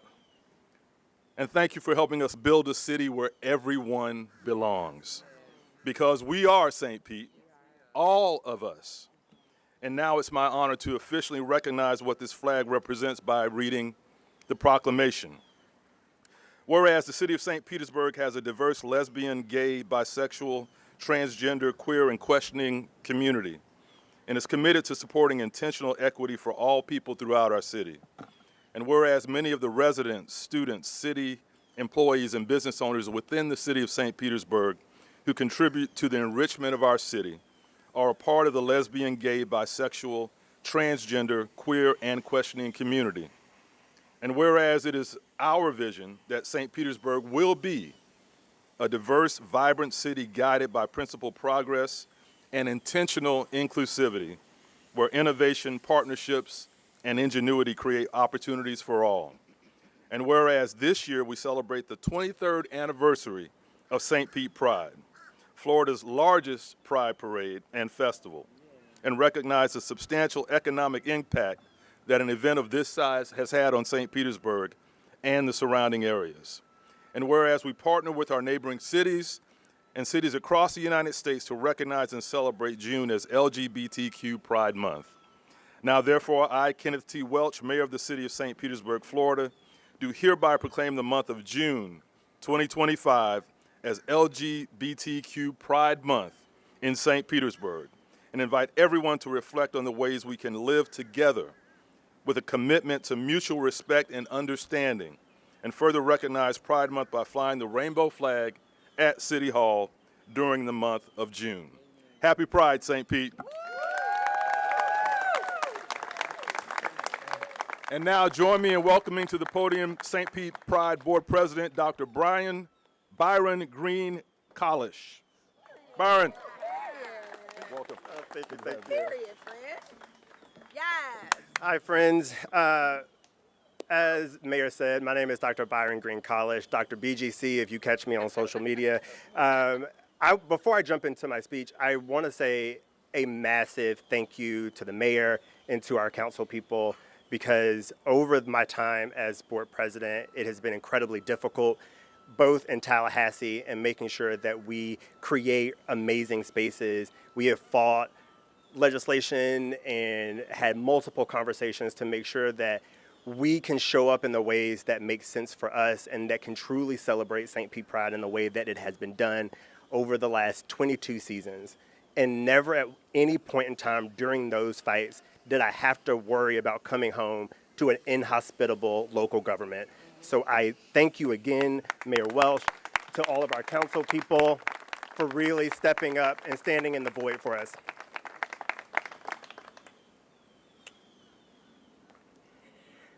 I want to dive in because, of course,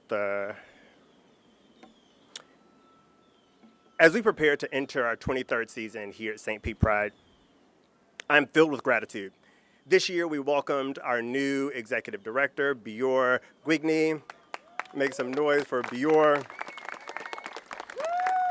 We welcome new board members, some of which I see out in the crowd, so I'm incredibly grateful for our new board members and our board members that have stuck with us, and even some previous board members as well.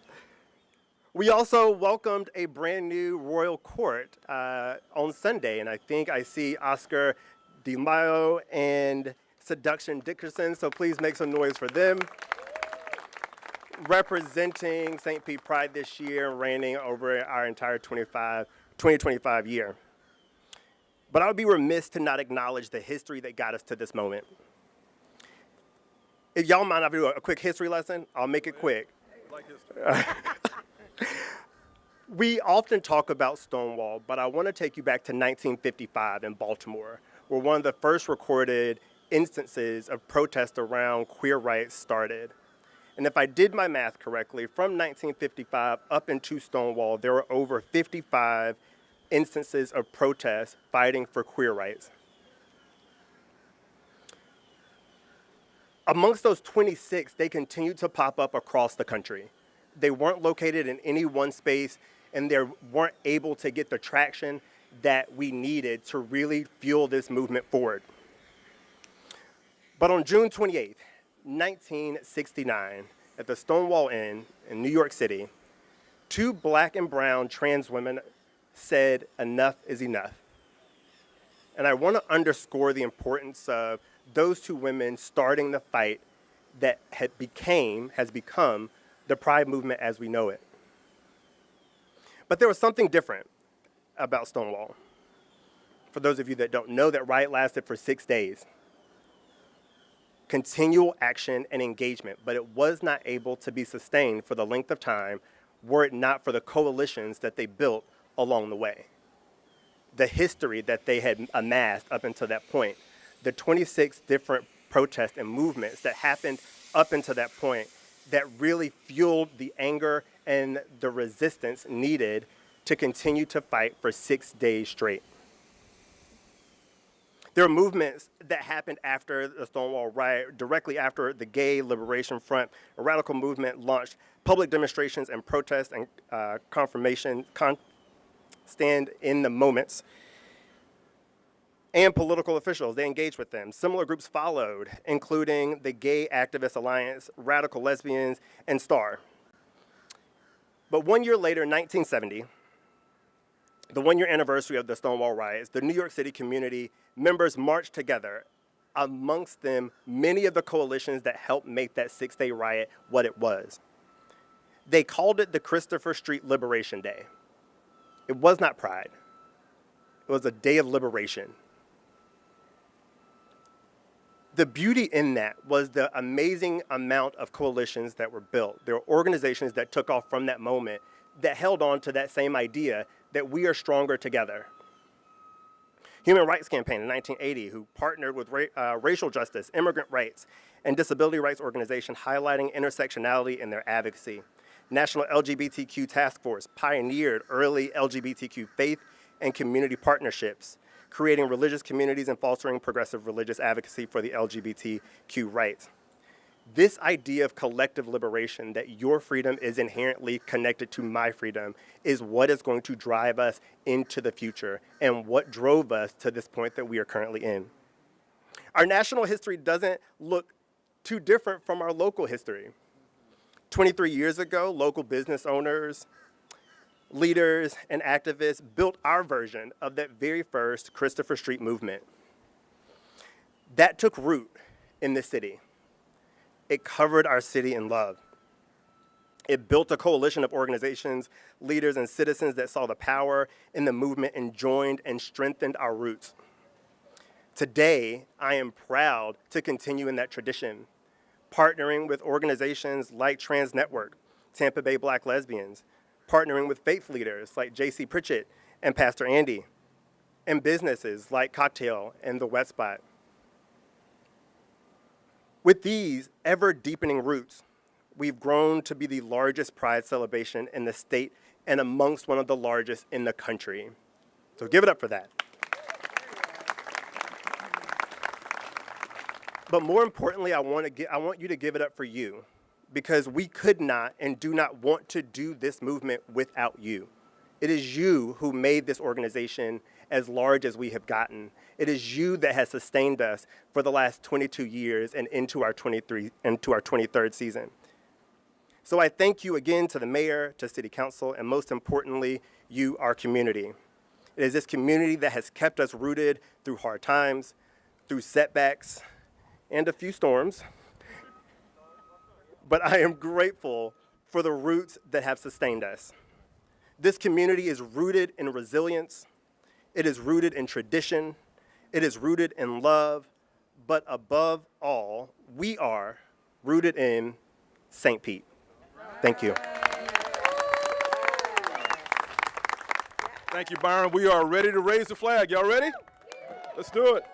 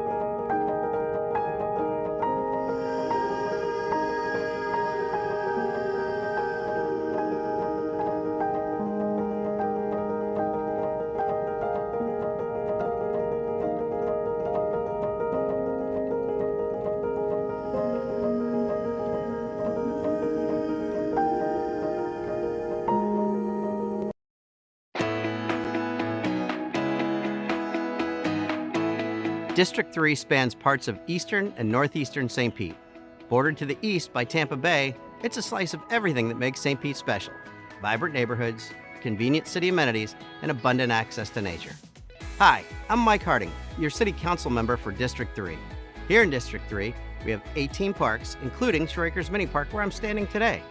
From intimate neighborhood spaces like this one, to larger destinations like Fossil Park, there's something for everyone. Want to visit Willis S. Johns Rec Center? Got it. Pickleball courts? Absolutely. Skate park? Check. And yes, there's a pool too. We're also home to the newest rec center in the city, Shore Acres Rec Center, with 6 swimming pool lanes, 2 diving boards, and spaces for community gatherings. It's become a central hub for the neighborhood. Looking for golf lessons or just a place to hit a bucket of balls? Visit Mangrove Bay Golf Course, where you'll find a full pro shop and the Cypress Links Par 3 course right next door. But what I love most about District 3 are the neighborhoods. I grew up right here in Shore Acres, spending my grass cutting money at an arcade and pizza joint where LCC's middle school campus now stands. Shore Acres is a tranquil waterfront community. Like its neighbor Snell Isle, it's just 5 minutes from the buzz of downtown, but feels worlds apart. Drive 5 minutes west and you'll wind through the hilly, tree-lined streets of Allendale. Hard to believe you're still in St. Pete. District 3 is also packed with amenities. We've got a boat ramp, 2 fire stations, a library, a water plant, a brush site, and 25 bridges. Sports organizations like Northeast Little League and the St. Pete Raiders Soccer Club are woven into our community. And yes, you'll find me refereeing youth soccer on the weekends. That's what District 3 is all about. Family-friendly neighborhoods, plenty of outdoor space, and top-notch city services. It's where I grew up, and it's where my wife and I raise our daughters today.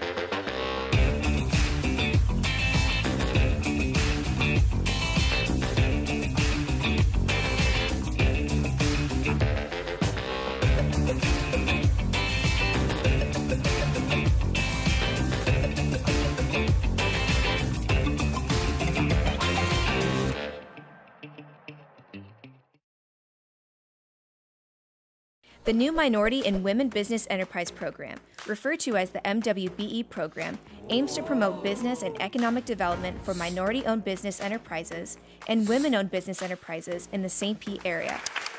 Equity and business opportunities are key priorities in Mayor Ken Welch and his team's agenda, and one of his 5 pillars for progress. The MWBE will be administered by the City of St. Petersburg's Office of Supplier Diversity, created to promote fair and equal business opportunities, ensuring equity in contracts and procurement for all members of our community who want to do business with the City of St. Petersburg. The city awards millions of dollars in contracts each year for services, supplies, and construction, which results in the creation of a wide variety of opportunities. The new MWBE program will create participation percentage requirements, providing more opportunities for St. Pete's diverse business community. For more information on qualifications, eligibility, and how to apply, visit stpete.org/MWBE.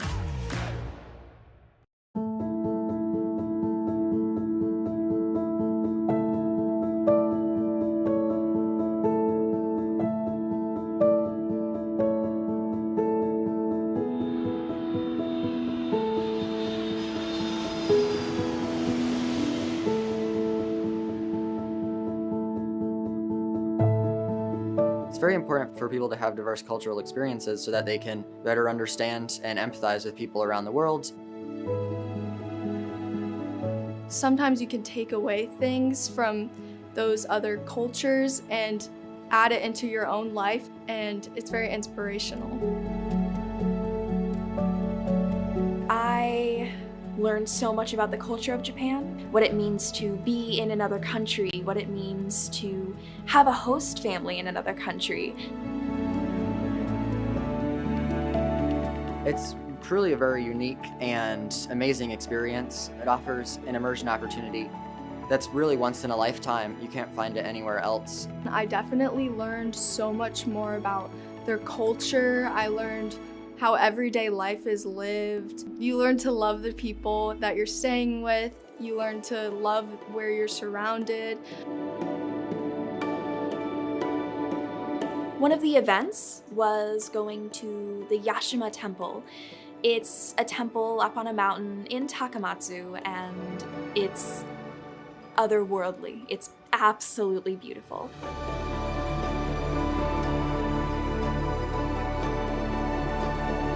I'd only really seen photos of the temples before, and it's quite a different experience seeing them in person.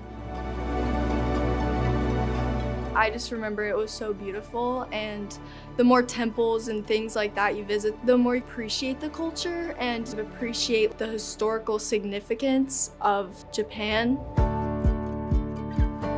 This is maybe a once-in-a-lifetime program.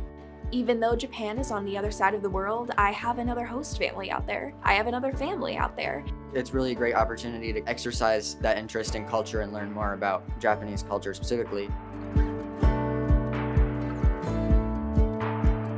Not only is it educational, but it's also inspirational. It really inspired me to get out and travel more. And there's so much more for the world to see, different cultures, different foods, different lifestyles. And it's just so important that people realize and seek the world around them.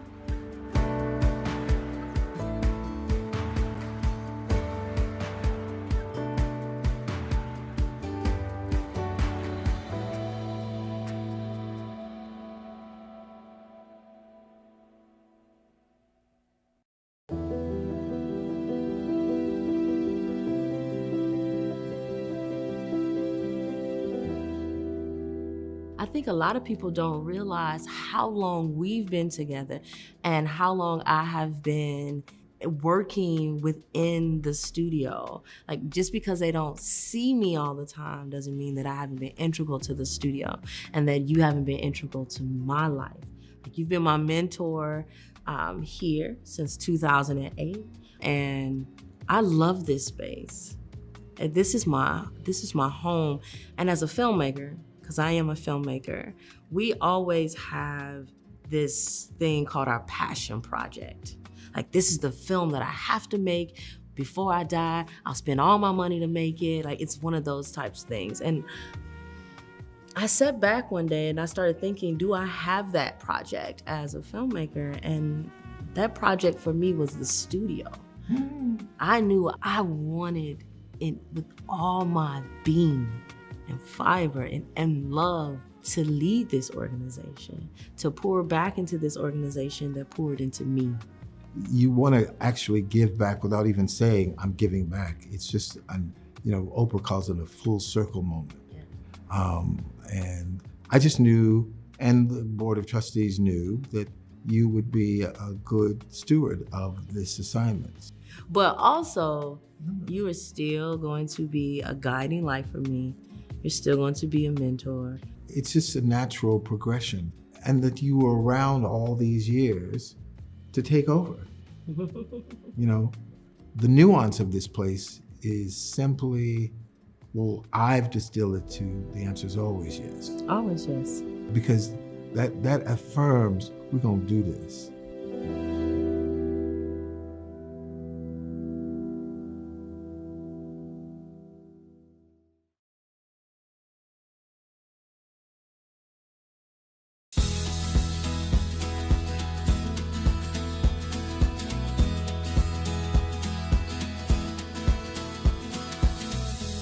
District 4 is centrally located in St. Petersburg, from Coffee Pot and North Shore to the east and I-275 to the west.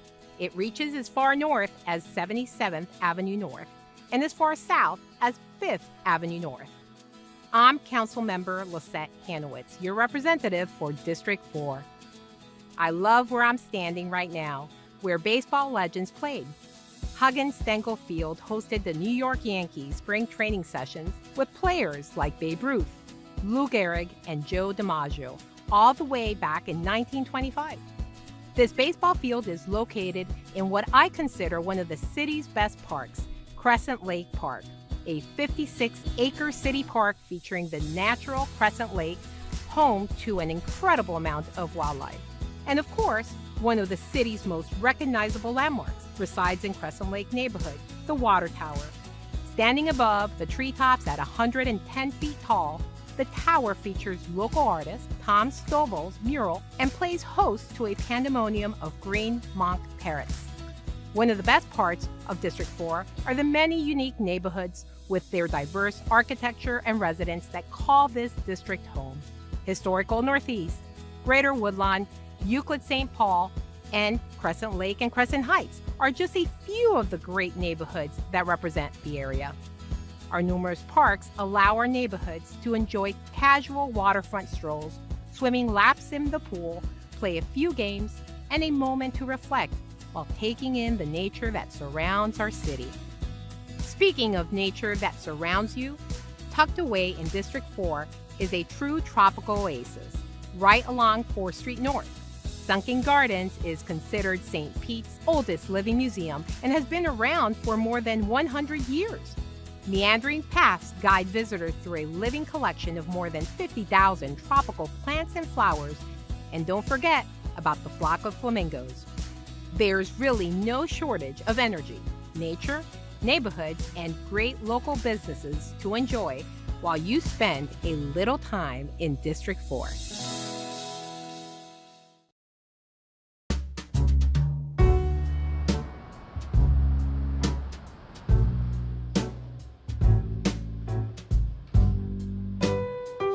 Food has always been a passion of mine. My passion from food comes from my grandfather. It was really just born out of the fact that I believe that he wanted to show us the world, and he did that through everyone's different cuisines. So like we would have really elaborate holiday parties, and we would have like Thanksgivings would be all designated towards like a different country, and he wanted to introduce us to that country, and it was through their food. So one of the things, we had a Japanese spread. I was not vegan at that point, but just the art of the cuisine, I was able to like eat with my eyes, and it just made me fall in love with sushi. When I went vegan, I realized I couldn't have sushi anymore. So it kind of started with a cookbook, and I did a pop-up, and then we were sold out, and then I kind of just went from there. I just did pop-ups, markets, and festivals, and I started delivering sushi to people's houses, and it kind of just caught on.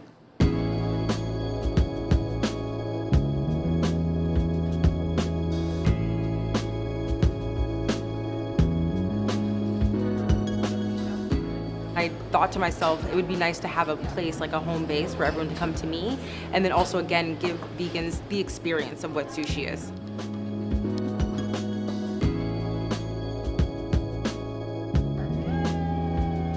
Being in St. Pete, I feel like everything is happening on Central. I feel like Central is where a lot of businesses want to be.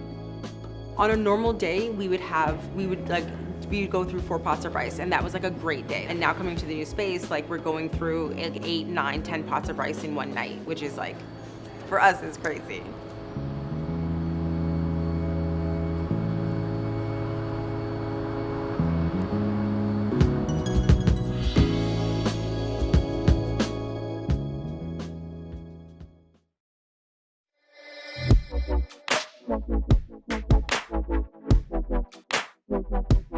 Maybe it's a little bit of my kind of hippie roots that makes me believe that music can change the world, and I feel we're doing our part in doing that. I'm Brad Winkos, founder of True Fire. We're based here in the Warehouse Arts District of St. Petersburg. True Fire is a publisher of interactive video software for music education. In the Warehouse Arts District, you still have a lot of warehouses and industry, but you have artisans, you have pottery, you have painters, studios. What do we have? 3 or 4 breweries even. So you've got this really kind of hip scene that's growing up Central Avenue. We're really looking forward to what the Warehouse Arts District is going to look like in 5 years. I think it's going to be one of the country's premier art centers.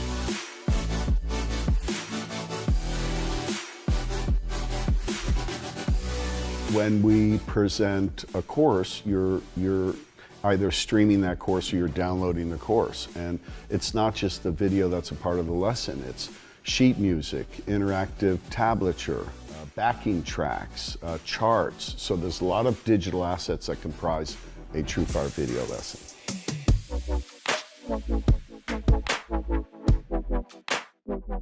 I wish we had more teachers here in St. Petersburg, but typically we'll fly them in from Europe, South America, all over the States, Canada, fly them into St. Petersburg, put them up at one of the nice hotels downtown. When I'm in St. Petersburg, I'm happy. For that reason, I wrote a couple of songs in my acoustic album dedicated to St. Pete. When I was growing up, if you wanted to play guitar, you couldn't even learn that in school. You had to go find another guitar player. There were no books, there were no DVDs. Certainly wasn't any internet, so you'd found another guitar player. Today, you can sit a student in front of a screen. You can show them multiple angles so that they can see the right hand, the left hand, everything that the player, the teacher is doing. So you're watching a video, you have a little map for where to put your fingers, you're listening, and you're able to learn how to play music. We do live broadcasts every time an artist comes to town. Streams around the world. For those 60 minutes, we have people of all creed, color. For that hour, we are one, we are a family. We share a passion. That's a very, very powerful influence.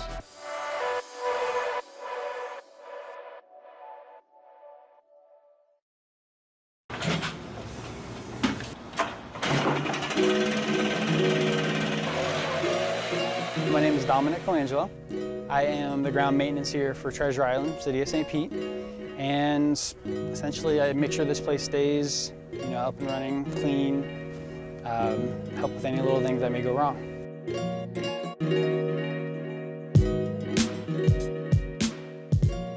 When I come to work, the first thing I do is I blow the sand, leaves off the deck, kind of clean it up over there.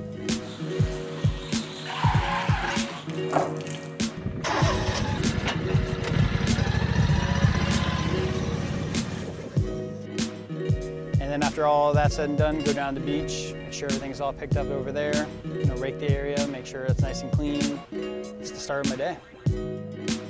I really do enjoy my job. I get to hang out at the beach all day, meet some interesting people. It's cool. I've had a couple of people come up and they didn't realize this was owned by the City of St. Pete, so we kind of give them a story about it. Mayor John Brown donated this property to the city of St. Pete, and it was basically for the residents, for their families to come to enjoy the amenities that we had here, like the restrooms, the indoor showers, playgrounds. So he donated that for the community. Today's a beautiful day.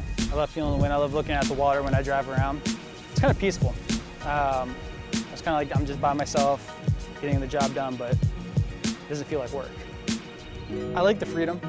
I like being out by the water. It's always a beautiful day, and it's something a lot of people don't get to do.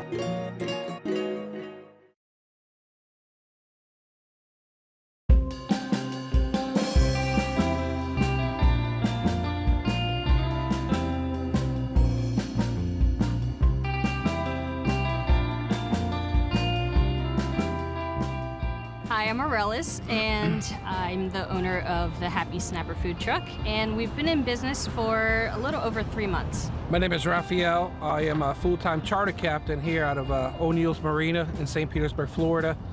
I've been doing it probably for over 20 years. The role that I have in the food truck is pretty much I am the fryer. She pretty much puts everything together, makes it look nice and pretty going out.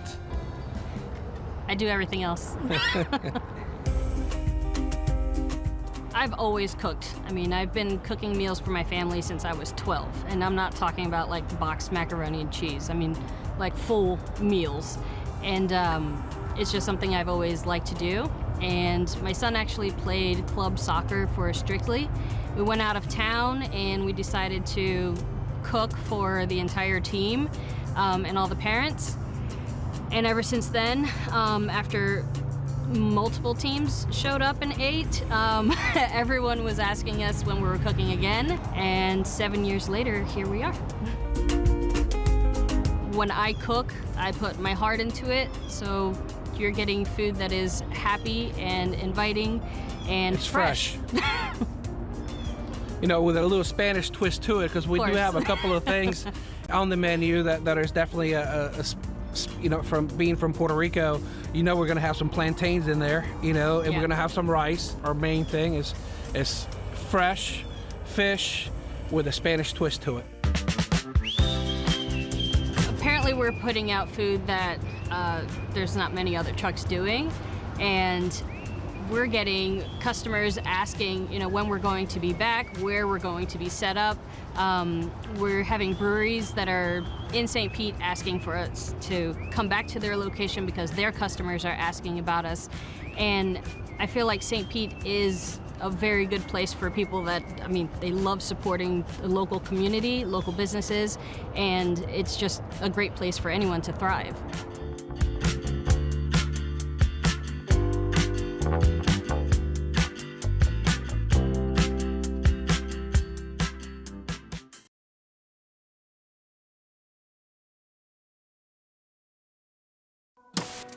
It's a housing development that we can all be proud of. We never want to lose that fundamental focus on inclusion for every part of St. Petersburg. We're also allocating about $1.2 million to address food insecurity. Our rays are here to stay. At the end of the day, we all do better when we all can participate. Momentum begins with one single motion forward, methodically. The intentional motion forward becomes real, tangible, meaningful, because progress matters. We are focused on inclusive progress, and as we see the rapid development in St. Petersburg and Pinellas County, we want to make sure that every citizen has an opportunity to be a part of that. And workforce development means preparing our citizens to take advantage of those opportunities that are coming, whether it's through job training, through soft skill development, or other support, just to make sure that everyone can connect to the jobs that are coming. We are implementing a MWBE program, Minority and Women Business Enterprise Program, that will carve out certain parts of our city business for those minority and women-owned businesses. We're celebrating the opening of the Legacy Senior Apartments here at Jordan Park, 60 senior apartments, as well as the redevelopment of over 200 affordable apartments right next door. In the city of St. Petersburg, we put small businesses first. because when they're competing and thriving, they're the heart of a healthy, vibrant, and diverse community that we all love. Today, we take a significant step towards honoring the promises made to the gas plant community some 40 years ago. This is what progress looks like, and our rays are here to stay. Now we stand up on a solid foundation of progress. We see the possibilities that lie ahead, and without hesitation, we will proceed. I'm very grateful for the opportunity that the city of St. Pete has provided for me, knowing I can rely on the city when I need it, especially since I'm already a city employee. We almost lost everything during COVID. Without the grant money, I think many of us would have closed our doors. Mayor Welch, he always say, we are St. Pete. You're definitely feeling like you are a part of that we when you receive that microfund grant program to help your business.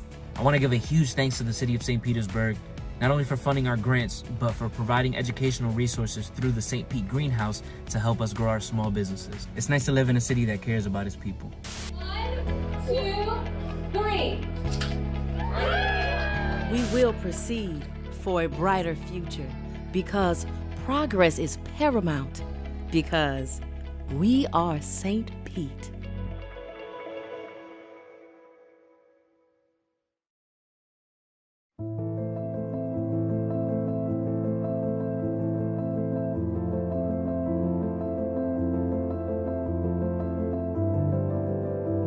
Growing up, one of my biggest female role models was my grandmother. My grandmother was an incredible woman. She was hardworking, she was kind, she was sweet, but she was tough. And she really taught me from a very, very young age how important it is not only to work hard for everything that you want, but once you achieve those things, to give back to others. When you look at who did I look up to, I have to say my mother was definitely the primary one, because she was actually able to take so little and provide so much. She taught me what fortitude was. She taught me what commitment was.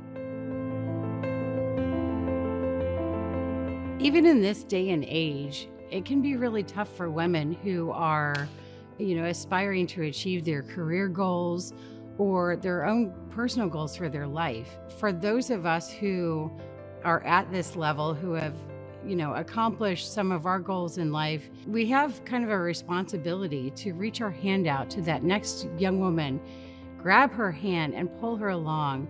Well, I think growing up, children learn from those who are around them. And even as they're babies, they mimic everything that their parents do and what they teach them. And I think having the positive role models that are necessary to make the right choices in life, role models are helpful.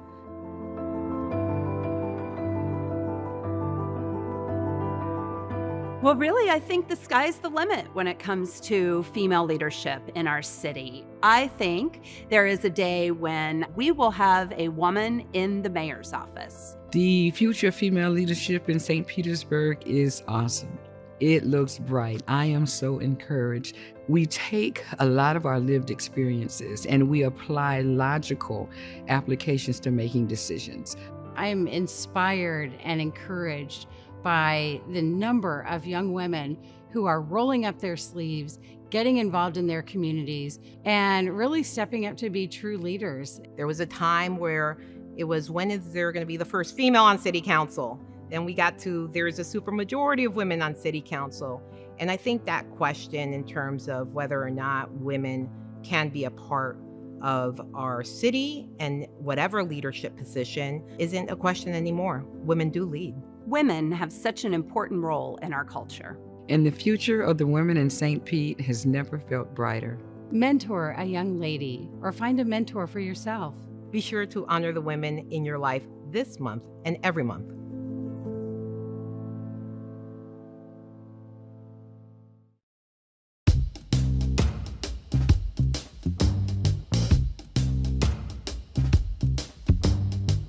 I'm Leo Anderson, co-owner of Taste of the Island Marketplace and Restaurant, 2231 34th Street South. I'm a family man and also a minister. I've been here in St. Pete now 5 years, and I've been loving it. Life here is great. It's a great place to live, great place to rear my family. This year makes 30 years that my family's actually been running the restaurant business in St. Pete.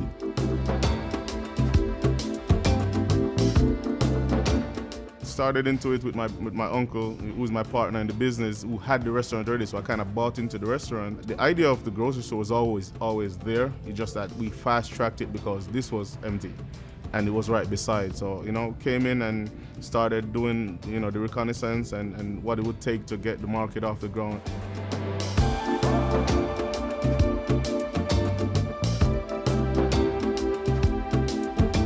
We have a very friendly atmosphere. We have a very, very welcoming family atmosphere. That's number one. We pride ourselves in treating people good, whether you're paying us or not. We want you to feel at home. From spices to ground provisions to just snacks. We bring in chips from Jamaica. We bring in a lot of drinks from Jamaica. We bring in spices from Grenada. We bring in fresh soursop, which is a highly sought after item from Grenada and from Dominica. We really try to take the stuff that we're used to on the island and bringing it into St. Pete and let people who have tasted it or would like to try it, they can come on over and indulge.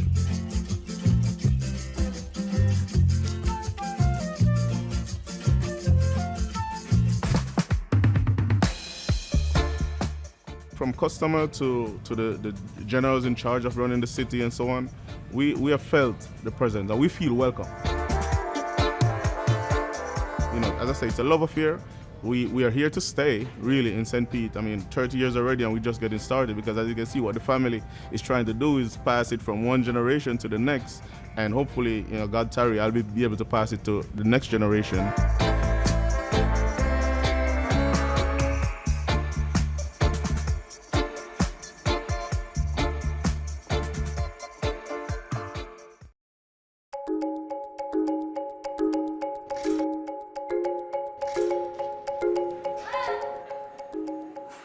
Hi, I'm Jane and I work at Sunken Gardens, and my job is to take care of the parrots, 2 kookaburras, and a flock of flamingos, interact with them and just really enjoy the little slice of paradise at Sunken Gardens.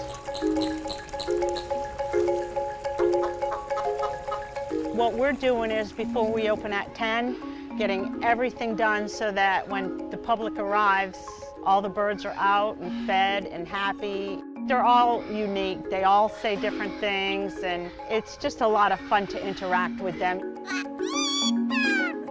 I love this job because it's unique. I don't think I'd ever find another one like it. It's just a really fun experience for me. Flamingos are very sociable and like people, love the people that handle them, and they're very sweet. So the fact that we have 2 that have been here over 62 years, it's kind of amazing. We also take care of the tortoises. We have South American red-footed tortoises and a huge old alligator snapping turtle. Sunken Gardens is an incredibly beautiful place. If the city hadn't bought it, who knows what this would be like now. To me, it is just an incredible, beautiful place. And when you're in here, you don't even realize that you're in the middle of a busy city. At the end of the day, when I leave, after they're all back inside in their cages, they all tell us bye. Bye. Bye-bye. Bye. The worst part of my day, I guess, is pulling out onto 4th Street. It's just really fun to work here and incredible, good, fun job.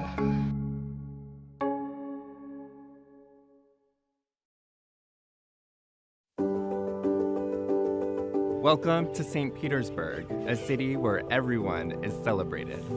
Whether visiting during Pride Month or any time of the year, St. Pete is committed to being a safe and welcoming place for the LGBTQ+ community. Here in St. Pete, we are proud to boast we've earned a perfect score on the Municipal Equality Index from the Human Rights Campaign since 2014. In so many corners, a spectrum of support and opportunities exist, starting with our dedicated LGBTQ+ Visitor Center. To Metro Inclusive Health, where they cater to the needs of our LGBTQ+ residents and visitors. Not to mention the entire month of June, where people come together and support love for what it is. Love. Love. Love. Love.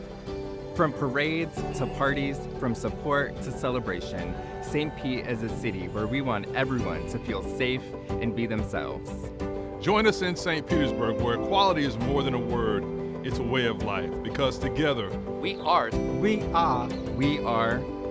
St. Pete.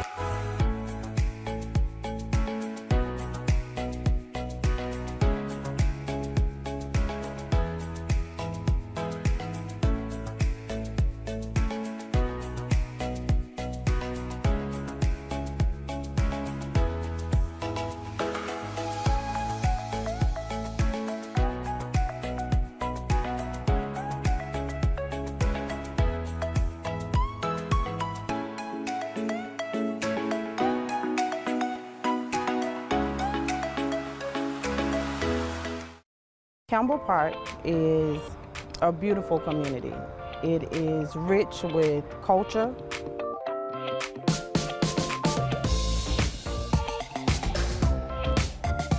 All right, Campbell Park is located right across the street from Tropicana Field, where the Tampa Bay Rays play. Right across the highway, you got an overpass right here that you can walk over. It's right down the street from the local skate shop, Anchor. It's in a pretty dope location, honestly. What I think is unique about Campbell Park is you can have a yard, you can have green space, you have this beautiful park across the street, and then you just go a little further and now you're into the density of downtown, which is really exciting to have an actual residential corridor with yards so close to a really booming downtown area. We are one of the more accessible communities when it comes to traveling, as far as going downtown, interstate travel, any of our shopping centers. This is the perfect place to be when it comes to all of those things. You can skate anywhere in St. Pete just using the trail, and you can just hop off the trail, walk across the Trop, and then hop right over the highway and you're here, and you can just shred. It's a dope park. I love taking my dog for walks into the skate park. I love going there and seeing all the energy of everyone using the skate park. The skate park has brought an environment for diversity, and so our children are able to attend the skate park and have a safe place to skate without being on our roadways.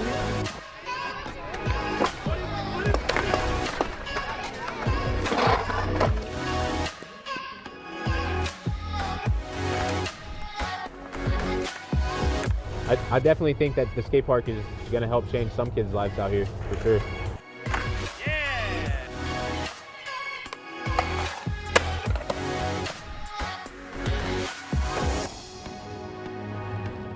I would live right across the street, so I just come right across the street, come skate, blow off some steam, have some fun.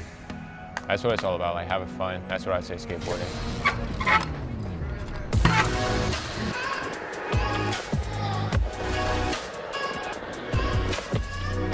Back in the day, growing up skateboarding, skateboarders and BMX bikers never got along. To see BMX bikers and skateboarders getting along so well together in a skate park is really transformative, because if BMXers and skateboarders can be in harmony, then everyone can be in harmony together.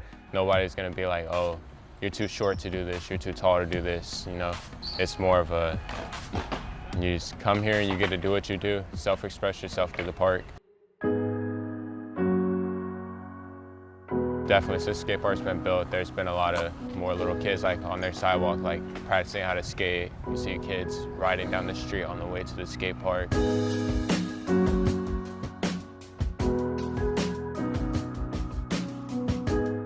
Since I've lived here, a lot of the areas have been cleaning up, moving towards a more positive direction. Everyone has kind of come together and worked hand in hand in improving things for everybody. Something where you create positive activity throughout the day has such a spillover effect on pushing out crime, which has been amazing.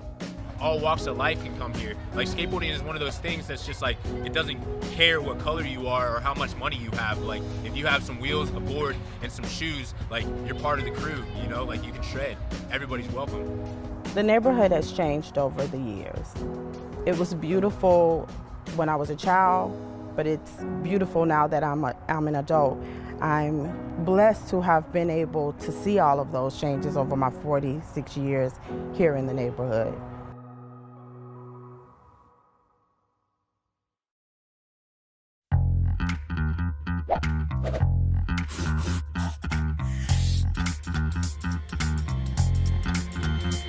Hey guys, St. Pete Mayor Ken Welch here, continuing our Sunrunner bus tour. I'm here with fellow Bull USF St. Pete student Joey Vars. Thank you for joining us today. Thank you for having me. Tell us what Sunrunner means for a student at USF. Sunrunner is really a game changer. If you live on the western side of St. Petersburg or by the beaches and you're a student, it really opens up the city to being able to get to town a lot quicker. You can go to class without having to drive. I take my bike from Pass-a-Grille to the station, and then I'm downtown in less than an hour, and I don't have to worry about driving. And you were telling us on the bus how you actually get your bike mounted on the bus. Can you explain that? Yeah, so the way that the Sunrunner has it, they have these little bike assists, and you wheel your bike right in kind of on the little machine, and then it verticalizes it, so it takes up less space. You can kind of stand more compact, and you actually get more people on the bus that way too. Cool. Well, thank you for sharing your thoughts with us today, Joey. Thanks for having us. We'll talk to you more on our Sunrunner bus tour.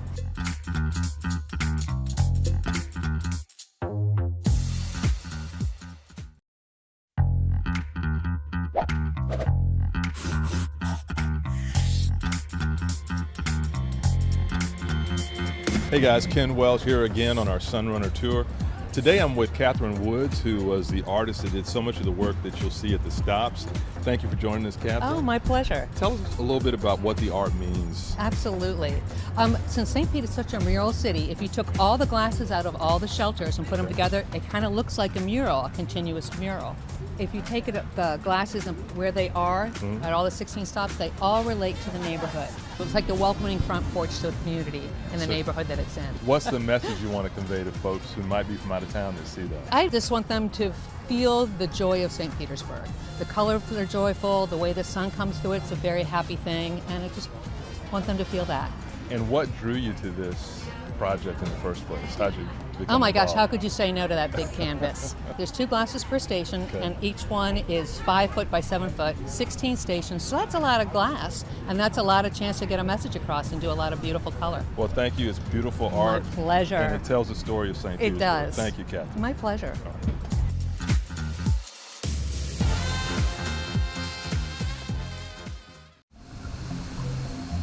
Hey, that's my house, and this is my ASMR video about water conservation. I use water wisely. Ever have a drippy sink? You should fix it to not waste water, and also not to go crazy with that dripping noise. Look there, that's my automatic shut-off hose attachment. Super water conservative. Even when nature calls, I call nature and I say, "Hi, I'm conserving water with my high efficiency tank." Okay, bye. Oh, hey, that's me. Just using my high efficiency washer. Just listen to the sounds of water being conserved. Go to this website to learn more, St. Pete, and do what you can for water conservation.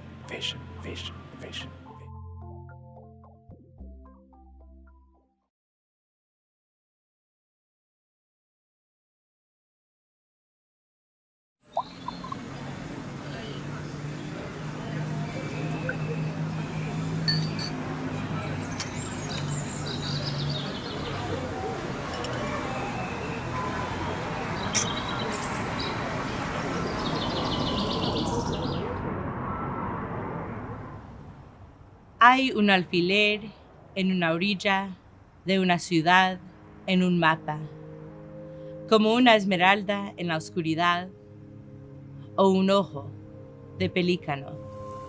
Oh península de sol, mar y baños. Aquí somos tan diversos como las conchas, la flora y las muchas aves que nos visitan cada invierno. Sí, somos bami, empanadas, knishes, injera, roti. Somos reggaetón, rap, cumbia, trap, jazz, rock y folk. Caminemos por el St. Pete Youth Farm para encontrar todo tipo de raíces entrelazados, alimentándose de la misma tierra.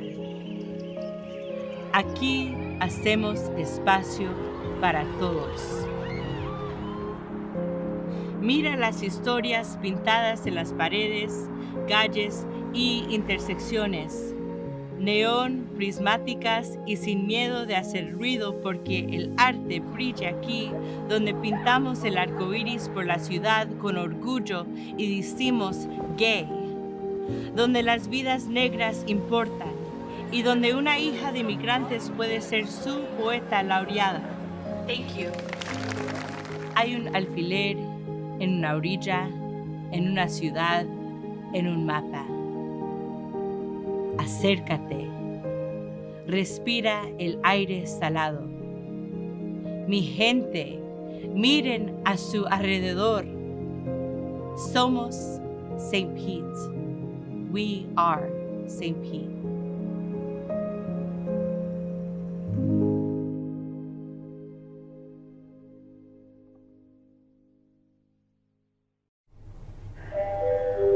Fire Tech Echo, Engine 5, District 10, District 5, Engine 4, structure fire.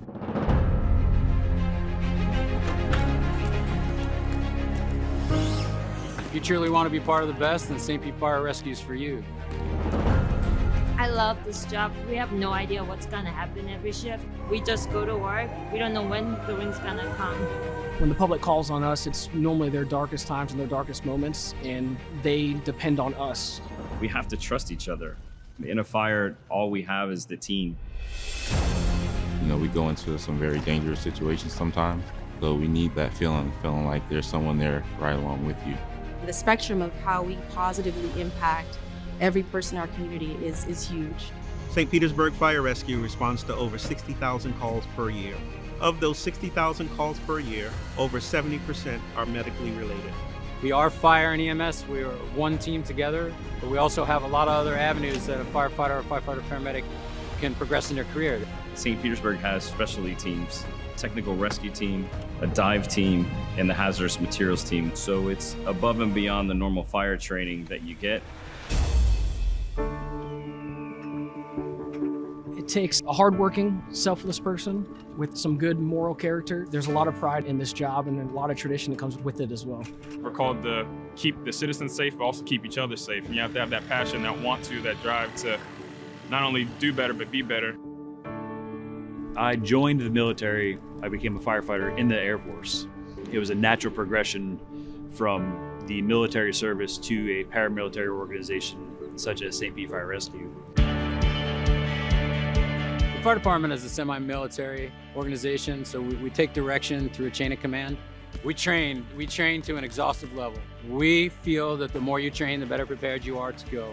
I went through the cadet program. It was an awesome opportunity. Not only do they take you under their wing, they pay for your education, fire academy and EMT school. We depend on each other. We live in an intimate setting. We live like in a house, and we're very much like a nuclear family. It's brothers and sisters. We have our fun times. We like to play with each other. Best parts are always lunch and dinner, because when everyone sits at the table, we go over how our 2 days were when we got off, see what everyone's doing. It's where you grow as a person. You kind of learn life lessons. Camaraderie is very important. It makes the job easier, not so much of a job. You know, we're here every third day, so we treat this just like we treat our house. We have to clean the bathrooms just like we clean the bathrooms, take out the trash, make sure it looks good, clean the trucks, inventory the trucks. You take care of it just like you take care of your home. Every station has a gym with full equipment. The department's training division is very involved in health and fitness initiative. We have an extensive behavioral health program. We assess risk within the fire department in 3 main areas. One is behavioral health, physical fitness, and on-the-job duties that we do, and then in training. In St. Petersburg Fire Rescue, it's important to us to have a fire response service that reflects the community that we serve. St. Petersburg is a very diverse city, and we can all work to reach a common goal together. We've had folks that come to us and reach out to us, and that's the kind of trust we're looking for with our public. One of our biggest programs is our Home Safe program, which provides free smoke alarm installations to City of St. Petersburg homeowners. Another big component is public education and community outreach. We provide public education on fire safety and injury prevention to citizens of all ages. To me, being on the front lines as a first responder, I'm blessed every single day. There's no better feeling when you lay your head down at night and you're like, wow, I really had a hand in helping. It's hard work, but it's hard work towards doing something great.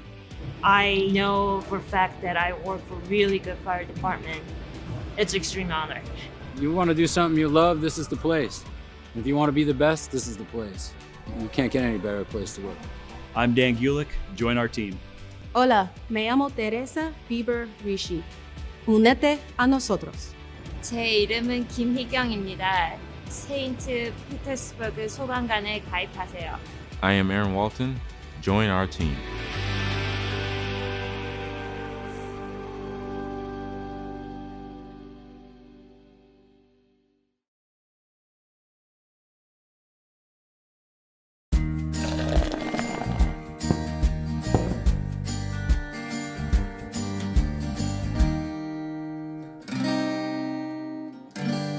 Wardsville, that was actually named for perhaps a businessman and his wife who was maybe for a while the postmistress in town. They took care of everybody's mail here, and we needed a name, and we were Wardsville until, you know, the magical day where we became St. Petersburg. And speaking of that, how did it happen? That's a great story. If you ride the trolleys, you hear a great story about, you know, a coin flip where, you know, Peter Demens and John Williams, who owned most of what is now downtown St. Petersburg, General John Williams, flipped a coin, right? The winner gets the name of the city, loser gets the name of the first hotel. Makes complete sense, right? The city is St. Petersburg, named after St. Petersburg, Russia, where Peter Demens is from. The Detroit Hotel is our first hotel, named after Detroit, Michigan, where Williams is from. Great story, but it's not true. We needed a name. And the postmaster wanted a name. Peter Demens had a press conference saying he was taking his train to St. Petersburg. John Williams didn't want to call it St. Petersburg. So there's all kinds of discussion. So what do you think happened after that? I think somebody, perhaps one of the partners in that railroad enterprise, said, look, we have to name this after Peter Demens, and so we're going to name it St. Petersburg, and you go to the post office and tell Ms. Ward that's what it's going to be. And that's probably about how it happened, as simple as that. It's as close as it came.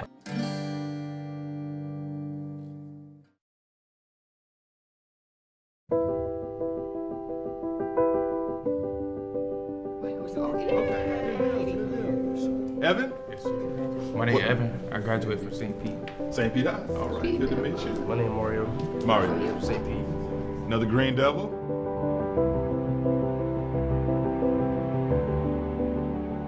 We have a license A, B, and C that allow you to move up through the ranks of a treatment plant. Okay, 1, 2, 3, everybody.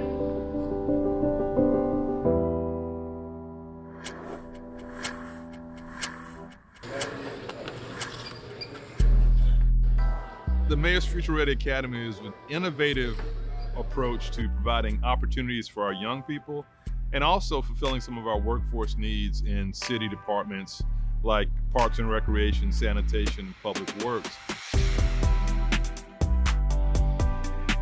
This was an innovative way that our departments thought to open the doors of opportunity to let our young people know about the career path, not just a job, but a career with the city of St. Petersburg. Hey, good morning. What I'm gonna do is I'm gonna send y'all with a field group. I think one is going to be manhole inspections.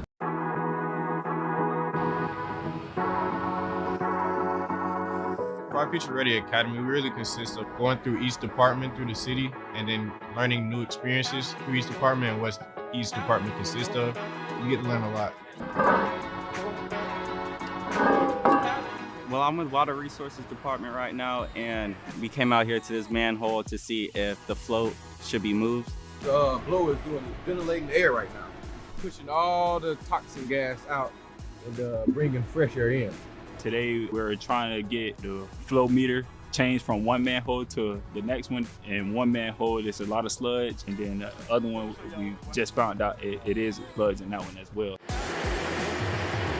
We have to use a blower to blow all the toxic gas out and put fresh air in the manhole so it's safe for somebody to go down there. It's a good way to look at what they do behind the scenes. Coming out here, you actually see like they test the waters for how fast it's traveling, and they test the waters like to see like the gases and what's in it.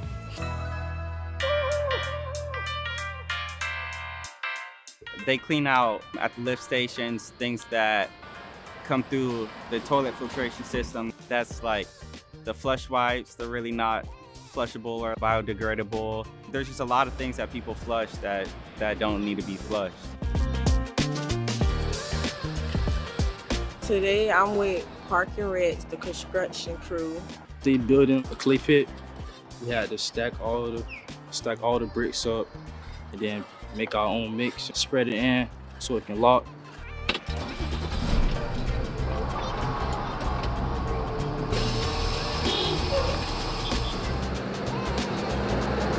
The cadets have opportunities to earn some other certifications outside of the classroom. These cadets were working on their CDLB, which means once they complete this particular program, they will be CDLB certified, which means that they'll be able to operate certain vehicles that you have to have the CDLB permits for. So y'all did it. I'm proud of y'all. I swear I'm so proud of y'all. Today I'm with the SPTO department and I'm with the traffic group. Across the road, there's another pole box. Once we pull it through there, we're gonna run it up the pole and out onto the arm. Today we were setting up radars, which kind of scan the cars when they pull up to the lights, giving signals to the lights so that they could turn. We have sensors that will see cars. And what we did is we needed to add 2 sensors for north and south coming out of the dog track and coming out of apartment complex. I've never been up that high, other than in like an airplane, but seeing the wires and how everything works was really cool. I want to have a job with the city so I can start my career, and then from that point on, just keep moving up.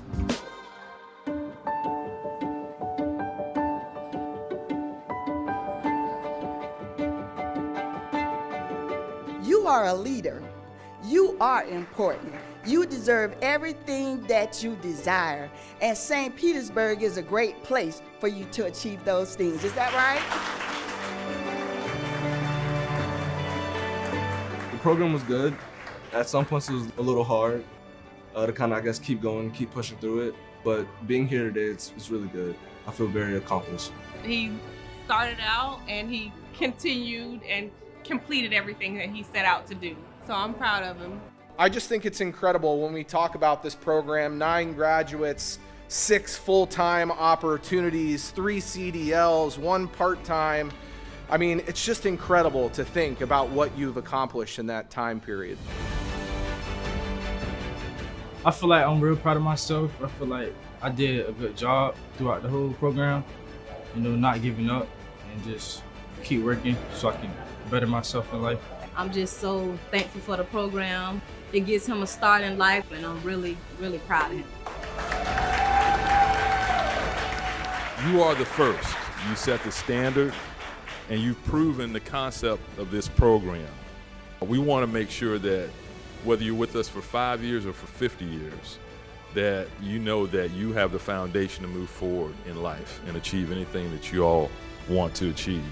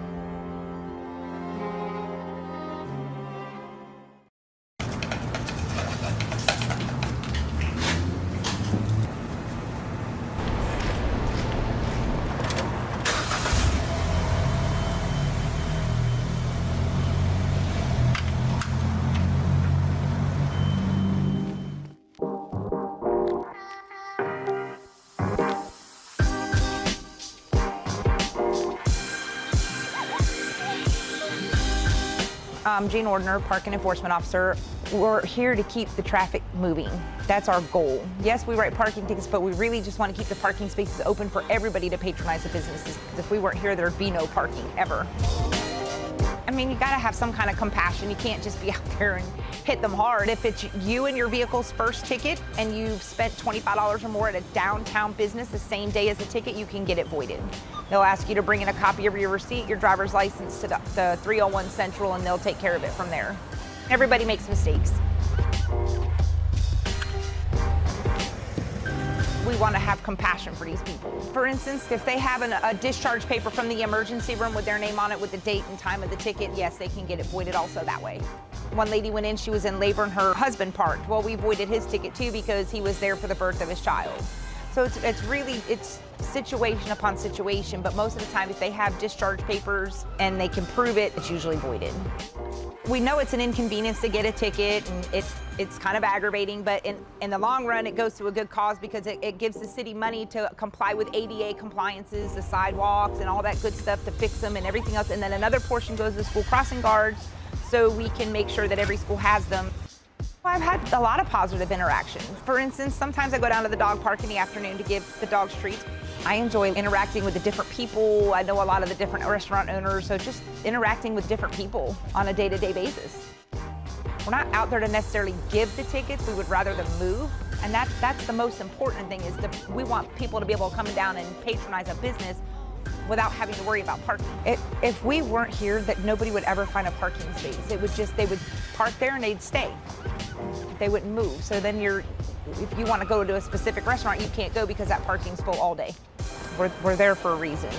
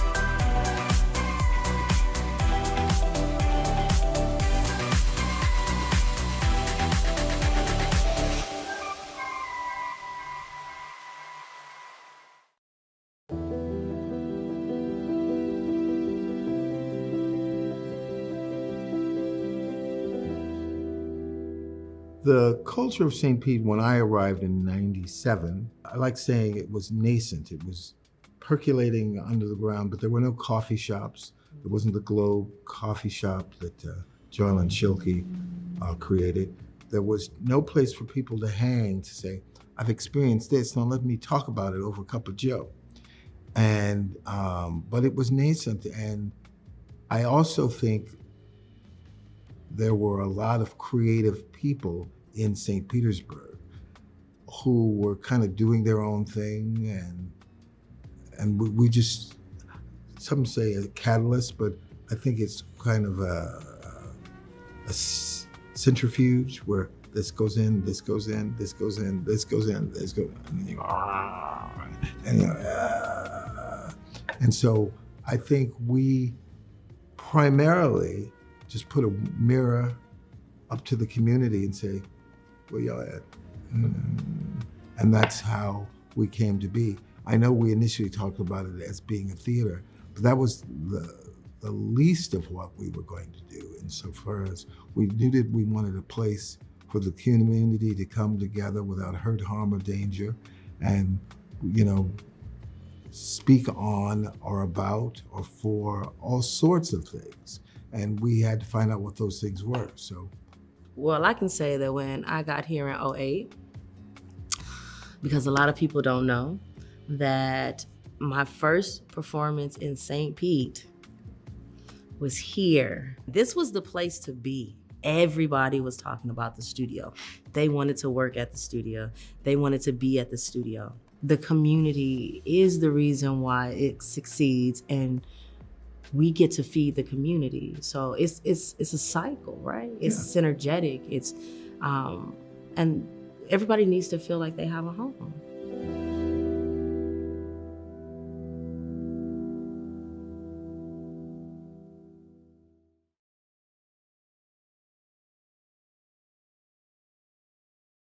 Hey St. Pete, and welcome to the definitive guide for how to be the best president you can be. A little tip from your good neighbor guide.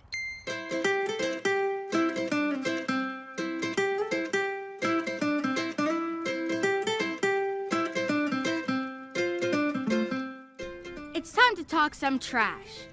Well, not really, but we are talking about waste here. We all have waste, and so what we do with it is super important.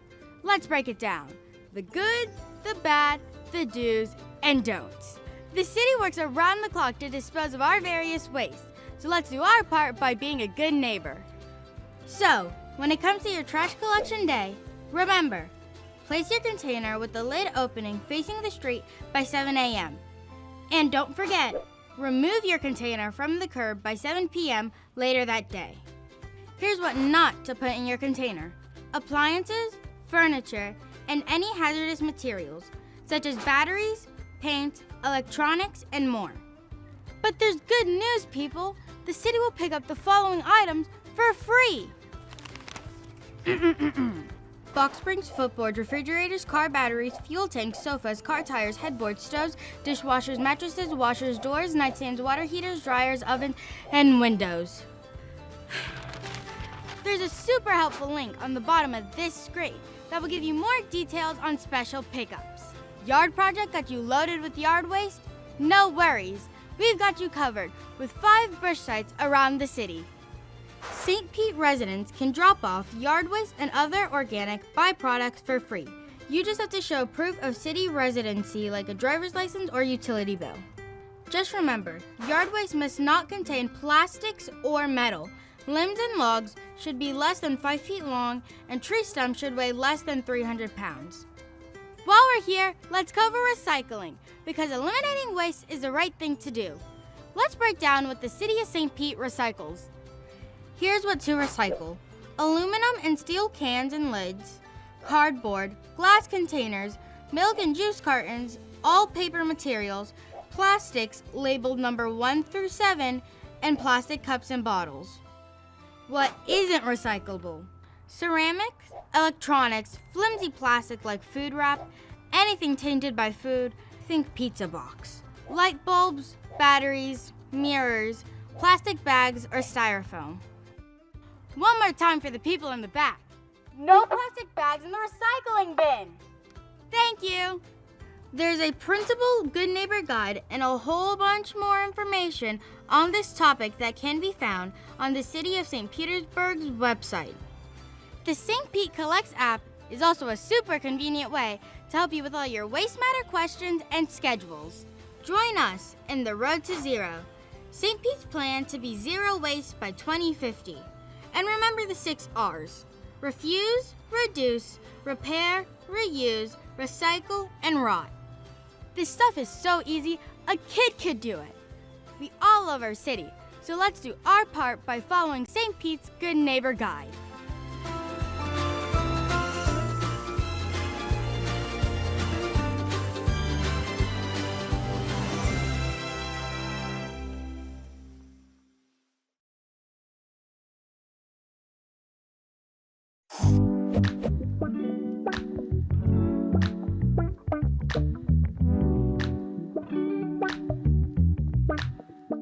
This is our first City Hall on tour for 2024. We're here at Pinellas Technical College, and it's an opportunity for the community to talk to any of our departments, from sanitation to codes to law enforcement, police, or fire, about our community, about their recommendations, their concerns, and get feedback on the spot. Community folks who are where you're at. The City Hall on Tour is designed to put you in spaces where people live in real time. It's also a focus on education and career paths, and that's why we're here at Pinellas Technical College. They're a great partner with us. You heard about the Mayor's Future Ready Academy, where we have 12 young people who are going through on-the-job training in various city departments like sanitation and public works. For our Future Ready Academy, we really consist of like going through each department through the city and then learning new experiences through each department and what each department consists of.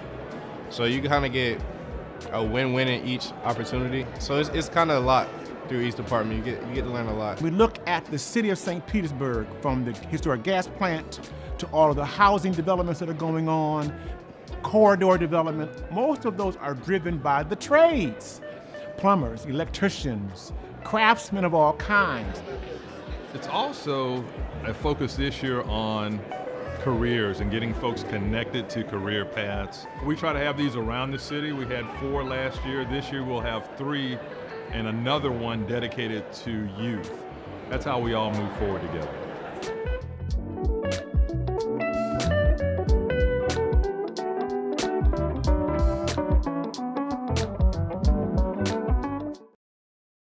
When you look at the top concern for residents in an urban city or even our rural communities, a growing number of Americans list affordable housing at the top of the list.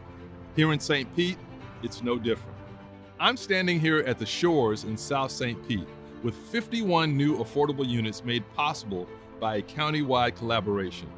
Understanding the relationship between our quality of life and housing is critical. That's why I'm launching the Housing Opportunities for All plan, an intentional expansion to our existing housing plan that addresses the current state of our city. The plan aims to produce new affordable housing units, preserve existing affordable housing, and protect tenants. Housing Opportunities for All is more than a priority in our administration.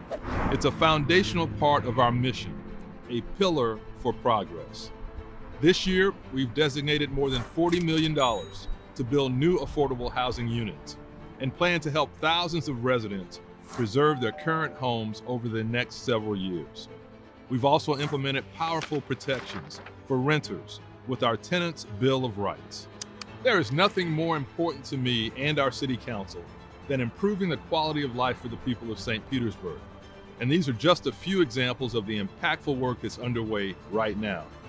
I will continue to keep you updated on progress made as we help more families settle into their new homes and stay in their current homes. So working together and listening to each other with our eyes on inclusive progress, we will continue to move the needle on affordable housing. To learn more about the Housing Opportunities for All plan, visit www.stpete.org/affordable housing. We are St. Pete.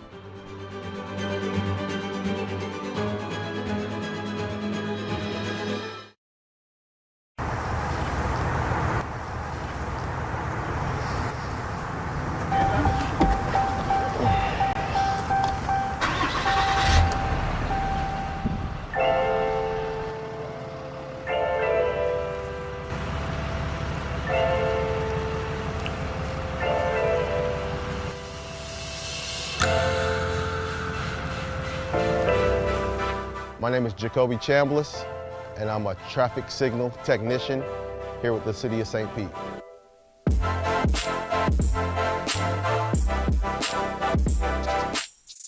We maintain our traffic signals here. We have the signal heads, we got the cabinets, we have the controllers, we got the conflict monitors. So we just make sure that everything stays operational and safe.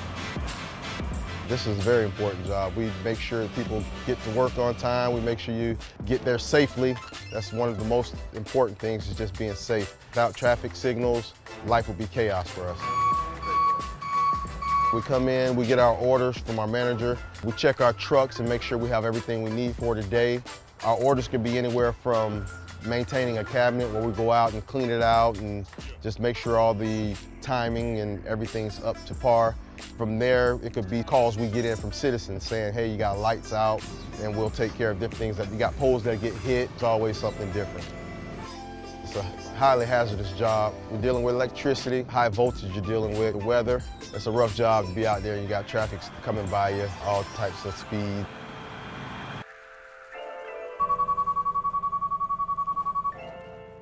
But I can tell you that the city of St. Pete, they take pride in what we do as far as taking care of our signals, and we're out here swapping our equipment out at a rapid pace here. We're trying to change out all these cabinets. We're putting in new controllers. We're doing a lot to make sure the city stays safe and to upgrade and change with the times.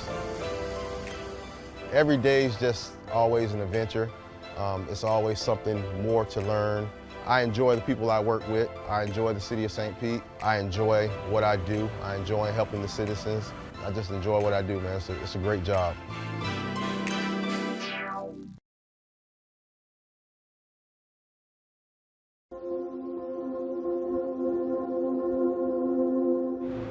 My name is Shakayla Berthelo, and I am the first to graduate from the Gibbs High School EMT program and get hired on with St. Pete Fire and Rescue.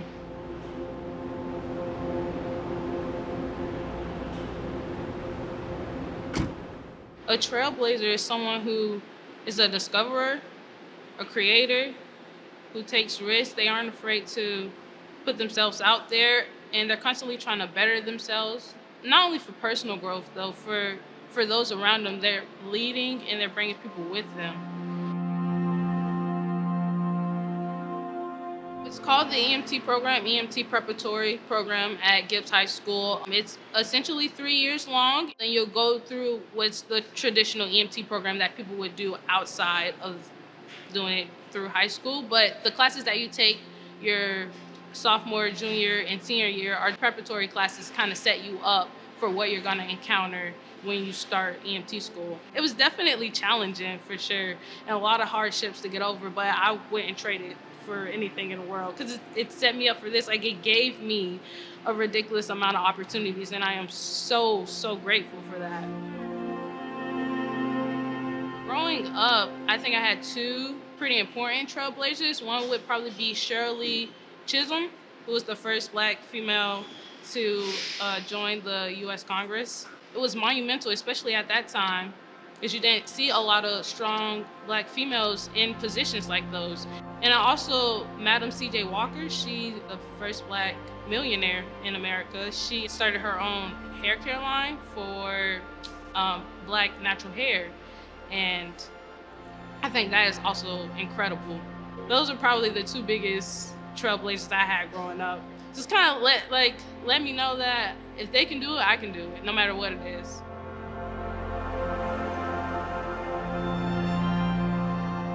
I am a representation of you can do it. You set your mind to it and you can do it. Absolutely, do not hesitate, do it, because you can. So I say for people who are kind of struggling with that, or like struggling with the confidence of not being able to do something, I say just do it. Just do it, because you're only hurting yourself by not doing it. So just put yourself out there. You never know what's gonna happen.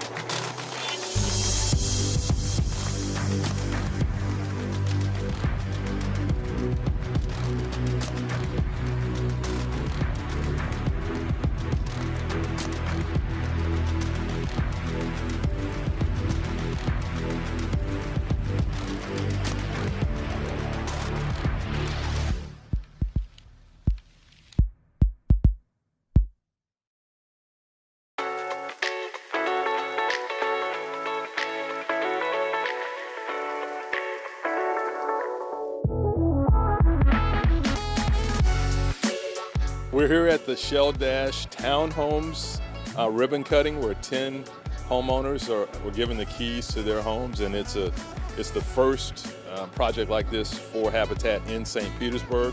And 10 lives now are going to move forward into home ownership. It's a great day. Our families go through a lot to get to a day like today. After being accepted into our program, these families take 38 homebuyer education classes, teaching them everything they need to know to be a successful homeowner. We cover topics from budgeting to home maintenance and even how to be a good neighbor. They also put in between 350 and 450 sweat equity hours on our construction sites, including their own home. It represents all the hard work and dedication that I've endured over this past year. I am greatly proud of myself going through this journey. At times I thought I could not, but I am here. through a partnership. The city put in more than $1 million from the South St. Pete CRA, donated the land, and Habitat is providing an interest-free mortgage. So it's an intentional effort to have affordable housing right here, just south of Tropicana Field, for folks who make our city work, and that's why it's important. The average median price of a townhome in the city of St. Petersburg is over $650,000 right now.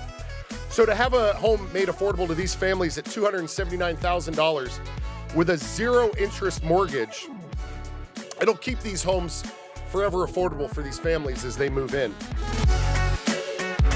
We have 50 more just south of here on the 18th Avenue corridor that we're working with Habitat on, and those will come to fruition. So folks need to understand that the process takes time, but we're dedicated to making sure it moves forward.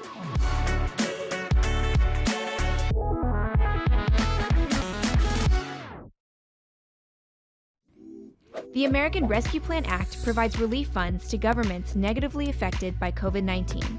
The city of St. Petersburg has received about $45 million in the ARPA funds for investment and have identified key projects that will directly impact St. Pete residents, focusing 75% of funds on affordable housing and support, and 25% of funds on health and social equity efforts.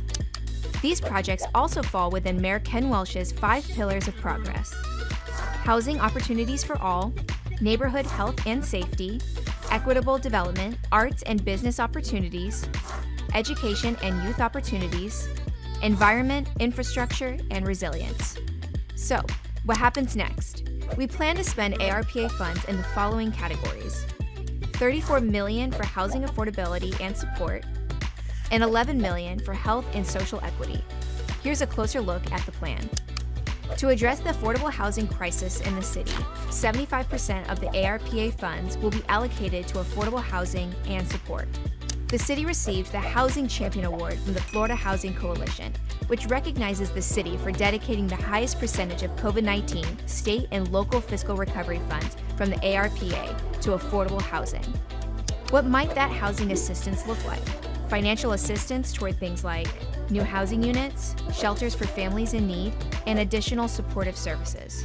With the rest of the funds, the plan addresses mental health challenges and food insecurity. 25% of the ARPA funds will be used to develop projects that treat root causes of these conditions and situations. Things like food security programs, mental health counseling, youth development and nonprofit funding, and other neighborhood services. For more information about the city's use of ARPA funds, visit stpete.org/ARPA.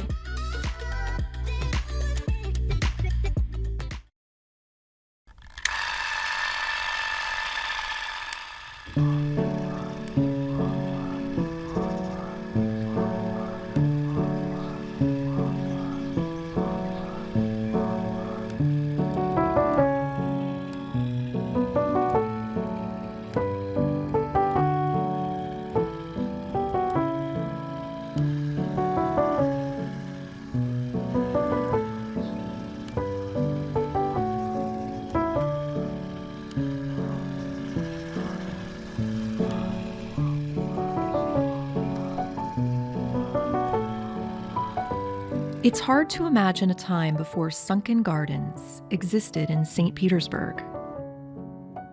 You would have to go back more than a century to see the land as it once was, a sinkhole.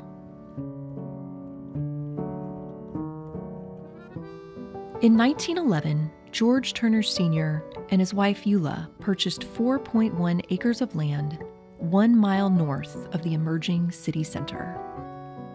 Due to the sinkhole on site, the land sat 15 feet below street level. But George, a plumber by trade, had an idea. He devised his own terracotta tile system, effectively draining the sinkhole, leaving behind a rich, mucky soil. Perfect conditions for his favorite hobby, gardening. Living a good life with lots of luck in the Florida real estate world, the Turners were doing well. However, after a series of hurricanes and freezes in the area and the downturn of the real estate business in 1926, the Turners were soon left with just the garden. And to make ends meet, they opened a fruit and vegetable stand. Soon, neighbors began to stroll through George's tropical garden, enjoying an array of plants from around the world.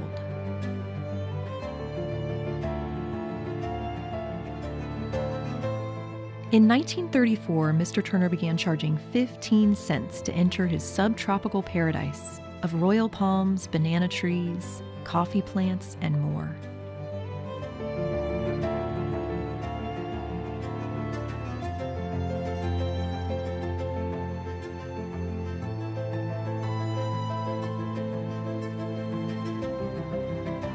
It's hard to imagine the old sinkhole site would become a natural paradise.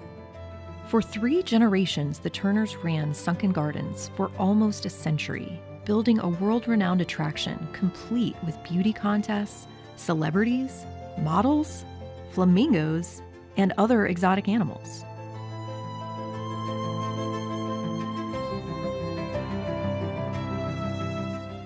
A lot can happen in 100 years.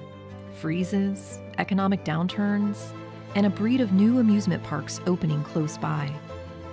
So, in 1989, the Turner grandsons put Sunken Gardens up for sale. And 10 years later, the residents of St. Petersburg voted for a one-time tax increase so the city itself could purchase the gardens.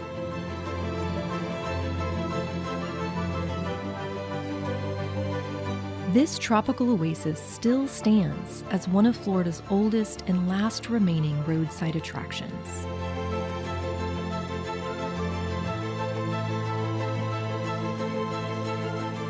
Thanks to generations of the Turner family's dedication, a community grassroots effort, and a bit of luck.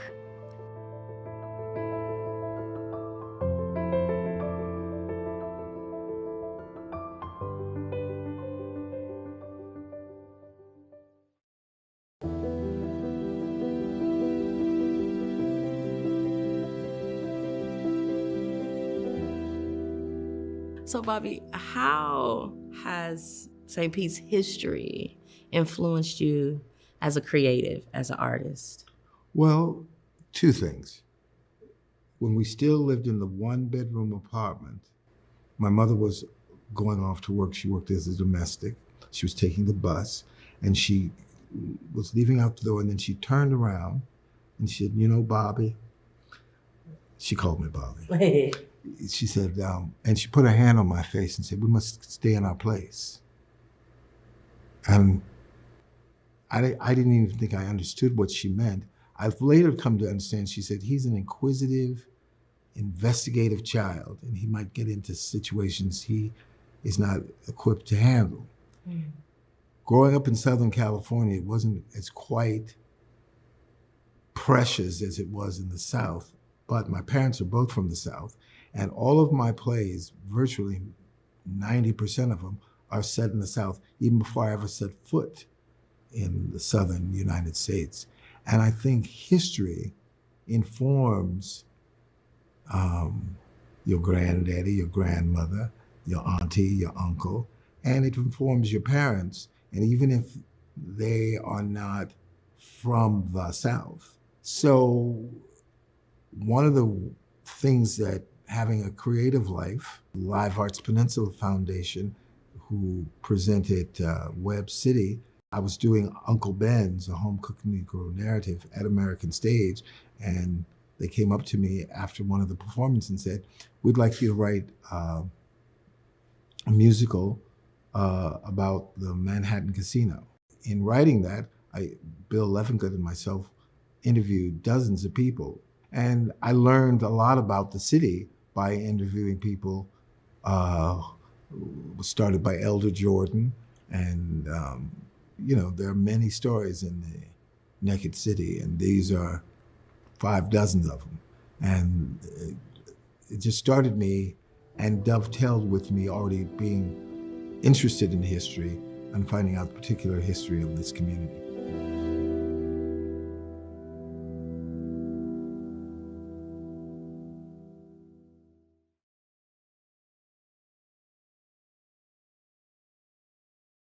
I look at Woodlawn as probably the most neighbor-friendly, kid-friendly neighborhood that I've ever lived in.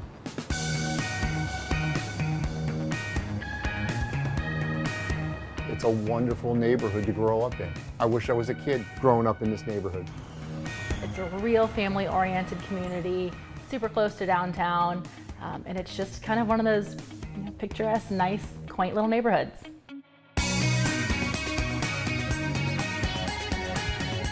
I think what was really cool about the neighborhood is it's different compared to a lot of the other neighborhoods where part of it is on the circles. So as soon as we drove in on the neighborhood looking for a house, I just knew that this neighborhood had kind of some extra character to it. Woodlawn has got a circular style to it, design to it, and you can see from some of these old pictures that there really is a circle or an oval to Woodlawn neighborhood. My favorite part of the day is driving home. You turn onto our street from MLK, and there's beautiful oak trees, blooming crepe myrtles, and then there's a park. We have a park just at the end of our street.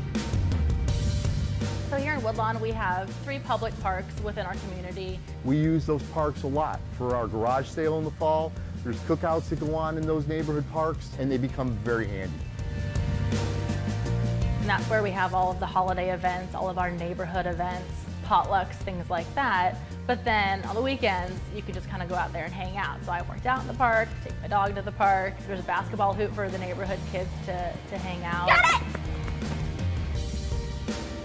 As the fall and into the winter and into the holiday season, every one of those little pocket parks gets used for certain events. Christmas caroling going on during Christmas. There's an Easter egg hunt through the neighborhood.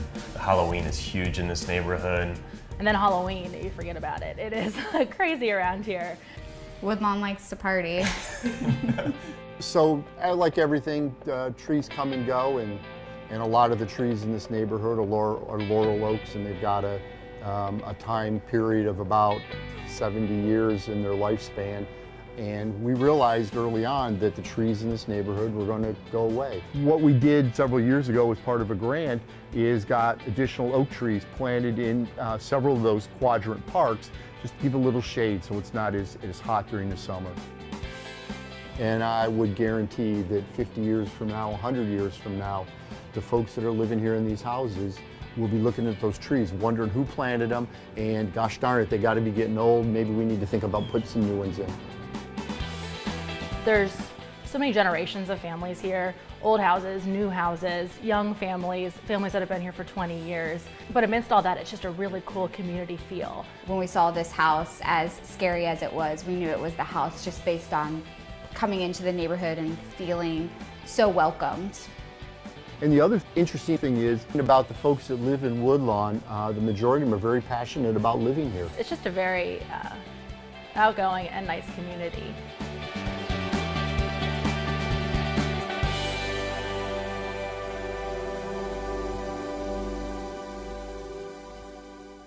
So the one thing that I would like to lift up and make sure that everybody hears is that there's 2 Child's Parks. There's the Child's Park that you hear about and that you read about, but then there's my Child's Park.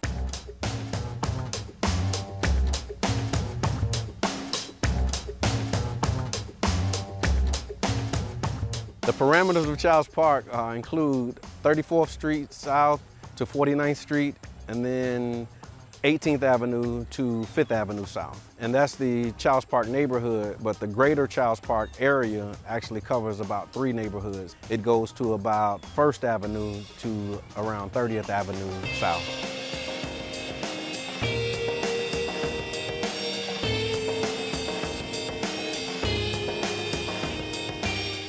I believe through the YMCA, the library, and the Rattlers organization, has become very instrumental in helping our youth and children become very productive adults.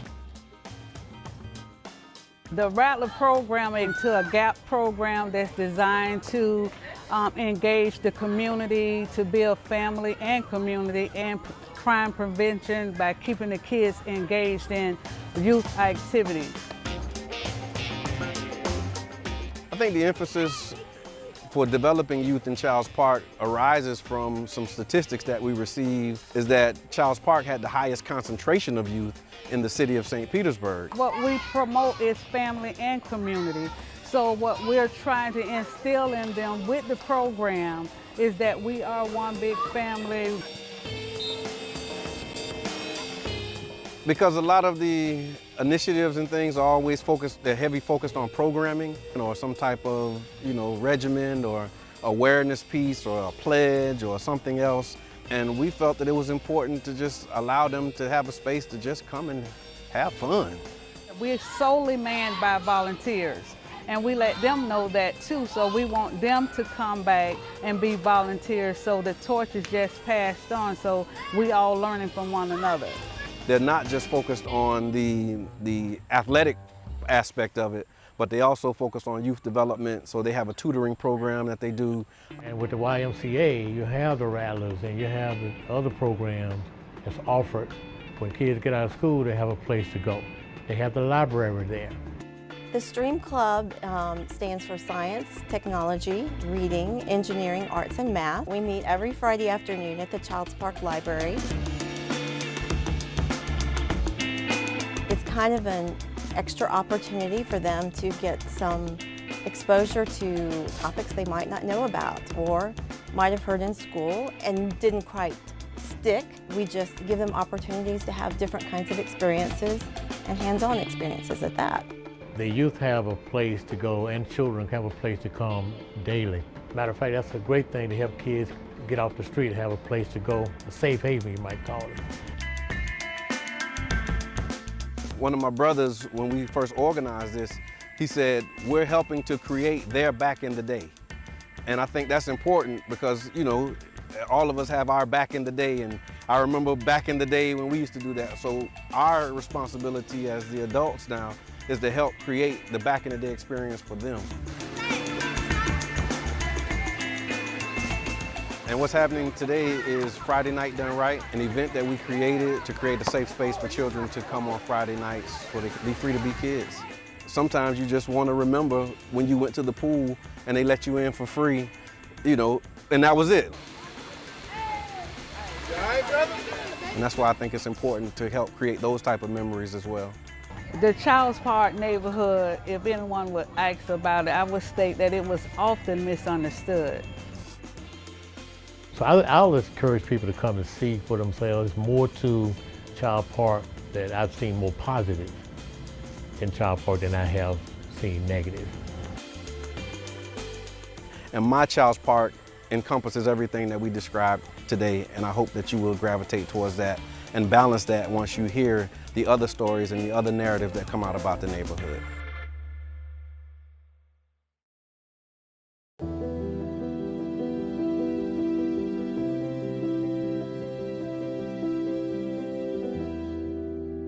So Bobby, I have heard the origin story of your relationship with Jamie and how that kept you here, but I don't think I've ever heard why you wanted to start the studio.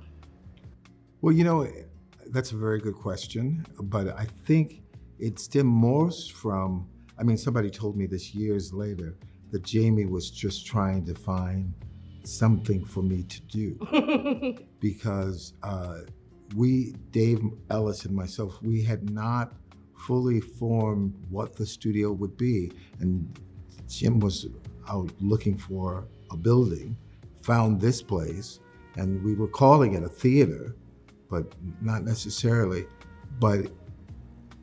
And I had never run a nonprofit before. I'd worked for dozens of them, but I'd never run one. And so I think it was a convergence of several things, and we just grew into it being what we now understand to be the studio, which is something David Ellis and myself never did an elevator speech or the one sound bite. It's many things. Lately, people have been calling it St. Petersburg's living room, which sounds nice. It's a home for the visual and performing arts, but it's evolved. But we never had a specific defining, we're gonna do this. It just evolved.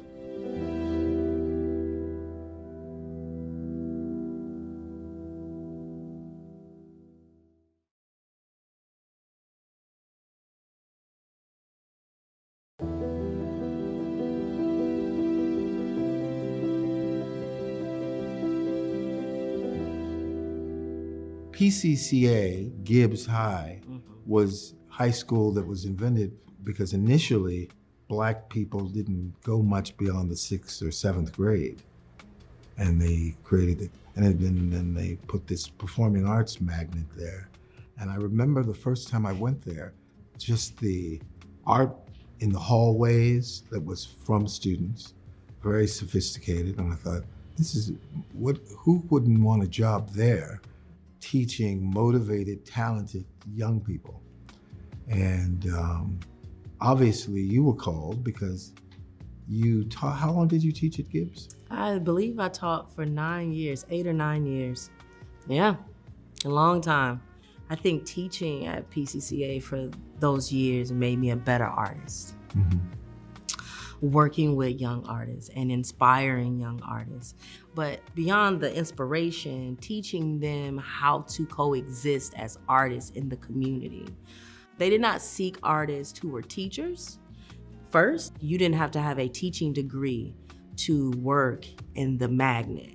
I didn't know that. No, they wanted you to be an artist first. So you came with your artist degree or your art, and then from there, once you were inside, because I didn't have a teaching degree, once you were inside, once you got hired, then they put you through, Pinellas County School District has a phenomenal program so that you could get your teaching license. They wanted all of their educators to be working in the community so that their students had the opportunity to network and with the community members so that it strengthens the school and it also strengthens the community. And I think that was very important. I think it's a pivotal part of the program. I think it's a thing that makes it successful. And then not just the community as in St. Pete or the Southeast region, but our national community too. Because so many of our artists, visual and performing artists, have gone on to do great things. Broadway, LA, and beyond, tours, all those things, yeah.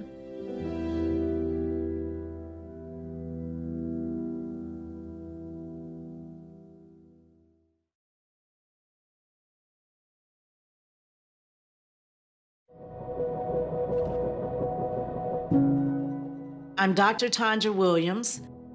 I am the first African American and female president of St. Petersburg College in St. Petersburg, Florida.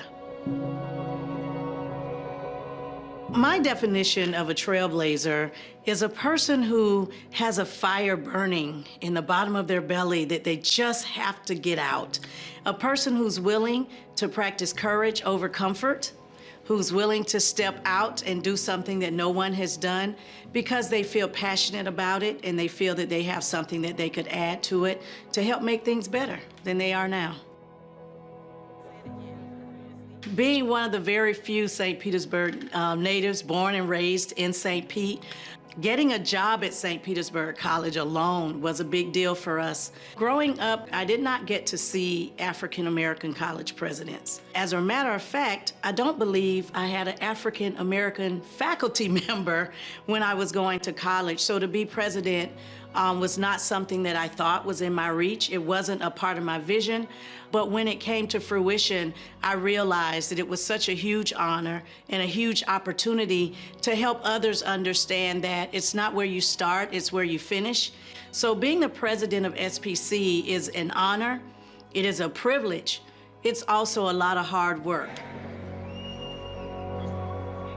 One of the biggest moments of a college president is the investiture. I remember fighting tears because it's a part of my journey that my mom, who helped get me there, was not able to join me. She had passed away.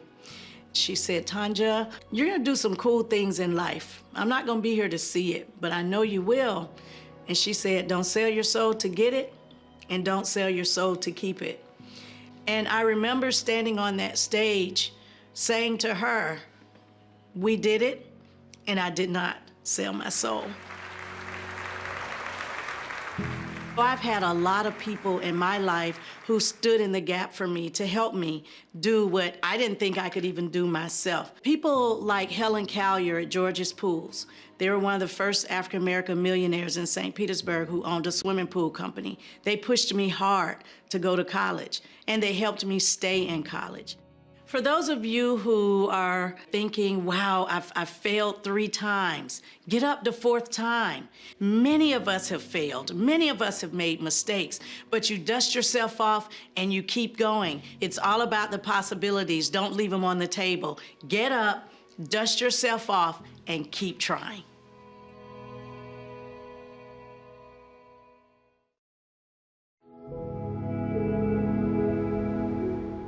I think a trailblazer is a person who looks at the needs of now without high regard for the status quo or the way we've always done things, but focuses their work on how you make our community better today and for generations to come. None of us stand on our own, and so in order for me to be elected mayor, there were so many folks in generations before me that had to fight even for the right to vote, or even for the right to be a full-fledged police officer like Leon Jackson. I just looked at myself as the next in a line of folks who are working to move our community forward. Without the Leon Jacksons of the world, I certainly wouldn't be in this position. And without guys like Bob Stewart, former city council member and county commissioner, who's one of my mentors, who served with both me and my father, you know, without those folks also pushing, we wouldn't be where we are today. You know, I attended the last segregated class at Melrose as a kindergarten student, that I'm able to go back to that and talk to those students as the 54th mayor of our city. That's a lot for one lifetime. As I go around the classroom, I do this for Great American Teach-In, and ask the kids, what do you want to be when you grow up? And the last time I went, there were 3 kids that said, you know, I want to be mayor, and 1 young lady who said she wanted to be president. That's what it's all about. It's just making sure kids understand you really can achieve. Progress doesn't happen without someone who challenges the status quo, the powers that be, and speaks up for folks who are largely silenced. There is such a thing as a silent majority, folks who are too busy putting food on the table, taking care of their kids or their parents, to be involved in the political arena. And so the folks that do that represent a lot of folks who can't be engaged. Find someone, reach out to someone that you admire who's made it, and reach out to them. Email, Facebook. I guarantee a lot of folks will actually respond to that. I certainly will if someone's interested in elective office. Reach out, make that first step. Never be bound by the status quo or someone else's opinion of what you can or cannot do.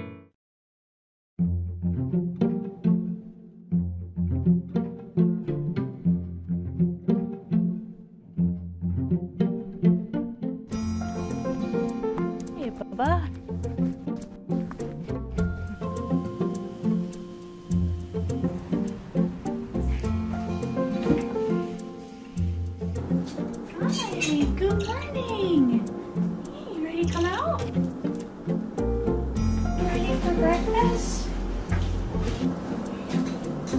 My name's Amy DePalma, and I am a nature preserve ranger here at Boyd Hill. The specialty of my job is overseeing the Birds of Prey program. We take in permanently injured, non-releasable birds of prey, and we turn them into avian ambassadors.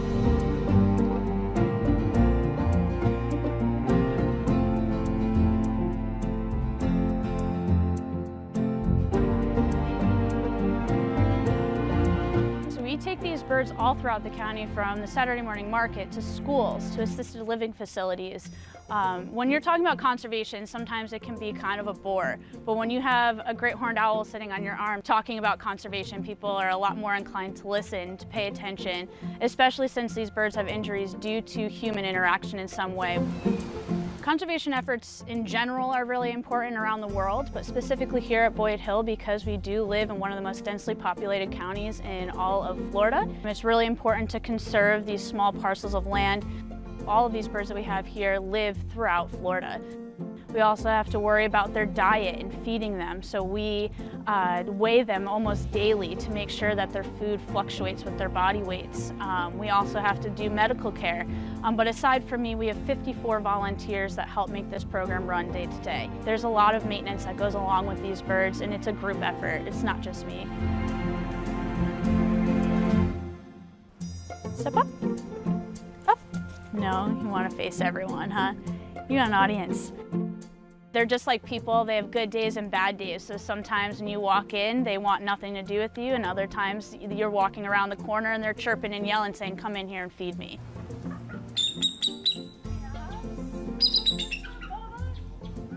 So it's really, really, probably one of my favorite parts of the job is just interacting with these birds.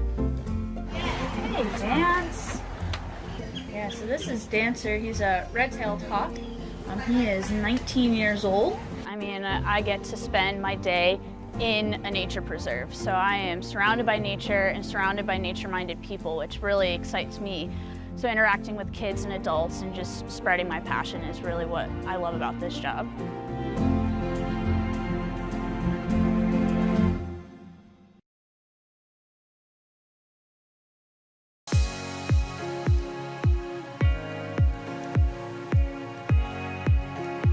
District 6 encompasses downtown St. Petersburg and includes the Edge District, the Innovation District, and neighborhoods like Coquina Key. I'm Gina Driscoll, your council member for District 6. I'm standing in front of one of the many murals you can find in this area. For over 10 years, the Shine Mural Fest has contributed an indelible mark all around our city, and many of those locations are spread throughout District 6. Another great event in this district is the Grand Prix of St. Petersburg. This 3-day race draws in big crowds, some of the best car racing in the world, and takes place along our beautiful waterfront in downtown. Waterfront is a big part of this area, with a number of waterfront parks, from Straub Park to Lassing Park to Grandview Park with its popular boat ramp. These are just a few of the many parks you'll find in District 6. Many of these also have fantastic art installations. That's what I love about District 6. The arts are everywhere. You can see it on countless murals, in our museums, our galleries, and in our theaters. You'll also find the art of food, the art of beer, the art of going full force or taking it easy. District 6 is all about the art of being who you are, the art of being St. Pete.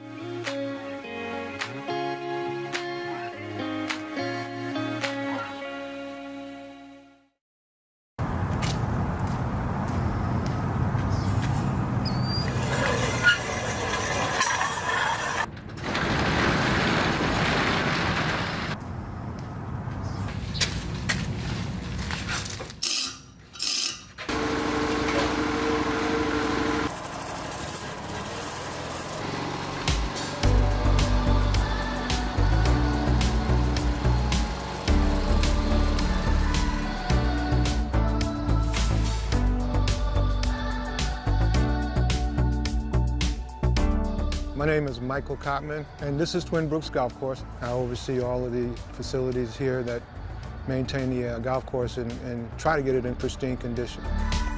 It's a 9-hole golf course. We have a practice facility in the back, which is 3 practice holes. It's a really unique facility because it's in the middle of the city. It's really a benefit to the city because what we do here is we provide a place for play that's more reasonable than any of the other golf courses in the area. We have guys that come out here that are 80 years old. For them, this is an exercise. It's a chance to get out of the house and to do something. And for the kids, it's an opportunity to get off of the streets and to learn the game. My day begins around 5 o'clock. Make the assignments for everybody, make sure everybody's got the tools and protections that they need. So we set up the golf course, get that done, and then we'll do all of our other stuff. We'll mow fairways, we'll mow rough, we'll trim trees, we'll do hedges, and any other thing that pops up. So it becomes pretty daunting at times, but we manage to get it done, one bite at a time.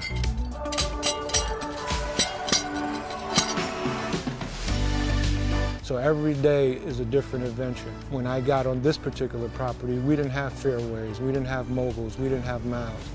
Now we have a primary place to play where it looks like an 18-hole manicured golf course, even though it's 9 holes. There's a satisfaction that you get when the transformation process, to see it go from what it was to your vision, is so fulfilling.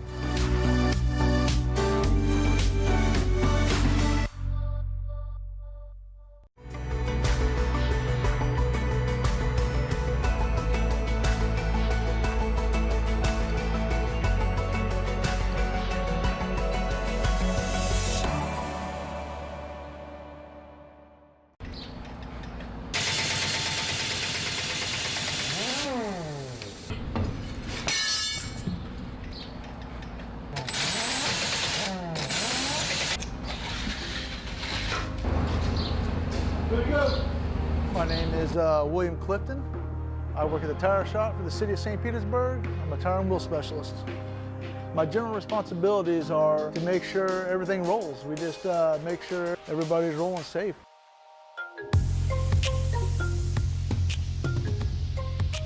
We deal with garbage trucks, fire departments, wheelbarrows, forklifts. We pretty much deal with anything that has a tire. Some days it's 10, 20, and some days we're just non-stop. I know there's over 100 sanitation trucks. I think there's roughly 300 police vehicles, upwards of 1,000 or better.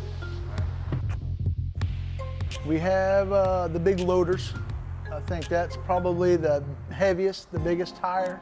Smallest, I've worked on probably forklift tires, the rear tires on a forklift, or wheelbarrow tires. I love the work. The work is fun. I mean, I like working with my hands. I feel like the tire shop is an integral part in the city because without us, nothing rolls. No fire truck, no police department, no water department, no tractors, no backhoes. All that comes to us. Well, right before Hurricane Irma came here last year, we were the last group of people out of the compound, and we were the first people in the compound back to work. We got somebody that needs tires right away. You can have all the running vehicles you want, but without tires, they're going nowhere.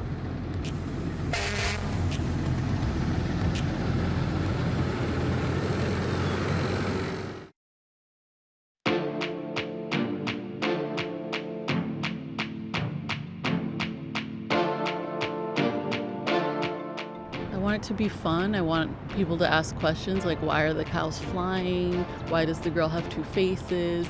All of my artwork, I want to hint at a story that you can fill the blanks in with.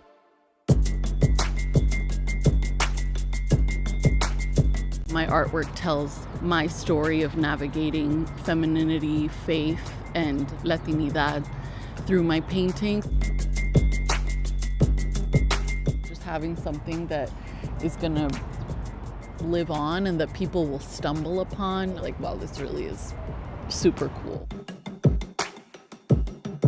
I'm Christy. I've always been an artist. It's never really been a choice that I've made.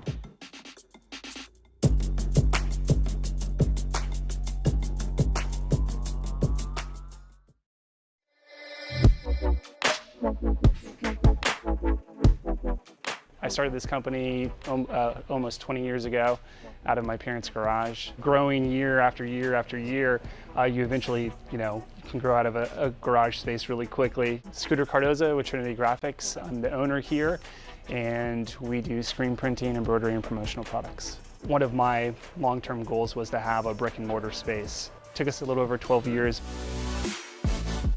but we got this space. Talk about a, kind of like a life-changing moment. We print lots and lots and lots of t-shirts. And then as far as like on the embroidery side, anything you can think of, we can accomplish with putting a logo or a brand on. One of the aspects of screen printing is reclaiming the screens, so you can basically reuse the screen over and over and over and over again. We had about 150 of the wood frames, and thought it would be really cool to do a screen wall. So each screen has some sort of sentimental, meaning behind it. We love what we do, so we're just going to continue to put out, a great product that we stand behind. It's really cool to have a team that believes and has the same passion and will, go the extra mile to do whatever it takes to get the job done.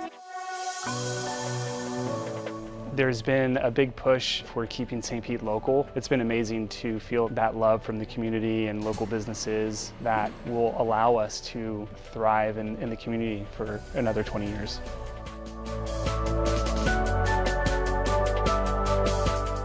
To address St. Pete's growth and rising housing costs, Mayor Welsh launched the Housing Opportunities for All plan in April of 2023. It is a multi-year plan that will help residents settle, stay, and feel stable in St. Pete. Housing affordability is a key element in Mayor Ken Welsh and his team's agenda, and one of his 5 pillars for progress. The next milestone in the Housing Opportunities for All plan is the citywide expansion of the Rebates for Affordable Residential Rehabs program, previously only offered in the South St. Pete CRA. The program provides rebates to eligible homeowners to make improvements to their properties, making it easier to stay in their homes. Examples of potential improvements covered by rebates are structural repairs, roof replacement, electric and plumbing upgrades, window and door replacement, HVAC replacement, insulation upgrades, kitchen and bath upgrades, and accessory dwelling unit construction. For more information on qualifications and how to apply, visit stpete.org/home rebates.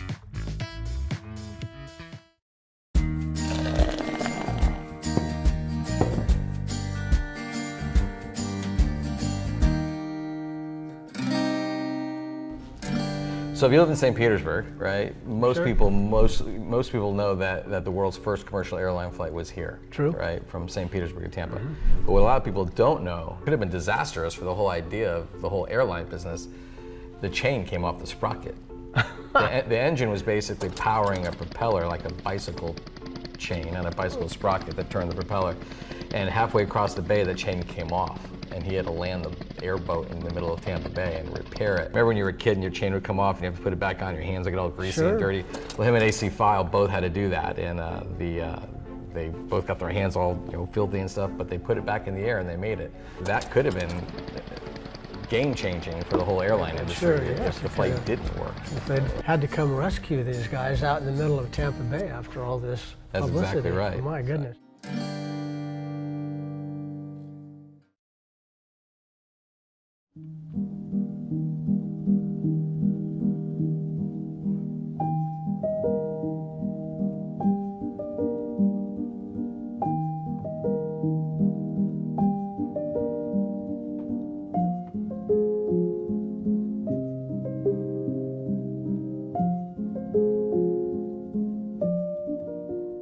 Dear reader, you are loved, more than you know. Keep smiling and shining and being who you are. The world is lucky to have you. Happy Pride to you. Celebrate like you should. Life would be dull without you in it. Keep shining bright. Sunshine face. You are so loved. Do not let anyone ever tell you different. St. Pete loves you. We need you. We appreciate you. Thank you for being you. You are beautiful just as you are, and you make our city more beautiful because you are a part of it. You make the world more colorful. You make the world brighter. Never give up. You are loved for exactly who you are. I promise. The world needs you in it.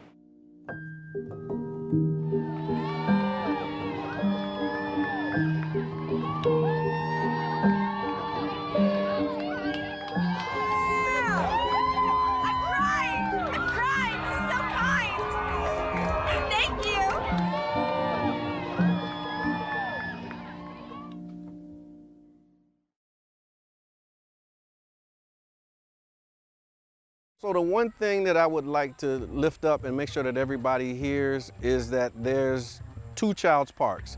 There's the Child's Park that you hear about and that you read about, but then there's my Child's Park.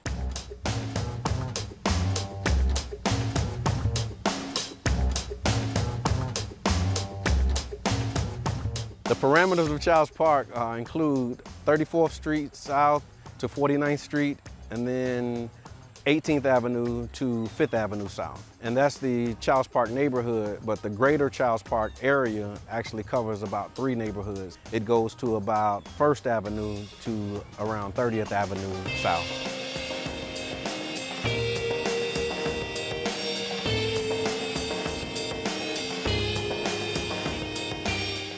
I believe through the YMCA, the library, and the Rattlers organization has become very instrumental in helping our youth and children become very productive adults.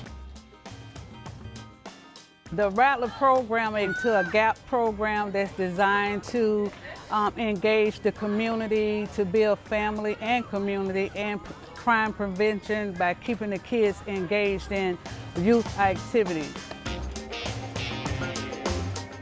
I think the emphasis for developing youth in Child's Park arises from some statistics that we received, is that Child's Park had the highest concentration of youth in the city of St. Petersburg. What we promote is family and community. So what we're trying to instill in them with the program is that we are one big family.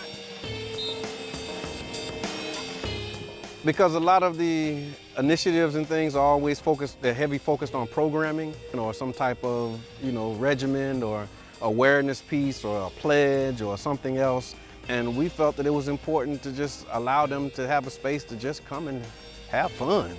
We're solely manned by volunteers, and we let them know that too. So we want them to come back and be volunteers, so the torch is just passed on, so we all learning from one another. They're not just focused on the athletic aspect of it, but they also focus on youth development. So they have a tutoring program that they do. And with the YMCA, you have the Rattlers and you have the other programs that's offered. When kids get out of school, they have a place to go. They have the library there. The STREAM Club stands for Science, Technology, Reading, Engineering, Arts, and Math. We meet every Friday afternoon at the Child's Park Library. It's kind of an extra opportunity for them to get some exposure to topics they might not know about or might have heard in school and didn't quite stick. We just give them opportunities to have different kinds of experiences and hands-on experiences at that. The youth have a place to go and children have a place to come daily. Matter of fact, that's a great thing to help kids get off the street, have a place to go, a safe haven you might call it. One of my brothers, when we first organized this, he said, we're helping to create their back in the day. And I think that's important because, all of us have our back in the day, and I remember back in the day when we used to do that. So our responsibility as the adults now is to help create the back in the day experience for them.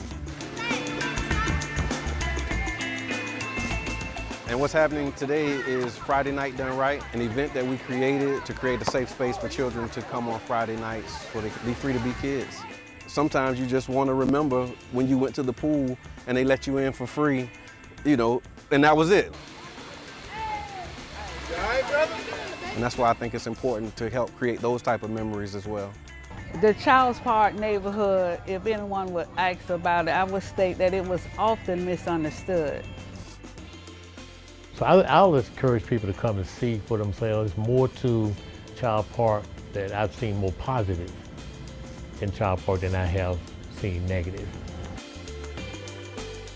And my Child's Park encompasses everything that we described today, and I hope that you will gravitate towards that and balance that once you hear the other stories and the other narratives that come out about the neighborhood.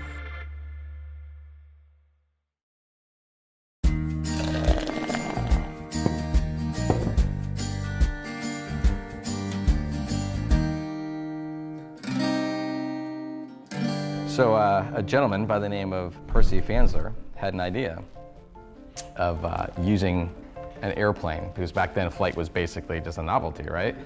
So a lot of air shows and stuff like that, so that he had an idea of flying from point A to point B on a schedule, just like a train.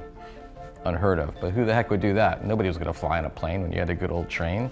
They arranged for Thomas Benoit and his airboat company to come to St. Petersburg. Roger and Tony Janis came with them, their chief pilot and mechanic / engineers. January 1st, 1914, they pushed that bad boy, that Benoit airboat, into the water, and 22.5 minutes later, landed in Tampa in the world's first commercial airline flight. Would you have flown in that plane? I believe I would have. I think I would have.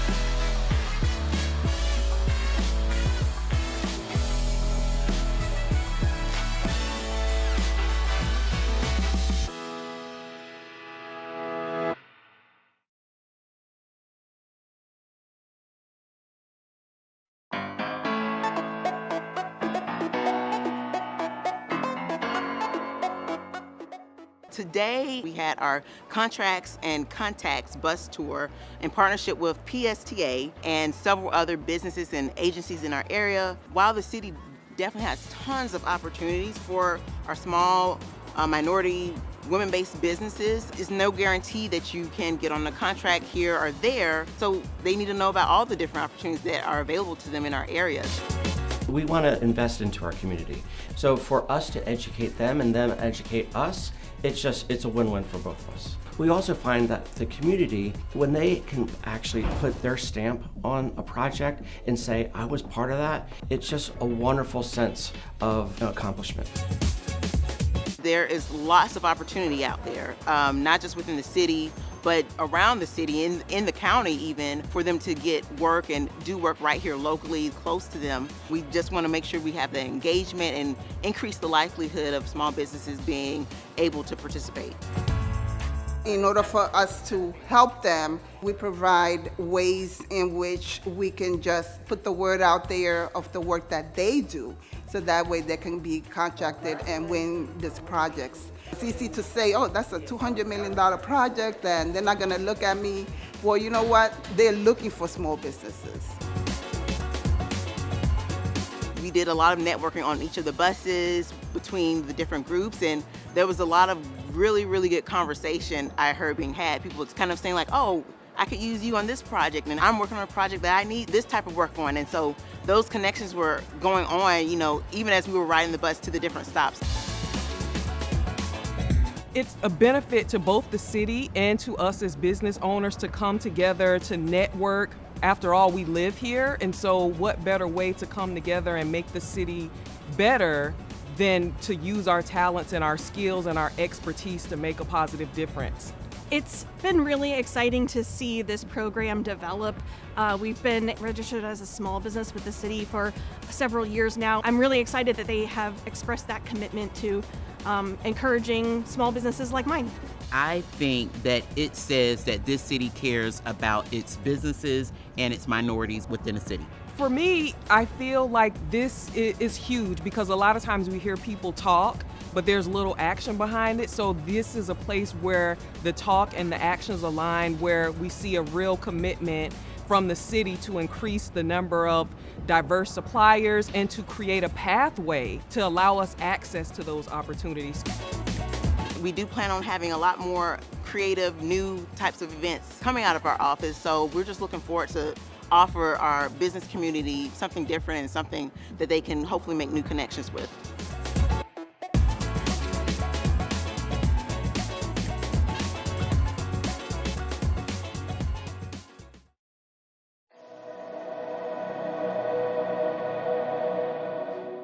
Mi nombre es Lisette Hanowitz y yo soy parte del Consejo Municipal de la Ciudad de St. Petersburg. To me, a trailblazer is someone who sees opportunities that others can't see. Sometimes they see a world that doesn't exist. And I think people that are trailblazers has this burning desire inside to do something. And that doesn't end when they blaze that first trail. I see more and more people coming from different places and calling St. Pete home. And I think our city council is reflective of that. It's shocking, but we're still in an era where there is first. What really became clear to me what my trailblazers were as I got older is my mom and my family. And you don't appreciate the struggles they go through until you're older in life. And then you can see how difficult it was for them. And my family came from Cuba in the 60s through the freedom flights. And they left the country to go to another country where they didn't speak the language, completely different culture, and brought nothing with them and started anew. And if that's not a definition of a trailblazer, I don't know what is. My mom passed away last year. And when I won the primary, my mom was alive, and I was able to share that with her. And I wish I would have been able to share it with her that I won. The fact that my family left Cuba for freedom, and here I am being an elected representative. My family left a place where there are no elections, And I was elected to represent our city. That made me very proud, and I wish my mom would have been able to see it. It made me so proud that my daughter saw me be elected. She was so excited, and all the other little girls, her friends. And in me, they saw themselves. And I think that's important because there were times when I was a child, I didn't see elected representatives that looked like me.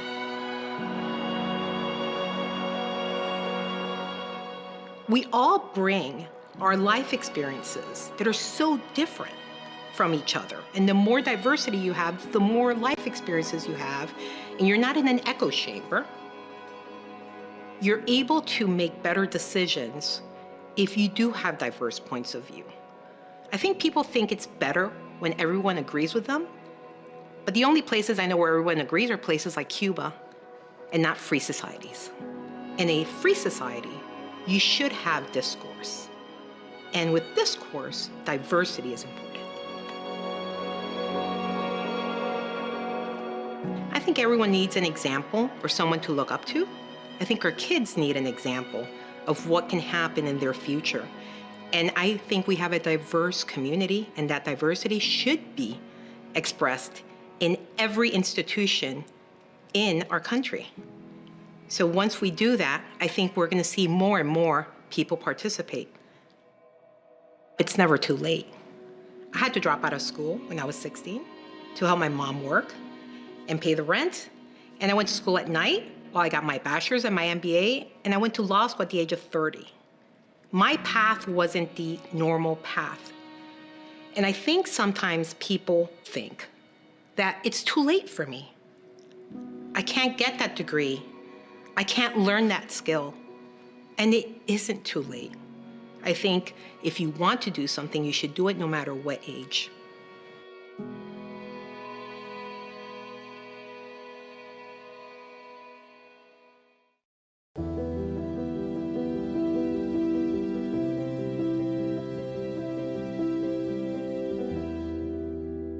Everybody wants to know what the future holds for 620. And I'd have to say, first and foremost, my job and my duty is to make sure that we continue to reflect the entire community. I think that what I am introducing to the world is how I see art and the stories in which I want to celebrate in the community. And so what we do will probably remain the same. How we do it is the thing that shifts a little bit, right? Mm-hmm. And the stories that we choose to tell. I want when people leave here, they're like, wow, that was a great story. Or continue to, what's going on at the studio? Because, it's Friday night and I want to do something. Let me go check it out. I really want that to be the thing. The studio becomes the place. I think the validation is, the answer is yes. Yes, we can. Yes, we will. And yes, we did. The future is bright. Why not? I'm inluminated that you have accepted this assignment. I'm excited about the assignment. I don't take it for granted. I don't think it's gonna be super easy, but I know it's going to be challenging in the way I like to be challenged. Yes, and if it wasn't, you wouldn't have taken it. I wouldn't have taken it. So, I think it's one of those things, and this is what fortune looks like, or good fortune smells like and tastes like. You're coming in, and you meet right at that point where it's this makes complete sense.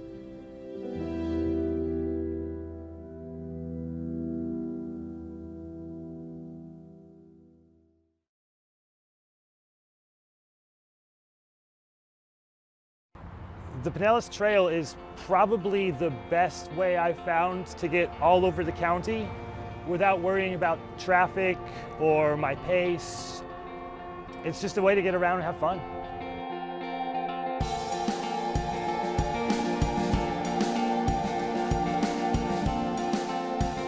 So in the spring, say on a weekend, on a Sunday, you'd find lots of folks out just walking, biking, just really enjoying the weather. So the trail starts downtown by the water, and it goes all the way to Tarpon Springs, if I'm not mistaken. And I like it because it kind of cuts back behind the neighborhoods. There's murals, there's tree coverage, and it just kind of winds through the most beautiful parts of the city. It's an awesome engineering feat, and it dissects the middle of an urban city, and at the same time, you feel like you're off to yourself. You're a little bit secluded, ample places for you to run, ride, and even collect your thoughts. It's pretty quiet and peaceful. Quiet in the sense that there's typically during the day a lot of users on the trail, so you're never by yourself, but everybody's kind of in their own world, so it's not a lot of noise. We were looking for a place that would be a hub for a healthy and active community, and one of the big things we wanted here was to have a place where people could run and walk right near our location. Pinellas Trail, which is right behind our facility, turned out to be the perfect location. We do lots of events here at the store. We do probably about 100 free community group runs from here where we're using the trail. Have a great walk, have a great run, guys. The running community in St. Pete is so supportive and so encouraging of all of the runners, no matter your pace. Everybody's just encouraging you along the way. And so when I went to my first group run, I invited my mom to come and do an evening walk with me, and that became part of our weekly routine, particularly in the spring. We do 2 runs a week, Monday and Thursdays, where we're running on the trail. So that's 100 times every year right there that we're out running on the trail with a group of people. I retired from Pinellas County in urban planning, and so I was involved in the initial planning for the Pinellas Trail. We saw it as a means of providing a facility that could be used not just for recreation, but health-related benefits as we deal with obesity and other issues. So our planning was from the perspective of an alternative to on-road facilities. So a lot of times here in the store, we encourage people, just go out there and see what happens. Don't have any set expectation for how far you're going to go, how fast you're going to go. Just get on the trail and have fun. The scenery is probably why I started using the trail as much as I did. The murals, number one, are my absolute favorite thing, and they're constantly changing. Not far from here, it's called Stonehenge Park. They have some beautiful murals painted on the bridges. Stonehenge Park is like one of those really cool wonders of art, and it's just right here. Nobody knows about it. So you'll have a cool blend between really fun art, awesome plants life. There's all sorts of berries and things growing I didn't know about back there. You learn a little bit more every time you go. Good morning. I love to specialize. When I was working still, we did surveys along the trail, and on any given weekday, we found about 1/3 of the users were using it as a commute alternative. If you've never tried the Pinellas Trail, I urge you to do so. You can walk it, you can run it, you can rent a bike at just about every few miles. You'll find a bike shop that's got bikes for rent. And we've had people come in and verbalize like their thanks, but also like you just see them out there and they just look radiant. They look awesome and healthy, happy, and you can tell that they're glad they're doing what they're doing. We're just appreciative that we had a part in their success. Trails give me the opportunity to really get out there and feel safe. There's bike lanes in some places, but to have a fully dedicated place, that helps a lot. It's more than just a long stretch of pavement, it's a community. The trail is a wonder that brings everybody together.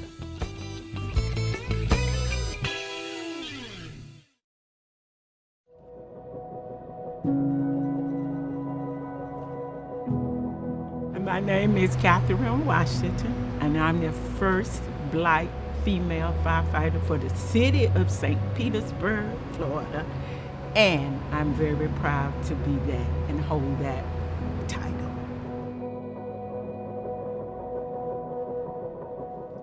A trailblazer is a person, and they go out and they do something that is mostly done by one gender.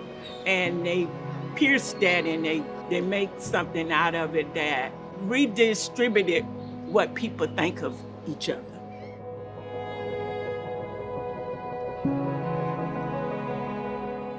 I always wanted to kind of do what I call dangerous work. Something that somebody else didn't want to do, you know. So when my sister said, hey, they hiring, so I said, I want to go for the fire department. And I went. In this world, for me to be a firefighter, it was the most unique thing that I could ever think to be. Me being in the Army Reserve gave me a step up to think I could do way more things. I could lift the weights, I could come out of the building out of a window just like the man did, and that gave me the chance to do it. We used to have the Martin Luther King parade. One time, I didn't want to be in the parade, I wanted to see the parade. Well, I had these 3 African-American older females that I knew knock on my door and say to me, you do not miss another parade as long as you're on this department, because we have young girls out here who need to see you and know that they can aspire to be what you are. So don't be standing over here in the crowd with us. You be out there walking with them fellas. If I could say something to kids who think they can't aspire to be this because they have problems and they think those problems hold them down, don't let what you think you hold you back. Aspire to be what you want to be in spite of that. And then you can see yourself being somebody else.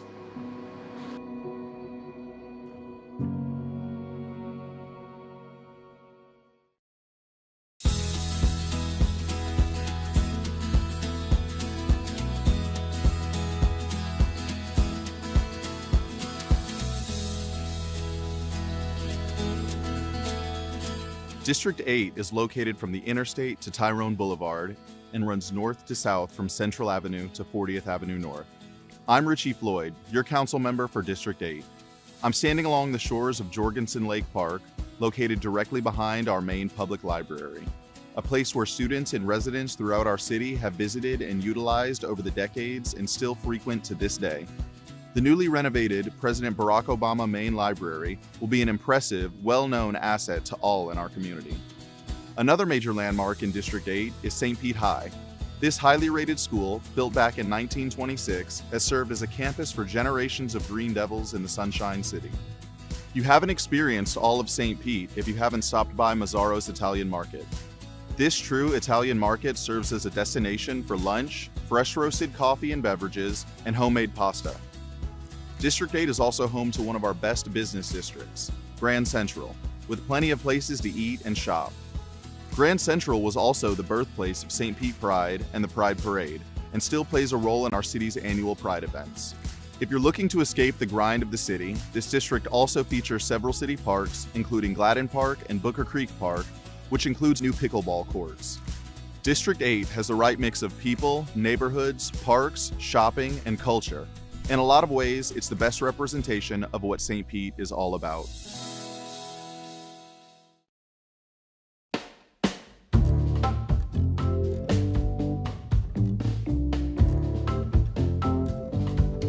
Sign painting was a very blue-collar job. It wasn't a glorified art by any means.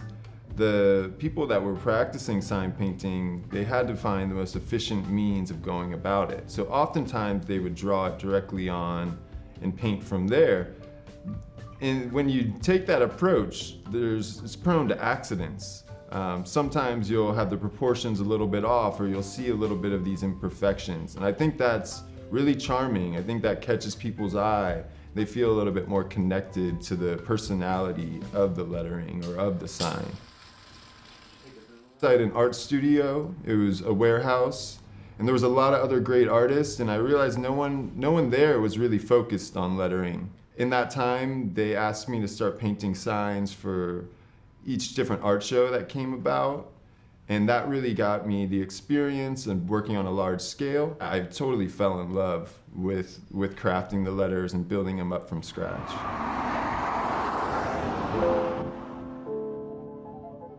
There's reverse glass signs, there's wall signs, A-frames, we have blade signs, hanging signs. There's a wide array. One aspect of the work I do is gold leaf work. It's pretty magical to watch it happen. You're applying these thin sheets of gold to either glass or on the surface, and you paint the background and then remove the excess of the gold, and it kind of reveals the lettering that you painted.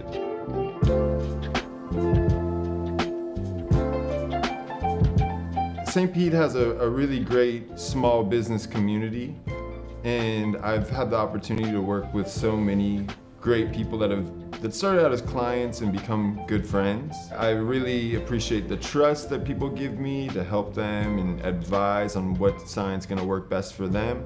At the end of the day, you eat with your eyes before you do with your mouth, so having a good sign will leave a lasting impression. And you might not always know why you like it or dislike it, but it sticks with you.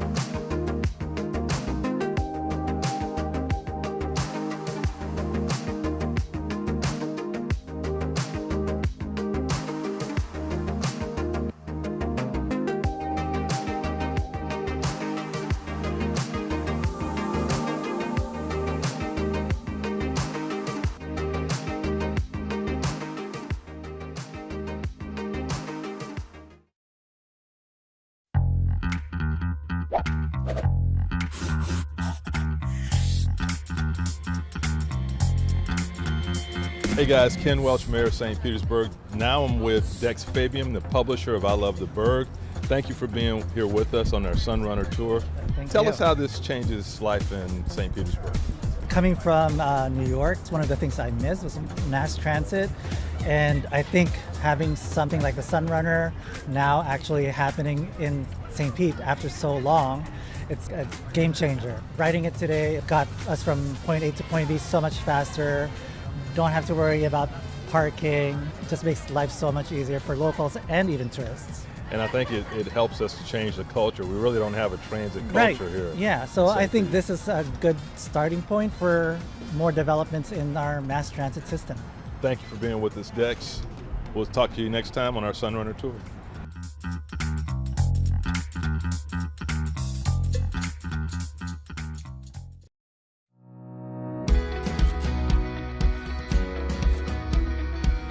District 7 is central to the city and includes the Deuces Live Main Street, the South St. Petersburg CRA, and a majority of the Skyway Marina District.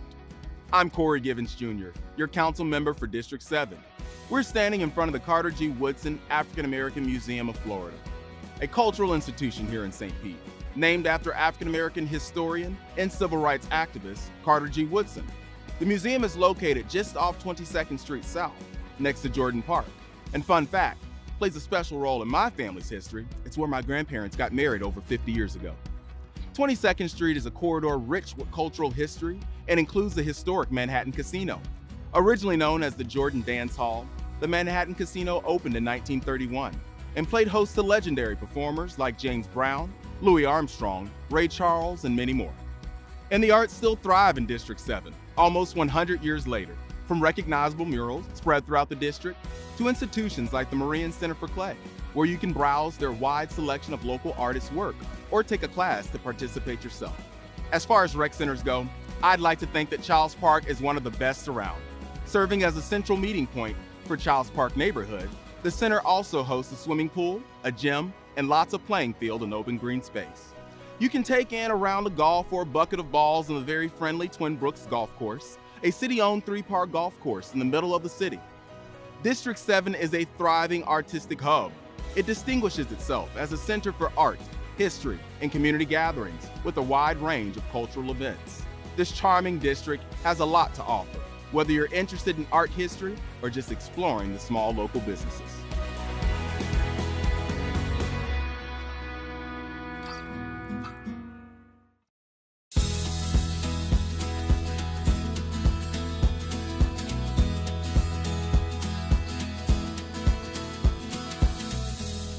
District 5 is at the southern end of St. Petersburg. It's bordered by Tampa Bay to the south, Bogosiega Bay to the west, 4th Street South to the east, and as far north as 18th Avenue South. I'm Deborah Figgs Sanders, your council member for District 5, an immensely diverse district that is home to many of our city's treasures. To get in touch with nature, you can visit Maximo Park or Boyd Hill Nature Preserve to enjoy waterfront access, nature trails, all with family-friendly activities. Then there's Lake Vista's popular walking trail, playgrounds, and a dog park that encourages you to participate in a city initiative known as Healthy St. Pete. Also, education and academic excellence is important for our city. And in District 5, you will find 3 of Pinellas County Schools' finest in Bay Point Elementary, Bay Point Middle, and Lakewood High School. Not to mention the mighty Tritons of Eckerd College, a liberal arts waterfront campus which sits on the Gulf Peninsula of Florida's west coast. District 5 is a diverse makeup of cultures, communities, and socioeconomics that can be seen throughout our neighborhoods. Lake McGorry Shores offers a sense of community, or the pink streets in the Pinellas Point neighborhood that are a unique feature not seen anywhere else in the city. Our growing economy, friendly residents, and beautiful coastline showcases our best about living in St. Petersburg.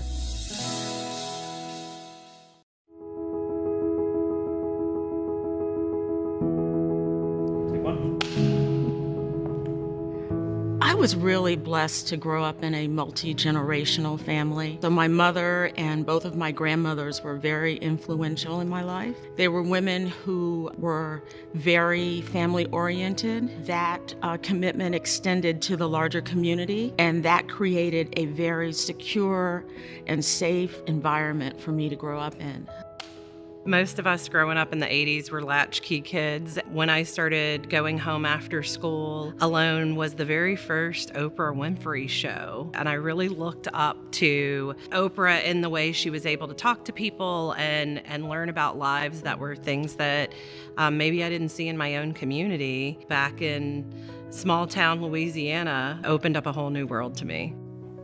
My childhood was full of family, so my role models were my immediate and extended family members. And while many of them are no longer physically here with us, I still have all of their teachings, the lessons, the love for family, the hard work ethic, laughter and talking that applies to my life now, that I hope my daughters will carry into their lives and hopefully eventually their families. My mother is definitely the strongest role model in my life. She was the instrumental person in getting us out of Cuba. She taught me the importance of being independent, being resilient, and also as a working mom, she taught me that you could balance a career, family, and God. I am very hopeful about the future of women leaders in St. Pete. It's very promising. Already we have women in management positions and in leadership positions. We have women in some of the places that we've been wanting to be for decades. There's lots of women in every single role in the city, whether it's police officers, firefighters, and leadership. The one thing that I love about the female leadership that's in place is that they are making a path for other women to follow. But we also have a lot of work to do because I think we can diversify that pool of women still. You have to have people of all walks of life. Everyone brings something different to the table, and it's important to hear all of those perspectives in order to find something that works best for everyone. After all, we're representing a very diverse, very large city now. Women have such an important role in our culture. The future of women in St. Pete has never felt brighter. Mentor a young lady or find a mentor for yourself. Be sure to honor women in your life. This month and every month.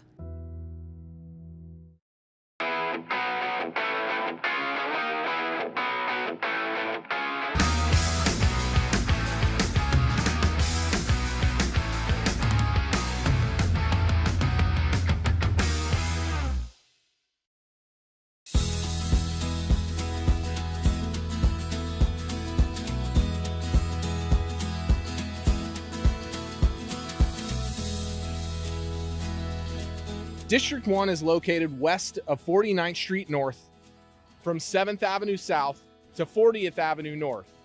It's where the city meets Bogosiega Bay. I'm Councilmember Copley Gertis, your representative for District 1. Standing here by the baseball fields at Northwest Park has a special meaning to me. This is the park where I spent my childhood racing in the pool, playing youth baseball growing up, and where countless residents have enjoyed all kinds of outdoor activities. Northwest Park is also the home to the J.W. Cate Rec Center. District 1 is filled with an abundance of beautiful large parks. Residents can enjoy a run around Walter Fuller Park, the boardwalk's water views from Abercrombie Park, or a round of frisbee golf at Azalea Park. Swimming pools, dog parks, walking trails, outdoor gym facilities, and more serve whatever you seek this side of town. I love that the neighborhoods surrounding the parks, such as Jungle Prada and Jungle Terrace, inherit the lush landscape and wildlife we love within the park system. As if these parks aren't enough to keep you in touch with nature, some of the best beaches in the world are a quick drive or a bike ride away. The proximity between the Gulf beaches and downtown St. Pete make this part of St. Pete one of a kind. This side of St. Petersburg has become a mecca for local shops and restaurants like Alessia, Two Graces, the Wheelhouse, and the Nosh Pit. With long-standing institutions like St. Pete College, St. Pete Catholic High School, and Admiral Farragut all help support the diverse culture throughout District 1. There's no denying the vibrant display of energy, nature, neighborhoods, and great local businesses when you spend a little time in District 1.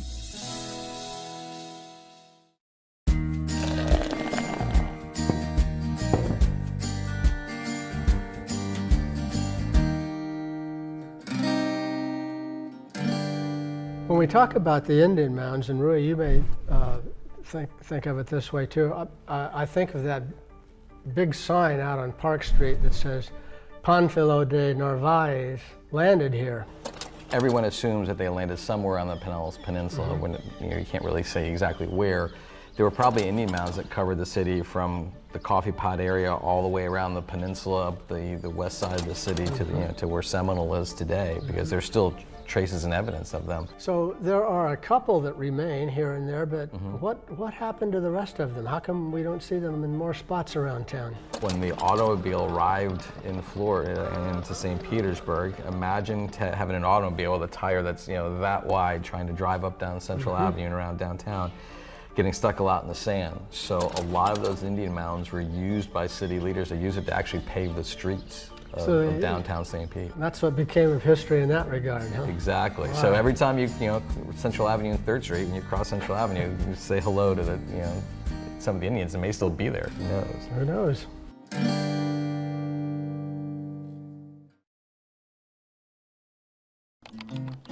It feels like my whole career, I've just found a job, but never the job.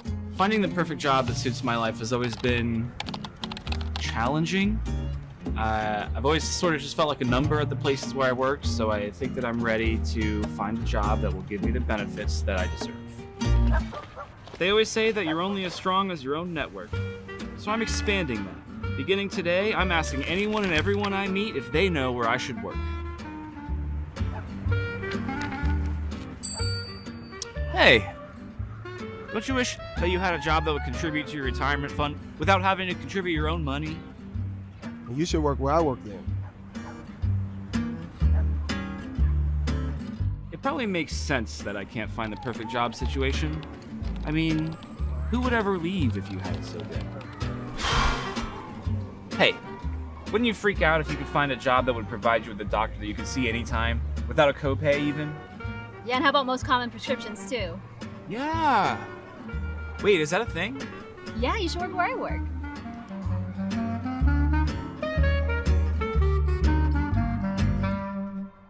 Everyone always says, find a job you love and you'll never work a day in your life. But I feel like a job like that doesn't actually exist. It's just a thing that you can say. Hey. You know what I want? I want a job that carries over my sick and vacation leave, instead of it just going away if I don't use it. Well, you should work where I work.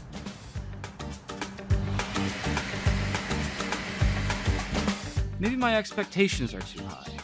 Maybe a job is just a job. I mean, who really works somewhere that has the perfect package? Hey, little guy. You have a maid, don't you? You should take a page out of your book. Get a job without a desk. I don't have a desk. Wish I could find that job. Well, you should work where I work. I'm starting to think that there is a place that has the benefits that matter to me. A place where I can find a solid work-life balance, but there's no way there's any job possibilities, right? You really should work where we work. Wait, you guys too? Yeah, man, there's plenty of job opportunities at the city of St. Pete. Where would I even begin? Easy. Just go to stpete.org/jobs and then go from there. Oh, I have to go. Okay, wait. He's got our mic. I need to work where they work. Cut.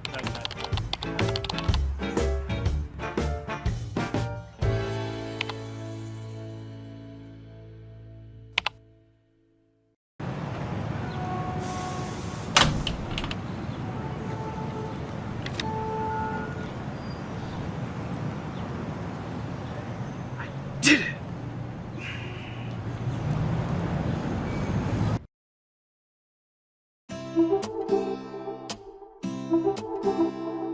Just a beautiful experience and everyone comes together. I love pride, I love peace, and just everyone getting along and loving each other for who they are. It's really exciting to, work with and for a city that, supports my community and who I am. And so I'm just excited to come out and see people, and I have friends that are here, and I just got my library card, so there's a lot happening. Everybody gets to be themselves during Pride. It's a time where everyone comes together, we celebrate our diversities, we celebrate our differences, and it's a good time. The colors, the love, the unity. That's all we have.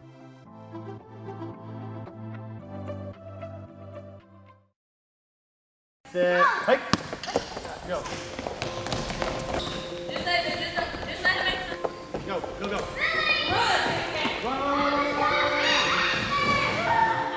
I'm Officer Middlebrooks. I work with the City of St. Petersburg Police Department.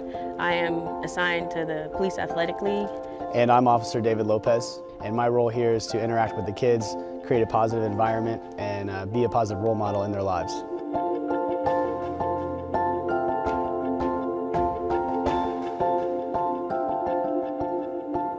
The idea of a police athletic league is very important. It is important. It's important to have police officers interacting with the community. It gives us as police officers the opportunity to create those relationships and change that mindset that police are there just to take you to jail. That's really not the case here. Kids know they can come here and have a good time and interact with police officers in a positive way.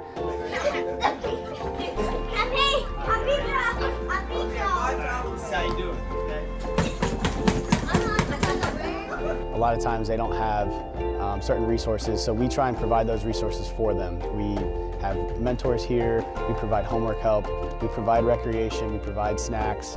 My favorite part personally is probably the mentoring aspect of my job. There was a kid, they were having some problems in school. I started mentoring and having lunch with them and just giving them some positivity. And the teacher told me that they were doing better in class, that they were looking forward to having lunch meetings with me. So that made me feel really good, and it felt like I was definitely making a difference.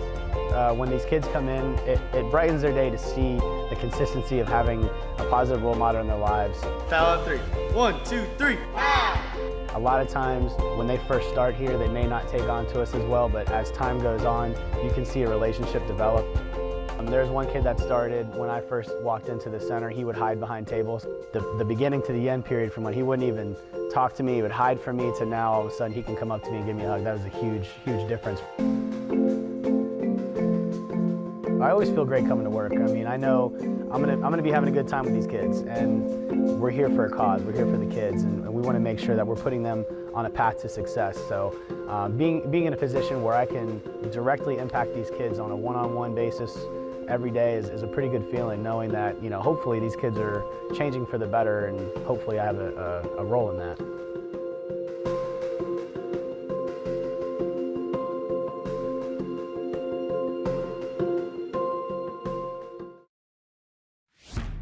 My art style is mixing a little bit of traditional painting methods with like a little urban art flair and bright colors. I think it's a way of expressing yourself to the community, and especially through public art like this, putting a little color into the community.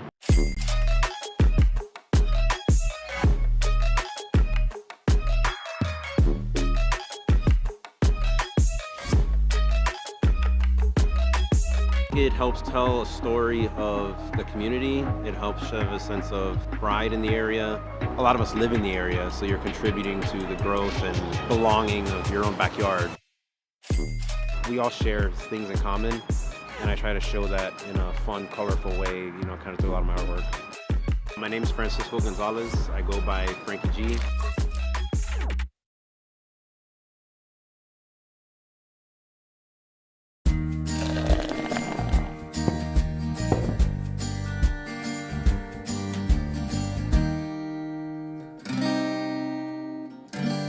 Talk a little bit about the Vinoy, because it, back in the day, used to be a big major building in town that would catch people's eye right away, and they'd ask questions about it. What is this thing? The gentleman who built it was Amer Vinoy Lofner, and the story goes, and this goes into the category of lore again, I think, but he and his wife had a place on Beach Drive, right across from where that Vinoy would be built. Mm-hmm. And they were having a party that went on to 2 a.m., 3 a.m., 4 a.m. And at some point, he bet Walter Hagen, one of the era's foremost golfers, that he couldn't drive a golf ball off the crystal of his watch without breaking the crystal. And he said, if you can do that, then I'm going to build a big hotel over there. It was no big deal for Hagen. He stepped up, whack, whack, whack, 3 balls. This was in about 1923, and Lofner was a man of his word. He built that hotel. It took him about 11 months, and I believe it opened on New Year's Eve of 1925. Rui, does that sound right? It did.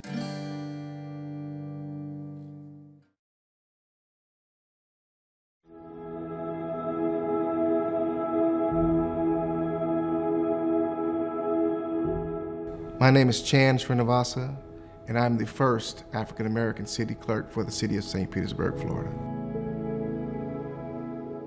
To me, a trailblazer is someone who sets out on a journey to accomplish something. An individual who sees a path or has a path, and even though obstacles may be in their way, they find ways to get beyond those to reach their goal. To me, that's a trailblazer. I began my career 24 years ago on January 26, 1998. It was a cold, rainy day. I started in the Parks and Recreation Department as a temporary employee on the waterfront, cutting grass and maintaining our parks. Throughout there, I developed as an individual, as a person, but also as an employee of the city of St. Petersburg. And from there, in 2014, I was appointed as the city clerk for the city of St. Petersburg. The city clerk is a very responsible role. Not only are we responsible for the legislative issues of city council, but also our city elections. If you look at the history of how elections are, and being the first African American to hold the role of city clerk in conducting our elections in the city of St. Petersburg, it's a significant role because that within itself is literally setting some type of trail for others to follow as well. It dawned on me the day that I got appointed that I'm the first. And being the first, you always want to be the best at what it is that you do. Failure is never an option for me. If obstacles come, you strategize and you adapt and you go beyond them. Personally, my grandfather, a gentleman by the name of Josh Stanford, the greatest influence in my life. Professionally, there were 2 individuals, Thomas Jet Jackson and Clarence Scott. Jet taught me the importance of community and showing compassion towards people and always making your presence known. Clarence taught me the significance of being not necessarily a perfectionist, but doing your best and also reaching back, helping others, and never forgetting where you came from. St. Pete is progressing, and we're becoming a more diverse and inclusive community. And it says a lot about the character of the people of the city of St. Petersburg, that we look beyond someone's skin color, but we look at the content of their character. To me, that's what it says.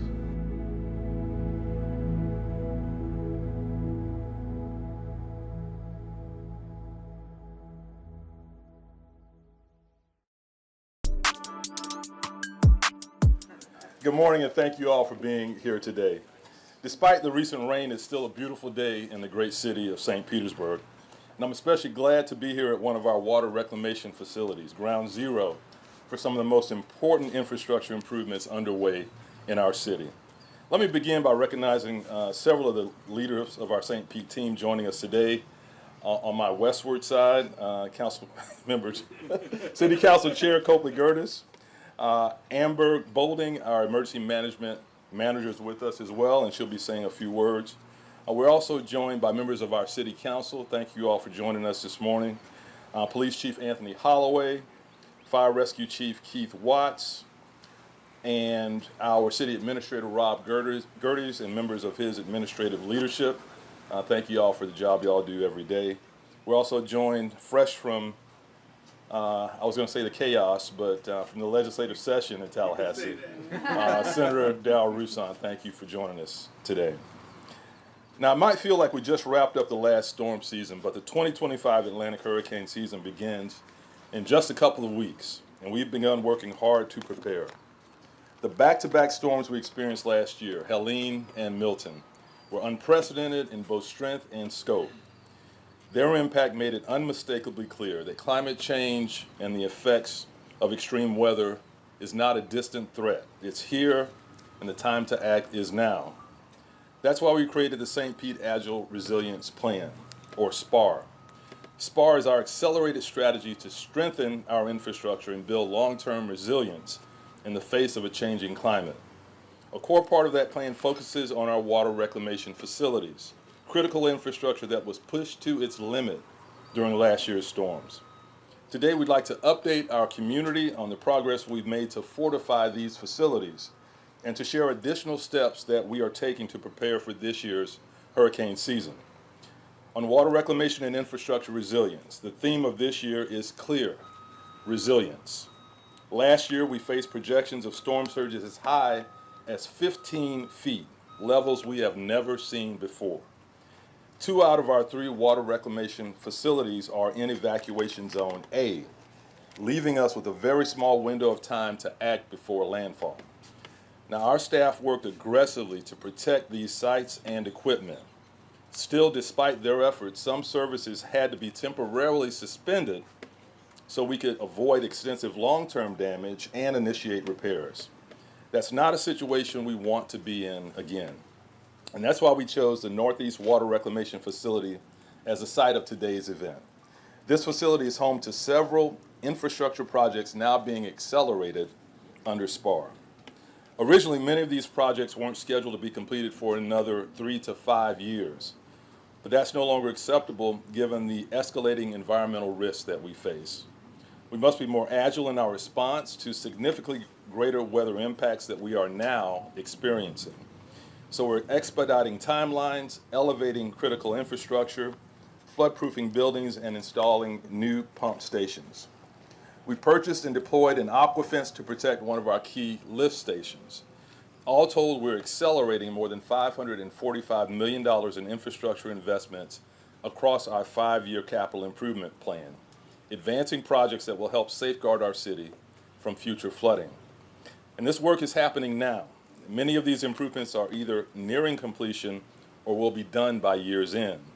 And we are exploring additional ways to fund more improvements more rapidly. Following our remarks today, we'll provide a guided tour of this facility so the community can see how these systems operate and what we're doing to strengthen them. Now, some may ask, why did the city wait so long to act? And the fact is, we did not. These projects were already in the pipeline based upon the best available science and projections at the time. What we've done is take aggressive action to accelerate these projects based on our updated data and our experience with our current realities. You can view the full list of SPAR projects on our website at stpete.org/SPAR, and I encourage everyone to check it out. Now, beyond infrastructure, we're also making strategic preparations for the upcoming hurricane season. We're cross-training staff, we're pre-staging critical resources, and preparing recovery centers across the city. This includes securing backup power, boosting internet access, and positioning emergency equipment. We've launched the Resilient St. Pete Task Force in partnership with the Tampa Bay Regional Planning Council. And just this past weekend, the task force held its first resiliency listening tour, gathering input from residents in our most flood-prone communities. St. Pete Fire Rescue is adding 3 high-water vehicles to our fleet. Thank you, City Council. And our Public Works Department has secured additional pumps to respond to future flooding events. We're also working with our debris contractors and preparing debris management sites so that they're ready for immediate activation. And let's not forget the Hometown Haulers program. After a successful launch last year, we're working to make it a permanent post-storm recovery effort. Earlier this month, the city's executive policy group participated in Operation EOC Ready, an annual training exercise to ensure our leadership team is prepared to respond when the next storm hits. Now, this list isn't exhaustive, and our preparations will continue throughout the season, but it reflects our city's commitment to addressing storm preparation and resiliency as an important priority for the city. And in closing, to the residents of St. Petersburg, I share all of this with you to assure you that our team has been working hard to be ready for the storms that will inevitably come. We spent the last several months not just recovering from storms, but applying lessons learned and acting with urgency. Still, we cannot do it alone. While the city is doing our part, we need the community to do your part as well. Please start making your storm plans now. Prepare your homes. Talk to your neighbors. Don't wait until it's too late. Storms are only getting more powerful. It's not a matter of if we get hit, it's a matter of when. In a moment, I'll turn it over to Council Chair Gerdes, followed by our Emergency Management Manager Bolding. And after all remarks, we'll take your questions and invite you to join the facility tour with Public Works Administrator Claude Tankersley. And remember, we are St. Pete. Thank you. Mr. Chairman.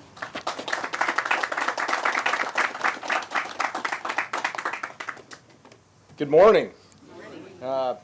Thank you for being here, and Mayor, thank you for your continued partnership, the administration, all of our city employees for their dedication, not only on a daily basis, but certainly through some of the hardest times we've ever experienced. If you know me, I say it often, and I'm going to say it again. Thank you to my colleagues. We've got a lot of them here: Vice Chair Hanowitz, Councilmember Gabbard, Councilmember Harding, Councilmember Fig-Sanders, and Councilmember Givens here in attendance. Councilmember Driscoll and Councilmember Floyd had conflicts, but let me tell you, if you've watched a meeting or a committee meeting over the last 6 or 7 months, you know the dedication and the passion that my colleagues have for storm preparedness and resiliency. Thank you for everything you do on a daily basis, and it's my greatest pleasure to work with you on a daily basis. What was coming to mind in my silly kindergarten brain as I was thinking about these remarks was the very eloquent and well-spoken Rocky Balboa. It's not how hard you hit, it's how hard you can get hit. And when I think about this, I think about the storms of 2024 and how hard we got hit, and how these storms did not discriminate in our area. You think about District 2 in Riviera Bay, District 3 in Shore Acres, District 4 in Meadowlawn and Coffee Pot, District 5 in Lake Magori essentially being shut down, District 6 in the devastation of downtown and Coquina Key, District 7 flooding, unprecedented flooding in Broadwater, and in District 8 inland flooding in Kenwood, and kind of the cross between District 1 and District 8 near 58th Street, where you saw homes that are miles away from the water take on feet of flood. And then in my own district, districts that had never flooded before, neighborhoods, Causeway Isles, Yacht Club Estates, and Jungle Terrace take on water. These storms hit us all. But what I think about is us coming back stronger and even more prepared. And I think about those storms and I look at what we have accomplished since. Activating multiple debris sites. The mayor touched on the Hometown Haulers program. Councilmember Fig Sanders, thank you for your leadership there. And I'll say it again, 2.1 million cubic yards of debris picked up in 90 days. And I used the Empire State Building the last time I spoke about this, but just to give you some more context, imagine 400 Central, doubled in size, the entire block in which it sits. And that's the amount of debris that this city picked up in 90 days. Examining what we have done helps us get ready for what is coming this next season. We talked about an aqua fence, elevating our most important assets that you're going to see just in a couple of minutes, a pump station in Salt Creek that we have quickly moved on, and what was going to be one high water vehicle turned into 3. Vice Chair Hanowitz, thank you for your leadership there. And tens of millions of dollars in investments just in 2026 in resiliency and infrastructure. So again, if you've watched or listened to a meeting, the city is preparing. It has not stopped. Both administration and city council are constantly thinking, preparing, and imagining what the future has in store for us. And let me tell you, working side by side with them on a daily basis, I would not want a different team thinking about what this city's vision is going forward. So finally, once again, thank you to council. Thank you for your innovation, your dedication. Thank you for the partnership with the mayor's office and all of administration. And we are so blessed to have you. And so as we prepare, we ask you to prepare as residents. We're trying to have that vision, think forward. Please do the same. And you're going to hear much more of that from our next speaker, Amber Bolding, the Emergency Management Manager. And Amber, thank you for all of your work and dedication, and thank you for your partnership. Thank you so much. Good morning. Good morning. Thank you, Mayor Teragurtis, really for your support and your partnership throughout a truly unprecedented 2024 season. And even more for your continued leadership as we head into this new season with 2025. So today we've heard some really important updates on the city's preparedness and resilience initiatives. And I want to focus on something really equally important as we look ahead, and that's preparing ourselves, our family, and our community for this 2025 season. So as we think about preparedness, this year we really have an advantage that we've never had before. We've all experienced record-breaking impacts in the 2024 season with Hurricanes Debbie, which we forget a lot about Debbie, Hurricane Helene, and Hurricane Milton. We've seen firsthand what nearly 7 feet of storm surge can do to our coastal neighborhoods. We've seen what 20 inches of rain in a short amount of time can do to our interior, our normally high and dry neighborhoods. And we've seen what nearly 100 mile per hour plus winds can do to our homes, our parks, our infrastructure. So why do I say that's an advantage? Because there's power in knowing what to expect from these storms. We have that knowledge now. We've learned from it. Understanding how you and your family were affected last year now allows you to pinpoint those specific preparedness needs for this year. So just as the city is applying lessons learned on our infrastructure and the way we prepare and respond to things, you now have that for your personal preparedness plan. You can do the same. So what do you now know that you wish you would have known before Helene or Milton or even Debbie? Was it the critical importance of your evacuation plans and maybe your sheltering options? Was it knowing how much food and water would be sufficient, especially in light of a outage if water gets shut off? Was it ensuring or knowing where to access the latest and the most accurate weather updates or the emergency notifications? So each of your personal lessons learned, and everybody's lessons learned is going to look different, each of your personal lessons learned underscore the vital importance of proactive preparation. So now is the time to review your family's emergency plan. Reflect on last year and make a better plan for this year. Remember, no one can better prepare for your family than yourself. and then you can. As a fellow St. Pete resident and living in a coastal community, I understand and I know that these preparations are overwhelming, they're challenging, and they really are easier said than done. But the key is to start your planning now, during blue sky, and not wait until gray sky times. So to support our residents, the city is partnering with Pinellas County for our annual Hurricane Preparedness Day. This year it'll be on Saturday, May 31st from 10 a.m. to 1 p.m. at the Willis S. Johns Recreation Center. That's at 6635 Dr. Martin Luther King Jr. Street North. This will be larger than any expo that we've done before. It'll be a free family-friendly event. We'll feature presentations on critical and crucial topics like evacuation plans, storm safety, and emergency preparedness. The folks that come will have access to valuable resources, including free hurricane kit supplies, so it'll help you kickstart whether it's your Go Kit or your Stay Kit. You can look up your evacuation zone, register for the Special Needs Evacuation Program. We'll also include resources for pet owners, information on sandbags, and a kids' education zone.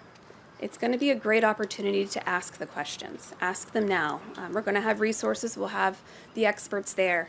Ask your questions, gather essential information, connect with resources that can make a real difference when a storm threatens. And finally, I want to emphasize the strength of our community bonds before, during, and after a storm. Chair Gertis said it well. When we come together and we go through something, we come back stronger. It really is the spirit and the heartbeat of our city. Check on your neighbors, especially families with children, the elderly, those with mobility challenges. Simple acts of kindness and support can make a profound difference during difficult times. We can't control the weather, but we can control our preparedness for it and what we choose to do today. So I urge every St. Pete resident, take this opportunity seriously. Attend Hurricane Preparedness Day on May 31st. Review your plans and implement those lessons learned that we all have from last year. Ensure you have what you need to protect yourselves, your families, your loved ones, your neighbors. And let's work together to make this hurricane season a safe one for our entire community. Thank you.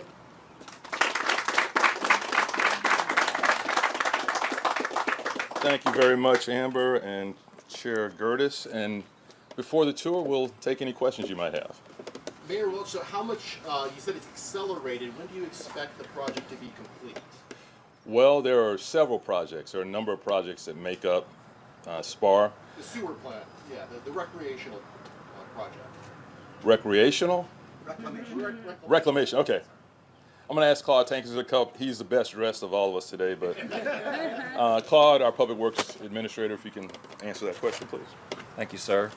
So as the mayor mentioned, this project, the platform you're standing on right now, has been under design and construction for several years now. The storms really kind of caught us off guard by hitting before the project was complete. So the project was originally supposed to be completed next year, next summer. We are pushing hard to get it completed before then. Some of it is going to be completed this summer, and the rest will be completed either by the end of this year or early next spring. Thank you. Claude, can you describe the project and Sure. what we're standing on? Actually, yeah. So we are standing on a large platform, as you all have noticed as you climb the stairs. This platform, what we're standing on right now, is 11 feet above sea level. Now, why 11 feet? FEMA recommends when you're in a flood zone like we are that you build 2 feet above the base flood elevation. FEMA sets that base flood elevation. The base flood elevation for the property we're in right now is 9 feet above sea level. That's the base flood elevation. You add 2 feet to that, that's 11 feet. That's why this platform we're standing on right now is 11 feet above sea level. And this platform will house all of the generators that will run the plant when power is no longer available.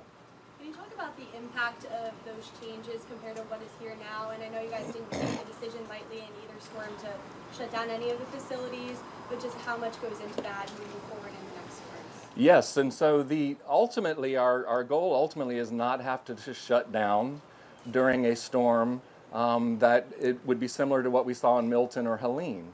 Again, 11 feet above sea level for this platform. So the impact would be that we would be able to safely protect the equipment as well as the employees. So remember, when these neighborhoods evacuated, Our employees couldn't. They had to stay here until the last minute and then escape through floodwaters to try to save themselves. We don't want to do that anymore. So these projects that we're going to be doing over the next 3 to 5 years will help to protect the employees as well as the equipment. So, Let me add on to Claude's statement. Don't go anywhere, Claude. Okay. You know, one thing for folks to keep in mind, though, is although we are increasing the elevation here, and I think we're trying to get to 15 feet ultimately, that folks need to factor into their planning the fact that if we get another Milton, another 15 feet projected of storm surge, there's a possibility that the sewer plants might go down. We haven't had to factor that into our planning before, but folks need to factor that in now. Also, our staff worked very diligently, and thank you, Senator Roussan, for your work on getting some kind of crane regulation that's standard around the state. They made good progress on it, but at this point, folks need to factor in if they live in vicinity of a crane. The city still doesn't have the authority to regulate that. So we're going to have to warn folks again, build that into your planning. So those are things that folks have to change. It's not the hurricane planning from 10 years ago. That needs to be updated as well. Who was the next question? Yeah. Hi. Hey, Claude. So just to clarify, this is now 11 feet. Will these generators be here by this hurricane season? Specifically for this project, what's the timeline? So the generators, we plan on them being here. Part of the challenge we have, as hopefully everybody knows, is that these generators and all the equipment are very expensive, very large, and they're often not manufactured nearby. So we have to have them shipped in, oftentimes overseas. And so any kind of disruptions to our supply chain could and will slow down the delivery of that equipment. It is our goal to have them here before a storm hits. We will not guarantee it. And you know, the mayor mentioned a good point. We're standing on an elevation of 11 feet, but last year we had a prediction of a 15-foot surge. So that's why you see these forms along the edges here. We're going to be raising this up to 15 feet.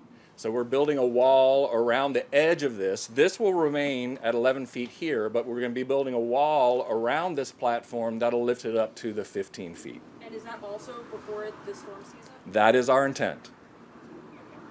So it could be 12. You can get a storm surge of 12, but this would be okay. Yes, that's correct. When we get the wall in and the other barriers that if we got a 12-foot storm surge, this should be fine. And if that's the case, then you wouldn't have to shut off the sewer plant. We hope not. Now remember, we still have to evacuate our employees. That part is not going to be, that improvement won't come for another couple of years. So we still have to figure out how to evacuate the employees. But we're working so that we won't have to shut the plant down. When you say that improvement about the employees, that's Yes. not the wall. You're talking about something else? Yes, well, if you look around you, you'll see there's multiple equipment here. There's multiple facilities. This isn't the only facility on the plant. And so where the employees are stationed, their operation building is at the far western end of this property. That has not been elevated yet. And so that's one of the future projects, is to elevate that facility also. Okay, but if employees can't be here, then the sewage plant needs to be taken offline? We're working on a way to find a way that we can we can operate it remotely without having to shut it down before we leave. One of the challenges is not so much the operating it remotely, but is shutting it down remotely. So we're working on a way to be able to do that remotely, and we hope to have that in place before we get a storm. This year? This year before we get a storm. But again, you know, I can't guarantee anything because we never know when we're going to actually get that storm. Let me just chime in on Claude's word guarantee. We are investing millions, upwards to $1 billion when everything's put together, but there is no guarantee. You can only invest so much. You're never going to be storm-proof for a 18, 20-foot, 25-foot storm surge. Folks need to factor that in. We're doing everything, I think, humanly possible, everything fiscally possible to give us a higher level of capacity and resilience. But at some point, if a storm crosses that threshold, folks need to understand they need to evacuate. Any other questions? Yes. On the cross-training employees, is that when it comes to permits and that sort of thing too, or when did you see this season that you decided to do that? Rob or Claude, can y'all speak more to what we're doing with that cross-training? Or James? James Corbett, our City Development Administrator. Good morning. So as it relates to cross-training for post-storm, whether it's storm damage assessment as well as permitting, plan review, we're looking to get individuals that are typically not involved in those processes trained so that they can step in a time where we have a surge in need for permitting. So yes. Thanks, Jim. Any other questions? Yeah, I remember last year when the sewage plant shut down, the city had ordered like porta johns or porta potties in. Is that still the case this year? Is that being... We are evaluating the effectiveness of everything we did last year, including those portable showers and toilets as well. So that's something we're still evaluating. And is the other sewage plant the one that was shut down in the Southwest? Southwest, yeah. Is that going through the same thing too of raising, It's generators up? Yeah, it's a different model, but Claude, can you speak to what we're doing at Southwest? So a lot of the Southwest plant, the equipment was raised after we had the expansion back in 2016, 2017. We raised a lot of the equipment there during that process, and so we have more work to do there, particularly on the operations building for the employees. But the Southwest plant is in a better position than the Northeast plant has been. So will those changes be by this season as well, before the storm is over there? On the operations building, no.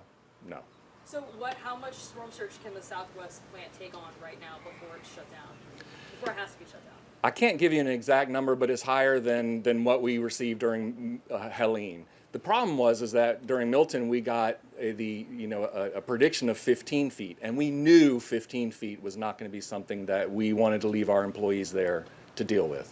Okay, so as long as it's not 15, so it's more than 7? During Helene we had a 7-foot storm surge. Yes. Okay. So it can handle more than 7, but less than 15. That's a good approximation. Chair Gertie's had a comment.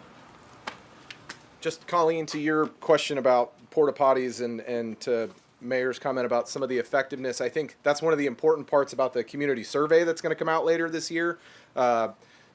City Council just got an update with Administrator Foster this past week, and one of the questions is we want feedback on the effectiveness on those programs. So it's not just what we're seeing and hearing, it's what our residents are hearing. So what I would tell you is that survey is really important for people to complete, whether you're one of the 5,000 people that gets selected or when it opens up to all residents. We want that feedback because we want to continue to do programs that worked and discontinue the ones and get innovative for new ones that will. So, thank you, Chair. Mayor, real quick, last year the public didn't have a lot of advance notice that the sewers were going to be shut down. If God forbid it happens again this storm season, will they get more public notice?